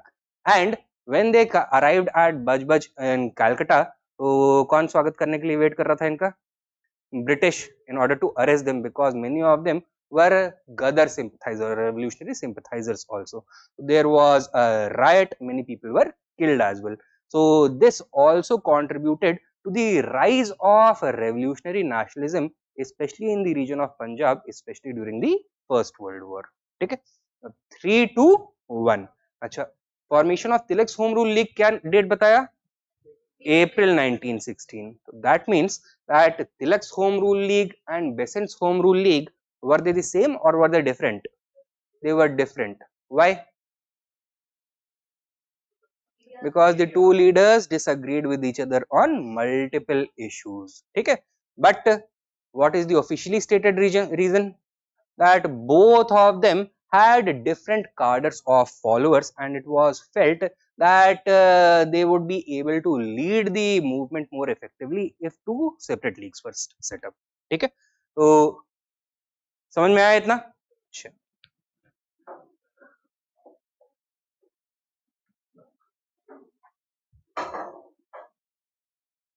next question. 3-1-1. Put the following events in the chronological order: Lucknow Pact, formation of Home Rule League by Tilak, return of Gandhi from South Africa to India. तो सबसे पहले return of Gandhi from South Africa to India. When? Specifically in कौन सा जनवरी? 9th January 1915, प्रवासी भारतीय दिवस. ठीक है. Second, foundation of Home Rule League by Tilak, April 1916. And lastly, Lucknow Pact, December 1916. So answer is C. Question 312. In context of freedom struggle during Home Rule movement, consider the following statements. Campaign under Bal Gangadhar Tilak had religious undertones to it, which became a reason for the weakness of the Home Rule movement. Is this correct or incorrect? Now, had this statement been about the Swadeshi movement, the statement would have been correct. But the statement is about the Home Rule movement, and during this period, Tilak had showed a major change, a radical transformation in his social perspective, social attitude. So gone were the days of appealing to religion, culture, language, etc. Right? Now he gave a much more progressive social message. So this statement becomes incorrect in the context of the Home Rule movement. Tilak was criticized for being a social conservative. पहला वाला गलत है तो दूसरा वाला भी गलत ही होगा. ठीक है, so this is also incorrect.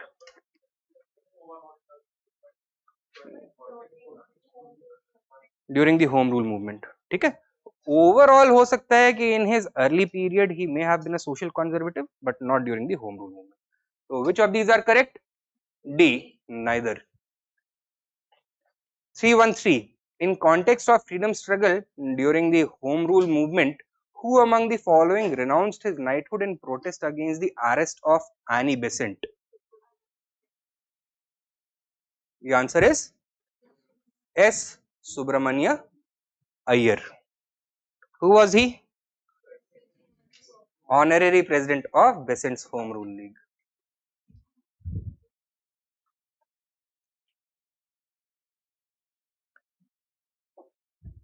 (314). Which of the following factors was or were responsible for the termination of the Home Rule movement? Montague Declaration, defamation case against Vincent Chirol, and or Rowlatt Act? 1 only, 2 and 3, 1 and 2, or all of the above? Answer is 1 only. Montague's declaration or August statement of August 1917. What was that statement? So it clarified the British policy towards India with regards to the ongoing process of constitutional reforms. क्या बोला कि इन constitutional reforms का ultimate objective क्या होगा? To introduce responsible self rule in India, self government in India, ठीक है. This is exactly what the home rule leaguers wanted and this led to the suspension of the movement. Defamation case against Winston Churchill brought by whom? Tilak. When? कौन सी book? Indian unrest. तो वो कब था? स्वदेशी movement के बाद, ठीक है, 1907 में. This is incorrect. Rowlatt act, this came after, ठीक है, this is 1919. So this is also incorrect. Next question 315. Consider the following statements regarding Montague's August statement. Number 1. It was announced to offer conciliation to the nationalists in the aftermath of the Swadeshi movement. Yes or no? In the aftermath of the Home Rule movement. Which movement? Home Rule movement. The statement proclaimed that the British policy would aim at progressive realization of responsible government in India independent of the British Empire. Correct or incorrect? Incorrect. Within the British Empire. Okay? This also becomes incorrect. So which of these are correct? Neither one nor two. Haji.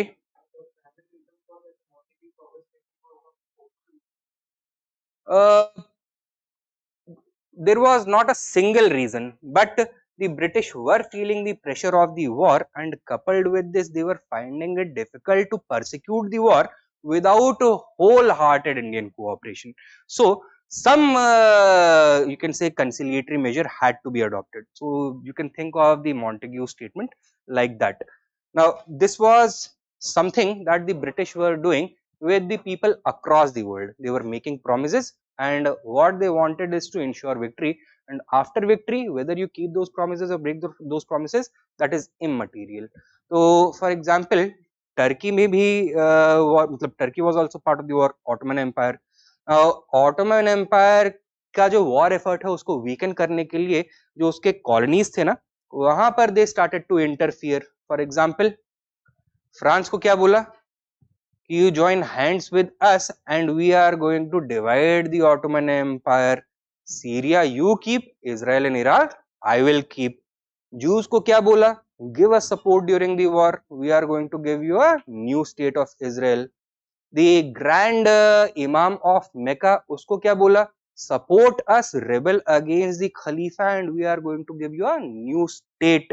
ठीक है? तो इस तरह से they made all these promises. Whether these promises were kept or not kept, that is a different matter. Question 316. Which of the following statements is or are correct?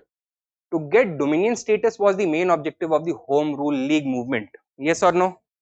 This is correct. Tendency of the Home Rule League movement was not soft towards the princely states. Correct or incorrect? This is incorrect. The Congress during this period was extremely soft towards the princely states, especially the extremist faction. Why? Because they felt that Swaraj for India would mean in large part the restoration of the powers of the Indian princes that had been taken away by the British colonizers. उनको लगता था कि वो असली India है to a large extent. Therefore, they did not want to make any problems for the rulers of the princely states. Advocacy for nationalism in the princely states would start happening after the arrival of the Simon Commission. So it is during that context that the Praja Mandal movements, All India State People's Conference, etc., those start to emerge. Okay? So which of these statements is correct? A, one only. Next theme, arrival of Gandhiji.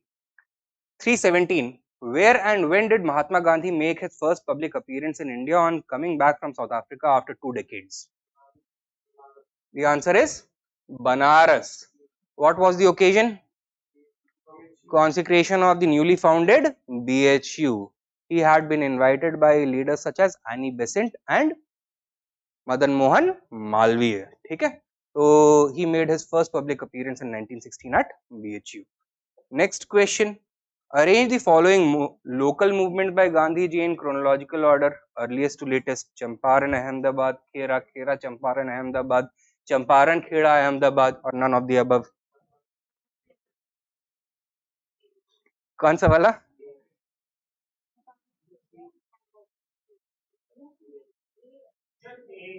पक्का decide कर लो, ए है चंपारण, अहमदाबाद, खेड़ा। ठीक है, Champaran known as the first act of Gandhian civil disobedience in India. Ahmedabad, the first Gandhian hunger strike in India, and Kheda, the first Gandhian non-cooperation in India. Champaran in 1917, Ahmedabad and Kheda in 1918. ठीक है. Next question: what was the first venture by Gandhi ji in all India politics?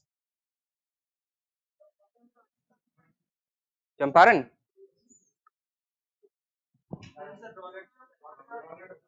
क्यों? Yeah, all India politics. So answer is B.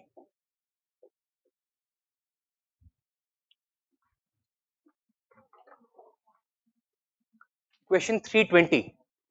Indigo cultivation in India declined by the beginning of the 20th century because of, बताइए क्यों? Peasant resistance to the oppressive conduct of planters. Would this be a valid factor? Its unprofitability in the world market because of new inventions. National leaders opposition to cultivation of indigo, and government control over planters. Answer वैसे सारे सही हैं, but the most appropriate one is B. Its unprofitability in the world market because of new inventions. Because while everything else the planters could tolerate, even though farmers को, Indian leaders को problem हो रही है, when did the planters start having problems? When the Germans invented synthetic dyes which would replace indigo, it would start replacing indigo. Correct answer is B over here. Clear? Number 321. Consider the following statements. Dr. Rajendra Prasad persuaded Mahatma Gandhi to come to Champaran to investigate the problem of the peasants. Yes or no? No. He was invited by a local farmer. कौन? Rajkumar Shukla. Number 2. Acharya J.B. Kriplani was one of Mahatma Gandhi's colleagues in his Champaran investigation. Yes. कौन कौन थे इसमें? राजेंद्र प्रसाद भी थे, और तो I remember मैंने याद भी करवाया था आप लोगों को. 5 नहीं 6 लोग थे. Doctor Rajendra Prasad, Mazharul Haq, Bhula Bhai Desai, JB Kripalani, Narhari Parikh and Anugrah Narayan Sinha, N Sinha. ठीक है,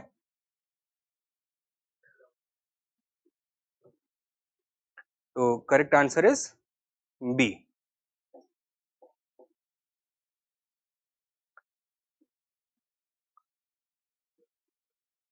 Which of the following pairs is correctly matched?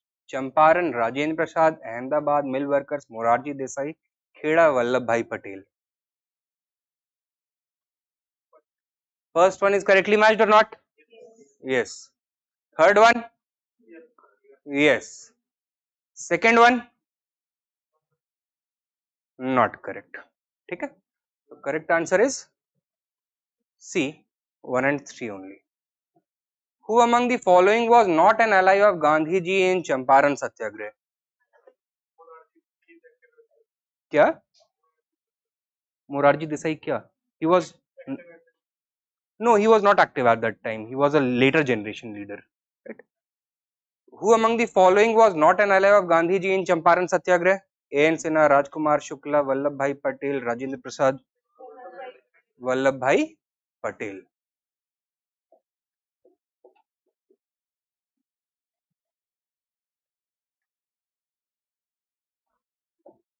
Which one of the following is a very significant aspect of Champaran Satyagrah? A. Active all India participation of lawyers, students and women in the national movement. ये हो सकता है? नहीं. नहीं. Why? Because it was not an all India movement, it was a local movement. This is incorrect. B. Active involvement of Dalit and tribal communities of India in the national movement. No. ये element कब देखने के लिए हमें पहली बार मिलता है? CDM में, सिविल डिसोबीडियंस मूवमेंट में, ठीक है। Number 3, joining of peasant unrest to India's national movement. This is correct. And drastic decrease in cultivation of plantation and crops and commercial crops. No, this in fact did not take place. While indigo cultivation declined after the Champaran Satyagraha, other plantation crops and commercial agriculture continued to expand. For example, tea plantations, cocoa plantations, coffee plantations हो गए, then sugar cane, cotton, etc. they continued to expand.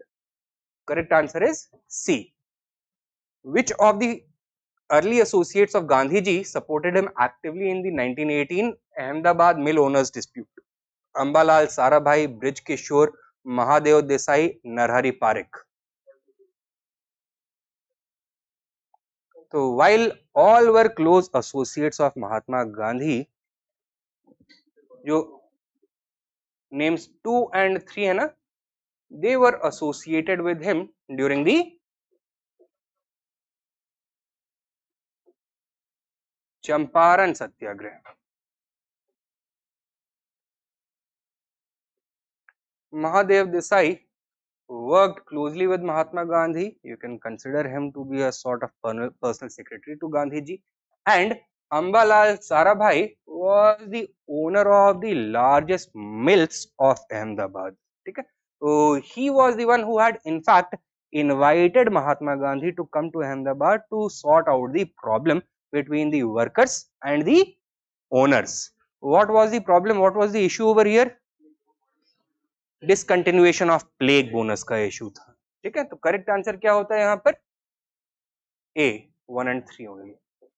In fact, it was Ambalal Sarabhai who had donated the money to Mahatma Gandhi to build his आश्रम. कहां पर? साबरमती में, ठीक है। Number 326. Who founded the Majur Mahajan Sangh along with Mahatma Gandhi? This Majur Mahajan Sangh, इसका पहले नाम होता था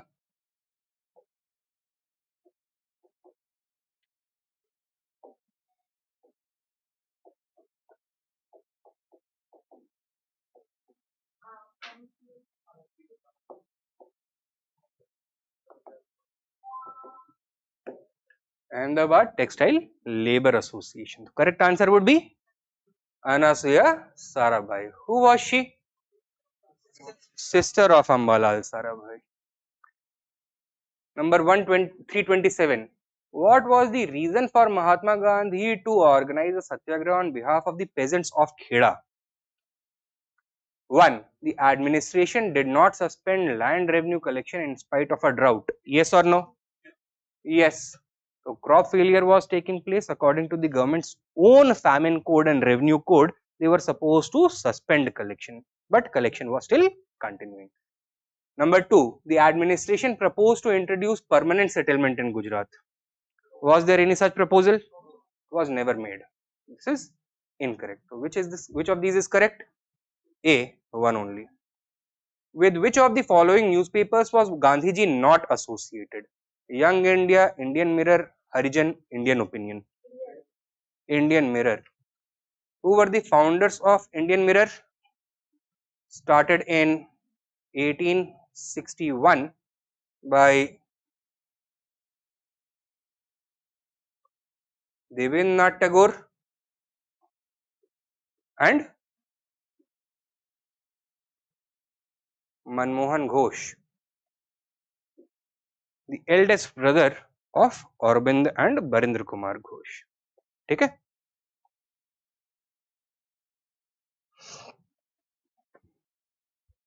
Young India, Harijan or Indian Opinion, all were Gandhi's newspapers.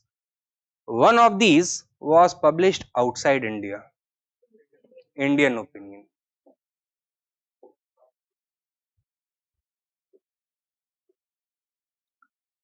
Next, developments from 1919 to 1924. Question 329. In 1919, the Rowlatt Act was passed based on the recommendations of a committee constituted under the chairmanship of Sir Sidney Rowlatt. With reference to this act, consider the following. Number 1, it was called the law without lawyer, without argument, without appeal. Yes, this is correct. So, na vakil, na dalil, na appeal. That was the slogan given by the leaders against it. Under this, the writ of habeas corpus was suspended. Yes, what did it provide for? Preventive detention without trial. Okay. And thirdly, a special court was constituted for trial secretly. This is also correct. So this act provided for in camera trials, यानी कि without jury secret trials होंगे, right? These secret tribunals were also considered to be against the principles of natural justice. So that was the reason why all the Indian leadership condemned it unanimously. So which of these statements is correct? All 1, 2 and 3. Next question, number 330. Consider the following statements in the context of the Rowlatt Act. Number 1, it was passed after the Montfort reforms were put into effect. This is incorrect. So Rowlatt Act was passed in March of 1919. Montfort reforms would come into effect on the 3rd of December 1919. This is incorrect. Number 2, it was an extension of the Defence of India Regulation Act. This is correct. In fact, it was under this Defence of India Regulation Act that for the first time the concept of preventive detention without trial on the basis of suspicion of sedition had been introduced. Now, what the British did was that when the war ended, this regulation also was withdrawn. However, they wanted to retain the instrument of preventive detention. So they came with the Rowlatt Act. So the second statement is also correct. Number 3, it was based on the recommendations of a British commission meant to investigate seditious conspiracy against the British rule. This is also correct. So, जो Rowlatt Committee था, it was also known as the Sedition Committee. So, it is also correct. Which of these are incorrect? A, 1 only.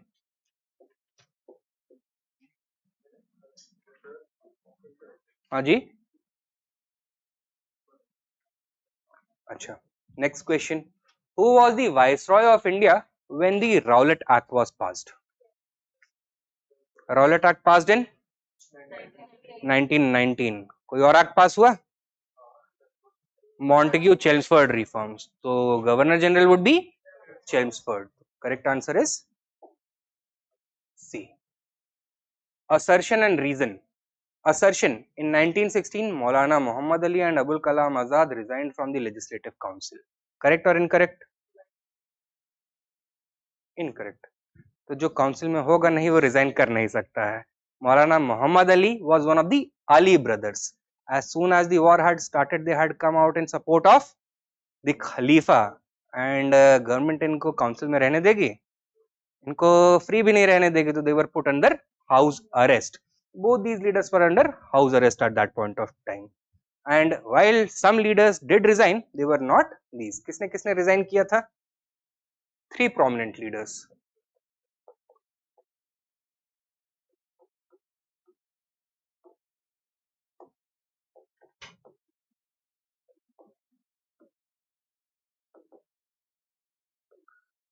Muhammad Ali Jinnah, Mazharul Haq and Madan Mohan Malviya.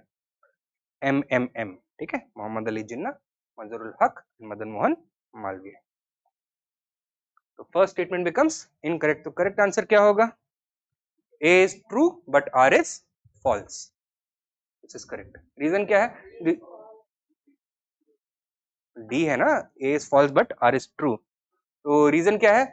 Rowlatt Act was passed by the government in spite of being opposed by all Indian members of the legislative council. This is ठीक है.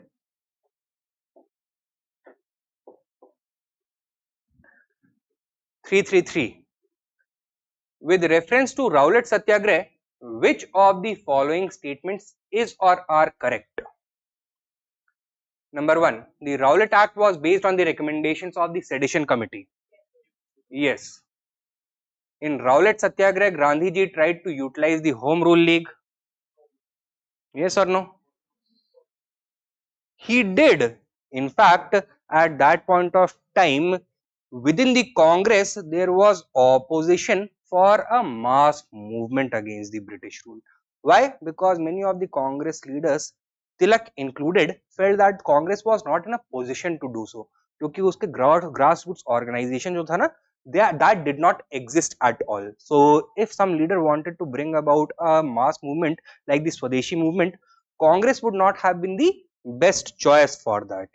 Further, the moderate section within the Congress, that was also opposed to Gandhi launching a mass movement, that wanted to oppose the Rowlatt Act once again through constitutional methods. Therefore, Gandhi had to launch the movement from outside. तो उन्होंने क्या establish किया था to launch it? Satyagrah Sabha, right? And for this he had enrobed the members of the Home Rule Leagues. Okay? So in fact in 1920 he also became the president of the All India Home Rule League. तो Besant का league तिलक की league को मिलाया, उसको बना दिया All India Home Rule League. The name of the league was also changed. क्या? नहीं, सत्याग्रह सभा ने स्वराज्य सभा, ठीक है, स्वराज्य सभा कर दिया था बाद में चेंज. इन रावलट सत्याग्रह, अच्छा ये हो गया. Demonstrations against the arrival of Simon Commission coincided with the Rowlatt Satyagrah. Incorrect. तो जो anti Simon black flag agitation था, that took place when 1928 में 27 नवंबर में the commission was constituted. Early 1928 it arrived in India. आते ही काला झंडा दिखा दिया, ठीक है. तो which of these is correct? B, 1 and 2 only. Number 334. Which of the following is or are correct for the failure of the Rowlatt Satyagrah movement? Number 1. This movement was more active in rural areas rather than urban areas. Is this correct? No. Opposite. It was more active in urban areas and not so active in rural areas. Number 2. Instead of opposing the Rowlatt Satyagrah, urban inflation and local issues became more important. This is correct. So the war had recently ended and India was still to recover economically. So the masses did not have too much of an ability to agitate and resist British rule. And therefore, these practical realities started to catch up to the masses. That is one of the reasons for its failure as well. ठीक है? अच्छा, अब ये जो रावलट सत्याग्रह है ना, and जो उसका फेलियर हुआ, that is disturbances in Punjab leading to the Jallianwala Bagh incident, उसने महात्मा गांधी को एक बहुत इंपॉर्टेंट लेसन भी सिखाया. क्या? That is what he said, that is what he claimed, that the masses are not ready, right? But reality में उनको क्या समझ में आया था? That I will not be able to launch effective and sustainable movements until and unless I have total control over the Congress. ठीक है? तो जो भी अब आगे मास मूवमेंट लॉन्च करेंगे, is he going to do that from outside or from inside the Congress? He is going to do that from inside the Congress, and that is why from this point onwards he is going to start actively working towards ensuring that he has complete control over the Congress organization. So he is going to bring in a number of outsiders and उनको promote करने लग जाएंगे. For example, Dr. Rajendra Prasad, Narhari Parikh, Bhula Bhai Desai, Anugrah Narayan Sinha, Motilal Nehru, Jawaharlal Nehru, etc. These types of leaders who till now had been second level leaders, मतलब junior leaders within the Congress, they are now going to start being elevated. अब इसकी वजह से जो traditional top bosses हैं Congress के, are they going to be very happy? No. And therefore, once the mantle of leadership shifts firmly from the old guard to Mahatma Gandhi, would they want to remain within the Congress या फिर Congress को छोड़ के जाना चाहेंगे? जाना चाहेंगे. And as a result, during the Nagpur session, when the Congress endorsed the non-cooperation movement and adopted a new constitution, जिसने एक bottom up democracy establish किया and Congress का पूरा reorganization किया था, उसके बाद a number of prominent Congress leaders resigned from the Congress. That is one of the facets of this entire development that is often overlooked. But now you know. Okay? So within the Congress also struggle for leadership was going on during this point of time. Next question. अच्छा, तो correct answer इसका हो गया B, 2 only, 334 का. Next question, 335. disorders inquiry committee was set up in the aftermath of Jallianwala Bagh massacre. Disorders inquiry committee, also better known as Hunter Inquiry Commission. ठीक है. Next, 336. Which one of the following aroused a wave of popular indignation that led to the massacre by the British at Jallianwala Bagh? It was the Rowlatt Act. So, anti-Rowlatt agitation was going on, and it was with regards to this that the Jallianwala Bagh massacre was carried out. Number 337. With reference to the Jallianwala Bagh massacre, consider the following statements. Rabindranath Tagore renounced his knighthood title in protest. Yes. C. Shankaran Nair resigned from the Executive Council of the Viceroy. अभी एक अक्षय कुमार की film आने वाली है Kesari chapter 2, उसका trailer देखा है? अभी ये बोल दो नहीं देखा. तो उसमें बोलता है ना वो अंग्रेज जज को FU करके, हाँ, तो कौन दिखाया गया है? चेतुर शंकरन नायर ही दिखाए गए हैं. Now what had happened was that he was member of the Viceroy's Executive Council. He was the education minister in the government of India. तो पोर्टफोलियो सिस्टम चलता था, तो वाइसरॉय के एग्जीक्यूटिव काउंसिल के जितने भी मेंबर्स होते थे उनको अलग अलग मिनिस्ट्रीज दी जाती थी. तो he was serving as the education minister.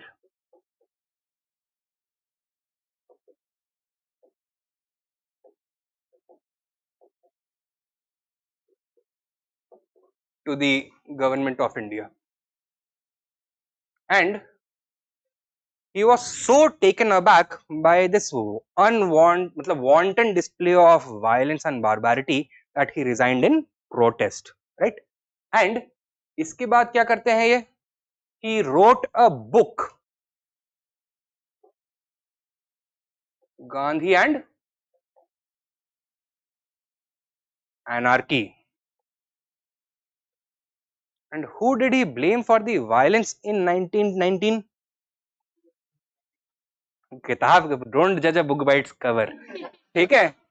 Gandhi का नाम लिख दिया तो सीधे गांधी बोल दोगे. He blamed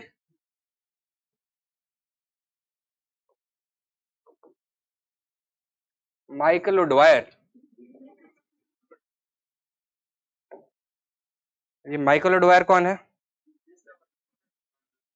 नहीं, वो रेजिनल डायर था, ये ओडवायर है. ही इज आयरिश, ठीक है?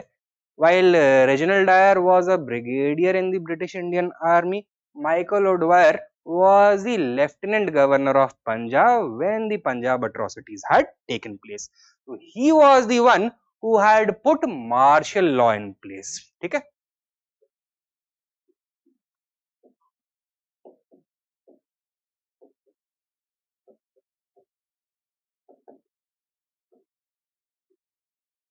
And so powerful was his criticism of the mismanagement of things in Punjab that Michael O'Dwyer had to resign and was recalled. तो उनका कमीशन ही खत्म कर दिया गया था. असैसिनेट होगा बाद में, ठीक है, अबाउट 18 years later.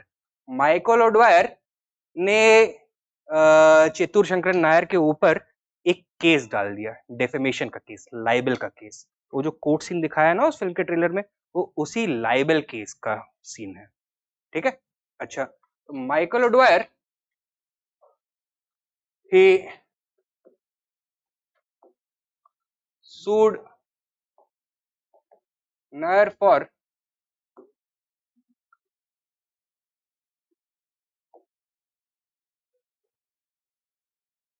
defamation. ठीक है? Now Chetur Shankaran Nair also has another distinction. In 1897 at Kakinada in Odisha, the Congress session was being organized, and against all expectations, it was this 40-year-old lawyer from Madras who was elected as president. Chetur Shankaran Nair in 1897 became the youngest president of the Congress. ठीक है? He was also the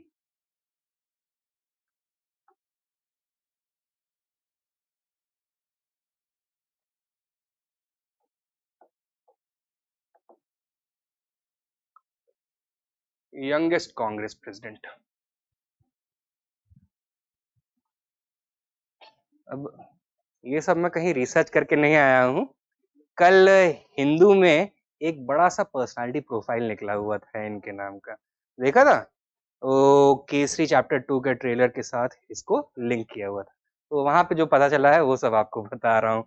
एक बार verify कर लेना, newspaper वाले भी कभी कभार गलती कर देते हैं, but I am quite sure कि जो लिखा होगा हिंदू ने ठीक ठाक ही लिखा होगा इनके बारे में। ठीक है, तो करेक्ट आंसर क्या हुआ? ये भी सही है, ये भी सही है। एक और बड़े पर्सनालिटी ने कोई खिताब वापस किया, रविंद्रनाथ टैगोर तो है ही क्वेश्चन में। गांधी जी, क्या वापस किया था इन्होंने? केजरे हिंद मेडल, तो that is also associated with Jallianwala Bagh tragedy.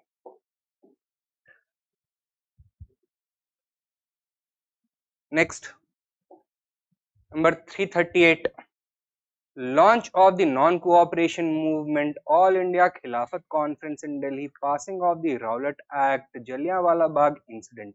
Which of the following is the correct chronological order?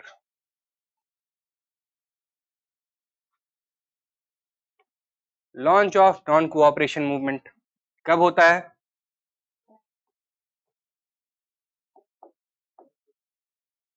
First of August 1920. The day on which Tilak passed away was the day on which the non-cooperation movement was also officially launched.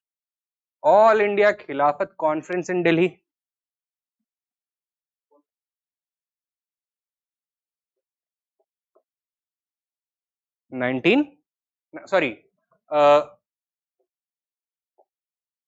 31st of July 1920. So this was the one that had given the call for non-cooperation. Passing of the Rowlatt Act.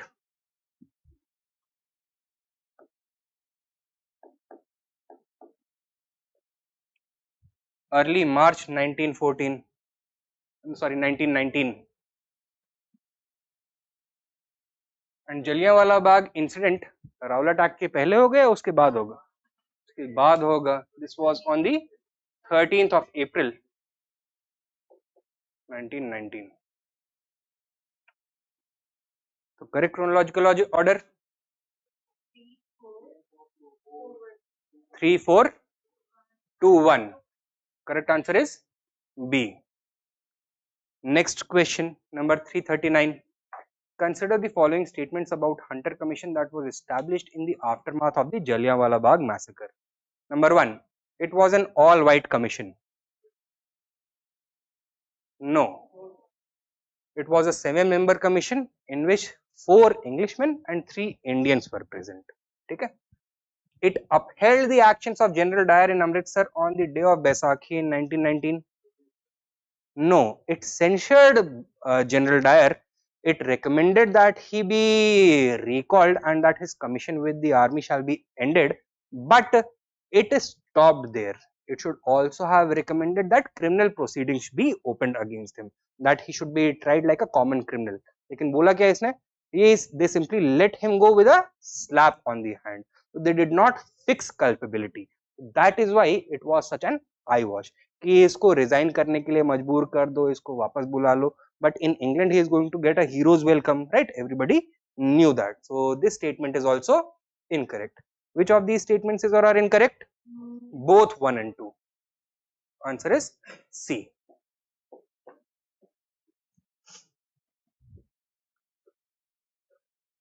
Question 340. Which of the following factors was mainly responsible for the Khilafat movement?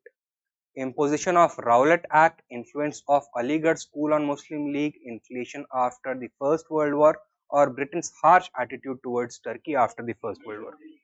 D. So the clue is in the name itself. The movement was in support of the Khilafat or the Khalifa. Okay? The state of the Khalifa. So correct answer is D. The Khilafat issue is more important than the issue of constitutional reforms and the atrocities in Punjab. The above statement is made by which of them? Mahatma Gandhi, Shaukat Ali, Maulana Azad or Hasrat Mohani? तो ये देखो कि tone of the question क्या है, comparative tone है कि नहीं है, कंपेयरिंग द खिलाफत issue with the Jallianwala Bagh massacre, और किसको ज्यादा इंपॉर्टेंस दिया जा रहा है, खिलाफत इशू को। What do you think this comparison would be done in aid of, किसी को कोई चीज कन्विंस करने की बात हो रही होगी ना, किसको कन्विंस करने की बात हो रही होगी और क्या चीज कन्विंस करने के लिए बात हो रही थी, the right time to launch a movement, and who among the Congress leaders was most interested in launching a movement, Mahatma Gandhi. ठीक है, तो correct answer is A, Mahatma Gandhi. This speech was made on the 4th of September 1920। कहां पर, Calcutta. What was going on in Calcutta, क्या हो रहा था,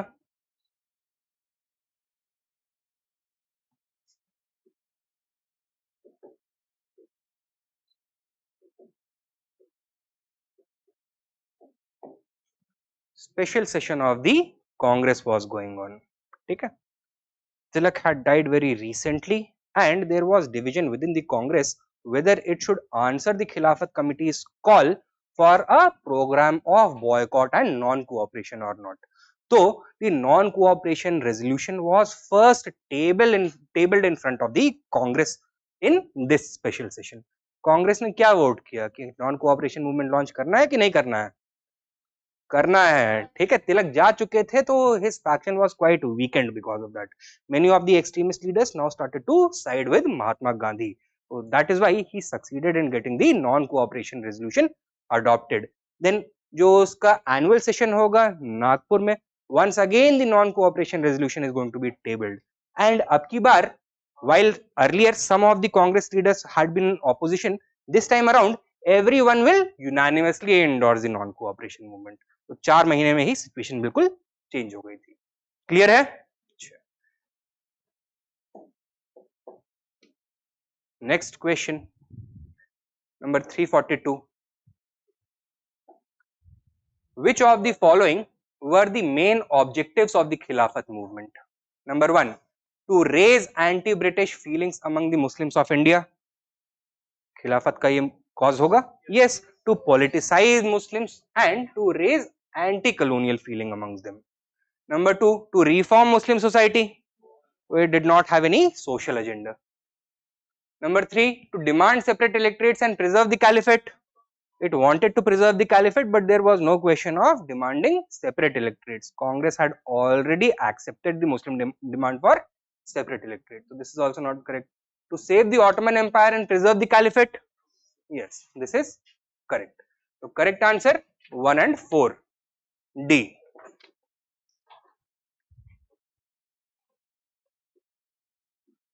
Next question 343, which of the following was not associated with the Khilafat movement? Treaty of Sevres, program of non-cooperation, arrest of Saifuddin Kishlu, boycott of government jobs।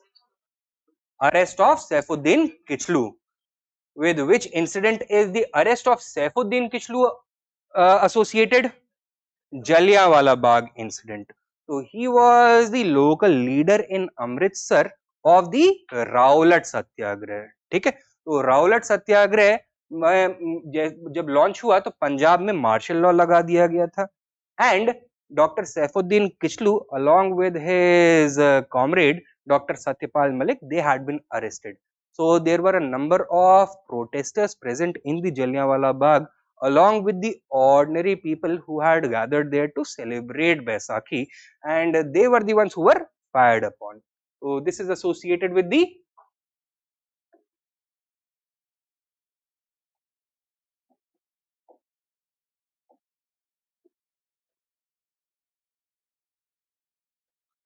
Jallianwala Bagh massacre।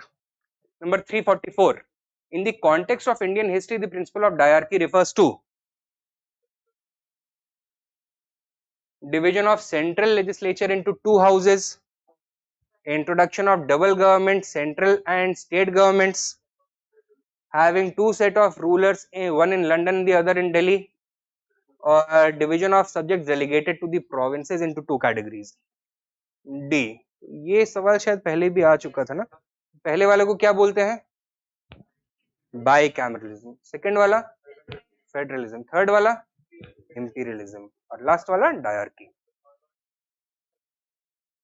करना है तो डाल दो dominion status, लेकिन उससे फर्क क्या पड़ता है? Dominion status is also a form of imperialism only ना। Next question 345, which of the following statements are not true with regard to the Legislative Assembly formed under the Government of India Act 1919? Number 1, elected members of the assembly were to be elected directly. True or not? जो भी elected members थे assembly के, were they to be elected directly or indirectly? This is correct. So 1919 Act for the first time introduced the principle of direct elections. पहली बार indirect elections का principle कब introduce हुआ? 1909 Morley-Minto reforms. Principle of representation introduced for the first time by the India Councils Act 1892, and the idea that Indians should be part of the legislature, that was introduced first by 1861. ठीक है, तो यहाँ पे एक छोटा सा list बना लेते हैं।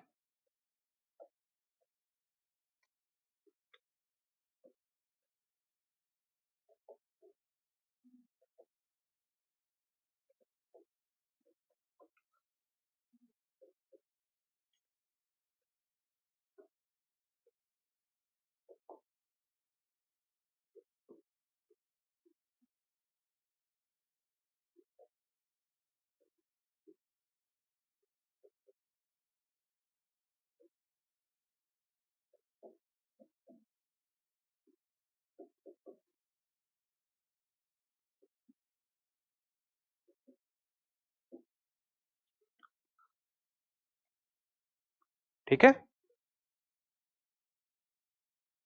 तो what is the difference between nomination and representation?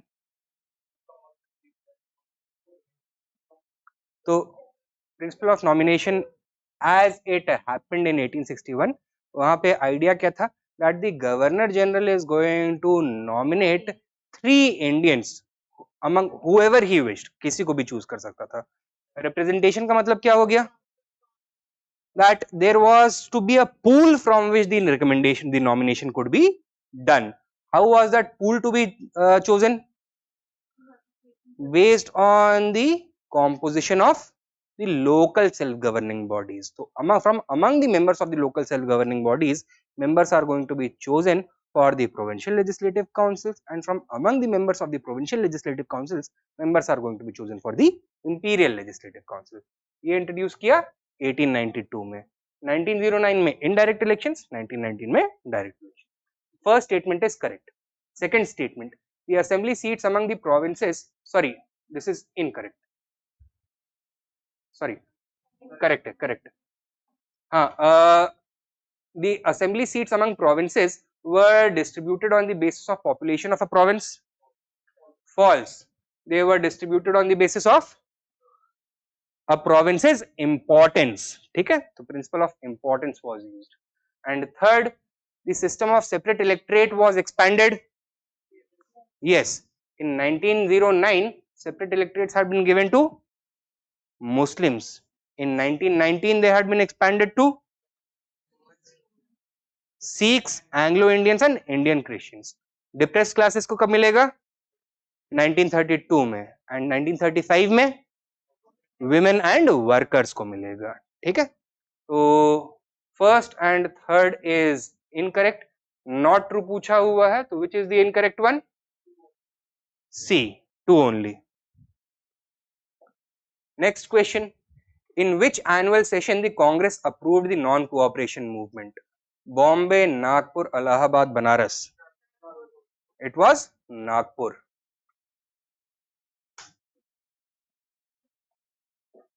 Next question, in 1920 which of the following changed its name to Swaraj Sabha? All India Home Rule League. A. 348 Consider the following statements about Nagpur session of Congress in 1920. Number 1, it marked the formal launch of the non-cooperation movement. Number 2, it was presided over by Mahatma Gandhi. And number 3, it adopted a new constitution of Congress. So first statement correct or incorrect? Incorrect. तो क्या देखा था हमने, when did the non cooperation movement begin? August 1920. ठीक है, all India खिलाफत committee ने launch कर दिया था. So that was formally launched by the All India Khilafat Committee in August 1920. When if we are to talk about the Congress ने पहली बार endorse किया था, non cooperation adopt किया था in September of 1920. तो वो नागपुर सेशन नहीं हो सकता है. ठीक है. अच्छा, it was presided over by Mahatma Gandhi. No. Who presided over it? M.V. Raghavachari. ठीक है. It adopted a new constitution of Congress. This is correct. Mahatma Gandhi, did he ever preside any Congress session?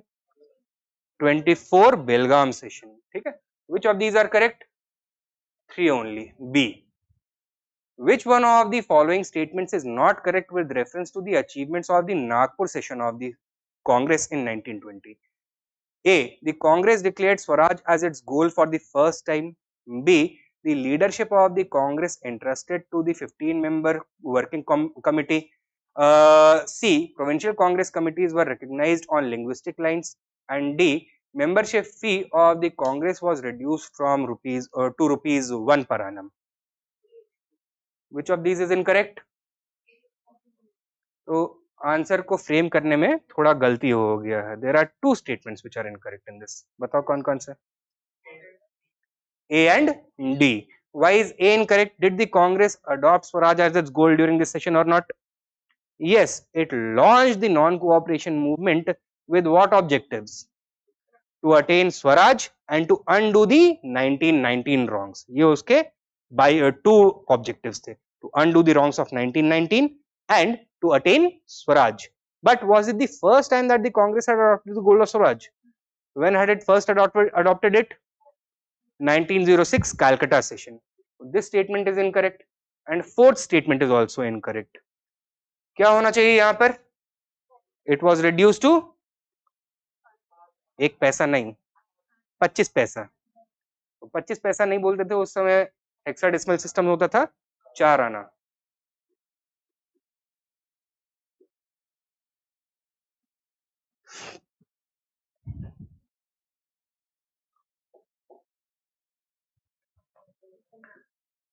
Next question, number 350. Consider the following statements in context of non-cooperation Khilafat movement. Congress leaders like C.R. Das were unwilling to boycott the councils. Yes or no? Yes. In fact, he, along with Motilal Nehru, led a faction of Congress leaders in September 1920 who had voted against the adoption of the non-cooperation resolution. Why? Because they were not convinced of the efficacy of the Gandhian method of non-violent satyagraha. They did not want to boycott the upcoming elections, rather they wanted to participate in the elections and enter legislative councils. So the first statement is correct. Number 2, all Congress candidates boycotted council elections of November 1920. This is also correct. So while they had voted against the non-cooperation resolution, but the the All India Congress Committee had approved that resolution. They had to follow the whip. So while they were against it, they did not participate in the elections. So which of these are correct? Both 1 and 2. तो देखो, Congress working committee top पे होता था, उसके नीचे एक all India general elected body होता था, which was the All India Congress Committee. So all top Congress members were part of the All India Congress Committee. 15 of the topmost workers would be chosen from among the members of the All India Congress Committee to be part of the Congress Working Committee. The Congress Working Committee took the day-to-day decisions on behalf of the Congress. So yes, he was a member of the All India Congress Committee. All देखो CR Das may have been unwilling, लेकिन Congress ने एक बार party ने decision ले लिया तो in order to maintain party unity इन्होंने भी पार्टिसिपेट नहीं किया फिर, ठीक है। He went along with the wishes of the majority with in the Congress. तो both statements are correct. Number 351, with reference to programs of the non-cooperation movement, consider the following. Number 1, boycott of courts. Number 2, boycott of legislative councils elections. Number 3, renunciation of government titles. And number 4, denial by workers and soldiers to go to Mesopotamia. How many of the above statements are correct?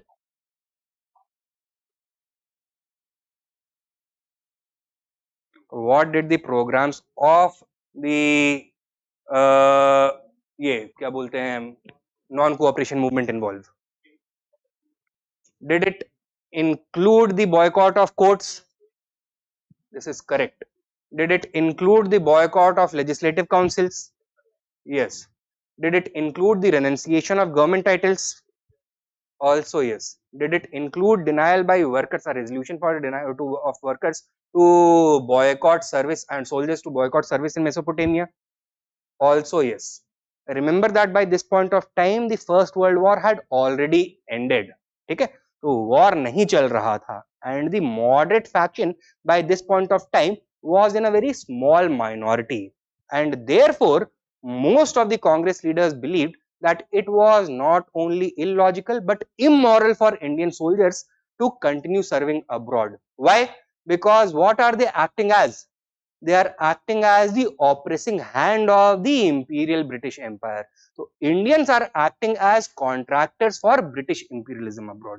So they did not want that to happen. Okay. So which of these, how many of these statements is correct? All are correct.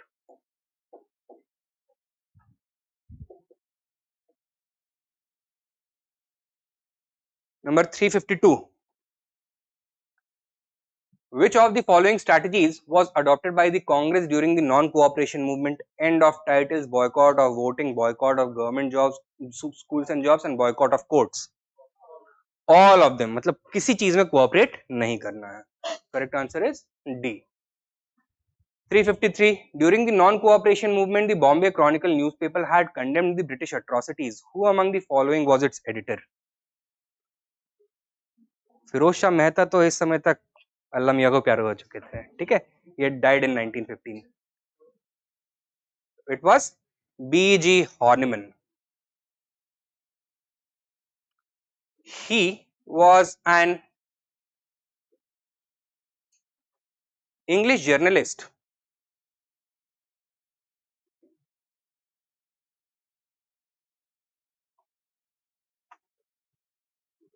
But even though he was an English journalist, he bitterly criticized the government both during the Rowlatt Satyagraha and the Jallianwala Bagh massacre, as well as during the non-cooperation movement. And इस वजह से क्या होता है? Are the English going to allow him to remain free? No, he was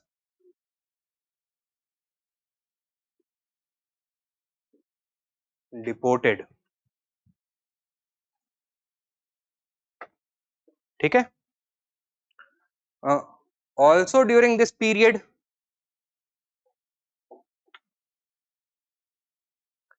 another prominent leader was holding regular correspondence with a major world leader that was not British. इन्हीं चारों में से एक है वो. कौन थे? Who do you think would be the best candidate for this? S. Subramania Iyer.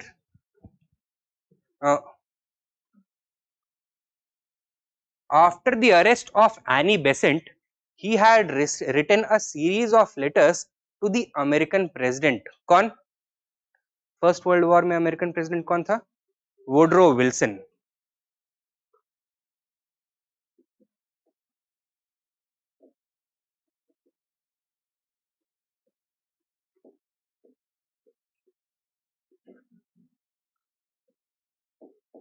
And इनको भी क्या करेंगे?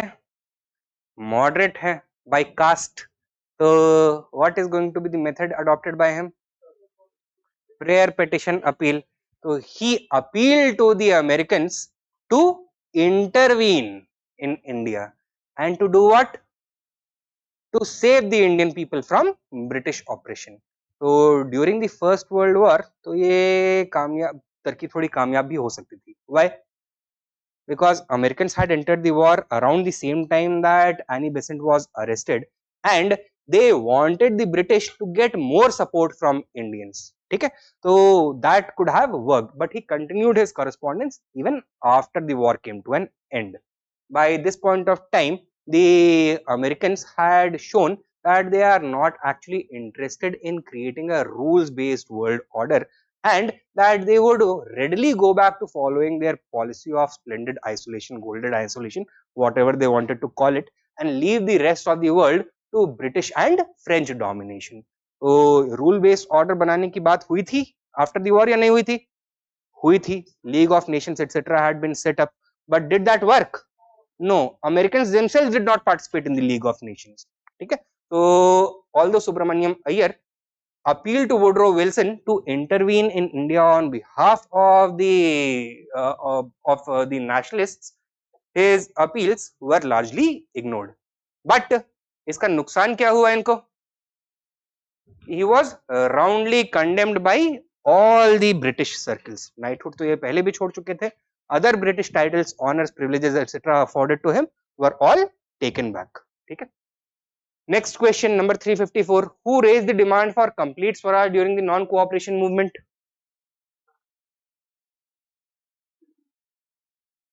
Non-cooperation movement में सबसे पहली बार complete स्वराज का डिमांड किसने रेज किया? It was Maulana Hasrat Mohani. When did he do this? In the joint Congress Muslim League session of Ahmedabad.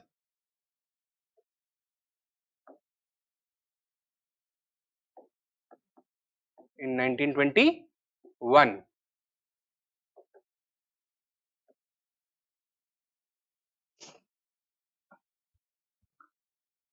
अच्छा. When did the Congress officially adopt the demand for Purn Swaraj? 1929. कौन से session में? Lahore session. And which Indian leader first gave the idea that Swaraj should mean Purn Swaraj? Not Tilak. ठीक direction में है. उन्हीं के अगल बगल और कौन कौन थे?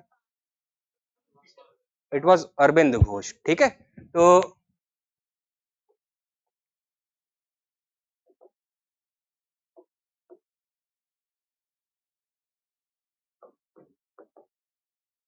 he was the first to suggest that Swaraj should mean Purn Swaraj. But this was not done from the Congress forum. ये कांग्रेस सेशन के दौरान हुआ था. ठीक है, तो this he had made the argument on his own. Next question. Which of the following leaders left the Congress during the non-cooperation movement? Annie Besant, Muhammad Ali Jinnah, Bipin Chandra Pal or Shaukat Ali?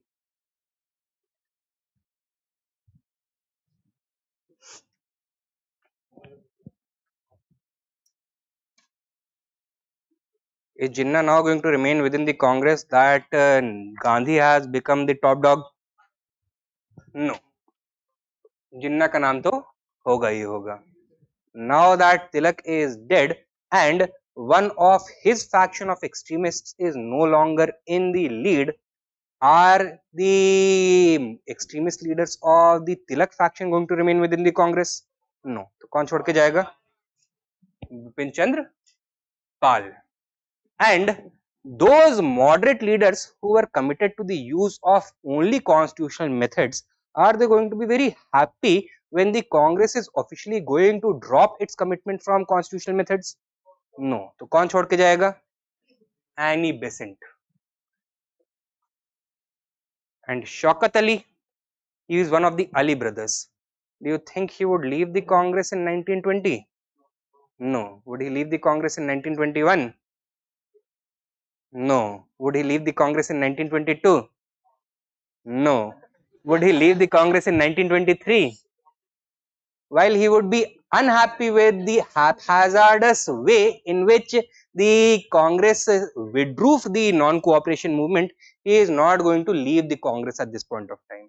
And therefore, in the 1923 session, in order to repair the relations between Hindus and Muslims, which had started to deteriorate following the sudden withdrawal of the non-cooperation movement, Shaukat Ali is in fact going to be made the Congress president.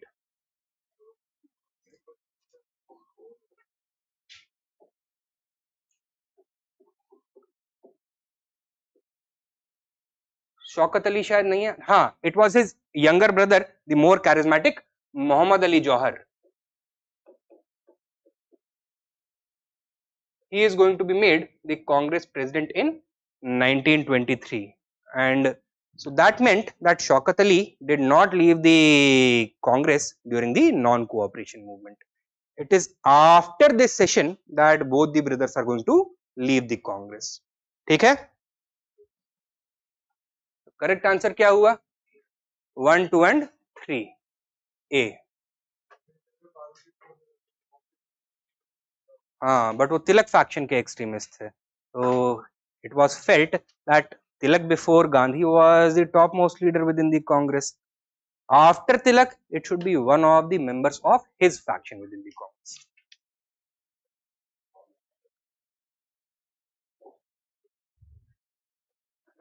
Number 356, statement 1 and statement 2. Examine them and carefully select the answer given below. The Awadh Kisan Sabha, established in 1920, failed to bring under its wing any Kisan Sabhas. Correct or incorrect? Incorrect. Later on, by 1936, it would lead the formation of the All India Kisan Sabha. The Awadh Kisan Sabha asked Kisans to refuse tilling Bedakli land and not offered Hari and Begar. This is also correct. Hari and Begar, these were forms of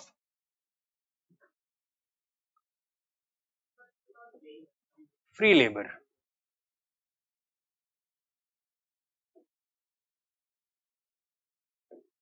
Is the statement correct or incorrect? This is correct. So, founder of the Awadh Kisan Sabha,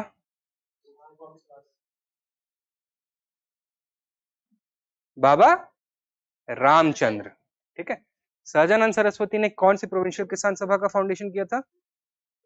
नहीं, बिहार किसान सभा का. ठीक है. And he was also the founder and first president of the all India Kisan Sabha. तो correct answer क्या होगा? Statement 1 is false but 2 is true. D.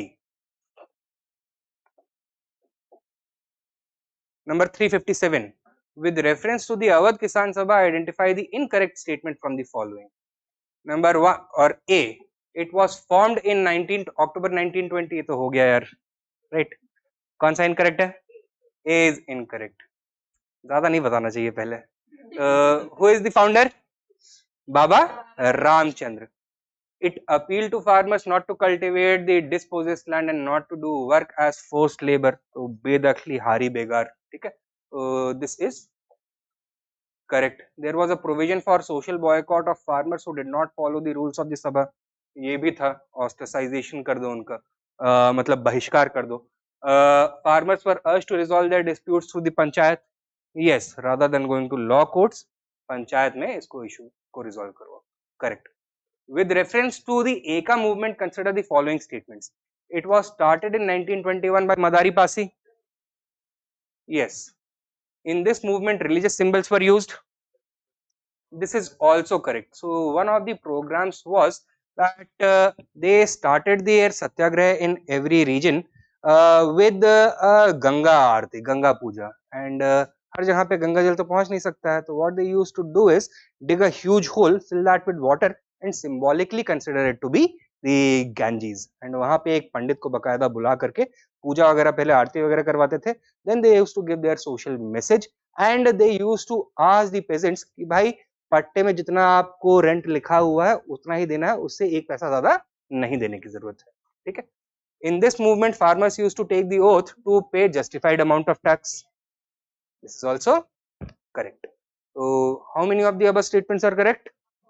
All three. And the launch of the Eka movement which was not being controlled by Mahatma Gandhi, is considered by many Marxist historians to be the real reason on why he withdrew the non-cooperation movement. क्यों? क्योंकि उन्होंने क्या launch किया था when it came to the farm sector? A no revenue campaign only. But peasants had now started to launch no rent, no revenue campaigns on their own. So this would have hurt the interests of the zamindars. Marxist historians accused Gandhi of being sympathetic to the zamindars' interest. तो उन्होंने बोला कि चौरी चौरा तो केवल बहाना था, real reason was Eka movement. Number 359, with reference to the constructive work done during the non-cooperation movement, consider the following statement. Number 1, development of village panchayats, establishment of the Kashi Vidyapith and the Jamia Millia, and end of untouchability. How many of these statements are correct? Is the first one correct or incorrect? Correct है, ठीक है. तो constructive work में establishment of village panchayats was one of the important programs. Village reconstruction program था ना उसमें, one of the movements. So that involved village panchayats as well. Establishment of Kashi Vidyapith and Jamia Millia, also correct. So Kashi Vidyapith in Banaras, Patna, Bihar Vidyapith in Patna, and Jamia Millia कहाँ पर? Not Delhi, Aligarh में. It was later shifted to Delhi. ठीक है. And end of untouchability. Yes, anti-untouchability program was one of the important programs of the constructive work program by Gandhi.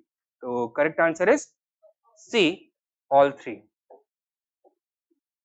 ये सब in fact ना, ये तीनों चीजें ही they are going to be universal elements of all Gandhian movements. So national education, promotion of anti-untouchability, Hindu-Muslim unity, Khadi program, Charkha program, anti-liquor program, reconstruction program in villages, ये आपको हर Gandhian movement में देखने के लिए मिलेगा.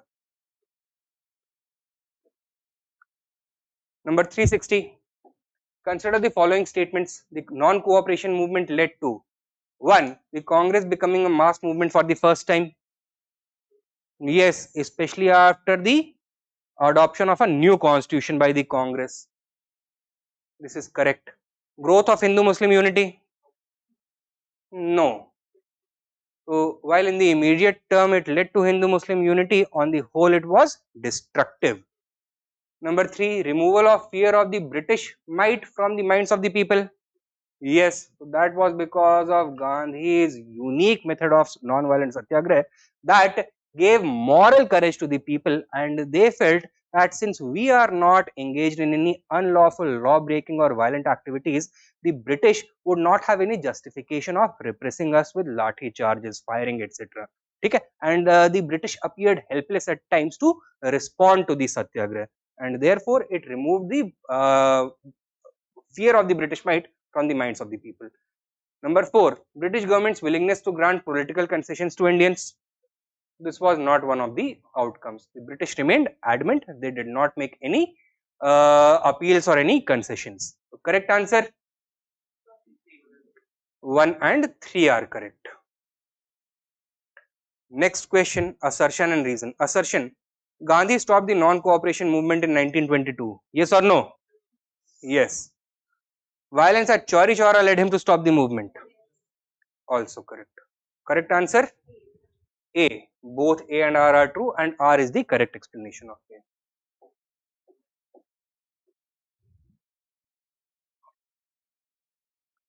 Number 362. Which of the following was not the reason for the withdrawal of the non-cooperation movement? Chauri Chaura incident of February 1922. Was this a reason? The movement was turning into a no rent movement against zamindars in some places. Yes, कहाँ पर? अवध में, ठीक है, Hardoi, Barabanki, region surrounding Lucknow. The movement had reached its ebb by the end of 1921. Also correct. So Gandhi ji ka STS PCP strategy, and government promised concessions to nationalists. So no such concessions had been promised. So correct answer क्या होगा? D, 4 only. Next question 363. By which resolution the Congress Working Committee decided to withdraw the non-cooperation movement? Calcutta proposal, Bardoli proposal, Chauri Chaura proposal, or Delhi proposal?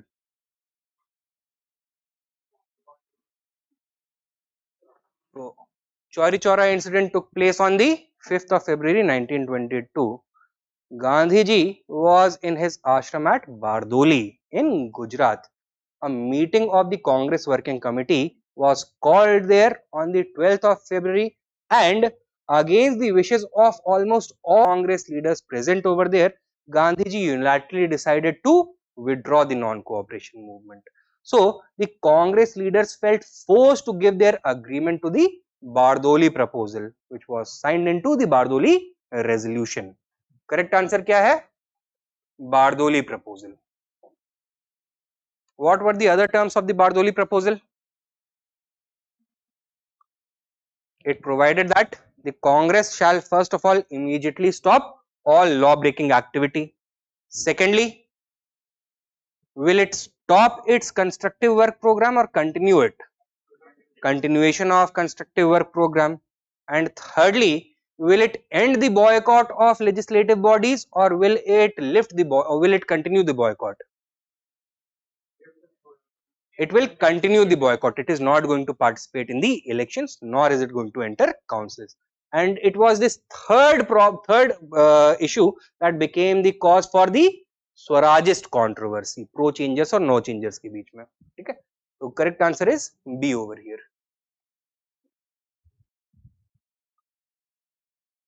Number 364. Consider the following statements with reference to the Swarajists. Number 1. When their proposal for council entry was opposed by the Congress, the Swarajists formed a new party independent of the Congress. Yes or no? No. Why is this statement incorrect? The Swaraj party was not a party independent from the Congress. It was a subgroup within the Congress. Okay? Number 2. They had no faith in mass civil disobedience. अरे non cooperation में जो boycott passive resistance हो रहा था, law breaking चल रहा था, उसके ये फेवर में थे या नहीं थे? थे.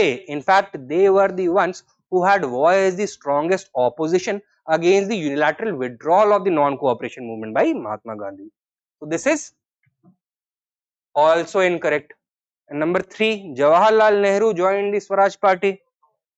Incorrect. कौन से नेहरू थे इसमें? Motilal Nehru. So which of these statements are correct? None. Answer is D. Number 365. With reference to the objectives of Swaraj party in the election of 1923, consider the following statements. Number 1. To achieve dominion status quickly. Yes. So dominion status जल्दी से मिल जाए. अब idea यही था ना that Congress wants Swaraj. What is the best strategy to adopt Swaraj? एक group ने बोला कि दोबारा से मूवमेंट लॉन्च करो, एक ग्रुप ने बोला let us enter the councils, either end them or mend them from with in, और एक ग्रुप ने बोला that we shall continue doing constructive work while boycotting the elections. ठीक है? तो which group said that we should enter the councils and either mend them or end them? Swarajists. तो लेकिन objective तीनों का एक ही था, attain Swaraj as quickly as possible. Number 2, to attain provincial autonomy. True, they wanted to expose the hollowness of diarchy and force the government to replace it with provincial autonomy. Number 3, right to establish control over the government machinery to Indians. This is also correct. Okay? So they wanted to create a situation where the government machinery should be under the control of Indians rather than the British, and that is why they would be very happy when the Government of India Act is going to be enacted, which introduced provincial autonomy. So which of these are, how many of these are correct? All 3.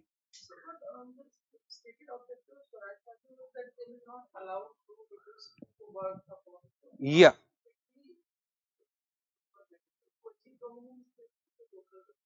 Because they are going to make the working of the constitution introduced by the 1919 Act unworkable in nature.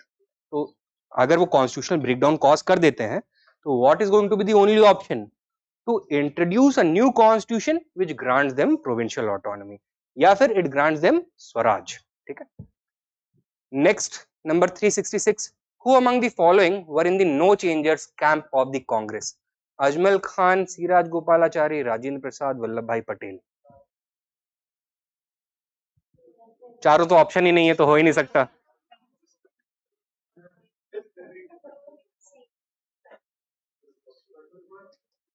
1 2 3 तो who were the no changers and who were the pro changers? इसमें से बताओ Swarajist किसको बोलते हैं, no changers को या pro changers को? Pro changers were the Swarajist. What did they want to change? Yeah, the Congress policy with regards to council entry. They wanted to lift the boycott on elections. ठीक है, तो ये हो गए Swarajist. Leader कौन थे इनके? C.R. Das. He was the leader of this group, and the other prominent leaders were Motilal Nehru and Hakim Ajmal Khan. ठीक है, pro changes sorry no changes में कौन कौन थे? Doctor Rajendra Prasad, C Rajagopalachari,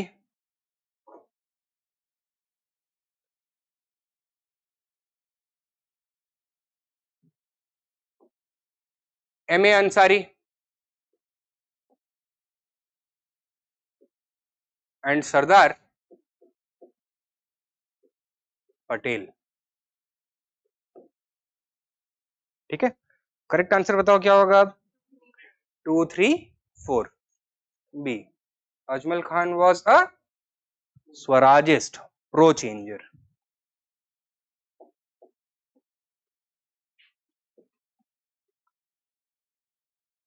Now, next question 367. After the non-cooperation movement, in which of the following regional movements did Gandhiji take part? कैसे बता दिया? रट के बैठे थे? अच्छा, तो मैं तो लॉजिक से समझाने वाला था कि आप लोगों ने पूरा मजा खराब कर दिया. तो देखो, इसमें आइडिया ये है that after the withdrawal of the non cooperation movement, Mahatma Gandhi was put under arrest, तो ही वाज जेल्ड. तो 6 साल की जेल हुई थी, but due to poor health he was release after 2 years. यानी कि 1922 में अरेस्ट हुए थे, 24 में रिलीज हो गए. The other 3 movements took place in 1922 and 23. वाइकॉम Satyagraha took place in 1925. मेरा लॉजिक ये था, तो that is the only one that he could have participated in. लेकिन ये भी सही है, रट के बैठ जाओ. Arrange the following movements in the correct chronological order. Vaikom satyagraha, Borsad satyagraha, Kheda satyagraha, Rowlatt satyagraha. Kheda first. Correct answer क्या हुआ फिर?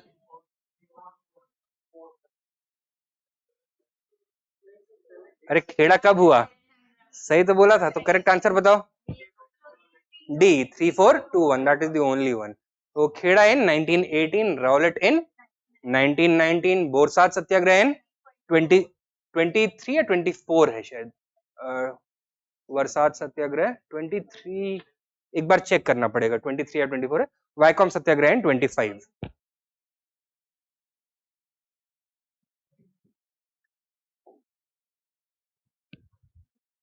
Next, an independent movement was started by the untouchable Mahars during the 1920s under the leadership of Dr. Bhimrao Ambedkar, the first graduate of their class.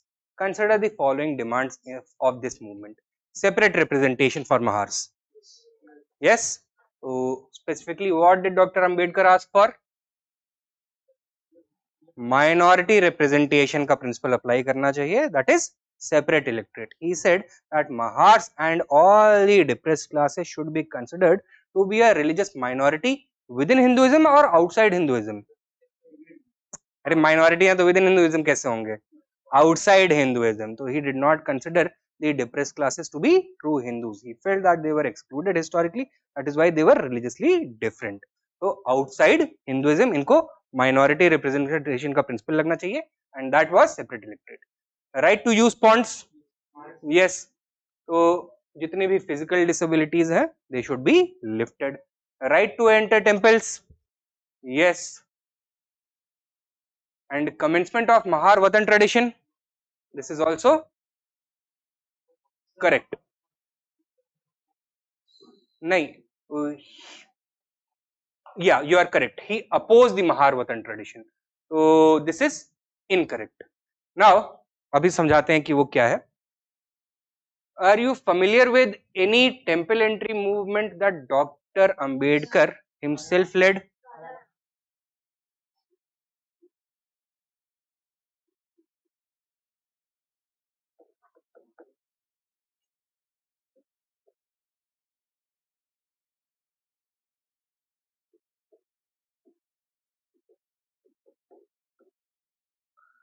Nashik 1924 Kalaram temple anti Satyagraha.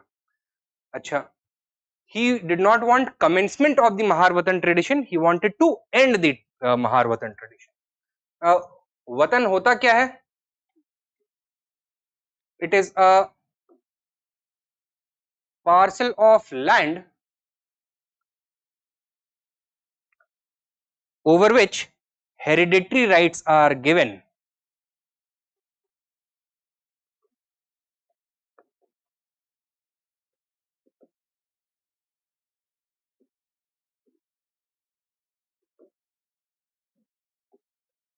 by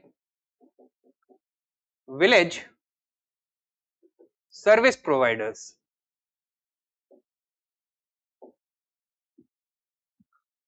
Now in the Deccan region, जैसे north India में jajmani system exist करता था during the medieval period, in Deccan region and Maharashtrian region the balutedari and alutedari systems used to exist. ठीक है, तो 12 बलूटेदार्स हुआ करते थे. These were village service providers, village watchman, village potter, village dairy man, village barber, etcetera etcetera etcetera.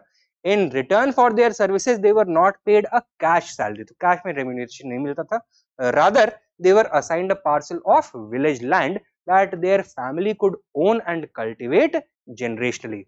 So these were known as watans.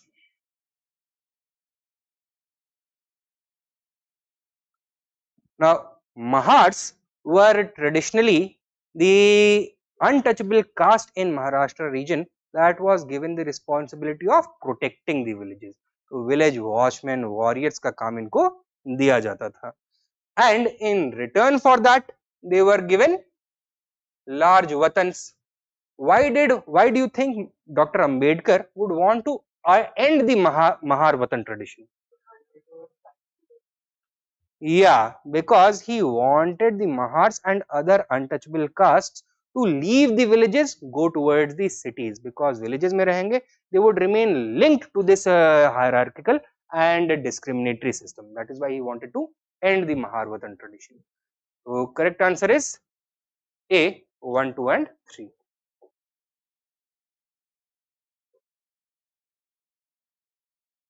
Number 1924 to 31 developments. Number 370.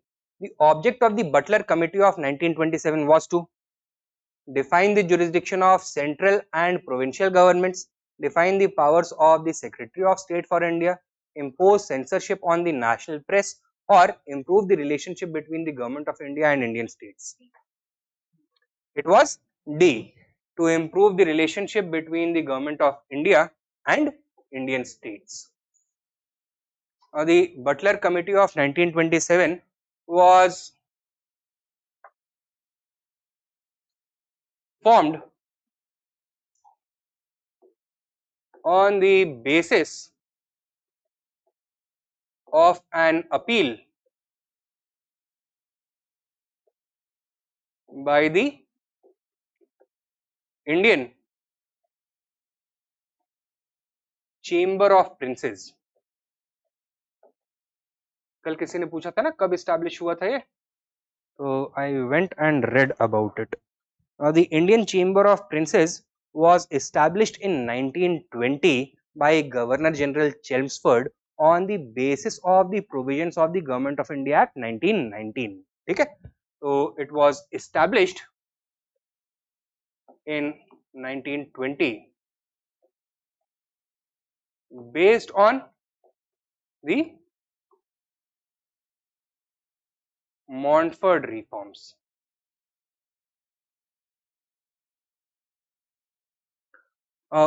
Why had the princes asked for such a committee to be set up?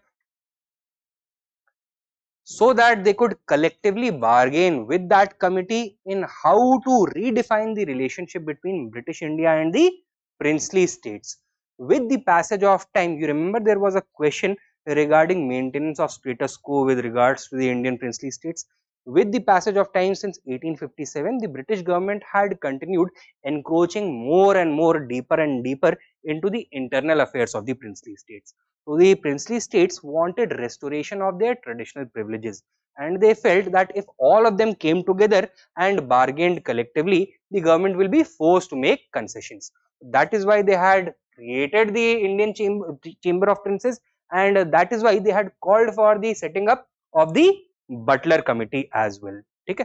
One of the other reasons for setting up of the Butler Committee was that by this point of time, the younger generation of Congress leaders who lean towards what, the right or the left, the left, socialist leaning ज़्यादा हो रही थी, and they considered the princes to be as big an enemy of the Indians as the British, क्योंकि they were now coming under the influence of socialist ideology.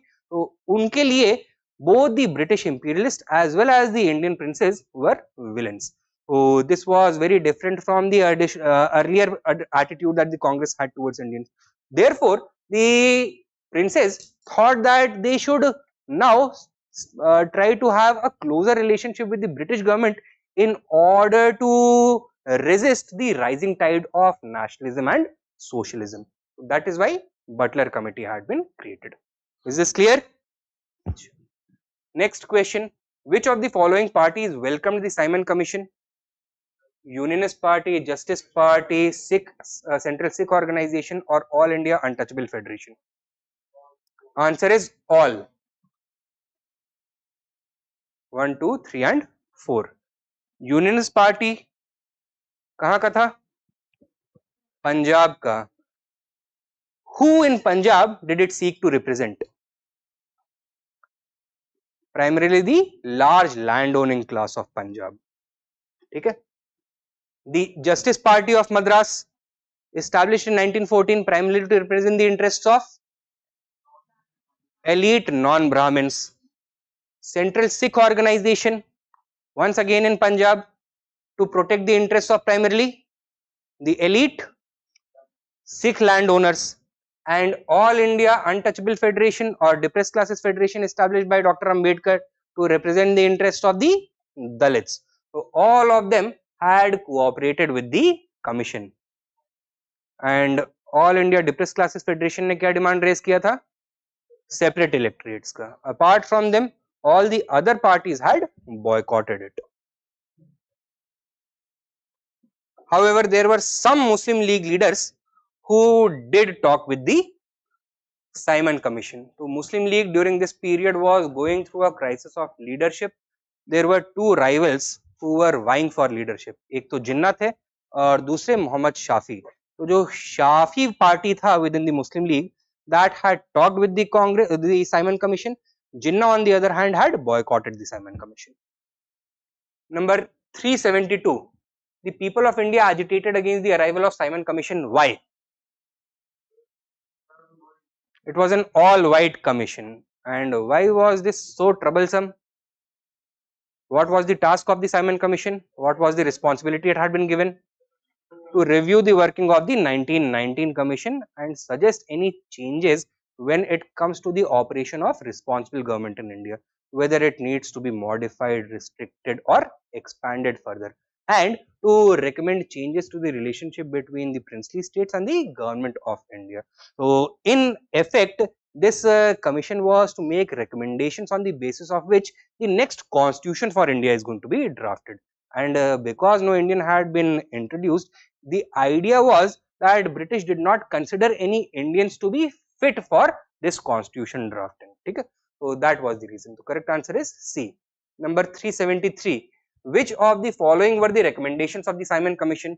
Abolition of diarchy in the provinces, expand voting rights on communal lines, and complete provisional status to the Northwest Frontier Province.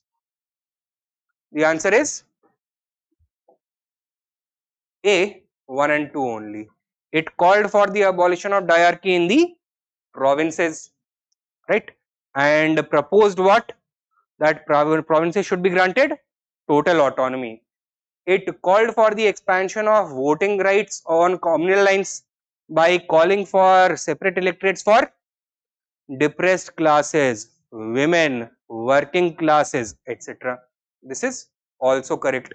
Now, while the Northwest Frontier Province had been established as a Chief Commissioner's province,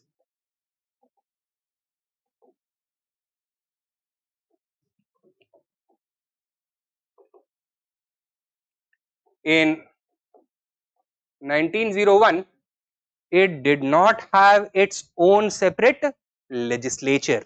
It did not have any other representative bodies, elected representative bodies. There was no system of responsible government over here. So it was acting like one of our union territories without a legislature. Okay? So maintained by the central government. So with regards to the Northwest Frontier Province, इसने क्या suggest किया था कि इनको full statehood देना चाहिए या नहीं देना चाहिए? Deny कर दिया था. Why? Because of the sensitivity of this area. Why was this area sensitive? It was a buffer region between the British and the Russians. Okay? Further,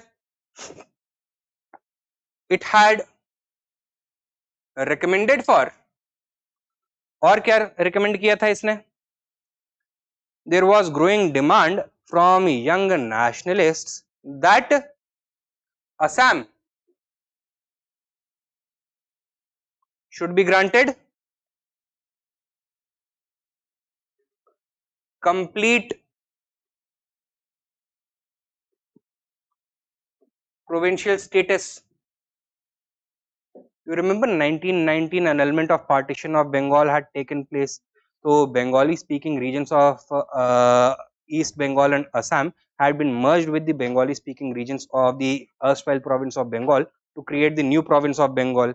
What happened to the non-Bengali speaking regions of East Bengal and Assam? यानी कि जो असम वाला area है, they were separated and instituted as a chief commissioner's province in 1911. Now the demand was rising from young nationalists, especially the Muslim League nationalists, that इसको क्या करना चाहिए? Full statehood दे देना चाहिए. So with regards to Assam, what was the recommendation? Should it be given full statehood or not? It should be given full statehood. ठीक है? Further, linguistic reorganization of the province of Bombay was also being asked for. So Muslim League specifically was asking for the creation of two new provinces. कौन से? Sindh and Balochistan, while the Congress wanted the creation of one new other province, that is Gujarat. ठीक है? So with respect to Sindh and Balochistan,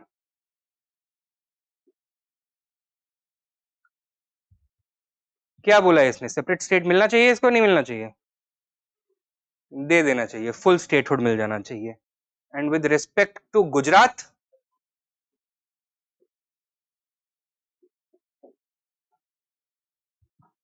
नहीं मिलना चाहिए. ठीक है? तो एंड में होता क्या है? गवर्नमेंट ऑफ इंडिया एक्ट 1935 के through what happens?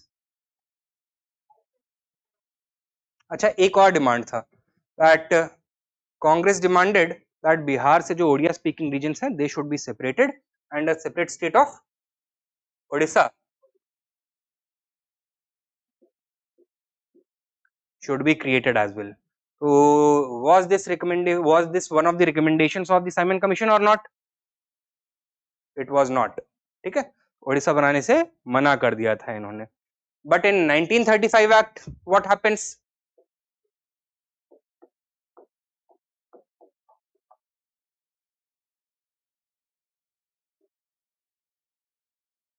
It provided for the creation of two new provinces. कौन से? Sindh and Odisha. It also gave full statehood to Northwest Frontier Province. ठीक है, bringing the total number of British Indian provinces to how many? 11 British Indian provinces.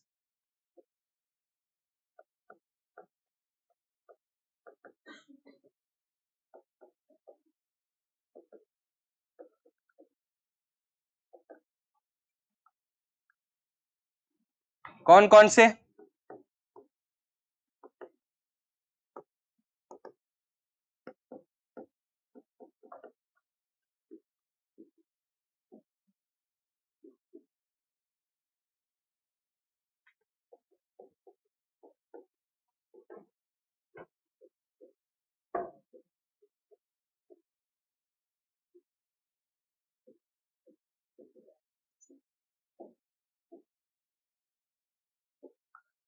UP, Bihar, CP, Bombay, Odisha, Madras, and Punjab, Sindh, NWFP, Assam and Bengal.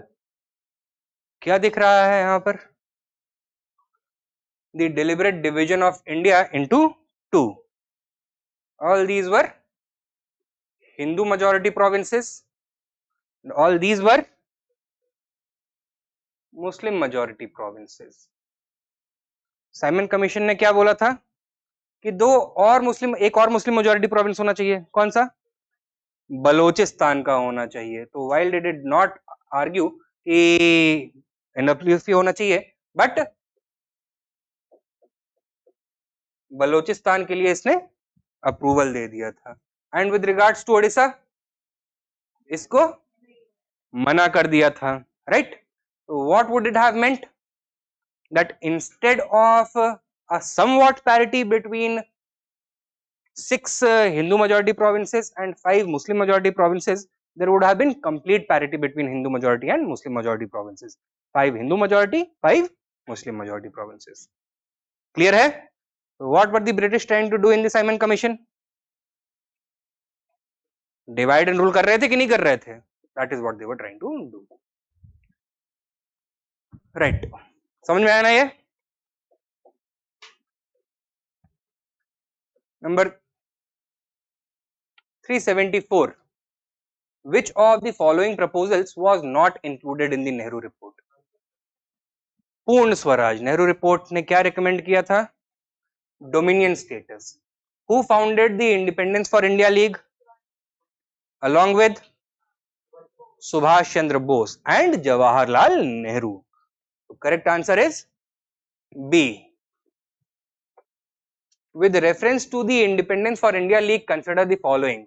It was founded by Nehru and Bose. Yes or no? Yes. This league was independent and separate from Congress? No. It emerged as a pressure group within the Congress with the objective of spreading the idea of Purna Swaraj and socialism within the Congress. Its United Provinces branch spoke of a socialist democratic state. Yes, its United Provinces branch was in fact headed by Jawaharlal Nehru. Okay? It spoke of a socialist democratic state. The correct answer 1 and 3. Consider the following statements. Opposing the notion of dominion status, to demand complete independence from British rule, to promote socialism. Which of the statements above was or were the goal of the Independence for India League? All of the above. Opposing dominion status in favor of Purna Swaraj, complete demand of independence from British rule, and promotion of socialism. Answer is C. Next, question 378. The 1929 session of the Indian National Congress is of significance in the history of the freedom movement because attainment of Purn Swaraj was adopted as the goal of the Congress. ठीक है. Next question, with reference to the Lahore session of the Congress in 1929, consider the following statements. Its president was Sardar Vallabhbhai Patel. Incorrect. कौन थे? Jawaharlal Nehru. Number 2, the proposal of Purn Swaraj was accepted. Yes. Number 3, 26 January 1930 was declared to be celebrated as Independence Day. Also correct. On this day, where was the tricolor hoisted by Jawaharlal Nehru? Ravi river. कहां पर? लाहौर. तो correct answer क्या हो गया? सी, 2 and 3.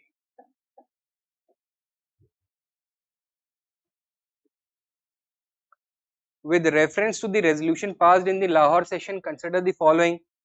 The round table conference would be boycotted. The proposal for civil disobedience movement was accepted and all Congress members were advised not to participate in the Legislative Council elections. Which of these are correct? Round table conference would be boycotted. Yes or no? Yes. It called for the boycott of the upcoming round table conference. The proposal for civil disobedience movement was to be accepted. This is also correct. So it gave the Congress Working Committee instructions to launch a civil disobedience movement for the attainment of Purn Swaraj, and all Congress members were advised not to participate in the Legislative Council elections. Also correct. So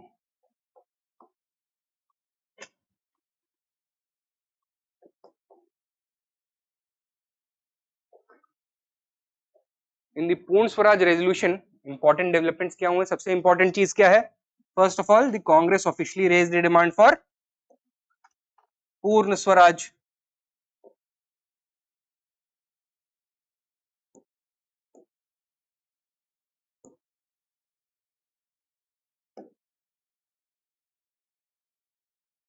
Secondly, it authorized the Congress Working Committee CWC to launch the civil disobedience movement to attain Purn Swaraj. Thirdly, through this resolution, it also called for the boycott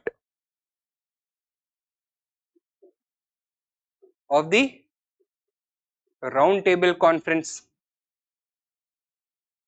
And lastly, it also called upon all Congress members who were part of any legislative councils to resign and for the Congress members not to participate in any future elections.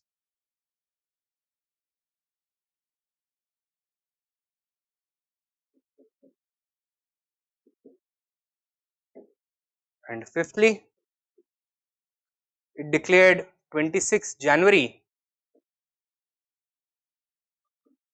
1930 as the symbolic celebration of Independence Day. ठीक है? These were the important developments in the Purn Swaraj resolution.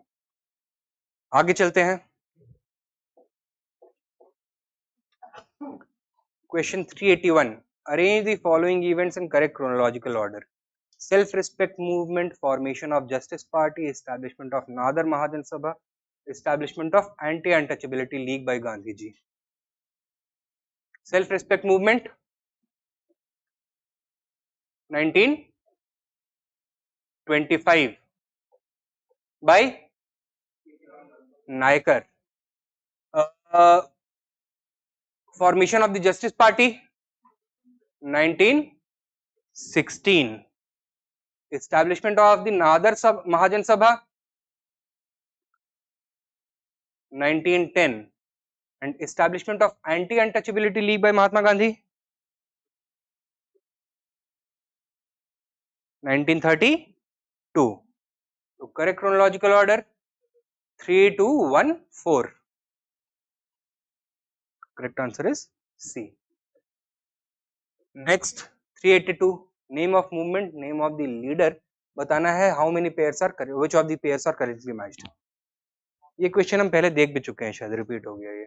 तो anti untouchability league, Mahatma Gandhi, Kisan Sabha, Swami Sahajanand Saraswati, self respect movement, E V Ramaswamy Naikar.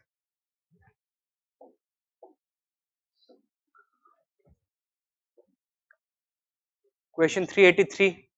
With reference to the Bardoli Satyagraha movement, consider the following statements. Number 1. During this movement, women gave the title of Sardar to Vallabhbhai Patel. Yes. The Bloomfield and the Maxwell committee were constituted. ये इसको थोड़ा ठीक कर लीजिए. The Maxwell Bloomfield committee.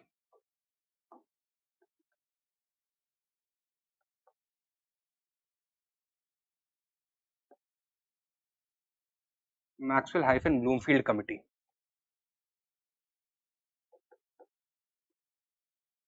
was constituted by the government. This is also correct. Railway strike was organized in Bombay in support of this movement. This is also correct. So Bardoli Satyagraha, where is Bardoli? Gujarat mein. What was the issue over here? Tax related issue था. Issue exactly ये था that the government over there, the revenue officials had arbitrarily increased the revenue demand to 22%. Additional demand had been put. This was unconstitutional. Who led the movement? It was Sardar Vallabhbhai Patel.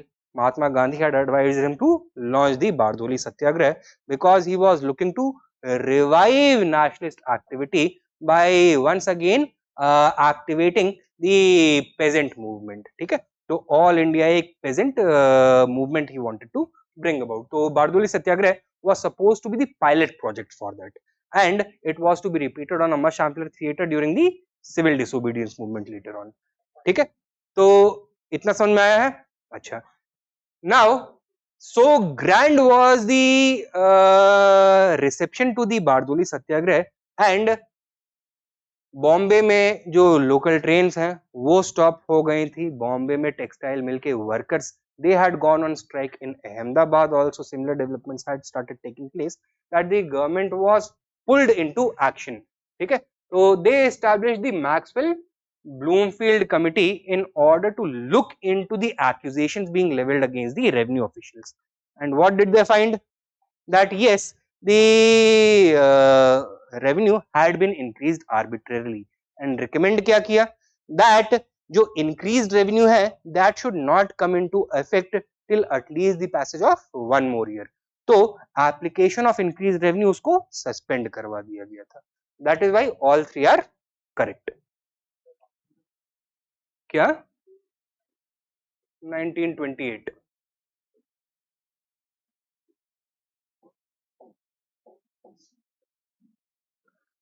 Next question, number 384. With reference to British colonial rule in India, consider the following statements. Number 1. Mahatma Gandhi was instrumental in the abolition of the system of indentured labor. This is correct. He was responsible for ending the system of indentured labor in two countries. कहाँ पर? India में भी, south Africa में भी. Number 2. In Lord Chelmsford War Conference, Mahatma Gandhi did not support the resolution on recruiting Indians for the World War. This is false. Mahatma Gandhi supported the idea of recruiting India for the First World War. Thirdly, consequent upon breaking of salt law by the Indian people, the Indian National Congress was declared illegal by the colonial rulers. Yes, this is true. तो कांग्रेस के ऊपर लगा दिया ban, Mahatma Gandhi को डाल दिया jail में. तो correct answer is B, 1 and 3.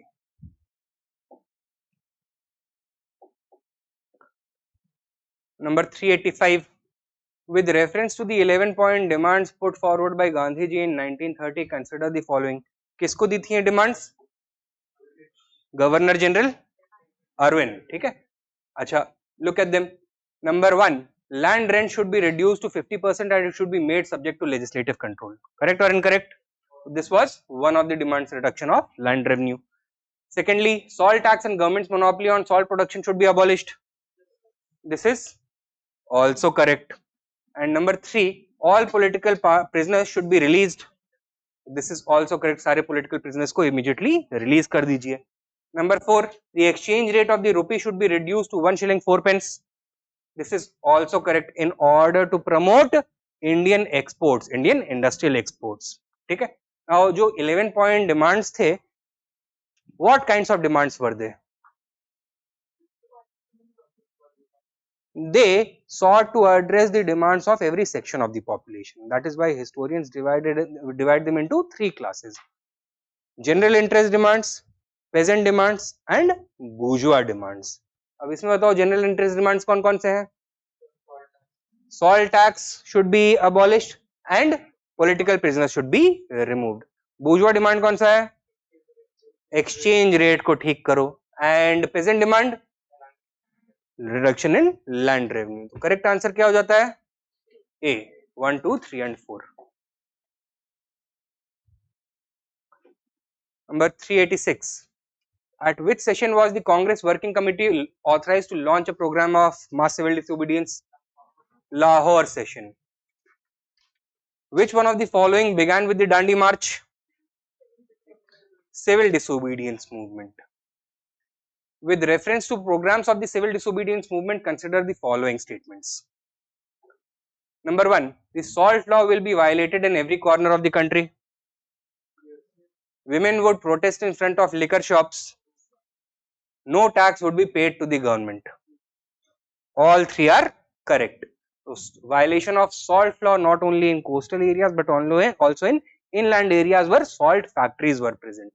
Women would protest in front of liquor shops. So peaceful picketing of liquor was a major program.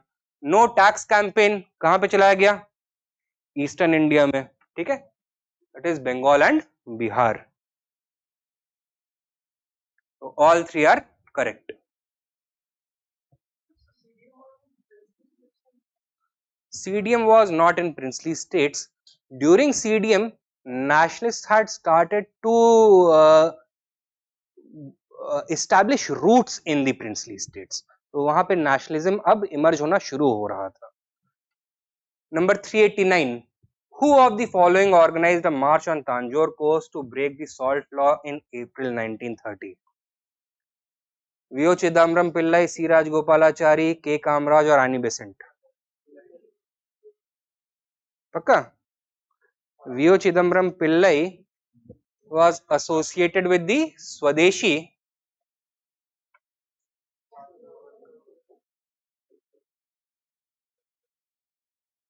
steamship company. अब ये स्वदेशी steamship company कब बना होगा? स्वदेशी मूवमेंट में. तो was he a leader of Gandhi generation या उसके पहले वाली जनरेशन? पहले वाली जनरेशन के कामराज ये उसके बाद की बाद वाले जनरेशन के हैं. ये इंदिरा गांधी को बोलेंगे क्या? कच्ची गुड़िया ऐसे कुछ बोला था ना, गूंगी गुड़िया. हाँ अच्छा. Annie Besant, she was no longer in the Congress, right? तो आंसर कौन होगा? C. Rajagopalachari. In Kerala, who led the salt march? K. Kelappan. In Dharasna, who led the salt satyagrah? Sarojini Naidu, Ali Imam and Manilal. Next, 390. क्या बोले? अच्छा, Khan Abdul Ghaffar Khan, also known as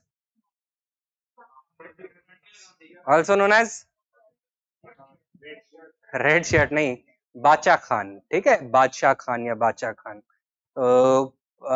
Pakistan में अभी आप देखोगे या फिर खैबर पख्तूनख्वा वाले इलाके में स्टिल रेफर्ड टू एज बादशाह खान या बादशाह खान, नॉट एज खान अब्दुल गफ्फार खान. तो अगर कहीं बादशाह खान आ जाए तो कंफ्यूज मत हो जाना, जहां पे खान है ना वही वाला मार के आना है. The Cunningham Circular was opposed in Assam during which of the following movements?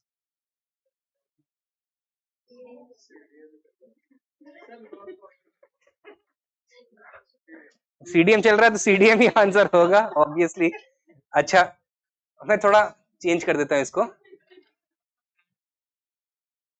Carlisle circular was opposed in which movement? यहाँ पे ऑप्शन नहीं है, स्वदेशी मूवमेंट, ठीक है। Number 392, with reference to the civil disobedience movement, consider the following statements. The participation of Muslims was almost negligible, yes or no? Correct. Why? Because the Congress and Muslim League had a falling out due to disagreements over the proposals of the Nehru report and rejection of Jinnah's 14-point demand program by the Congress. Students and women participated on a large scale. This is also correct. And thirdly, merchant class did not support the movement. This is incorrect. In fact, the merchant classes, at least in the initial phase, participated quite enthusiastically. So, which of these statements are correct? C, 1 and 2 only. However, the reason for the failure of the movement was also associated with why it began with so much fanfare, enthusiasm and strength initially. That was pressure from which class? The business classes, merchant classes only. शुरुआत में तो खूब जोर शोर से support किया, but then later when 6 months passed, 8 months passed, 10 months passed, a year passed, and their factories were shuttered, their workers were laid off, the wave of socialism, communism started growing, and they started pressurizing Mahatma Gandhi to withdraw the movement, open negotiations with the government. So that became the factor behind the Gandhi-Irwin Pact. ठीक है. Next, 393, assertion and reason. The effect of labor participation in the Indian nationalist upsurge of the early 1930s was weak. Yes or no? Correct है. ठीक है. Labor participation in the early 1930s यानी कि civil disobedience movement में बहुत ज़्यादा नहीं था. Why?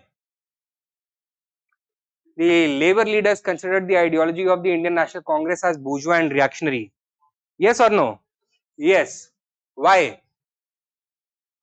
इनको सपोर्ट कौन कर रहा था? गांधी जी किसकी गोद में जाके बैठे हुए थे? बिरला की गोद में जाके बैठे हुए थे, और in fact the other way around. तो दैट इज वाई भाई जो वर्कर लीडर है वो देखेगा that Mahatma Gandhi, Birla shaking hands, ये तो हमारे दुश्मन है, इनसे हाथ मिला रहे हैं तो ये भी हमारे दुश्मन है, right? So we will not participate there. Correct answer is A. 394, with reference to major issues of the Gandhi-Irwin Pact, consider the following statements. Release of political prisoners who did not participate in the violence, suspension of civil disobedience movement, right to protest in front of liquor shops in a peaceful manner, and right to make salt as needed in the coastal areas. कौन से इसमें agree किए अरविंद ने? Did he agree to release political prisoners who did not participate in violence? Yes. So political prisoners who were not accused of violent crimes were immediately released. Suspension of civil disobedience movement, did Gandhi agree to this? Yes, that was the very basis of this pact. A right to protest in front of liquor shops in a peaceful manner, this was approved by Irwin. And right to make salt as needed in coastal areas, this is also correct. So only for the purpose of personal consumption, not for sale. So licenses are not going to be required. So this was the change in the salt law that was made. Correct answer D. Next, 395. The Gandhi-Irwin Pact included which of the following? Invitation to Congress to participate in the round table conference. Yes or no? Yes. Congress shall participate in the second round table conference. Withdrawal of ordinances promulgated in connection with the civil disobedience movement. Also correct. So all civil liberties that had been suspended, they were now restored. Acceptance of Gandhi's suggestion of inquiry into police excesses. This was turned down कि police brutality के cases उसके ऊपर independent inquiry नहीं बैठेगी. Release of only those prisoners who were not charged with violence. Correct. So which of these are correct? 1, 2 and 4. Apart from this demand made by Mahatma Gandhi, there was another very prominent demand that was rejected by Irwin. क्या? Yeah, commutation of the sentence of Bhagat Singh and his comrades. So these were the two demands that were rejected. Number 396, consider the following statements. The confiscated property should be returned. Atrocities done by police should be investigated. sympathetic discussion on the issue of Indians resigning from their jobs and the death of Bhagat Singh and his comrade should be waived. Which death sentence of Bhagat Singh and his comrade should be waived? तो ये तो हो जाएगा, बताओ. Which of these were not fulfilled by Gandhi and Irwin? पहला वाला बताओ, fulfill हुआ है? Yes, that confiscated property will be returned if it has not been already auctioned off. Atrocities done by police should be investigated. This was rejected. Sympathetic discussion on the issue of Indians resigning from their jobs. Yes, Irwin agreed. And death sentence of Bhagat Singh and his comrade should be waived. No. So which were not fulfilled? 2 and 4. Answer is A. Question 397. For the Karachi session of the Congress in 1931 presided over by Sardar Patel, who drafted the resolution on fundamental rights and economic program? It was Jawaharlal Nehru. What was the significance of these resolutions? क्या था? For the first time, India में एक constitutional government establish करने की बात करी गई, in which the rights of every citizen of India shall be enshrined in the form of fundamental rights. ठीक है. And further through the economic programme resolution, for the first time a vision was given of what Purna Swaraj would actually look like. And किस तरह का दिखता था ये पूर्ण Swaraj? Was it a capitalist vision or a socialist vision for the future? Socialist and democratic vision. ठीक है. तो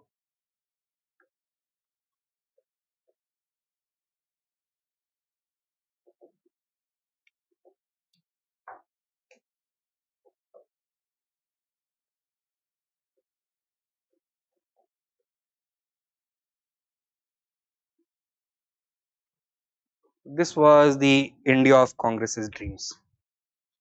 ठीक है. Next 398. Which one of the following statements is not correct regarding the Karachi session of the Congress held in 1931? The resolution related to national economic programs was passed in this session. Correct or incorrect? Correct. Vallabhbhai Patel presided over this session. Also correct. The resolution related to fundamental rights was passed in this session. Also correct. It rejected the Gandhi-Irwin Pact. It endorsed the Gandhi-Irwin Pact. Answer is D. 399. The Karachi Resolution of Congress in 1931 advocated which one of the following issues? A. The state shall not own or control key industries and services. B. State shall hand over the key industry and services to the Indian business group. C. State should allow Indian business groups to invest 50% of the capital. Or D. State shall own or control Indian industries and services.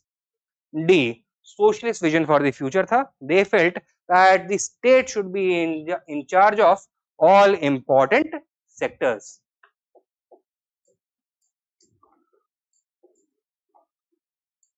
And lastly, who among the following is associated with Songs from Prison, a translation of Indian religious lyrics in English?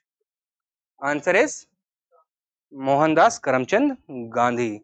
He wrote this work by translating many Gujarati and Marathi bhajans into English while he was residing at the Yerwada jail in Pune. तो civil disobedience movement जब इन्होंने दोबारा launch किया from 1932 to 1934, he was put behind bars. It was during this time that he wrote songs from prison. ठीक है. Any doubts? नहीं. Question number 401.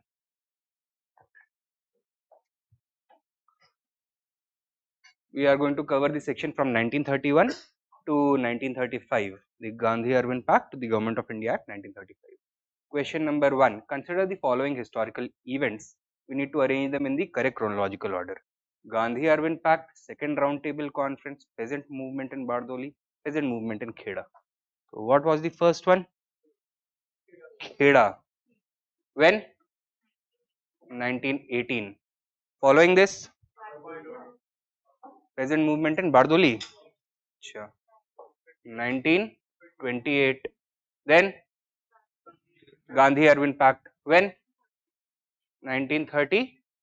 1931, and second round table conference also 1931. Gandhi Irwin Pact gave the approval to the Congress to participate in the second round table conference. So answer is 4312, that is B. Next, similar question. Arrange these events in the correct chronological order. First round table conference, Dandi March, Gandhiji's 11-point demands, Gandhi Irwin Pact. क्या है कहानी यहाँ पर? पहले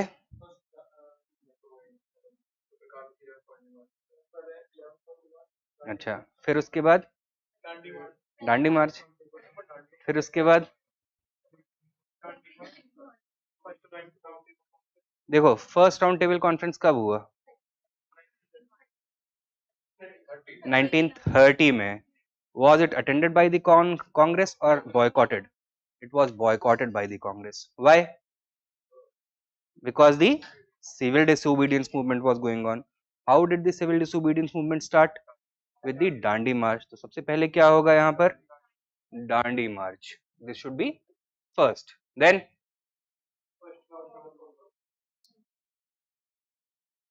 अच्छा पहले सबसे पहले ये होगा डांडी मार्च. 11-point demand programs. 11-point demand programs were made before Irwin. When Irwin rejected them, then Gandhiji did the Dandi March. This is 1. This is 2.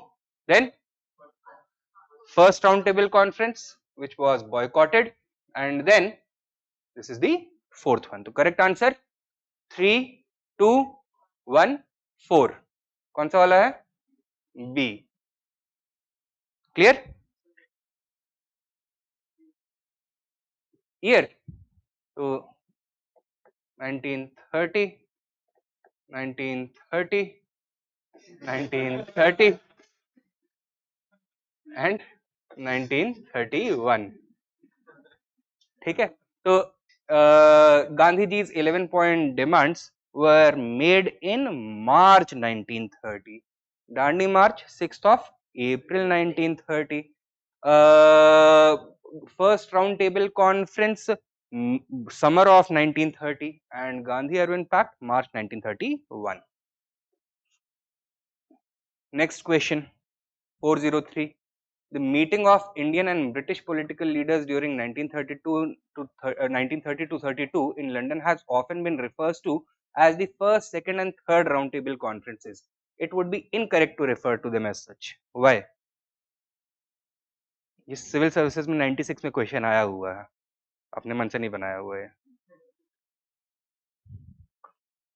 क्या कहानी है? ये मत बताना कि टेबल जो थी वो ओवल थी, गोल नहीं थी, तो इसलिए राउंड टेबल कॉन्फ्रेंस नहीं हो सकता. नहीं, तो idea was to hold only one sitting of the round table conference, but Congress did not participate, so it had to be cajoled second round table conference. But the second round table conference was also fruitless because Congress withdrew its approval and then relaunched the civil disobedience movement. So government did the third round table conference without the Congress in it. Okay, so it was an instance of a single conference held in 3 sittings. तो 3 अलग अलग round table conferences नहीं है. तो correct answer is going to be D. It was an instance of a conference held in 3 sessions and not that of 3 separate conferences. ठीक है.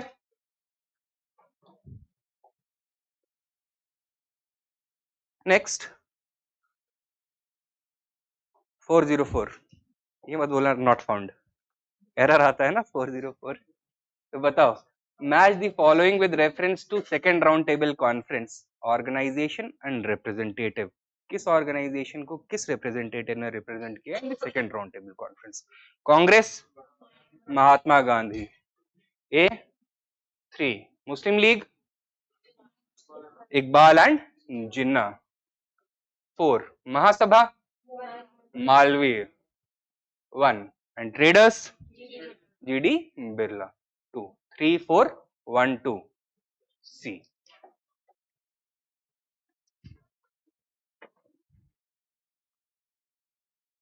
Next 405. with reference to the second round table conference, consider the following statements. Number 1, Mahatma Gandhi was the sole official representative of the Congress. Correct or incorrect? This is correct. So all the other representatives went with a complete team, not only different groups of leaders but also other assistants, legal advisors, etc. Mahatma Gandhi went alone. Yes, another Congress leader, that is Sarojini Naidu, did travel over there, but not as an official representative of the Congress. She was a representative of Indian women. So second statement, Sarojini Naidu participated as Indian women representative. This is also correct. Correct answer, both 1 and 2. 406 number question. Consider the following statements about the issue of separate electorate during the early decades of the 20th century in India as a means to secure adequate representation for the deprived social categories in the absence of universal adult franchise. Number 1. The All India Depressed Class Association of MC Raja was staunchly in favor of joint electorates. This is incorrect. Both MC Raja as well as Dr. Ambedkar were staunchly in favor of separate electorates and जैसे गांधी और अंबेडकर के बीच में Poona pact हुआ था वैसे ही M C Raja and महासभा के बीच में भी एक पैक्ट हुआ था. That is when the depressed classes association of MC Raja agreed to the demand of joint electorates, gave up its demand of separate electorate. ठीक है. Next question, the All India Depressed Classes Leaders Conference demanded separate electorates. This is also correct. Sorry, this is incorrect. This is correct. तो उसमें All India Depressed Classes Leaders Conference called in 1926 was represented by MC Raja, Joginder Nath Mandal, doctor Ambedkar. मतलब depressed classes के अलग अलग regions में जो जो leaders हैं, they all were present and they all demanded separate electorates. Third, the communal award in September 1932 recognized the right of separate electorates for the untouchables. Yes, a communal award also known as MacDonald Award. ठीक है. Which of these statements is correct? 2 and 3. B. All India Depressed Classes Association was not staunchly in favor of joint electorates. Initially it demanded separate electorates like Dr. Ambedkar. ठीक है. Doctor Ambedkar ने भी सबसे पहले separate इलेक्टरेट्स demand किया था. जैसे doctor Ambedkar ने पूना पैक्ट साइन करके जॉइंट इलेक्टरेट्स का डिमांड एक्सेप्ट किया, वैसे ही M C Raja also was later either coerced और convinced to accept the demand for joint electorates rather than the demand for separate electorates. ठीक है. That is why first statement is incorrect. Clear है? ठीक है.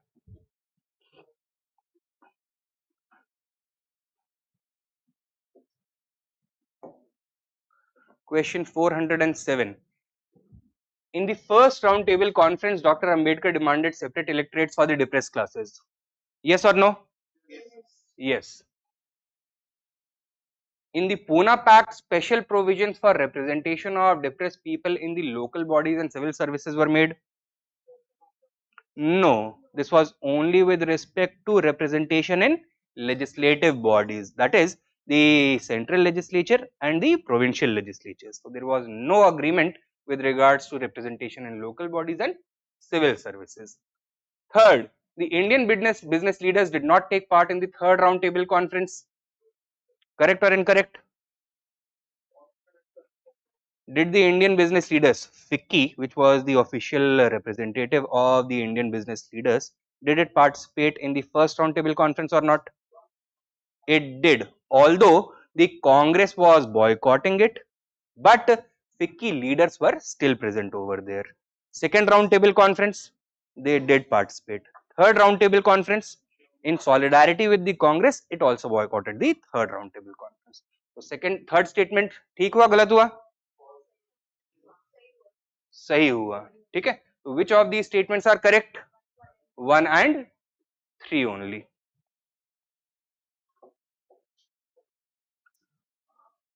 Which of the following organizations was founded by Dr. Ambedkar?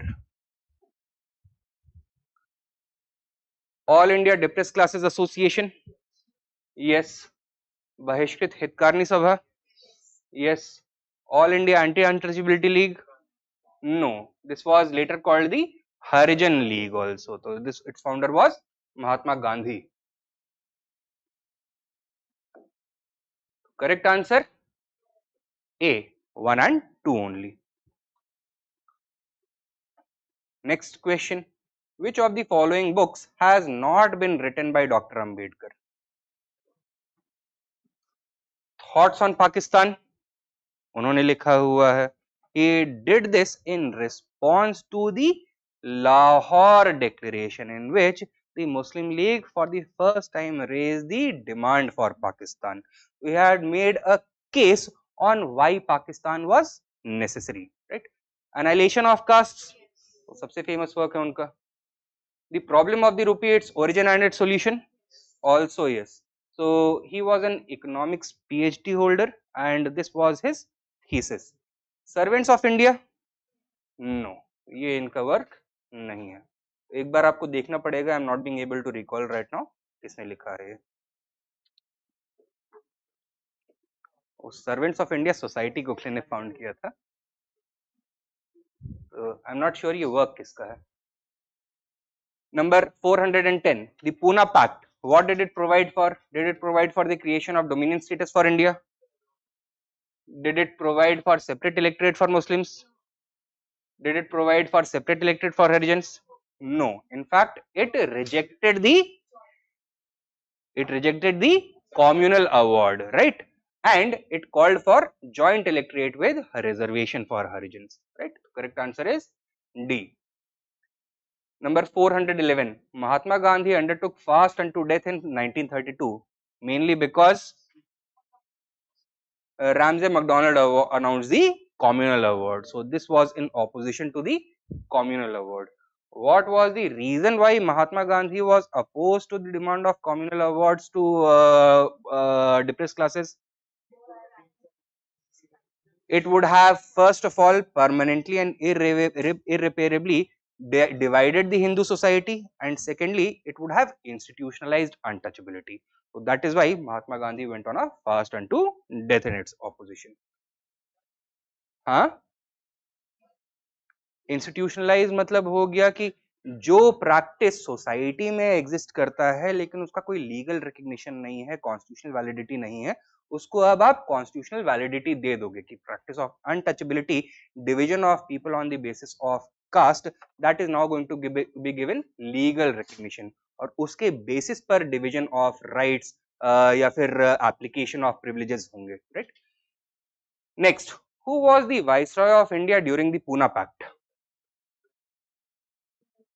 देखो हुआ क्या था ना, that the home government in Britain was very unhappy with Irwin for the Gandhi-Irwin pact, right? Why? Because Irwin had first of all talked with Gandhi as an equal, face to face, table के ऊपर बात हुई थी, तो गांधी का stature बहुत ज्यादा ऊंचा हो गया था. एंड नतीजा क्या हुआ? Did the British get anything much?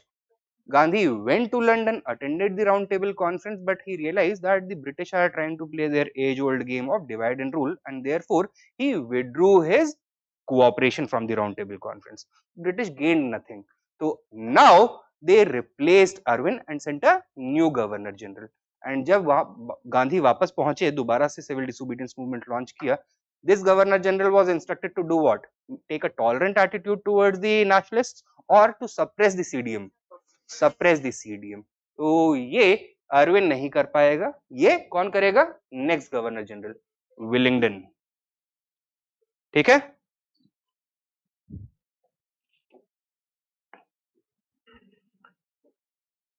Next 413, the Government of India Act 1935 provided for number 1 provincial autonomy, yes or no? Yes. Establishment of a federal court, yes. An all India federation at the center, also yes. So this provided for an all India federation, and therefore to resolve disputes between the federating units, a federal court and the principle of diarchy from the provinces was abolished, and in its place on the basis of the Simon Commission report, provincial autonomy was introduced. ठीक है, तो fully responsible government. Which of these are correct? D. 1, 2 and 3. Number 414. Which of the following is not a feature of the Government of India Act of 1935? A. Diarchy at the center as well as in the provinces. Bicameral legislature. A होना चाहिए.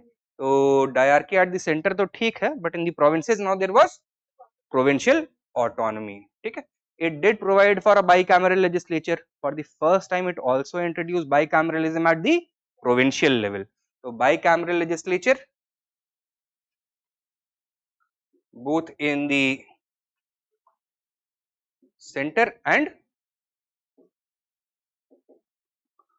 provinces. Was the provision of bicameralism in the provincial legislature compulsory or voluntary? Voluntary. So it was up to the respective legislatures whether they wanted to have a single house or two houses. Third, provincial autonomy, and lastly, All India Federation. Did this All India Federation come into existence? It did not. Why? Because for the formation of an All India Federation with participation of princely states, the approval of a particular number of princely states was required. Princely states did not want to participate as they believed that it would have impinged upon their privileges and rights. They considered to be against their interests. ठीक है, तो ये नहीं होगा. All India federation देखो, कल बताया था ना 1920 में चेंबर ऑफ प्रिंसेस एस्टैब्लिश हुआ था. Now what the princes believed during this early period in the national movement was that we as princes alone are too weak to challenge the British rule. British हमको exploit कर रहे हैं, दबा रहे हैं, so we need some support. So they sought support from what? The other Indians. 60% India तो British के under था. They wanted a more closer union with the rest of India. And that is why they raised the demand for an All India Federation. तो उसके लिए हुआ क्या? सबसे पहले हारकोट बटलर कमिटी इस्टेब्लिश होता है 1927 में. It gives the recommendation for an All India Federation. Simon commission establish होता है.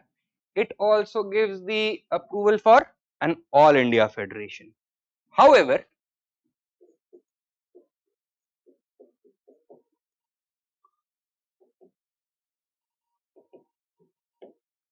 (1931) कराची सेशन, the Congress अब करवट बदलने लगती है. Earlier, during the civil disobedience movement, which group had backed the Congress most strongly? No, it was the industrialist business group, GD Birla, etc. However, once the industrialists pulled back their support and caused Mahatma Gandhi to go to Irwin and sign the Gandhi-Irwin Pact, the other leaders within the Congress, उनके जो मुंह का test ना खराब होने लग गया. They felt that the business leaders are not very reliable and इसकी वजह से उनका आइडियोलॉजी अब शिफ्ट होने लग जाएगा. किस डायरेक्शन में शिफ्ट होगा? टुवर्ड्स फर्दर राइट और further left? Further left. And पहले शूट्स देखने लगते हैं हमको सोशलिज्म के in the Karachi session in the form of the new economic programme and fundamental rights resolution. ठीक है,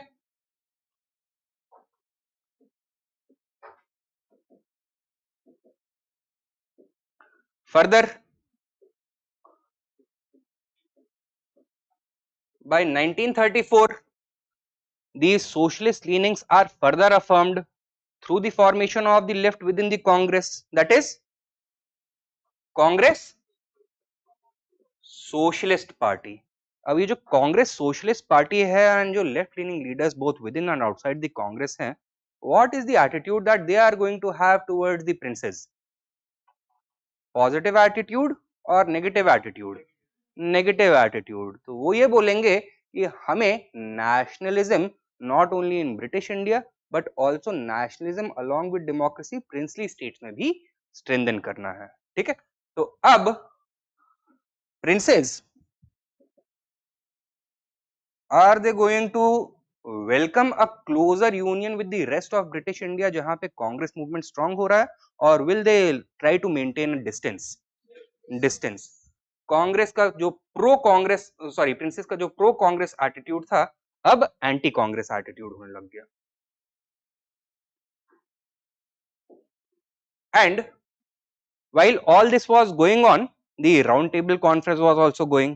कांग्रेस तो केवल सेकंड राउंड टेबल में कॉन्फ्रेंस में पार्टिसिपेट करता है, princess participate in all the round table conferences. In the round table conference, do they argue in favor of an all India federation or do they argue against an all India federation? They argue against an all India federation.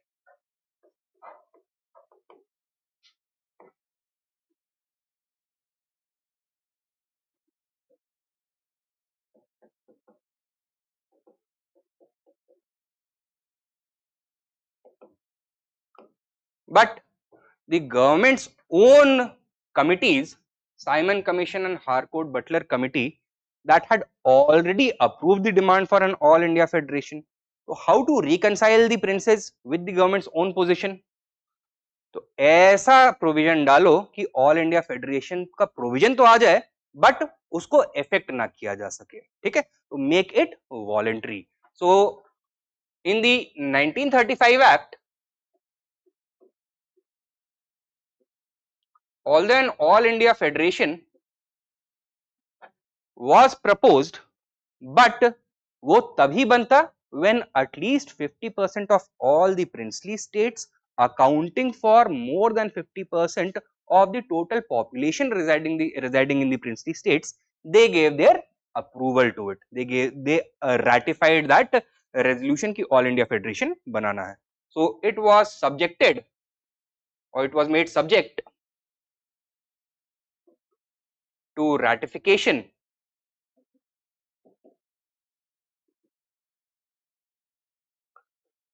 by the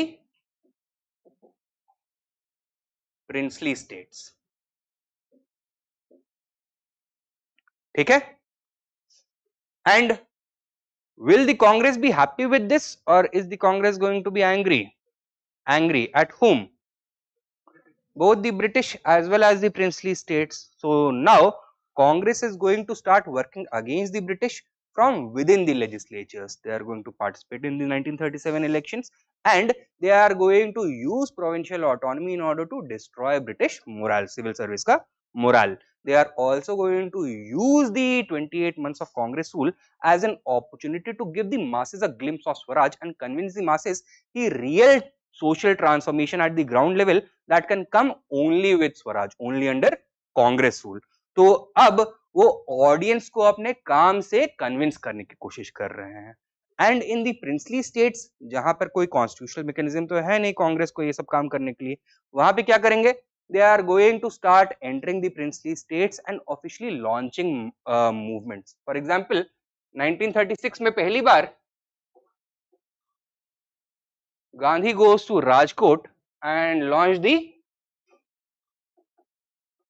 Rajkot Satyagrah.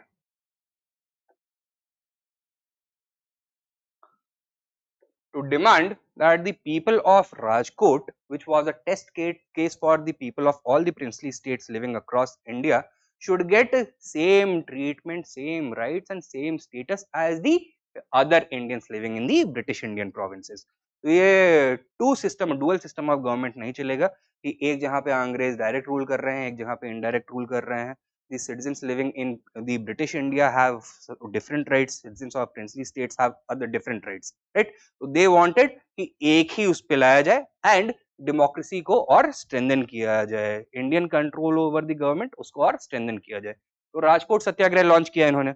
However, because the Congress did not have any presence like it did in the other regions of India in any of the princely states, this Rajkot Satyagrah it petered out very quickly क्योंकि local support कोई मिल नहीं रहा था, कोई local leaders emerge नहीं हुए थे, and that is why Congress ने अब एक नया स्ट्रैटेजी अडॉप्ट किया, क्या? That before launching any movement in the princely states, first we need to create grassroots networks in the princely states, and that is why it is going to play a very important role in what? The all India states people's movement, also known as the Praja Mandal movements.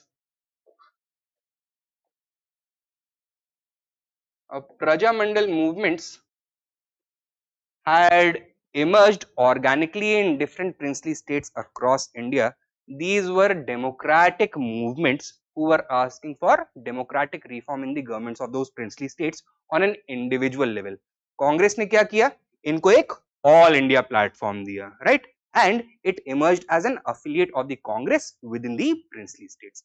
तो इसकी वजह से अब जो भी कांग्रेस के movements होंगे princely states में, they are going to be much more effective. So this was the period when the grounds for post independence integration were laid. Foundations उसकी इस समय से लाई करनी शुरू हो गई थी. Is this clear? अभी समझ में आया है? ठीक है.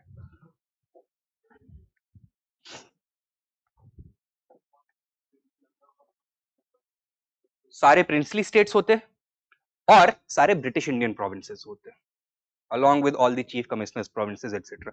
तो जो मतलब स्पेशल स्टेटस जिन प्रोविंसेस को था वो भी होते, बाकी ब्रिटिश इंडियन स्टेट्स भी होते, and all the princely states would also be there. Next question. Consider the following statements. Some of the main features of the Government of India Act 1935 were: A. Abolition of diarchy in the governors provinces. Yes. Power of governors to veto legislative action and to legislate on their own. Yes. Ordinances pass करने का power, bills को veto करने का power, defeated bills को certify करने का power इनको दिया हुआ था. Abolition of the principle of communal representation. Separate elected abolish हुआ? नहीं, it is going to be expanded further. This is incorrect. Correct answer is, which of these are correct? B, 1 and 2 only.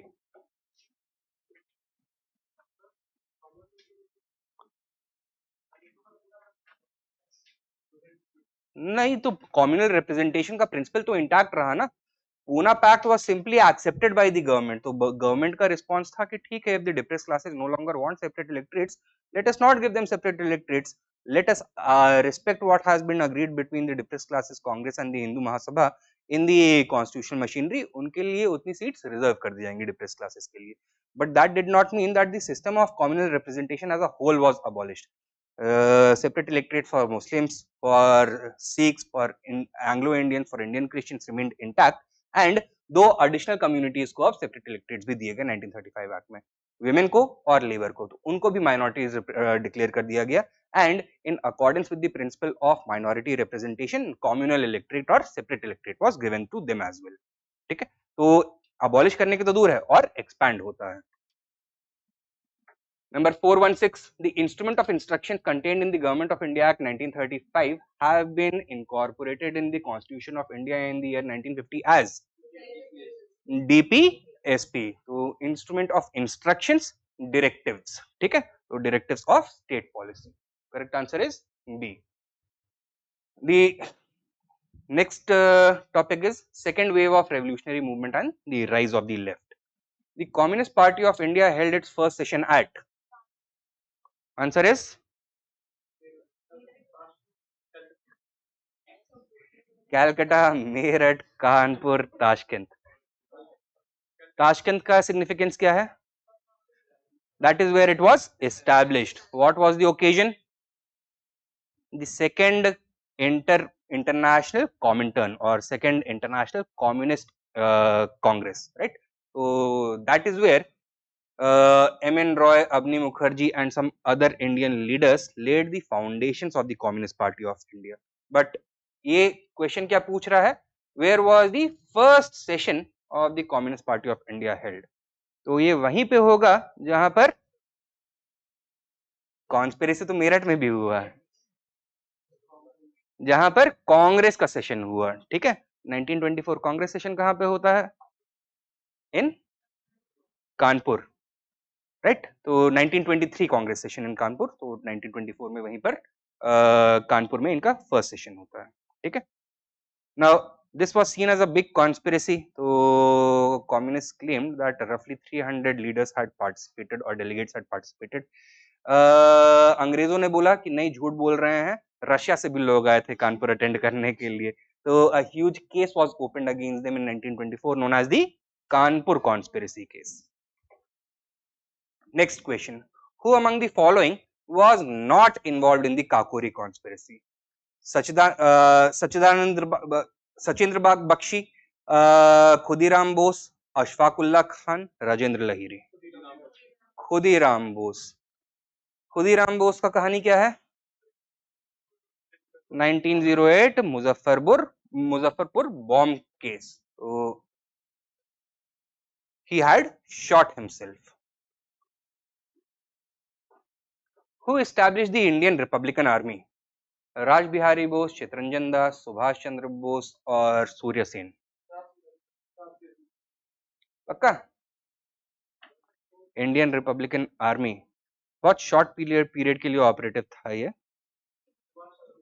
It was created by a Gandhian who had become revolutionary. This took place in the backdrop of the civil disobedience movement. It gave effect to a famous arms robbery. Surya Sen, ठीक है। तो answer is Surya Sen, master दा, ठीक है। तो सरकारी school के teacher थे and he became convinced of the need for violently overthrowing the government and he recruited his school children including girls for this purpose. तो उन्होंने कुछ फंड रेजिंग किया। he conducted a raid on the Chittagong armory, बहुत सारे arms वहां से लूटे and he went on a raid. तो this was done as part of the Indian Republican Army. जैसे आयरलैंड में IRA है, आयरिश रिपब्लिकन आर्मी, वैसे ही इंडिया में इन्होंने इंडियन रिपब्लिकन आर्मी बनाने की कोशिश करी थी, ठीक है। Next question, Bhagat Singh was the founder of which of the following organisations in 1926? Hindustan Republican Association, Anjuman Muhibban Watan, Indian Socialist Democratic Union और नौजवान भारत सभा।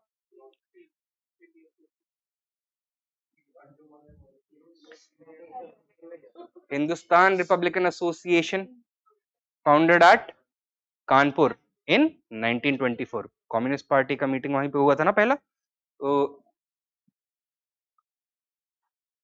1924, तो Bhagat Singh was still in his teens at this point of time, so he was not part of this meeting. किसने found किया था HRA? Chandrashekhar Azad, Rajendra Lahiri, Ashfaq Ullah Khan, Sachin Sanyal, etcetera etcetera etcetera, ठीक है। तो अंजुमन मुहिब्बान वतन, yeah, this was also known as the Bharat Mata Society. This was active during the Swadeshi movement and in the revolutionary activity which emerged after it. ठीक है, तो ये था 1907 का 1906 या 7 का ऑर्गेनाइजेशन था, established by Bhagat Singh uncle Ajit Singh. Indian Socialist Democratic Union, this was also not one of Bhagat Singh's organizations. So this is also not the answer. Correct answer is Naujawan Bharat Sabha. What was it also better known as? Punjab Naujawan Bharat Sabha. Okay. What was its objective? Was it a secret society or an open organization? Bhagat Singh क्या थे? Revolutionary थे, मास leader थे? Revolutionary. तो ये पंजाब नौजवान भारत सभा कैसा क्या होगा?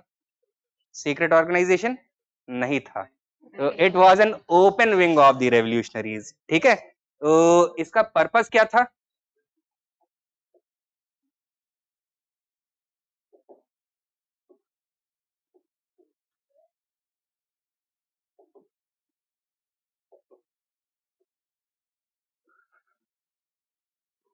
Its purpose was to provide legal aid to those individuals who were being unnecessarily harassed by the government. Its purpose was to popularize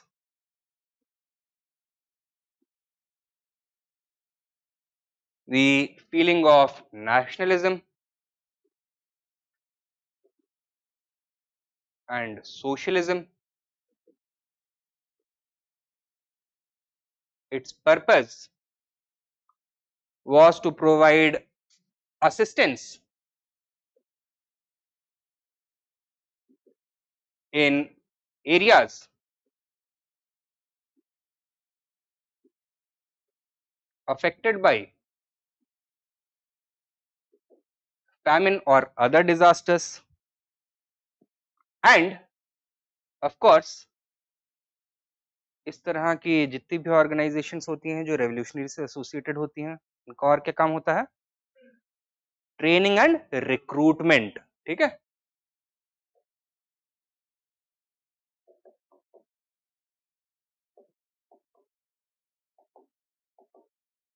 recruitment and training देना। क्लियर है? करेक्ट आंसर इज नौजवान भारत सभा। 421 assertion and reason.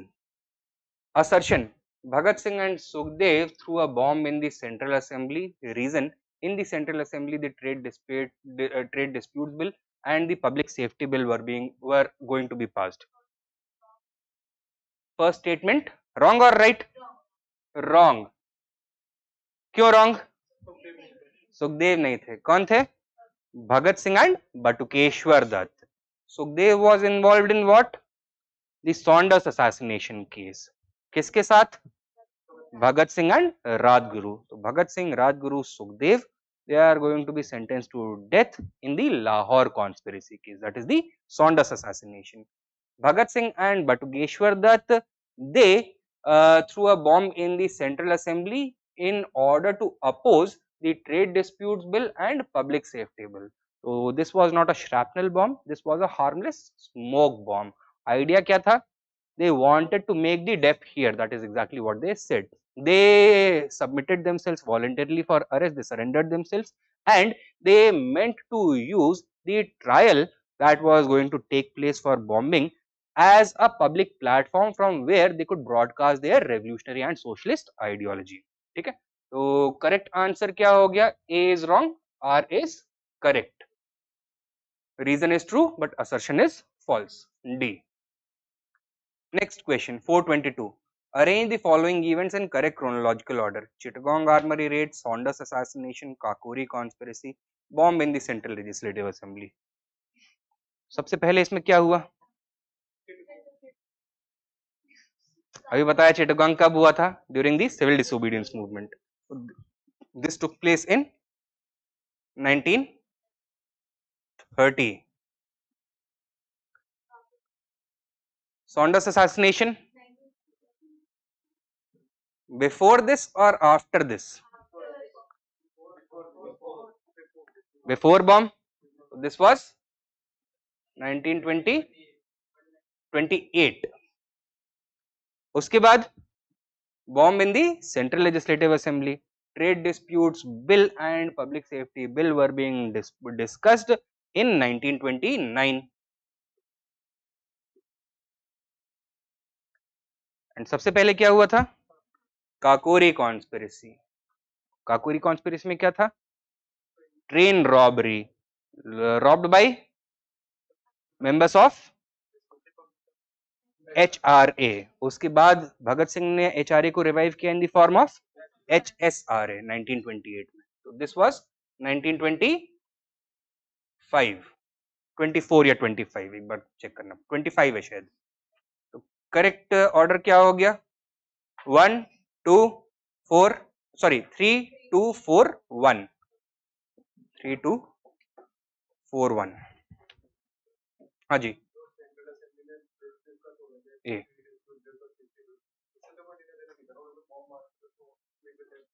नहीं, तो they had problems with both these bills, trade disputes bill and the public safety bill.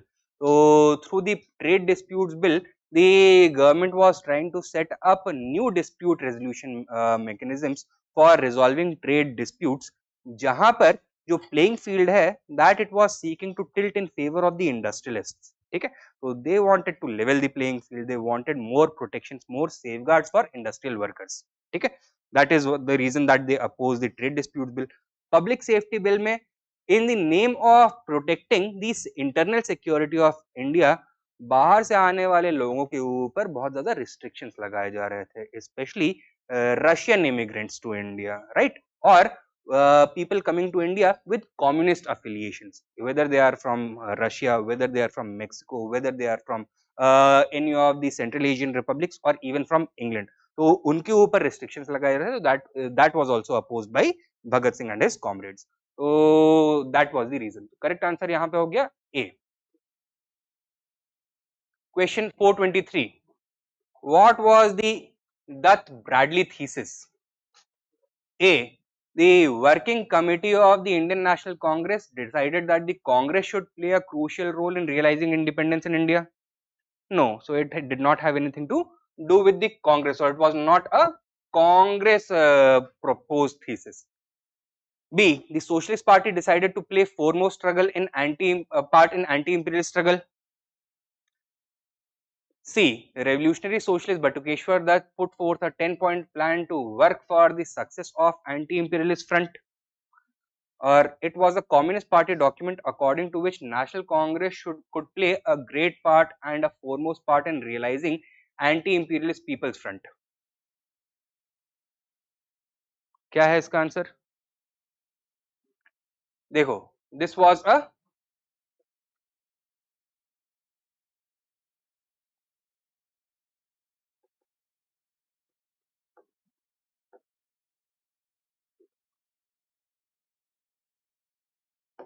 Communist Party document. क्या call दिया इन्होंने? That since our objective is to create a situation wherein the exploitation of man by man becomes impossible, we, in order to realize this goal, must rid India of not only Indian exploiters but also foreign exploiters. So that means that communists should work actively in the anti-imperialist struggle, and for that what is going to be required? Joint action with other nationalist parties, especially the Indian National Congress. ठीक है, तो correct answer हो गया यहाँ पर B. The Socialist Party decided to play foremost part in anti-imperial struggle. ठीक है. Next question. With reference to the Haripura session of the Congress, क्या? कौन सा? It was a Communist Party document according to which the National Congress could play a great part and a foremost part in realizing anti-imperialist People's Front. हाँ, sorry. It would in fact be D. D होगा. According to which the Congress could play a great part and a foremost part in realizing anti-imperialist People's Front. So answer is D. Next question 424. With reference to the Haripura session of the Congress, consider the following statements. Number 1. Its president was Pattabhi Siddaramaiah. Incorrect. कौन था? Bose. In fact, it was the victory of Subhash Chandra Bose against Pattabhi Siddaramaiah that created the grounds for a rift between Bose and Gandhi. Siddaramaiah was the candidate fielded personally by Gandhi. Gandhi ने उनको अपना personal backing दिया हुआ था, अपना personal reputation stake किया हुआ था in his victory. He said that it was not Siddaramaiah's loss, rather it was his loss. So correct. First statement is incorrect. Second, it was declared if India did not get independence within 6 months, there would be a rebellion against British rule. So, if Siddaramaiah was not the Congress president, who was Congress president? Bose was Congress president. So, Bose was a radical. तो radical चीजें बोलेंगे नहीं बोलेंगे? Yes. In fact, this was one of the reasons why a rift emerged within the Congress. Why the Congress Working Committee and a large section of the All India Congress Committee turned against Bose. क्योंकि उन्होंने एक revolution की बात करी थी. The rest of the Congress was not ready for it. National Planning Committee was formed. This is also correct. तो socialist चीजें भी यहीं पे होंगी. Who was the chairman of this National Planning Committee? Nehru. ठीक है. So which of these statements is correct? C. 2 and 3 only. Next, Question 425. Number 1. The growth of socialist tendency in the national movement led to the foundation of the Congress Socialist Party in 1934 under the leadership of Acharya Narendra Dev and Jayaprakash Narayan. Is this statement correct? Yes, it is correct. 1934 में the Congress Socialist Party was formed by Acharya Narendra Dev and Jayaprakash Narayan. These were the two early office bearers of the party as well. Jayaprakash Narayan became its first general secretary and Narendra Dev first president. ठीक है? In 1936, Jawaharlal Nehru urged Congress to accept socialism as its goal and to bring itself closer to the peasantry and the working class. This is also correct. 1936, Jawaharlal Nehru was Congress president and he was influenced by the Congress Socialist Party to officially commit the Congress to the socialist methodology. ठीक है? तो अभी कांग्रेस ने socialism को officially accept कर लिया. अच्छा, which of these statements is correct? Both. Next, the first president of Congress Socialist Party which was established in the Congress session held at Patna in 1933 is आचार्य नरेंद्र देव. तो यहाँ पे देखो क्वेश्चन थोड़ा misleading हो सकता है. First president of the Congress Socialist Party which was established in the Congress session held in Patna in 1933. So Congress Socialist Party was established in 1933. First session it held in 1934 and first session में जो president थे that was Acharya Narendra Dev. First session कहाँ पे होगा इसका? Bombay.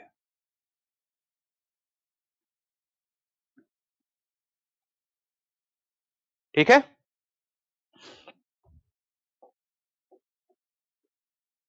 In fact, next question भी है. First session of the Congress Socialist Party was held in Bombay. Next question. Which of the following leaders welcomed the formation of the Congress Socialist Party but did not become its member?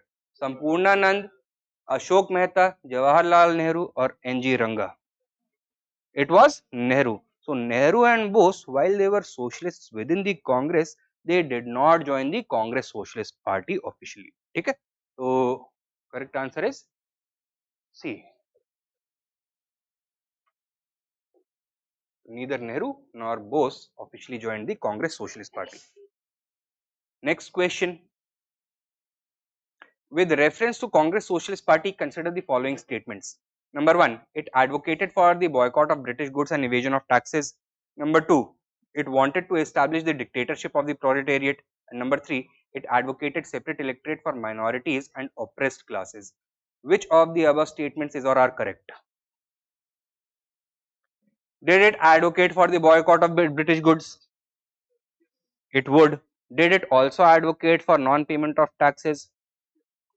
No, it did not. कि tax की चोरी नहीं करने की जरूरत है.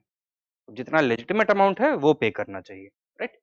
It wanted to establish the dictatorship of the proletariat? No, it was simply a leftist pressure group within the Congress. So it would not support radical ideas such as a blood revolution or dictatorship of the proletariat. Would it advocate for separate electorate? No, it was against separate electorate. It wanted the country to rise above its divisions based on caste, religion, language, etc. Right? And therefore it opposed separate electorate. Which of these are correct? None. Next question.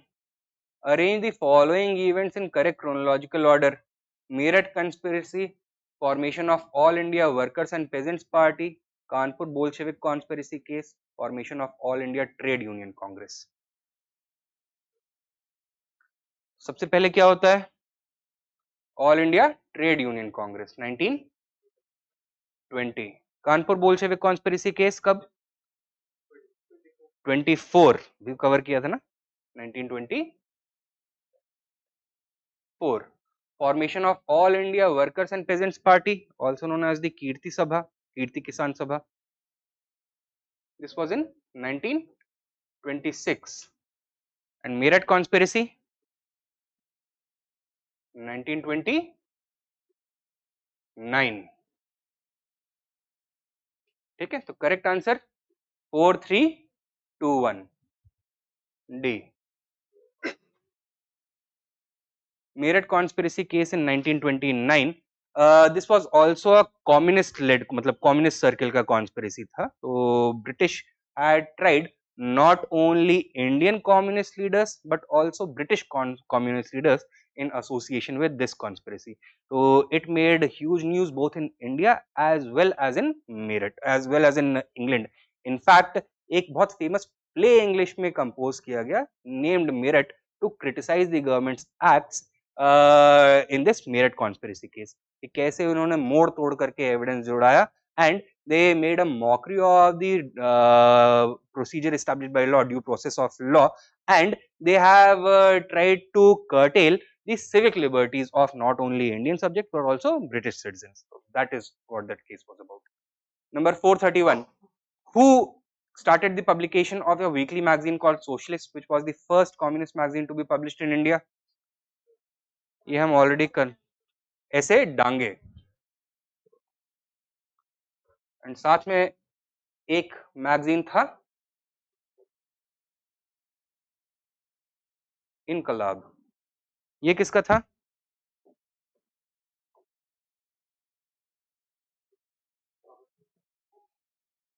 Muzaffar आलम. ठीक है. और इनकलाब जिंदाबाद किसने famous किया? भगत सिंह ने famous किया. तो when he threw the bombs in the central legislative assembly along with Batukeshwar Dutt, that is what he shouted, इनकलाब जिंदाबाद. मतलब क्या होता है? Long live revolution. Who coined the phrase इनकलाब जिंदाबाद? स्लोगन दिया किसने था? मौलाना हसरत मोहानी ने. ठीक है, मौलाना हसरत मोहानी ने स्लोगन दिया है इनकलाब जिंदाबाद का. खान अब्दुल गफ्फार खान का जो ऑर्गेनाइजेशन था, you remember its name? Khudai Khidmatgar, the red shirts. Civil disobedience movement में in the region of Peshawar Khyber Pakhtunkhwa NWFP बड़े बड़े प्रोसेशंस निकल रहे थे एंड 3 लीडर्स के नाम जनता पुकार रही थी. एक खान बाबा जिंदाबाद, दूसरा मलंग बाबा जिंदाबाद. मलंग बाबा मतलब नेकेड फकीर, किसको बोलते थे? गांधी को. और तीसरा इनकलाब बाबा जिंदाबाद. ठीक है. तो इनकलाब जिंदाबाद इतना होता था उस समय. and they felt that इनकलाब was the name of some other Indian leader which was at equal footing with Gandhi and Khan Baba. So that is why they started shouting इनकलाब बाबा जिंदाबाद also. ठीक है. तो इनकलाब मैगजीन जो था, it was a communist magazine by Muzaffar आलम. इनकलाब जिंदाबाद स्लोगन किसने दिया? हसरत मोहानी ने. फेमस किसने किया? भगत सिंह ने.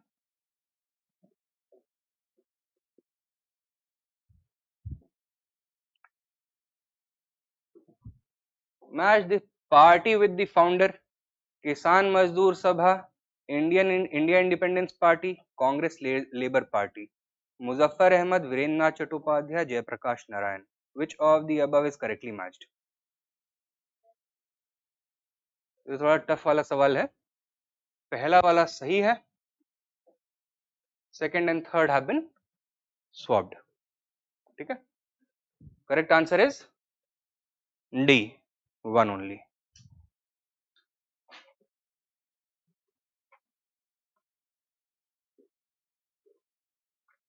Next question.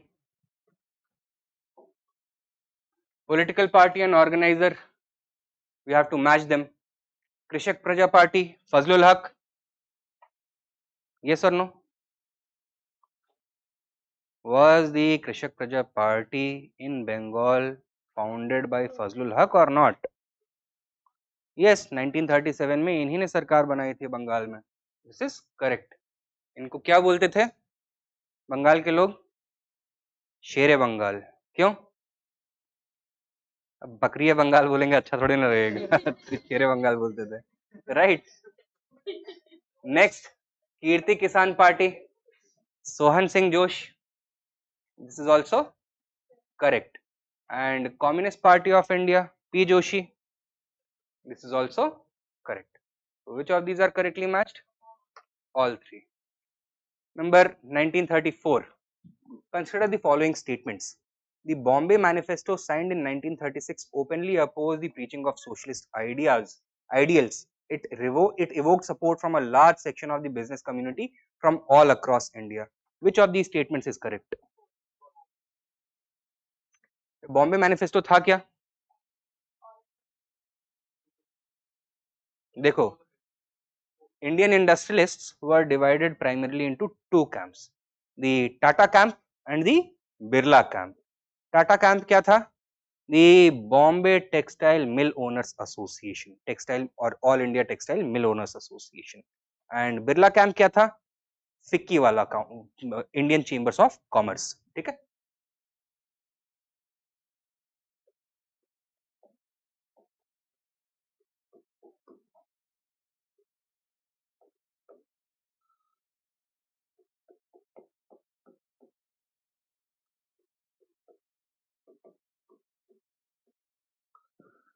तो टाटा बिरला की लड़ाई चल रही थी इसमें.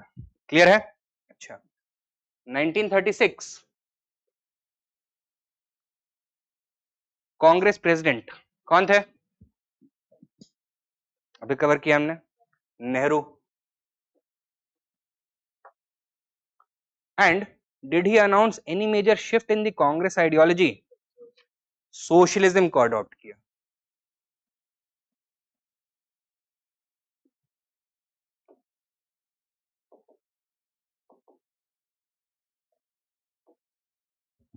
ठीक है. अच्छा. Now one of these groups is going to be in favor of Nehru's policy, the other is going to be opposed. किसने फेवर किया, किसने अपोज किया? टाटा ने अपोज किया, बिरला ने फेवर किया. ठीक है. तो AD Shroff along with some other business leaders, they drafted a 46-page manifesto named the Bombay Manifesto, condemning Nehru openly for preaching socialist ideals. ठीक है. तो statement 1 is correct. Did the FICCI group, Birla group, also approve of the Bombay Manifesto, or did it remain silent? It remained silent. So second question, second statement, correct or incorrect? Incorrect. So it's evoked support from a large section of business community from all across India. This is incorrect. Primarily Bombay के जो industrialists हैं, they were in favor of Bombay Manifesto. Industrialists other than Bombay, outside Bombay, they were not in favor of it primarily. ठीक है. So which of the above statements is correct? One only.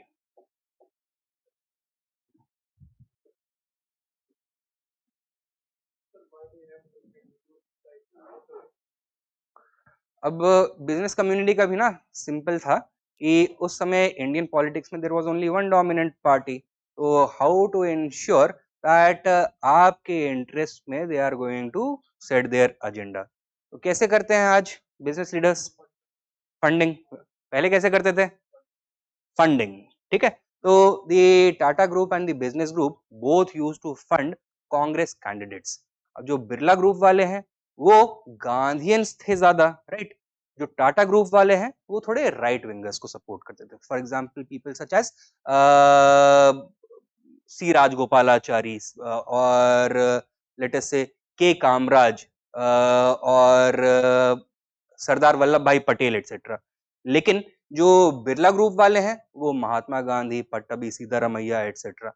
Socialist on the other hand, they were also being quoted by both groups, but socialist के साथ both were a bit apprehensive, and therefore आप देखोगे that in Bombay और in Madras presidency, Madras province, जब 1937 के बाद governments बनती हैं, the governments are very right leaning governments, and therefore what is their attitude going to be towards the movement of laborers, workers strike, labor strike etc. या labor leaders की तरफ? Are they going to have a soft attitude or will they take a hard line? Hard line. तो जो अंग्रेज कर रहे थे ना, using secret police, secret courts in order to suppress workers movements, the same is going to be done by them as well. And therefore from 1937 onwards, जब कांग्रेस के बाद पहली बार सत्ता आती है, कम्युनिस्ट और कांग्रेस के बीच में दूरियां घटेंगी और बढ़ने लग जाती हैं?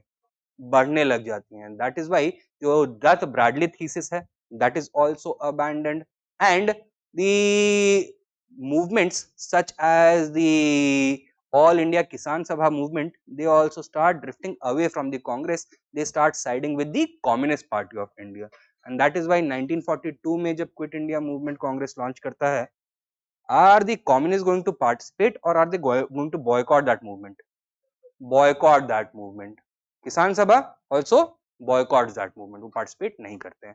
तो वही होता है that till you are in opposition you can continue criticizing the government, but when you are in the government you have to provide governance, and governance आप कभी भी इस तरह से provide नहीं कर पाते हो that everybody is going to be equally satisfied. So it is always going to be a question on issue of managing expectations, क्योंकि जब आपको वोट करके पावर में लाया गया है तो everybody has great expectations from you कि हमारी आप पैरवी करेंगे, but it is not always possible to satisfy everybody because often their interests mutually clash against each other.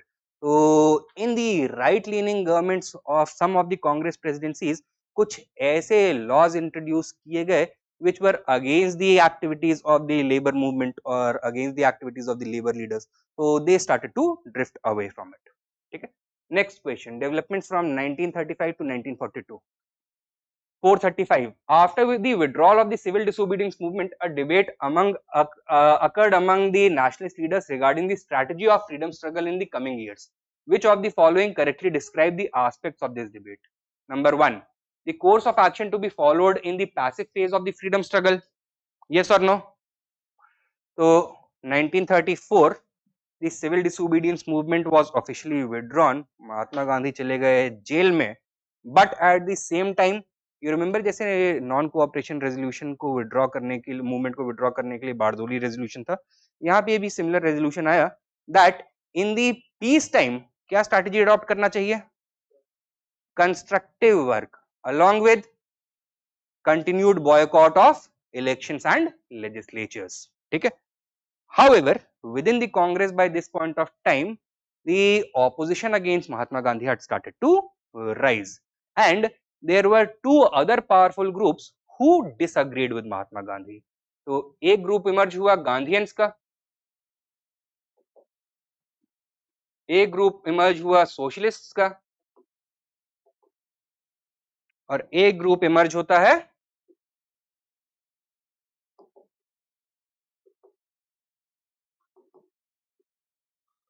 कॉन्स्टिट्यूशनलिस्ट्स का. ठीक है. What did the Gandhians want? They wanted to continue following Gandhi's policy of STS PCP. कि अब अगर truce period है तो वहां पे भी we should not start cooperating with the government, rather we should stay firm to our morals कि भाई जो भी उनका constitutional machinery है that is illegitimate, we are not going to participate in this illegitimate machinery. So continue boycotting elections. So STS PCP strategy was to be followed. Socialists led by Nehru and Bose, Nehru ने against the STS PCP strategy कौन सा strategy दिया? SV strategy. क्या? Sustained struggle till victory, ultimate victory. तो जब तक victory नहीं मिलती तब तक रुकना नहीं है, रिलेंटलेस स्ट्रगल चलता रहना चाहिए. ठीक है. कॉन्स्टिट्यूशनलिस्ट ने क्या बोला कि दोनों बुद्धू हैं, right? Gandhi strategy is not going to be effective, socialist strategy is going to fail because masses do not have that level of energy any longer. तो इन्होंने क्या बोला? Best opportunity to oppose British rule is going to be from within. तो अंदर घुसो, you destroy the system from within. So what did they suggest? To continue boycotting elections and legislatures, or to lift the boycott on elections and legislatures? Lift the boycott on elections.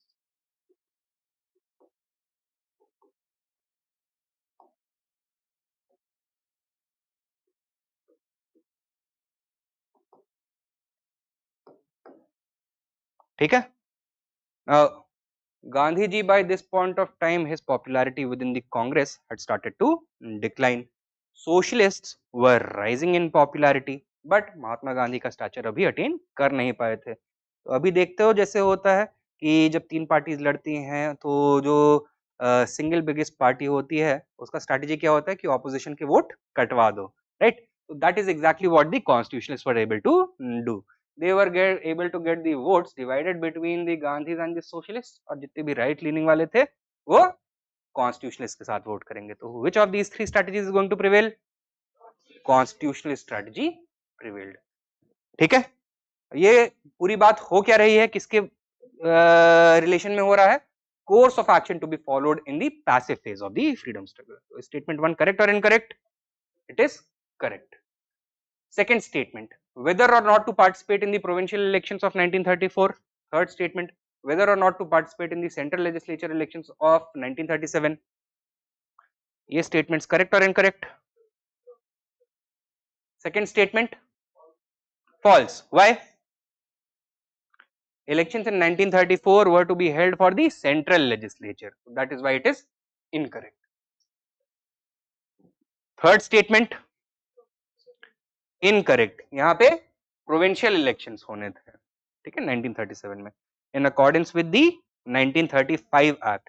1935 Act ने provinces में क्या बड़ा change किया था? Autonomy introduce किया था. So once again, constitutionalists said that we are going to participate. Socialists said we should not participate, we should boycott it. ठीक है, constitutionalists won. Clear है? So which of these statements is correct? One only.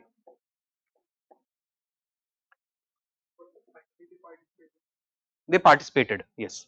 So constitutionalists won. Congress ने resolution adopt किया that it is going to lift the boycott on the elections and Congress members were allowed to participate. Assertion and reason 436. Gandhi ji announced his resignation from the Congress in October 1934. Yes, so he left the Congress in October 1934. Reason, after the civil disobedience movement, Gandhi ji felt it as his moral responsibility to give resignation from the Congress. No, this is incorrect. So what was the real reason why Mahatma Gandhi resigned? देखो हुआ ये था that in the debate, post-CDM strategic debate within the Congress, Gandhi had lost and therefore he felt that it was his moral obligation to resign from the Congress since there was a very powerful trend within the Congress that was not in line with his thinking. तो कांग्रेस अब नए जमाने का हो गया, बदल रहा है, गांधी पुराने ओल्ड फैशन्ड हो गए हैं. तो गांधी ने कहा we are not going to jail within the Congress, let Congress work on its own. Even outside the Congress, I will continue to support it both in thought as well as in action. ठीक है, आपने जो बोला कि in order to avoid a split within the Congress, that is also valid. Clear है? तो correct answer क्या होगा इसका? A is true, R is false. C.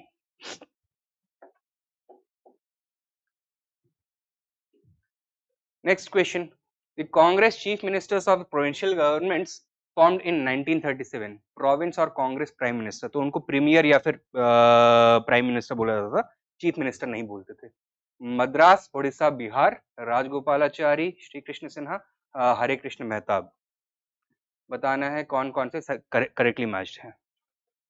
First one, this is correctly matched. Second and third are incorrect. They should be swapped. तो इस तरह के questions देख करके ज्यादा परेशान होने की जरूरत है नहीं, बिकॉज अगर मान लो इस तरह का क्वेश्चन आ भी गया तो you are not the only one who is going to be facing a problem in attempting it. Everybody is going to be stuck in this question, so it is better to cut your losses and move on. ठीक है, तो correct answer यहाँ पे हो गया C, one only.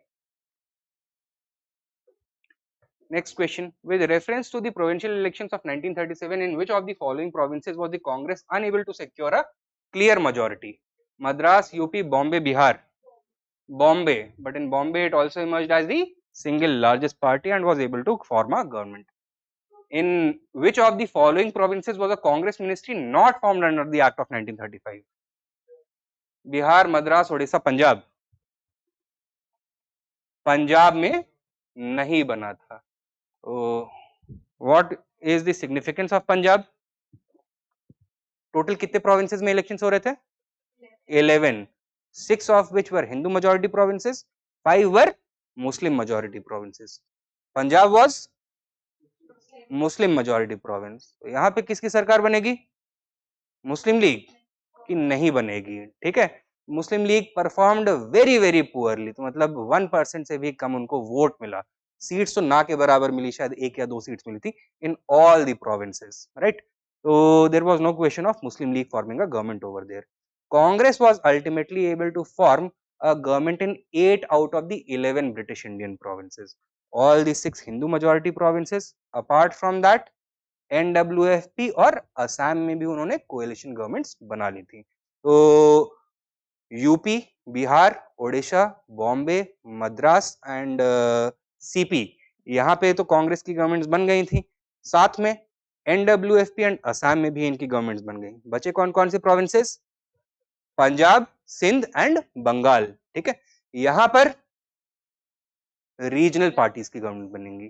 तो बंगाल में जैसे हमने देखा था अभी, AK फजलुल हक की कौन सी पार्टी थी? कृषक प्रजा party, that form the government. In Punjab, Unionist Party of Sikandar Hayat Khan, and in Sindh it was the Sindh United Party of Allah Baksh Sumru, etc. ठीक है, so they had formed the governments. Regional parties had formed the governments in the other 3 provinces.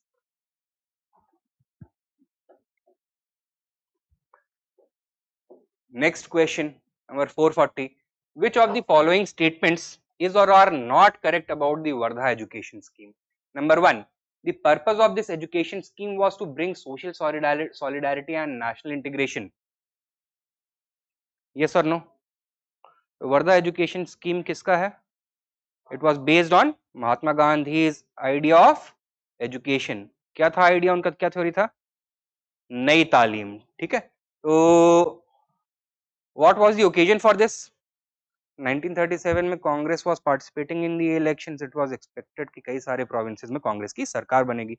पहली बार power मिल रहा था education policy को मतलब देसी style से conduct करने का. तो it was in this context that the Wardha education scheme had been promulgated. तो यहाँ पे नेशनलिस्ट लाइंस पर अगर एजुकेशन प्रोवाइड करना है, so would promoting social solidarity and national integration would be a goal or would it not be a goal? It would be a goal. First is correct. Second, this scheme was successfully implemented. No, it could not be successfully implemented. Why? Time nahi mila before it could be implemented. Congress ministries resigned. Vocational education was ignored in this scheme. No, in fact, one of the primary emphasis of this scheme was vocational education. This is also incorrect. Which of these statements is correct? One only. अच्छा, not correct पूछा हुआ. Good catch. Answer is C, 2 and 3. Next question. With reference to Wardha basic education policy, consider the following statements. Number 1. Urdu language was included in this policy. Yes, Gandhi ji stressed upon education in which medium? Vernacular mediums. तो Urdu speaking regions में Urdu medium भी promoted. Second, the Muslim League rejected this policy by calling it excessively Hindu religion oriented. Yes, तो वो बोलेंगे कि गांधी जी ने अपना राम राज्य का आइडिया यहाँ पर डाल दिया है. We are not in favor of it. Hindu Mahasabha accepted this policy. No, they were opposed to Urdu as a medium of instruction. वो क्या बोल रहे हैं कि नहीं, मुस्लिम लीग का अपीजमेंट, मुस्लिम अपीजमेंट कर रहे हैं. तो कांग्रेस की हालत इस समय देख रहे हो कैसे हो गई है? धोबी का कुत्ता, न घर का न घाट का. दोनों साइड से उसको बेचारे को लात पड़ रही है. तो this is exactly the problem of Gandhi and the Congress as a whole, that it was trying to create an umbrella large enough to accommodate all the Indian leaders, right. उसमें महासभा भी, उसमें आपका मुस्लिम लीग भी आ जाना चाहिए, उसमें कृषक प्रजा पार्टी भी, उसमें यूनियनिस्ट पार्टी भी, सिंध यूनाइटेड पार्टी भी आ जाना चाहिए, उसमें लिबरल्स भी आ जाने चाहिए, उसमें रेवोल्यूशनरीज भी आ जाने चाहिए, उसमें सोशलिस्ट भी आ जाने चाहिए, उसमें कैपिटलिस्ट भी आ जाने चाहिए और अंग्रेज भी खुश होने चाहिए. ऐसा पॉसिबल होगा? It was a very very मतलब टाइट रोप वॉकिंग होता है ना, उस तरह का एक्ट रिक्वायर्ड था. While the Congress performed admirably, ultimately it ended in disaster. तो करेक्ट आंसर क्या है यहाँ पर? 1 and 2 only. Consider the following statements and choose the correct option. Assertion: in 1938, Muslim League celebrated Liberation Day after resignation from the Congress government. Correct or incorrect? Resignation of the Congress government.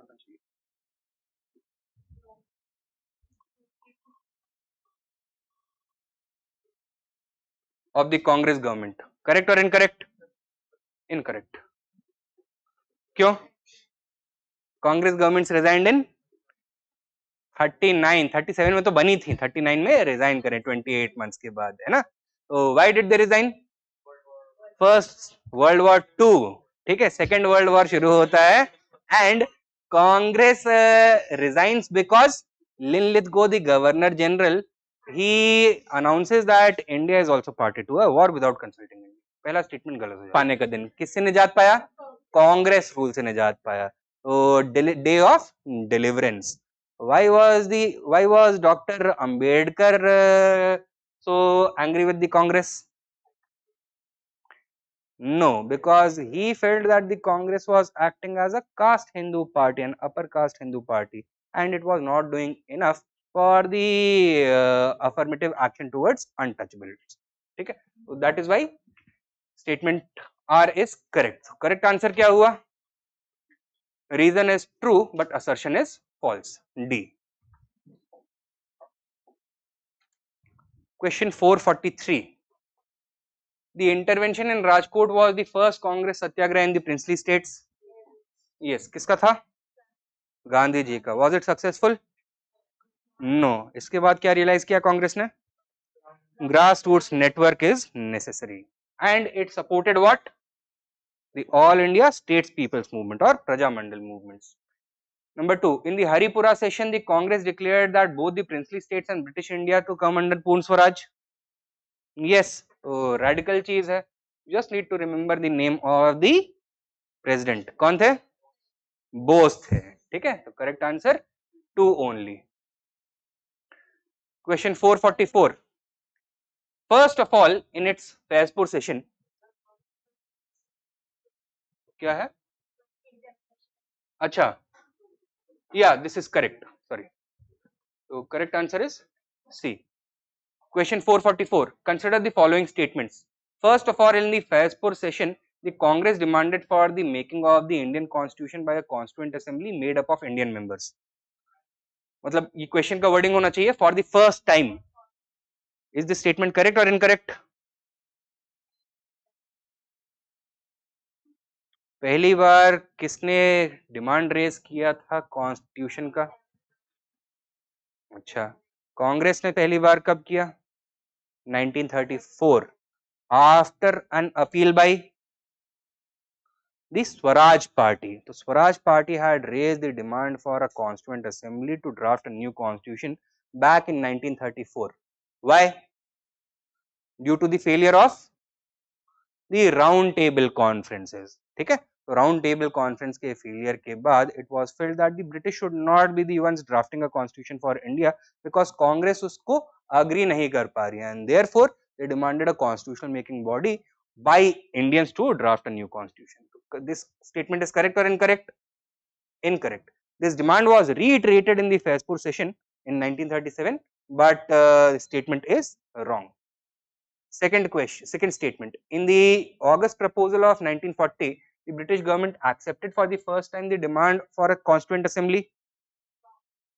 August offer में क्या बोला गया था? Constituent assembly बनना चाहिए या नहीं बनना चाहिए? बनना चाहिए. It offered a constituent assembly. When? Immediately or after the end of the war? After the end of the war. Consisting of only Indians or mostly Indians? Mostly Indians. That means British are also going to interfere. Second statement is correct. Answer is B, 2 only. Question 445. Which of the following correctly describe the significance of the 28-month Congress rule? Number 1. It boosted the morale of the bureaucracy. Yes or no? Bureaucracy composed primarily of high-ranking British civil servants. So, are they going to be happy with provincial autonomy? No. So, this is incorrect. In fact, it demoralized the bureaucracy. Number 2. It weakened the myth that Indians were not fit to rule. Yes. So British had been claiming that we cannot give power to Indians because Indians are unfit to rule. They got the power to rule, they showed results. So this myth was weakened. Number 3, it was now confirmed that self-government was necessary for radical social transformation. Also correct. So if you want change on the ground, Swaraj is necessary. So correct answer is B, 2 and 3 only. 446. The Congress ministries resigned in the 8 provinces in 1939 because A. The Congress could not form ministries in the other 3 provinces. This is correct, but ये सही answer है नहीं. अगर इस पे resign करते तो भाई क्या बोलना है. अच्छा, next, emergence of a left wing in the Congress made the working of ministries impossible. This is also correct, but this is not the correct answer. And ये जो emergence of left wing within the Congress है, this was more active only in Bombay and Madras. बाकी सब regions में जो right wing leaders थे, they were performing quite admirably. अच्छा, there were widespread communal disturbances in the provinces. In fact, one of the great successes of the Congress was that even during a period when Jinnah was spewing vitriol when it comes to Hindu-Muslim relations, they were able to contain communal riots. So no major communal riots were allowed to happen during the 28 months of Congress. So this is also incorrect. Correct answer हो गया. None of the statements A, B or C given above is correct. So what is the correct reason? World War II का declaration.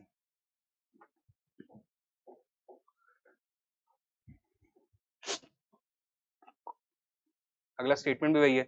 The Congress ministries in all provinces resigned in the year 1939. Congress did not accept the decision of the Viceroy to declare war against Germany in the context of the Second World War. Correct answer is A. A is correct and R is the correct explanation of A. Number 448. Which party was founded by Subhash Chandra Bose in 1939 after he broke away from Congress? Forward Bloc. कैसा ideology था इसका? Socialist revolutionary ideology. ठीक है. Did the British allow it to function or did they ban it? They banned it. And Bose के साथ क्या किया? They placed him under house arrest. Next, in which annual session of the Muslim League Pakistan resolution was passed? Lahore session of 1940. At the same place where Purn Swaraj resolution had been adopted. ठीक है.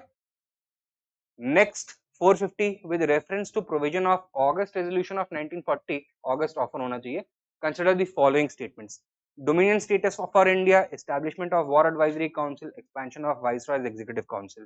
Which of the given is correct? Dominion status for India, was it offered? Yes. Establishment of a War Advisory Council involving Indians? Yes. Expansion of Viceroy's Executive Council? Also yes. The correct answer is all 3. Consider the following statements about the August offer. Lord Wavell came with this proposal to get support from Indian leaders for the Second World War. It accepted the demand for establishment of an interim government. For the first time, the right of Indians to frame their own constitution was acknowledged and an advisory war council was to be established. Which or how many of the above statements are not correct? First one, is it correct or incorrect? It is incorrect. Why? It was Lithgow, not Wavell. Okay? It accepted the demand for the establishment of an interim government. This is correct. For the first time, the right of Indians to frame their own constitution was acknowledged. Yes. A war advisory council was to be established. Yes. Correct answer? Only one. 452. Consider the following statements. The Muslim League rejected the assurance given by the August proposal regarding minorities. Correct or incorrect? Minority veto मिला था ना इसमें. So did the Muslim League accept it or reject it? By this point of time, they had already raised the Pakistan demand. So while they rejected the August offer as a whole, were they happy with the minority veto given to the minorities or not? Yes. So they said कि minority veto तो दे ही दिया है, पाकिस्तान भी दे दो तो हमारा काम हो जाएगा. ठीक है. This statement is correct. Second, the Muslim League rejected it because there was no clarity about the demand of Pakistan. This is also correct. So it seems to be a paradox. लेकिन अगर आप देखोगे, so they said that the August offer did not go far enough to fulfill the demands of Indian Muslims. while they were happy with the August proposal regarding minority veto, they were not happy because the Pakistan demand had been rejected. Okay? Which of these statements is correct? Both. क्या? Muslim League rejected the assurance given in the August proposal regarding minorities. No, this is incorrect. Incorrect. ठीक है? Correct answer is only 2. Next question. In October 1940, Gandhiji started the individual civil disobedience movement under the leadership of Vinoba Bhave. He was the first individual satyagrahi. Who was the second individual satyagrahi? Jawaharlal Nehru. Third individual satyagrahi? नहीं नहीं, बोस तो इस समय तक चले गए थे. नहीं भाई, मतलब सबके नाम ले लो ऐसे तो. It was Brahmadatta. ठीक है, तो पढ़ाया भी हुआ है, याद है. Which of the following movements was also known as the Delhi Chalo movement?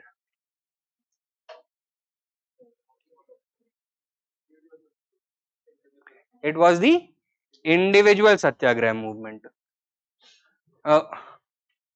Quit India movement में भी and INA में भी similar call दिया गया था, but that was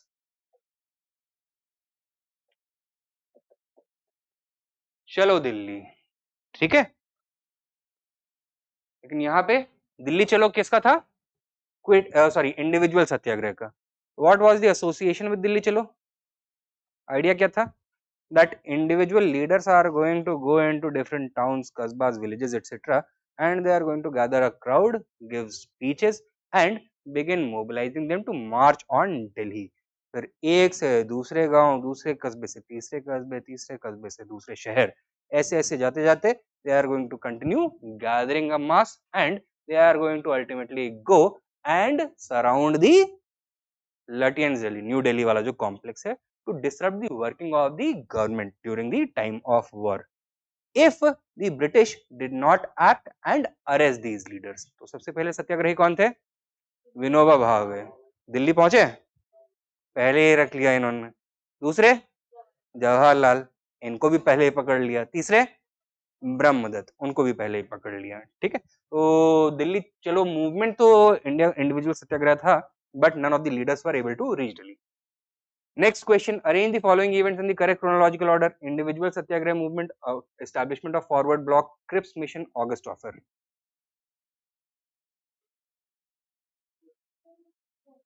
' 1939 forward block. ठीक है, इसके बाद क्या होता है?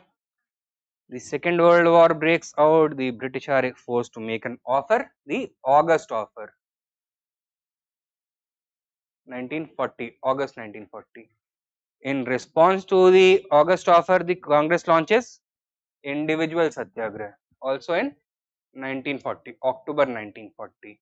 And finally, Japan jumps into the war. The British are pressurized once again to offer the Cripps proposal in 1942. और उसके रिस्पॉन्स में क्या आएगा? Quit India movement, QIM. तो करेक्ट आंसर क्या हुआ? 2, 4, 1, 3. C.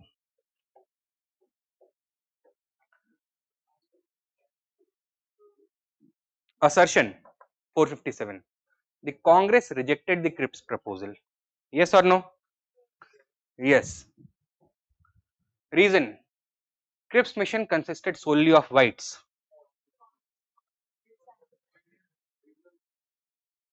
Cripps proposal, was it a multi-member mission or a single-member mission? Single-member mission. कौन आया था? Sir Stafford Cripps. नाम से क्या लग रहा है? गोरा था काला? गोरा, राइट. स्टेटमेंट करेक्ट है इनकरेक्ट है? Statement is correct, but is this the reason why the Cripps proposal was rejected? This is incorrect. तो correct answer क्या होगा? B. Both A and R are true, but R is not the correct explanation of A. Why was it rejected? Congress की demand नहीं meet हो रही थी, ठीक है। What did the Congress want? पूर्ण स्वराज चाहिए था, अंग्रेजों ने बोला नहीं मिलेगा, and therefore they rejected it. 458. Consider the following statements. Cripps proposal included the provision for number 1, full independence for India, dominion status for India, creation of a constitution making body. Yes, so it proposed a plan for this as well. Kya? That members of the Constituent Assembly coming from the princely states are going to be elected or nominated? Nominated. And coming from the British Indian provinces? Elected. Directly or indirectly? Indirectly. By whom? By the provincial legislatures themselves. From among themselves. Okay.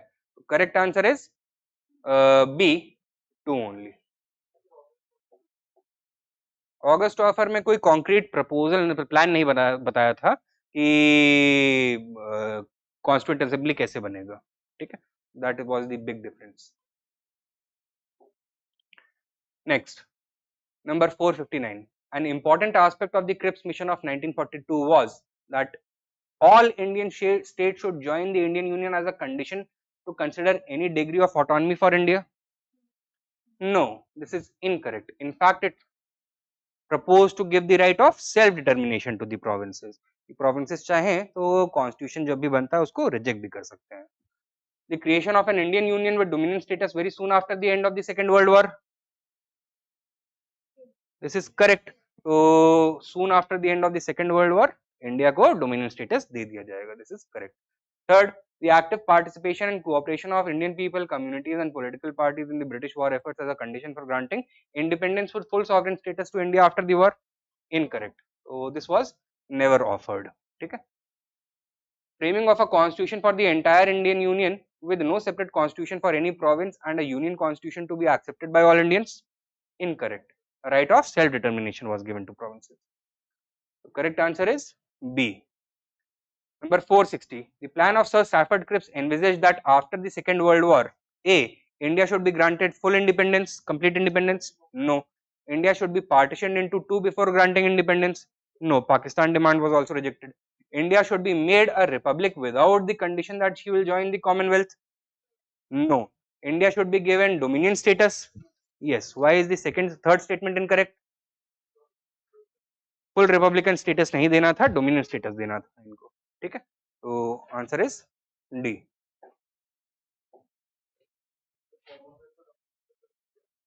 क्या नहीं, Commonwealth में republic and being a dominion of the British Empire में difference क्या है? Head of, तो even now India is part of the British Commonwealth. So Commonwealth is simply a collection of different countries who share historical ties with the British, that they were at one point of time part of the British Empire. तो केवल वही basis है उसका, ठीक है। Next question. With reference to the proposal of the Cripps mission, consider the following statements. Number 1, an all India union will be established with dominion status. Number 2, after the war, a constitution making body will be constituted. Number 3, some members of the constitution making body would be elected by the provincial legislatures and some would be nominated by the princely states. How many statements are correct? All 3 are correct. Okay. So all India union will be established with dominion status. After the war, constitution making body, and princely states से जो members आ रहे हैं nomination के through, and provinces से indirect elections के through, ठीक है। Next question 462. With reference to the proposal of Cripps mission, consider the following statements. Number 1, the Constituent Assembly would have members nominated by provincial assemblies as well as princely states. Why is this incorrect? Provinces say elected members, only princely states are nominated members. So this statement is incorrect. Number 2, any province which is not prepared to accept the new constitution would have the right to sign a separate agreement with Britain regarding its future status. This is correct. So if they wanted, they could reject the constitution and they could negotiate a new settlement with the British Empire. So answer is 2 only.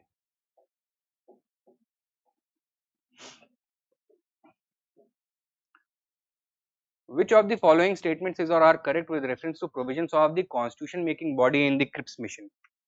Number 1, provinces which would not accept the constitution made by this council, they would have the right to secede from the Indian Union. Correct or incorrect? Correct. The provinces and the princely states wanted to be seceded from Indian Union would have the right to make their own constitutions. This is also correct. Correct answer is C, both 1 and 2. Who among the following prime ministers sent the Cripps mission to India? It was Winston Churchill. यहाँ पे कहानी क्या है? Cripps, was he a member of Churchill's party or was he from the opposition? He was from the opposition, Labour Party के leader थे, right? And throughout his life, he had tried to derail Churchill's career. So Churchill had been bitterly criticized by Cripps for things which happened shortly after the First World War. Gold standards हटाने के लिए भी criticize किया था. Then Churchill's foreign policy had also been bitterly criticized by him, and he was somewhat of a foreign policy expert also. तो Churchill जब prime minister बना, that was in 1940, तो वहां पर एक वॉर गवर्नमेंट यानी कि national government, unity government establish हुई थी, in which although the prime minister would be from the Conservative Party, that was Churchill, but members from the opposition are also going to be given important ministries. तो Cripps को भी accommodate करना था, तो Churchill ने क्या बोला? Would he like to keep a leader like Cripps in the inner circle और would he send them to the Arctic? Arctic में जाके बैठे एकदम ठंडे बस्ते में, तो he sent Cripps to the USSR, India नहीं यूएसएसआर भेजा था, ठीक है, कि भाई यहाँ पे तो कोई ऑप्शन ही नहीं है कि रिलेशनशिप रिपेयर हो सकता है. But what happened? दो पागल बैठे थे यूरोप में, कौन कौन? एक हिटलर, दूसरा नहीं उससे बड़ा पागल स्टालिन. तो 1939 में they had entered 10-year pact of non aggression, pact of steel, steel pact ऐसे करके कुछ बोलते थे उसको, राइट? कि एक दूसरे को अटैक नहीं करेंगे. एक सरफिरे का जून 1941 में दिमाग फिरा, ऑपरेशन बारबरोसा इसने लॉन्च कर दिया. तो Hitler invaded the Soviet Union, right? तो what was Cripps able to do? A diplomatic miracle. क्या? कि ब्रिटेन के साथ अब रशिया आकर के जर्मनी के अगेंस्ट लड़ेगा. तो one capitalist power, one communist power against another capitalist power, ठीक है? तो he was welcomed as a national hero. तो he became a huge burden for Churchill कि भाई अब क्या करें इसका. तो इतने में दिक्कत, प्रॉब्लम इमर्ज हुई इंडिया में. तो बोला कि यार तुम तो इतने बड़े मिरेकल वर्कर हो, go solve this situation in India. तो महात्मा गांधी से जाकर के तुम तो कुछ भी कर सकते हो. And he was sent over here, and साथ में पीछे से everything was being stage managed by the home government, by Churchill. तो एक साइड पे क्रिप्स मिशन को बोला go negotiate with Nehru and Azad, they have been appointed as the official negotiators with you, and दूसरी साइड पे क्या बोला कि अच्छा कंप्लीट इंडिपेंडेंस मांग रहे हैं, नहीं नहीं वो नहीं दे सकते हैं. अच्छा they want the immediate establishment of a constituent assembly, नहीं नहीं वो नहीं दे सकते हैं. अच्छा they do not want the provinces to have the right of self determination, ऐसे कैसे करेंगे? तो हमने तो माइनॉरिटी वीटो भी वापस ले लिया है, तो Jinnah is not going to agree. तो he was ensuring that Cripps failed also, and साथ में the Cripps proposal is also going to fail, and India's drive towards independence that is going to be delayed. तो एक तीर से दो निशान है. उसने एक तो इंडिया का जो नेशनल मूवमेंट था या प्रोग्रेस टुवर्ड्स इंडिपेंडेंस था उसको डिरेल करने की कोशिश करी, और दूसरा क्रिप्स का पॉलिटिकल करियर खत्म कर दिया. क्लियर है? तो correct answer is Churchill. Next final portion 42 to 47. Quit India movement was launched in response to Cripps proposal. Which of the following movements is the slogan do or die associated with? Quit India movement. ये सारे UPSC के previous years questions हैं, mind you, इस तरह के भी questions आते हैं. तो consider the following statements on the eve of the launch of quit India movement. Mahatma Gandhi asked the government servants to resign, asked soldiers to leave their posts, asked princes of the princely states to accept the sovereignty of the common people, of their people. Which of these are correct? First one correct or incorrect? Incorrect. Unlike the previous Gandhian movements where Mahatma Gandhi was asking for Indians not to cooperate with the British. He was asking civil servants and government servants to resign from their posts. He was asking soldiers. Soldiers को तो कभी appeal किया नहीं था कि leave the army, but towards government servants, towards students, etc. He was saying them that do not cooperate with the British. This time he said, remain at your post instead of helping the British, help us. ठीक है, आपकी loyalties अब हमारी तरफ होनी चाहिए. Same was with the soldiers as well. Remain within the army but subvert your generals, right? So this is also incorrect. Princess को appeal करा था. This is correct. So which of these are correct? T only. With reference to the national movement, consider the following pairs. Sir Tej Bahadur Sapru, member, president of All India Liberal Federation. Correct. इन्होंने moderates को या फिर liberals को RTC में भी represent किया था. KC Niyogi, member of the Constituent Assembly. This is also correct. From which province? Bombay province. PC Joshi, General Secretary, Communist Party of India.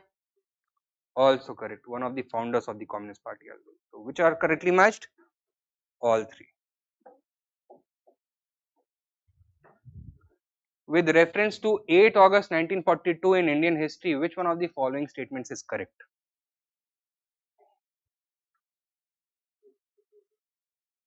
Quit India resolution was adopted by the AICC. Viceroy's Executive Council was expanded to include more Indians.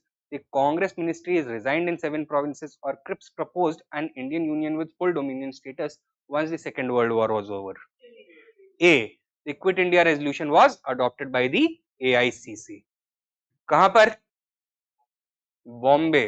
Famous speech do और die हुआ था गोलिया tank मैदान में.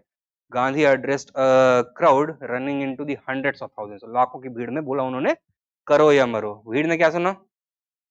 मारो या मरो. तो movement, is it going to be a peaceful one और an extremely violent one? Extremely violent one. अच्छा, ये वाला क्वेश्चन थोड़ा इंटरेस्टिंग है.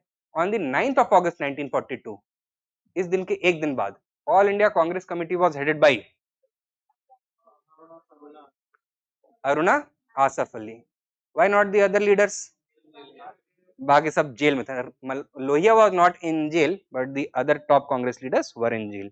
So as soon as the do or die speech was given, the very same night, early next morning, all the top Congress leaders were apprehended by the British. अंग्रेजों ने पहले plan बनाया था कि यार India में रखना इनको खतरनाक होगा, तो इनको तिब्बत भेज देते हैं. किसी को बोला NWFP भेज देंगे, किसी को बोला, नेहरू को तो बोला अफ्रीका भेज देंगे. ठीक है, युगांडा में. अल्टीमेटली दे डिसाइडेड कि नहीं भाई यहीं पे रहने देते हैं. तो Nehru was entered at Yerwada jail. Gandhi को वहीं यरवदा जेल पूना. फिर अपने डॉक्टर राजेंद्र प्रसाद को हजारीबाग प्रिजन बिहार में. ठीक है, उनको तो जेल तोड़ के छुड़वा भी लिया था रेवोल्यूशनरीज ने. किसने छुड़वाया था? Azad Dasta operating from the Terai forest regions of the India Nepal border. किसने ऑर्गेनाइज किया था ये? एक very famous socialist leader who had been active for almost 40 years before he led the movement during the emergency phase against JP.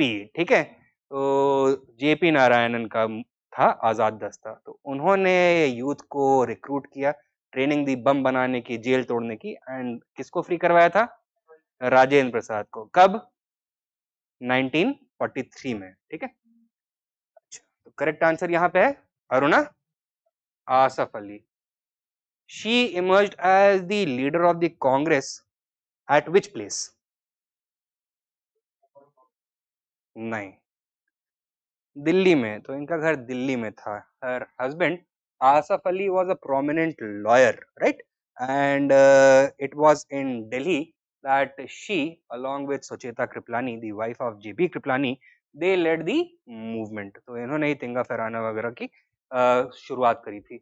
Ram Manohar Lohia was also a leader who was active in Delhi and other parts of North India, but unlike Aruna Asaf Ali, ये JP वाला strategy follow कर रहे थे. क्या?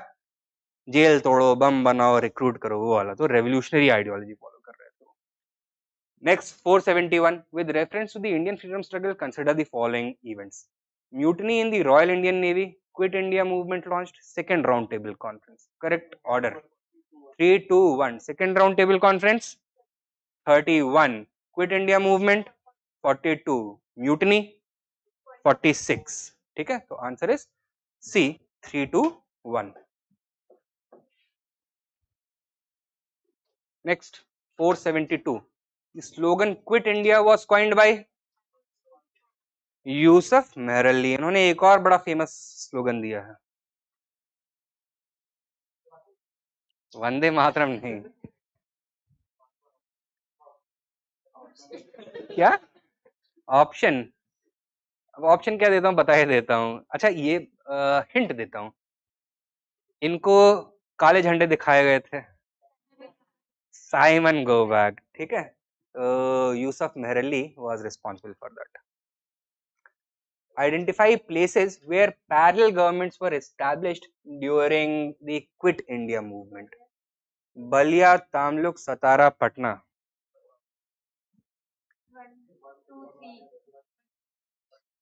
1 2 3 not in Patna. ठीक है, there were 4 places in fact जहां पर parallel governments बनी इंडिया में: बलिया, तामलुक, सतारा एंड तालचेर. कहाँ? ओडिशा में. बलिया में लीडर वाज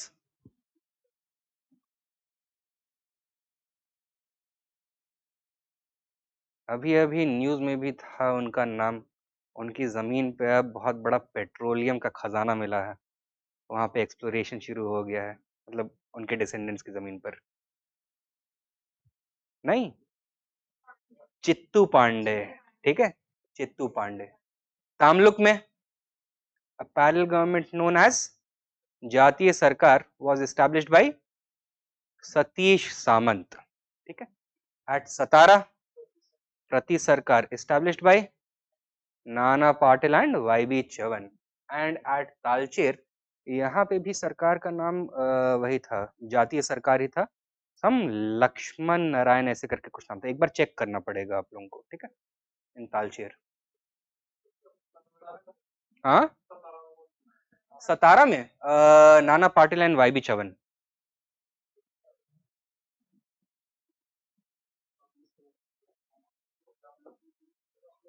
तामलुक में सतीश सामंत, बलिया में चित्तू पांडे एंड तालचेर में लक्ष्मण समथिंग. एक बार देख लीजिएगा. Tamluk is the modern name of Tamralipti, N ancient port. कहां पर? बंगाल में. ठीक है, ताम्रलिप्ति नहीं सुना? मौर्यन पीरियड से चल रहा है ताम्रलिप्ति का पोर्ट. क्या? तामलुक के लीडर सतीश सामंत. ये सब तो गूगल पे भी हो सकता है ना, एक बार केवल parallel governments during the quit India movement search करोगे, सारा आप तो एआई समरी बना के दे देता है गूगल, तो सब कुछ मिल जाएगा. कभी कभी गलत दे देता है. अच्छा, तो एक बार देख लेना फिर किताब खोल के. 474 assertion and reason. Lord Linlithgow described the August movement of 1942 as the most serious rebellion since the Sepoy mutiny. Yes or no? True. So he was the one who bore the brunt of this movement. तो इसको सबसे ज्यादा डर लगा था. Reason: there was massive upsurge of peasantry in certain areas. This is also correct, especially in the region of the entire belt from Bihar up to Maharashtra. तो यहाँ पे peasantry बहुत massive numbers में उठी थी. And was this the correct reason for A? Yes, it was, because now the masses, the ordinary masses, were ready to oppose the British tooth and nail. It is believed that like the Great Revolt of 1857, more than 1 lakh Indians had died in active conflict against the British. 1 lakh लोग India की history में किसी जंग में नहीं मरे हैं. तो आप सोच सकते हो कि इन 2 years में the level of conflict would have been so high. So which of these are Correct. A. In the year 1943, young leaders in which of the following races set up a parallel government of Prati Sarkar with volunteer corps, Seva Dals and village units, तूफान दल्स, सतारा, तो वहां की सरकार को प्रति सरकार बोलते थे, और तमलुक और तालचेर की सरकार को जातीय सरकार। तो तामलुक में इस तरह की कोई ऑर्गेनाइजेशंस बनी थी, सेवा दल या तूफान दल, वहां पे विद्युत वाहिनी बनी थी, तो these were the local organisations. Indian Independence League was founded by Subhash Chandra Bose, Raj Bihari Bose, Jawaharlal Nehru, Prem Kumar Sahgal. अरे बोस दो हैं यहाँ पर। हाँ,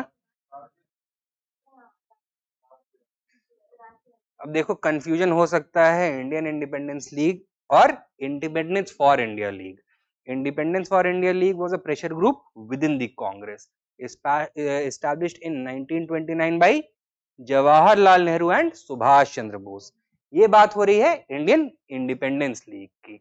दिस वाज द लीग और this was the organisation which later raise the Indian National Army. ये किसने बनाया था? राज Bihari Bose. So you remember this name? He was involved in Gadar conspiracy, Delhi Lahore conspiracy also. ठीक है, Delhi conspiracy, Delhi Lahore conspiracy, and तड़ी पार हो गए थे. He had gone to Japan and over there he had established the Indian Independence League during the Second World War. Ghadar conspiracy याद नहीं है? Class में नहीं थे? हाँ, गदर हो चुका है बहुत पहले। गदर एक फिल्म है 1998 में रिलीज हुई थी, सनी देओल और अमीषा पटेल का उसमें रोल था। हाँ, क्या क्या बोल रहे हैं? नहीं, गदर कॉन्स्पिरेसी 1915 का कॉन्स्पिरेसी था, रेवोल्यूशनरी कॉन्स्पिरेसी था, orchestrated in San Francisco, effected in India, Punjab में। तो Punjabi revolutionaries in San Francisco made contact with Bengali revolutionaries in India who traveled all the way to Punjab in order to bring about a simultaneous revolt among the British Indian Army soldiers living in three large garrison cities, Lahore, Faizpur and Rawalpindi. ठीक है, idea ये था कि पूरे India में mutiny करवाएंगे and popular revolt होगा। This revolt is going to spread right across British India up to Indo China, यानी कि पूरा का पूरा front Indo China including Malaysia and Singapore अंग्रेजों से और फ्रेंच से लिबरेट करवा देंगे। This was the Ghadar conspiracy. Next question, Indian Independence League was founded, अच्छा ये तो हो गया। 477, the principle that framing of new constitution for independent India should be primarily, though not solely, the responsibility of Indians themselves was for the first time considered in August offer. ठीक है, तो ये एक सवाल, सिमिलर सवाल पहले भी हम देख चुके हैं कि the principle that Indians should be responsible for making constitution, August offer, तो answer is B. Next question, 478. Consider the following statements about CR formula. This formula was presented by CR Das. Yes or no? Yes or no?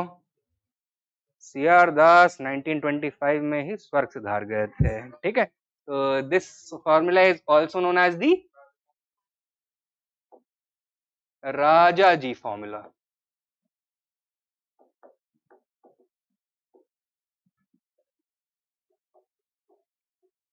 Proposed by C. Rajgopalachari, not CR Das. The first statement incorrect. It was related to the issue of partition. Yes. It was successful in ending the deadlock between the Congress and Muslim League. It was not. Although it is considered to be a tacit acceptance of Pakistan, Jinnah still rejected it after a round of talks with Gandhi. Gandhi गए थे दिल्ली में जिन्ना से मिलने के लिए to discuss the CR formula. Jinnah ने एक condition लगा दिया, क्या? This formula had provided for the establishment of an interim government jointly by both the Muslim League and the Congress, and the question of partition to be decided through a plebiscite to be conducted in all the Muslim majority provinces of India. यानी कि Punjab, Sindh, NWFP, Bengal और असम की पूरी population बैठ करके decide करेगी whether they want to remain united or they want a separate state of Pakistan. जिन्ना ने क्या कंडीशन लगाया कि जो मुस्लिम majority provinces हैं over there non-Muslim should not get the right to vote in this plebiscite. Only Muslims should get the right to vote. Gandhi could not come to accept it, and therefore this failed. So third statement is incorrect. So how many of these statements are correct? Only one. Achha, why do you think Jinnah insisted that only Muslims should have the right to vote? Was it to ensure that अगर non Muslims vote नहीं करेंगे तो पाकिस्तान बनना certain होगा? नहीं, तो in fact non Muslims अगर vote भी करते तो Muslims were in significant majority in some of the provinces, especially in western India, तो एटलीस्ट आधा पाकिस्तान तो बन ही जाता, right? लेकिन that was not the reason why Jinnah insisted that only Muslims should have the right to vote. Why was it that he insisted on doing that? हाँ, नहीं, CR formula में जो उसको चाहिए था वो मिल तो रहा था ना, that is Pakistan, but it was not simply Pakistan that he wanted. That was also not the reason. Reason was that ये कांग्रेस से कुछ मनवाना चाहता था. क्या उससे मिलता जुलता इश्यू है, but what was the principle that Jinnah wanted the Congress and Gandhi to accept? The two nation theory. He wanted to force the two nation theory down Congress's throat. What is the basic concept in the two nation theory? That India is a country consisting of two different nations, a Hindu nation and a Muslim nation. Pakistan is a demand of which of the two? Muslim nation. And so who should decide whether a Pakistan should be created or not? Should it be both or should it be only Muslims? Only Muslims. So that is the principle that Jinnah wanted Gandhi and the Congress to accept. इसीलिए उसने वहां पे आकर के गाड़ी को रोक दिया. ठीक है. Next question. After the Quit India movement, C. Rajagopalachari issued a pamphlet entitled The Way Out. Which one of the following was proposed in this pamphlet? A. The establishment of a war advisory council composed of representatives of British India and the Indian states. B. Reconstitution of the Central Executive Council in such a way that all its members except the Governor General and Commander in Chief should be Indian leaders. C. Fresh elections to the central and provincial legislature should be held at the end of 1945 and a constitution making body should be convened as soon as possible. Or D. A resolution for the constitution deadlock. Yeah. A solution for the constitutional deadlock.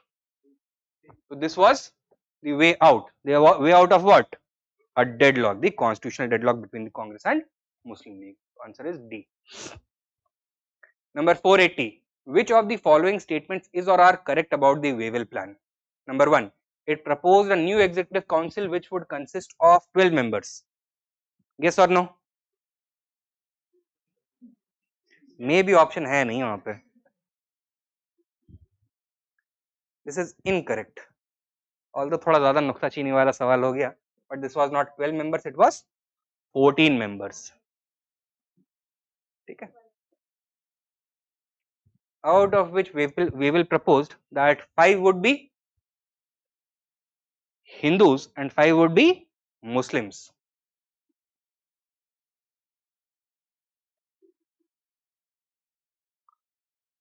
बचे कितने? 4 and 1 each would come from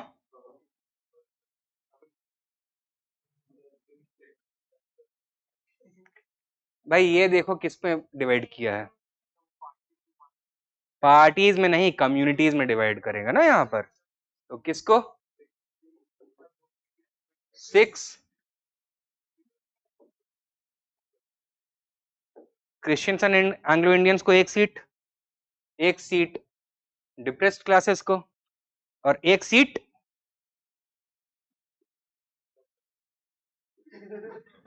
Punjab को due to its military importance it was to be given additional weightage. Design क्या है Wavell का दिख रहा है? सोचो कौन कौन आएगा, क्या उनकी पोजीशंस होंगी in the interim government. likely that 5 Muslim candidates are going to come from Muslim League, 5 Hindus are going to come from Congress. This is exactly the revision that he wanted. Sikhs are going to side with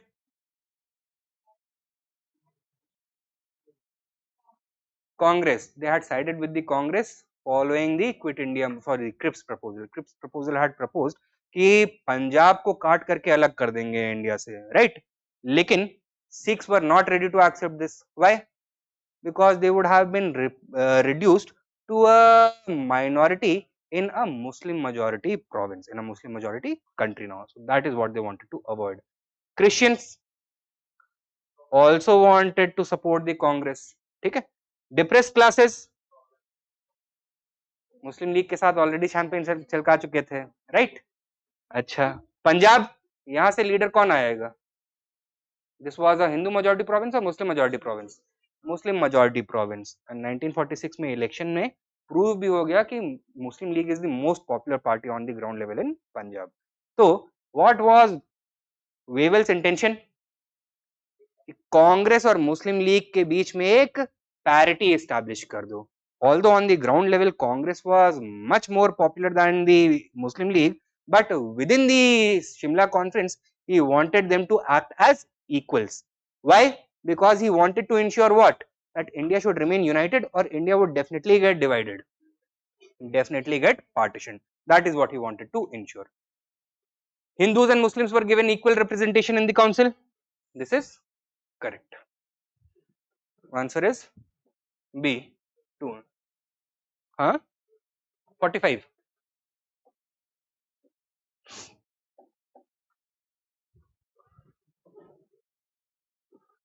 Next, 481.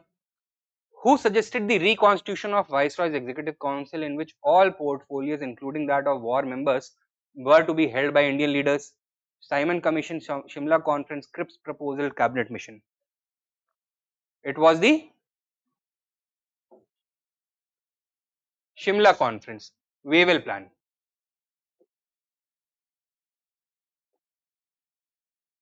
याद नहीं है? इसमें proposal था that all members of the Executive Council shall be Indians except for Governor General and Commander in Chief. तो Commander in Chief and Governor General के अलावा बाकी सारे Indians रहेंगे. Why did he insist कि Commander in Chief अंग्रेजों का होना चाहिए? क्योंकि अभी वर्ल्ड वॉर खत्म नहीं हुआ था, world war was still going on. That is why the war efforts had to be still managed. This was Wavell plan.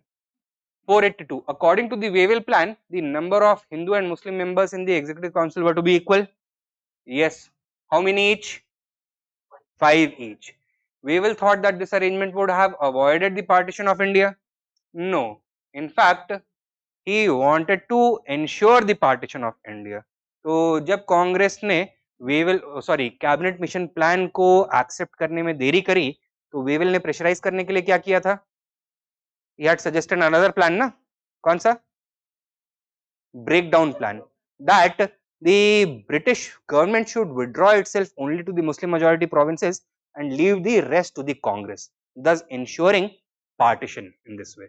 कि Muslim majority provinces में British rule is going to continue and in the rest of India Congress is going to rule. So what was the thinking of Wavell at this point of time? He wanted to ensure partition of India. Why?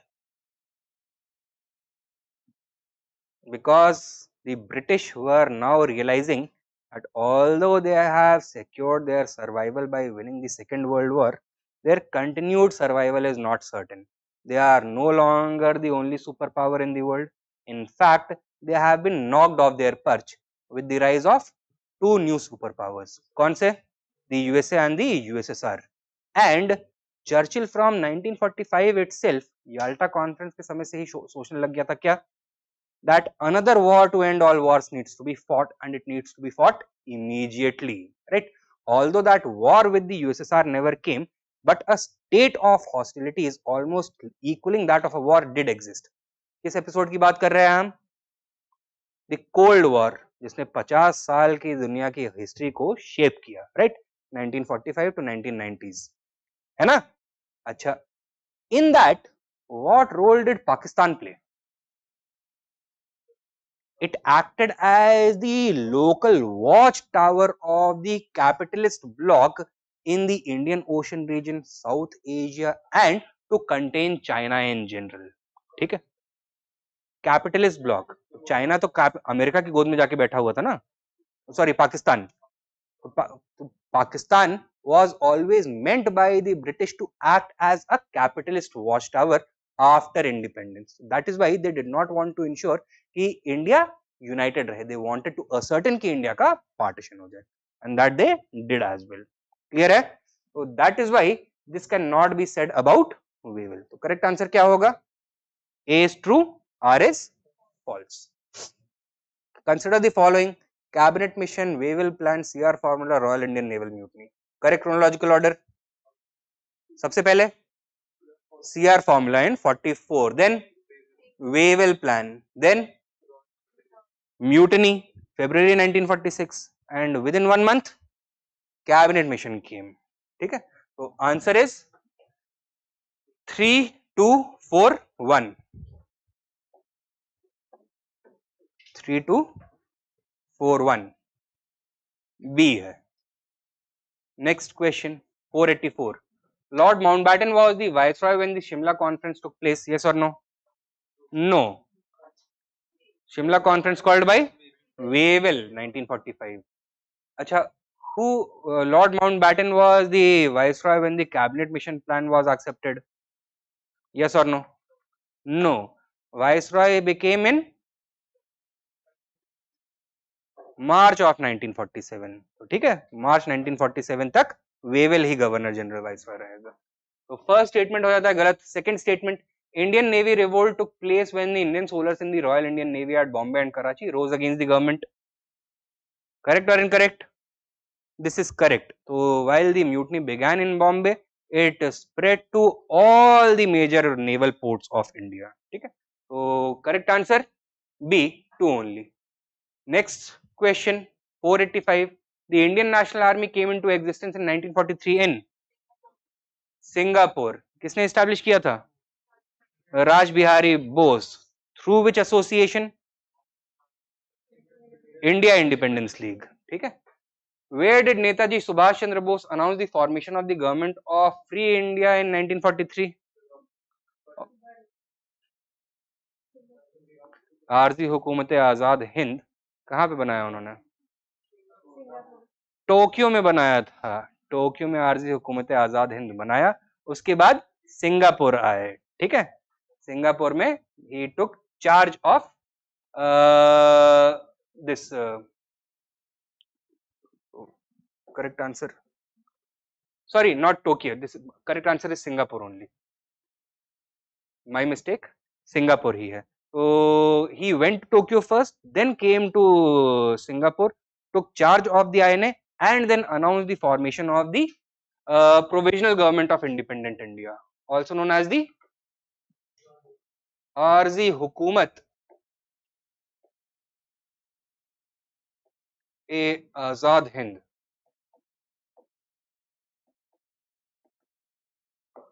RG Hukumat Azad Hind, provisional government of independent India.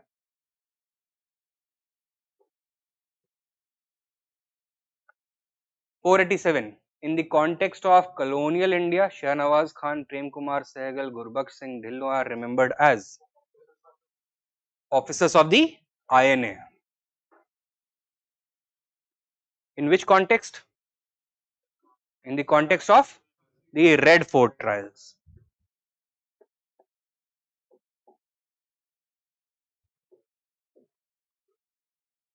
Next question, the last opportunity to avoid partition of India was lost with the rejection of Cripps mission, Rajgopalachari formula, cabinet mission or Wavell plan?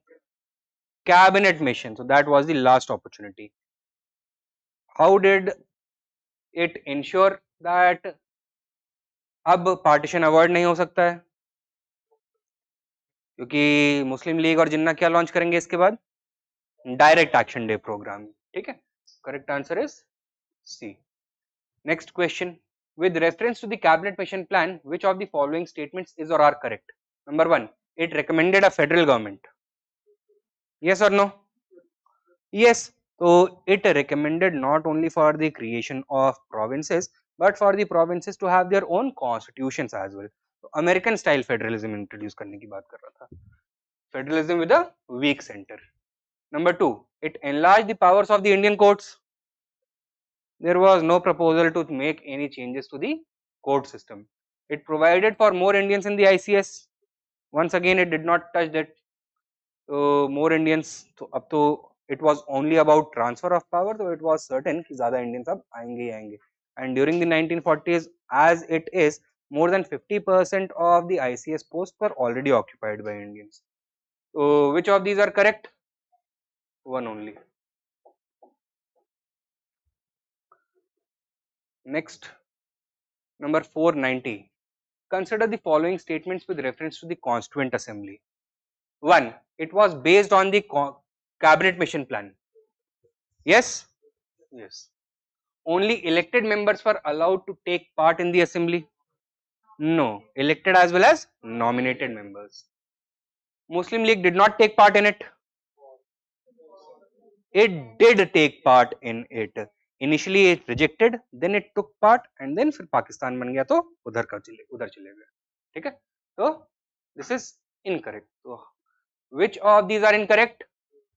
2 and 3. A Radcliffe committee was appointed for, also known as the Boundary Commission. So answer is C. Delimit the boundaries between India and Pakistan. Which provinces did it end up partitioning? No. Some provinces were left intact, some provinces were partitioned. Which provinces were left intact, not touched? Out of the 11 British Indian provinces, there were only 2 provinces that were actually partitioned. Baki sare, as a whole, either they came to India or they went to Pakistan. Which were the 2 provinces that were partitioned? Punjab in the west and Bengal in the east. Okay?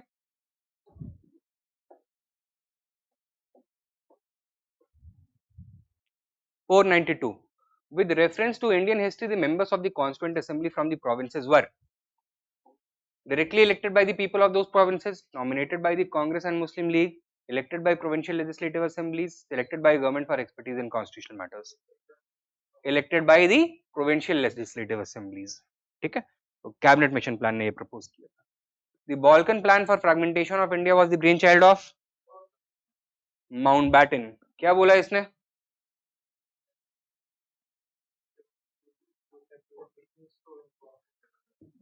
That we are not going to do an orderly transfer of power, rather we are going to allow British paramountcy to lapse, and with this the different constituent units of British India are going to be rendered independent as separate countries. तो सारे princely states के ऊपर से भी paramountcy खत्म हो जाएगी. British Indian provinces are going to be separately independent as well. तो balkanization हो जाएगा इंडिया का. This was plan Balkan, proposed by him in May 1947, when Nehru became reluctant to accept the proposals of the Mountbatten plan. Okay? So when Nehru reacted violently against it, so Mountbatten also withdrew this plan. He did not pursue it any further. But this gave an indication to Nehru कि अगर Mountbatten plan नहीं accept किया, this is going to be the other alternative. Clear है? Next question. Which of the following statements is correct? A. The Constituent Assembly was elected by the provincial assemblies in the year 1946. Jawaharlal Nehru, Muhammad Ali Jinnah and Sardar Vallabhbhai Patel were members of the Constituent Assembly of India. The first session of the Constituent Assembly was held in January 1947. Or D. The Constitution of India was adopted on the 26th of January 1950. Is incorrect होना चाहिए, ठीक है। तो बताना है कौन सा वाला इनकरेक्ट है। The first session of the Constituent Assembly was held in January 1942. अच्छा, दूसरा देखो।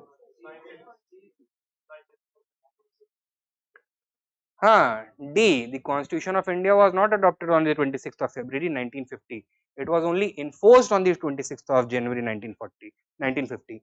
It was adopted on 26th of November 1949. Enacted and adopted on 26 November 1949. क्या? C statement is also wrong. Why? November 1946. September 1946 interim government was September 2nd 1946 interim government शायद create हुआ था and 9 दिसंबर में हुआ है।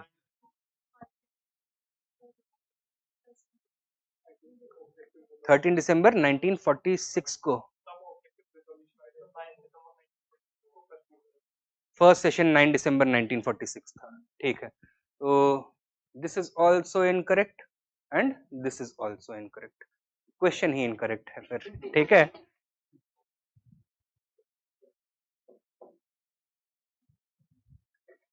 Next question, B.R. Ambedkar was elected to the Constituent Assembly from which province? Bombay से नहीं हुए थे, ठीक है।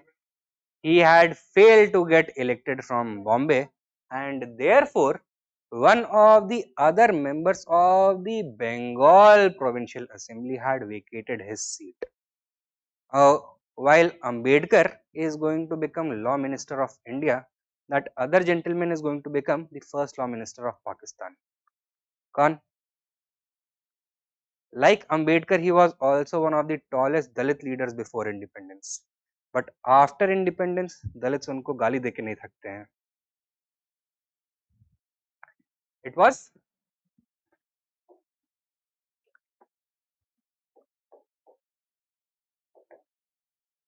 जोगिंदर नाथ मंडल। तो इन्होंने बात करी थी of Muslim Dalit solidarity and वो अभी स्लोगन चलता है ना, जय भीम जय मीम, तो ये इन्हीं के कॉन्टेक्स्ट में सबसे पहली बार इमर्ज हुआ था। And he believed that the Muslim League is going to be the best candidate for bringing about radical social transformation among the Dalits. Like Ambedkar, he believed that the Hindus had always treated the Dalits as outcasts and culturally the Dalits were not Hindus. They were also not Muslims, but they had more similarities with Muslims. क्यों? Especially in the region of Bengal. क्योंकि Muslims in Bengal and Dalits in Bengal, they shared the same economic status. The majority of them came from the agrarian and working classes. जमींदार कौन थे ज्यादातर? Hindus थे। तो that economic solidarity according to him would translate to social solidarity as well, communal solidarity as well. तो after independence and partition ये पहले चले गए पाकिस्तान। जब पाकिस्तान में दाल नहीं गली तो 1950 में writing to Liaquat Hussain he wrote that you have orchestrated a pogrom of Dalit Muslims in East Bengal and you have ensured mass migration of Hindus from East Bengal to West Bengal and India. मैं भी अब छोड़ करके जा रहा हूँ, resign करके इधर आ गए। यहाँ पे भी किराए के मकान में रहे तो मकान मालिक ने भी इनको 1959 में निकाल दिया था, राइट। तो ये हालत हो गई थी कि he tried to revive his career but by this point of time मतलब he had fallen flat on his face, तो कोई किसी ने भी रिस्पॉन्ड नहीं किया, तो he died a broken man. क्या नाम है? जोगिंदर नाथ मंडल। एंड इसका करेक्ट आंसर क्या है? West Bengal. 496 in the interim government formed in 1946 the vice president of the executive council was? vice president कौन थे?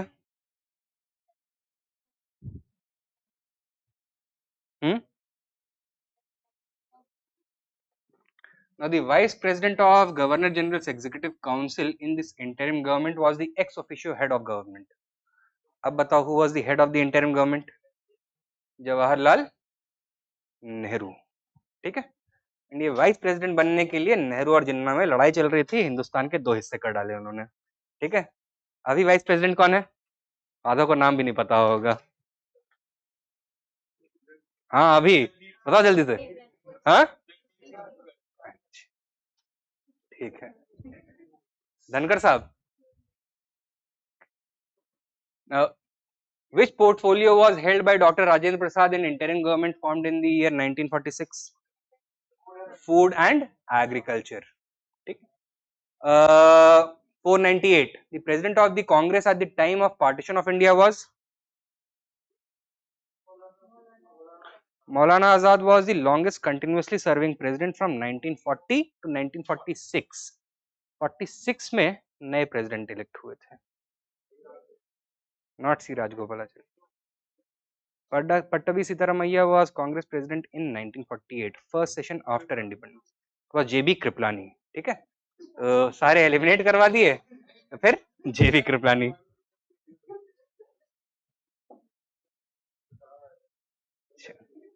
Over 99. The Indian National Congress agreed in 1947 to the partition of the country mainly because two nation theory accept कर ली थी. They wanted to avoid large scale communal riots. ठीक है, they never accepted the two nation theory. आज तक नहीं accept करी है. ठीक है. Given below are two statements labeled assertion and reason. Assertion: the British sovereignty continued to exist in free India. Yes or no? देश आजाद है या अंग्रेजों की हुकूमत चल रही है अभी भी? Wrong है. Right?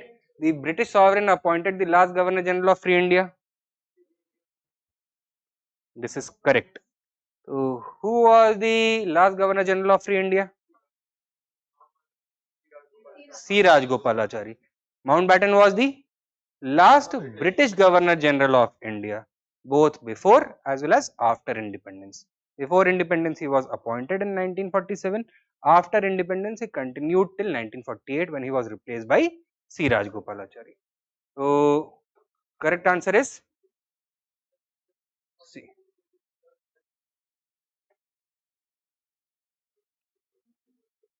रीजन के अकॉर्डिंग अगर देखें तो फर्स्ट करेक्ट हो सकता है, British sovereignty continued to exist in free India. No, India मतलब ट्रांसफर ऑफ पावर हो गया तो sovereignty has been transferred to the people of India, मतलब टू द इंटरिम गवर्नमेंट.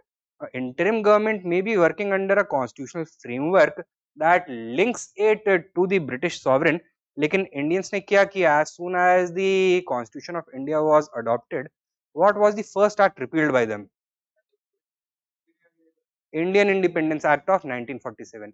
कि we are not going to be a country who is going to draw its legitimacy from an act enacted by the British Parliament. Rather, the Constitution shall be the source of our legitimacy, and we shall draw our sovereignty from the people of India.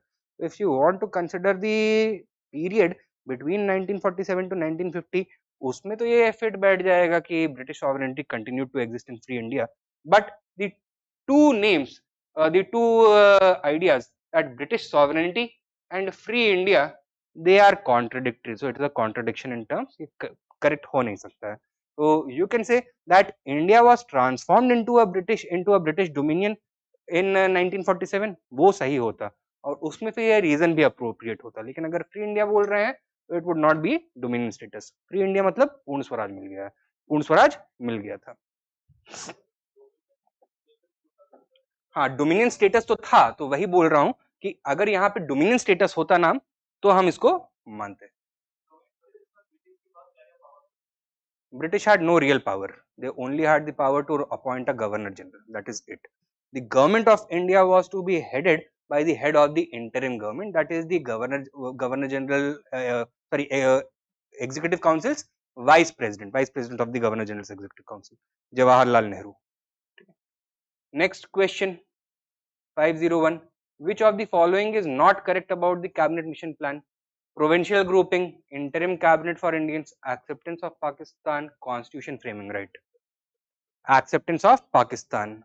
Did it remain silent on Pakistan or did it outrightly reject Pakistan demand? It outrightly rejected the Pakistan demand. क्यों?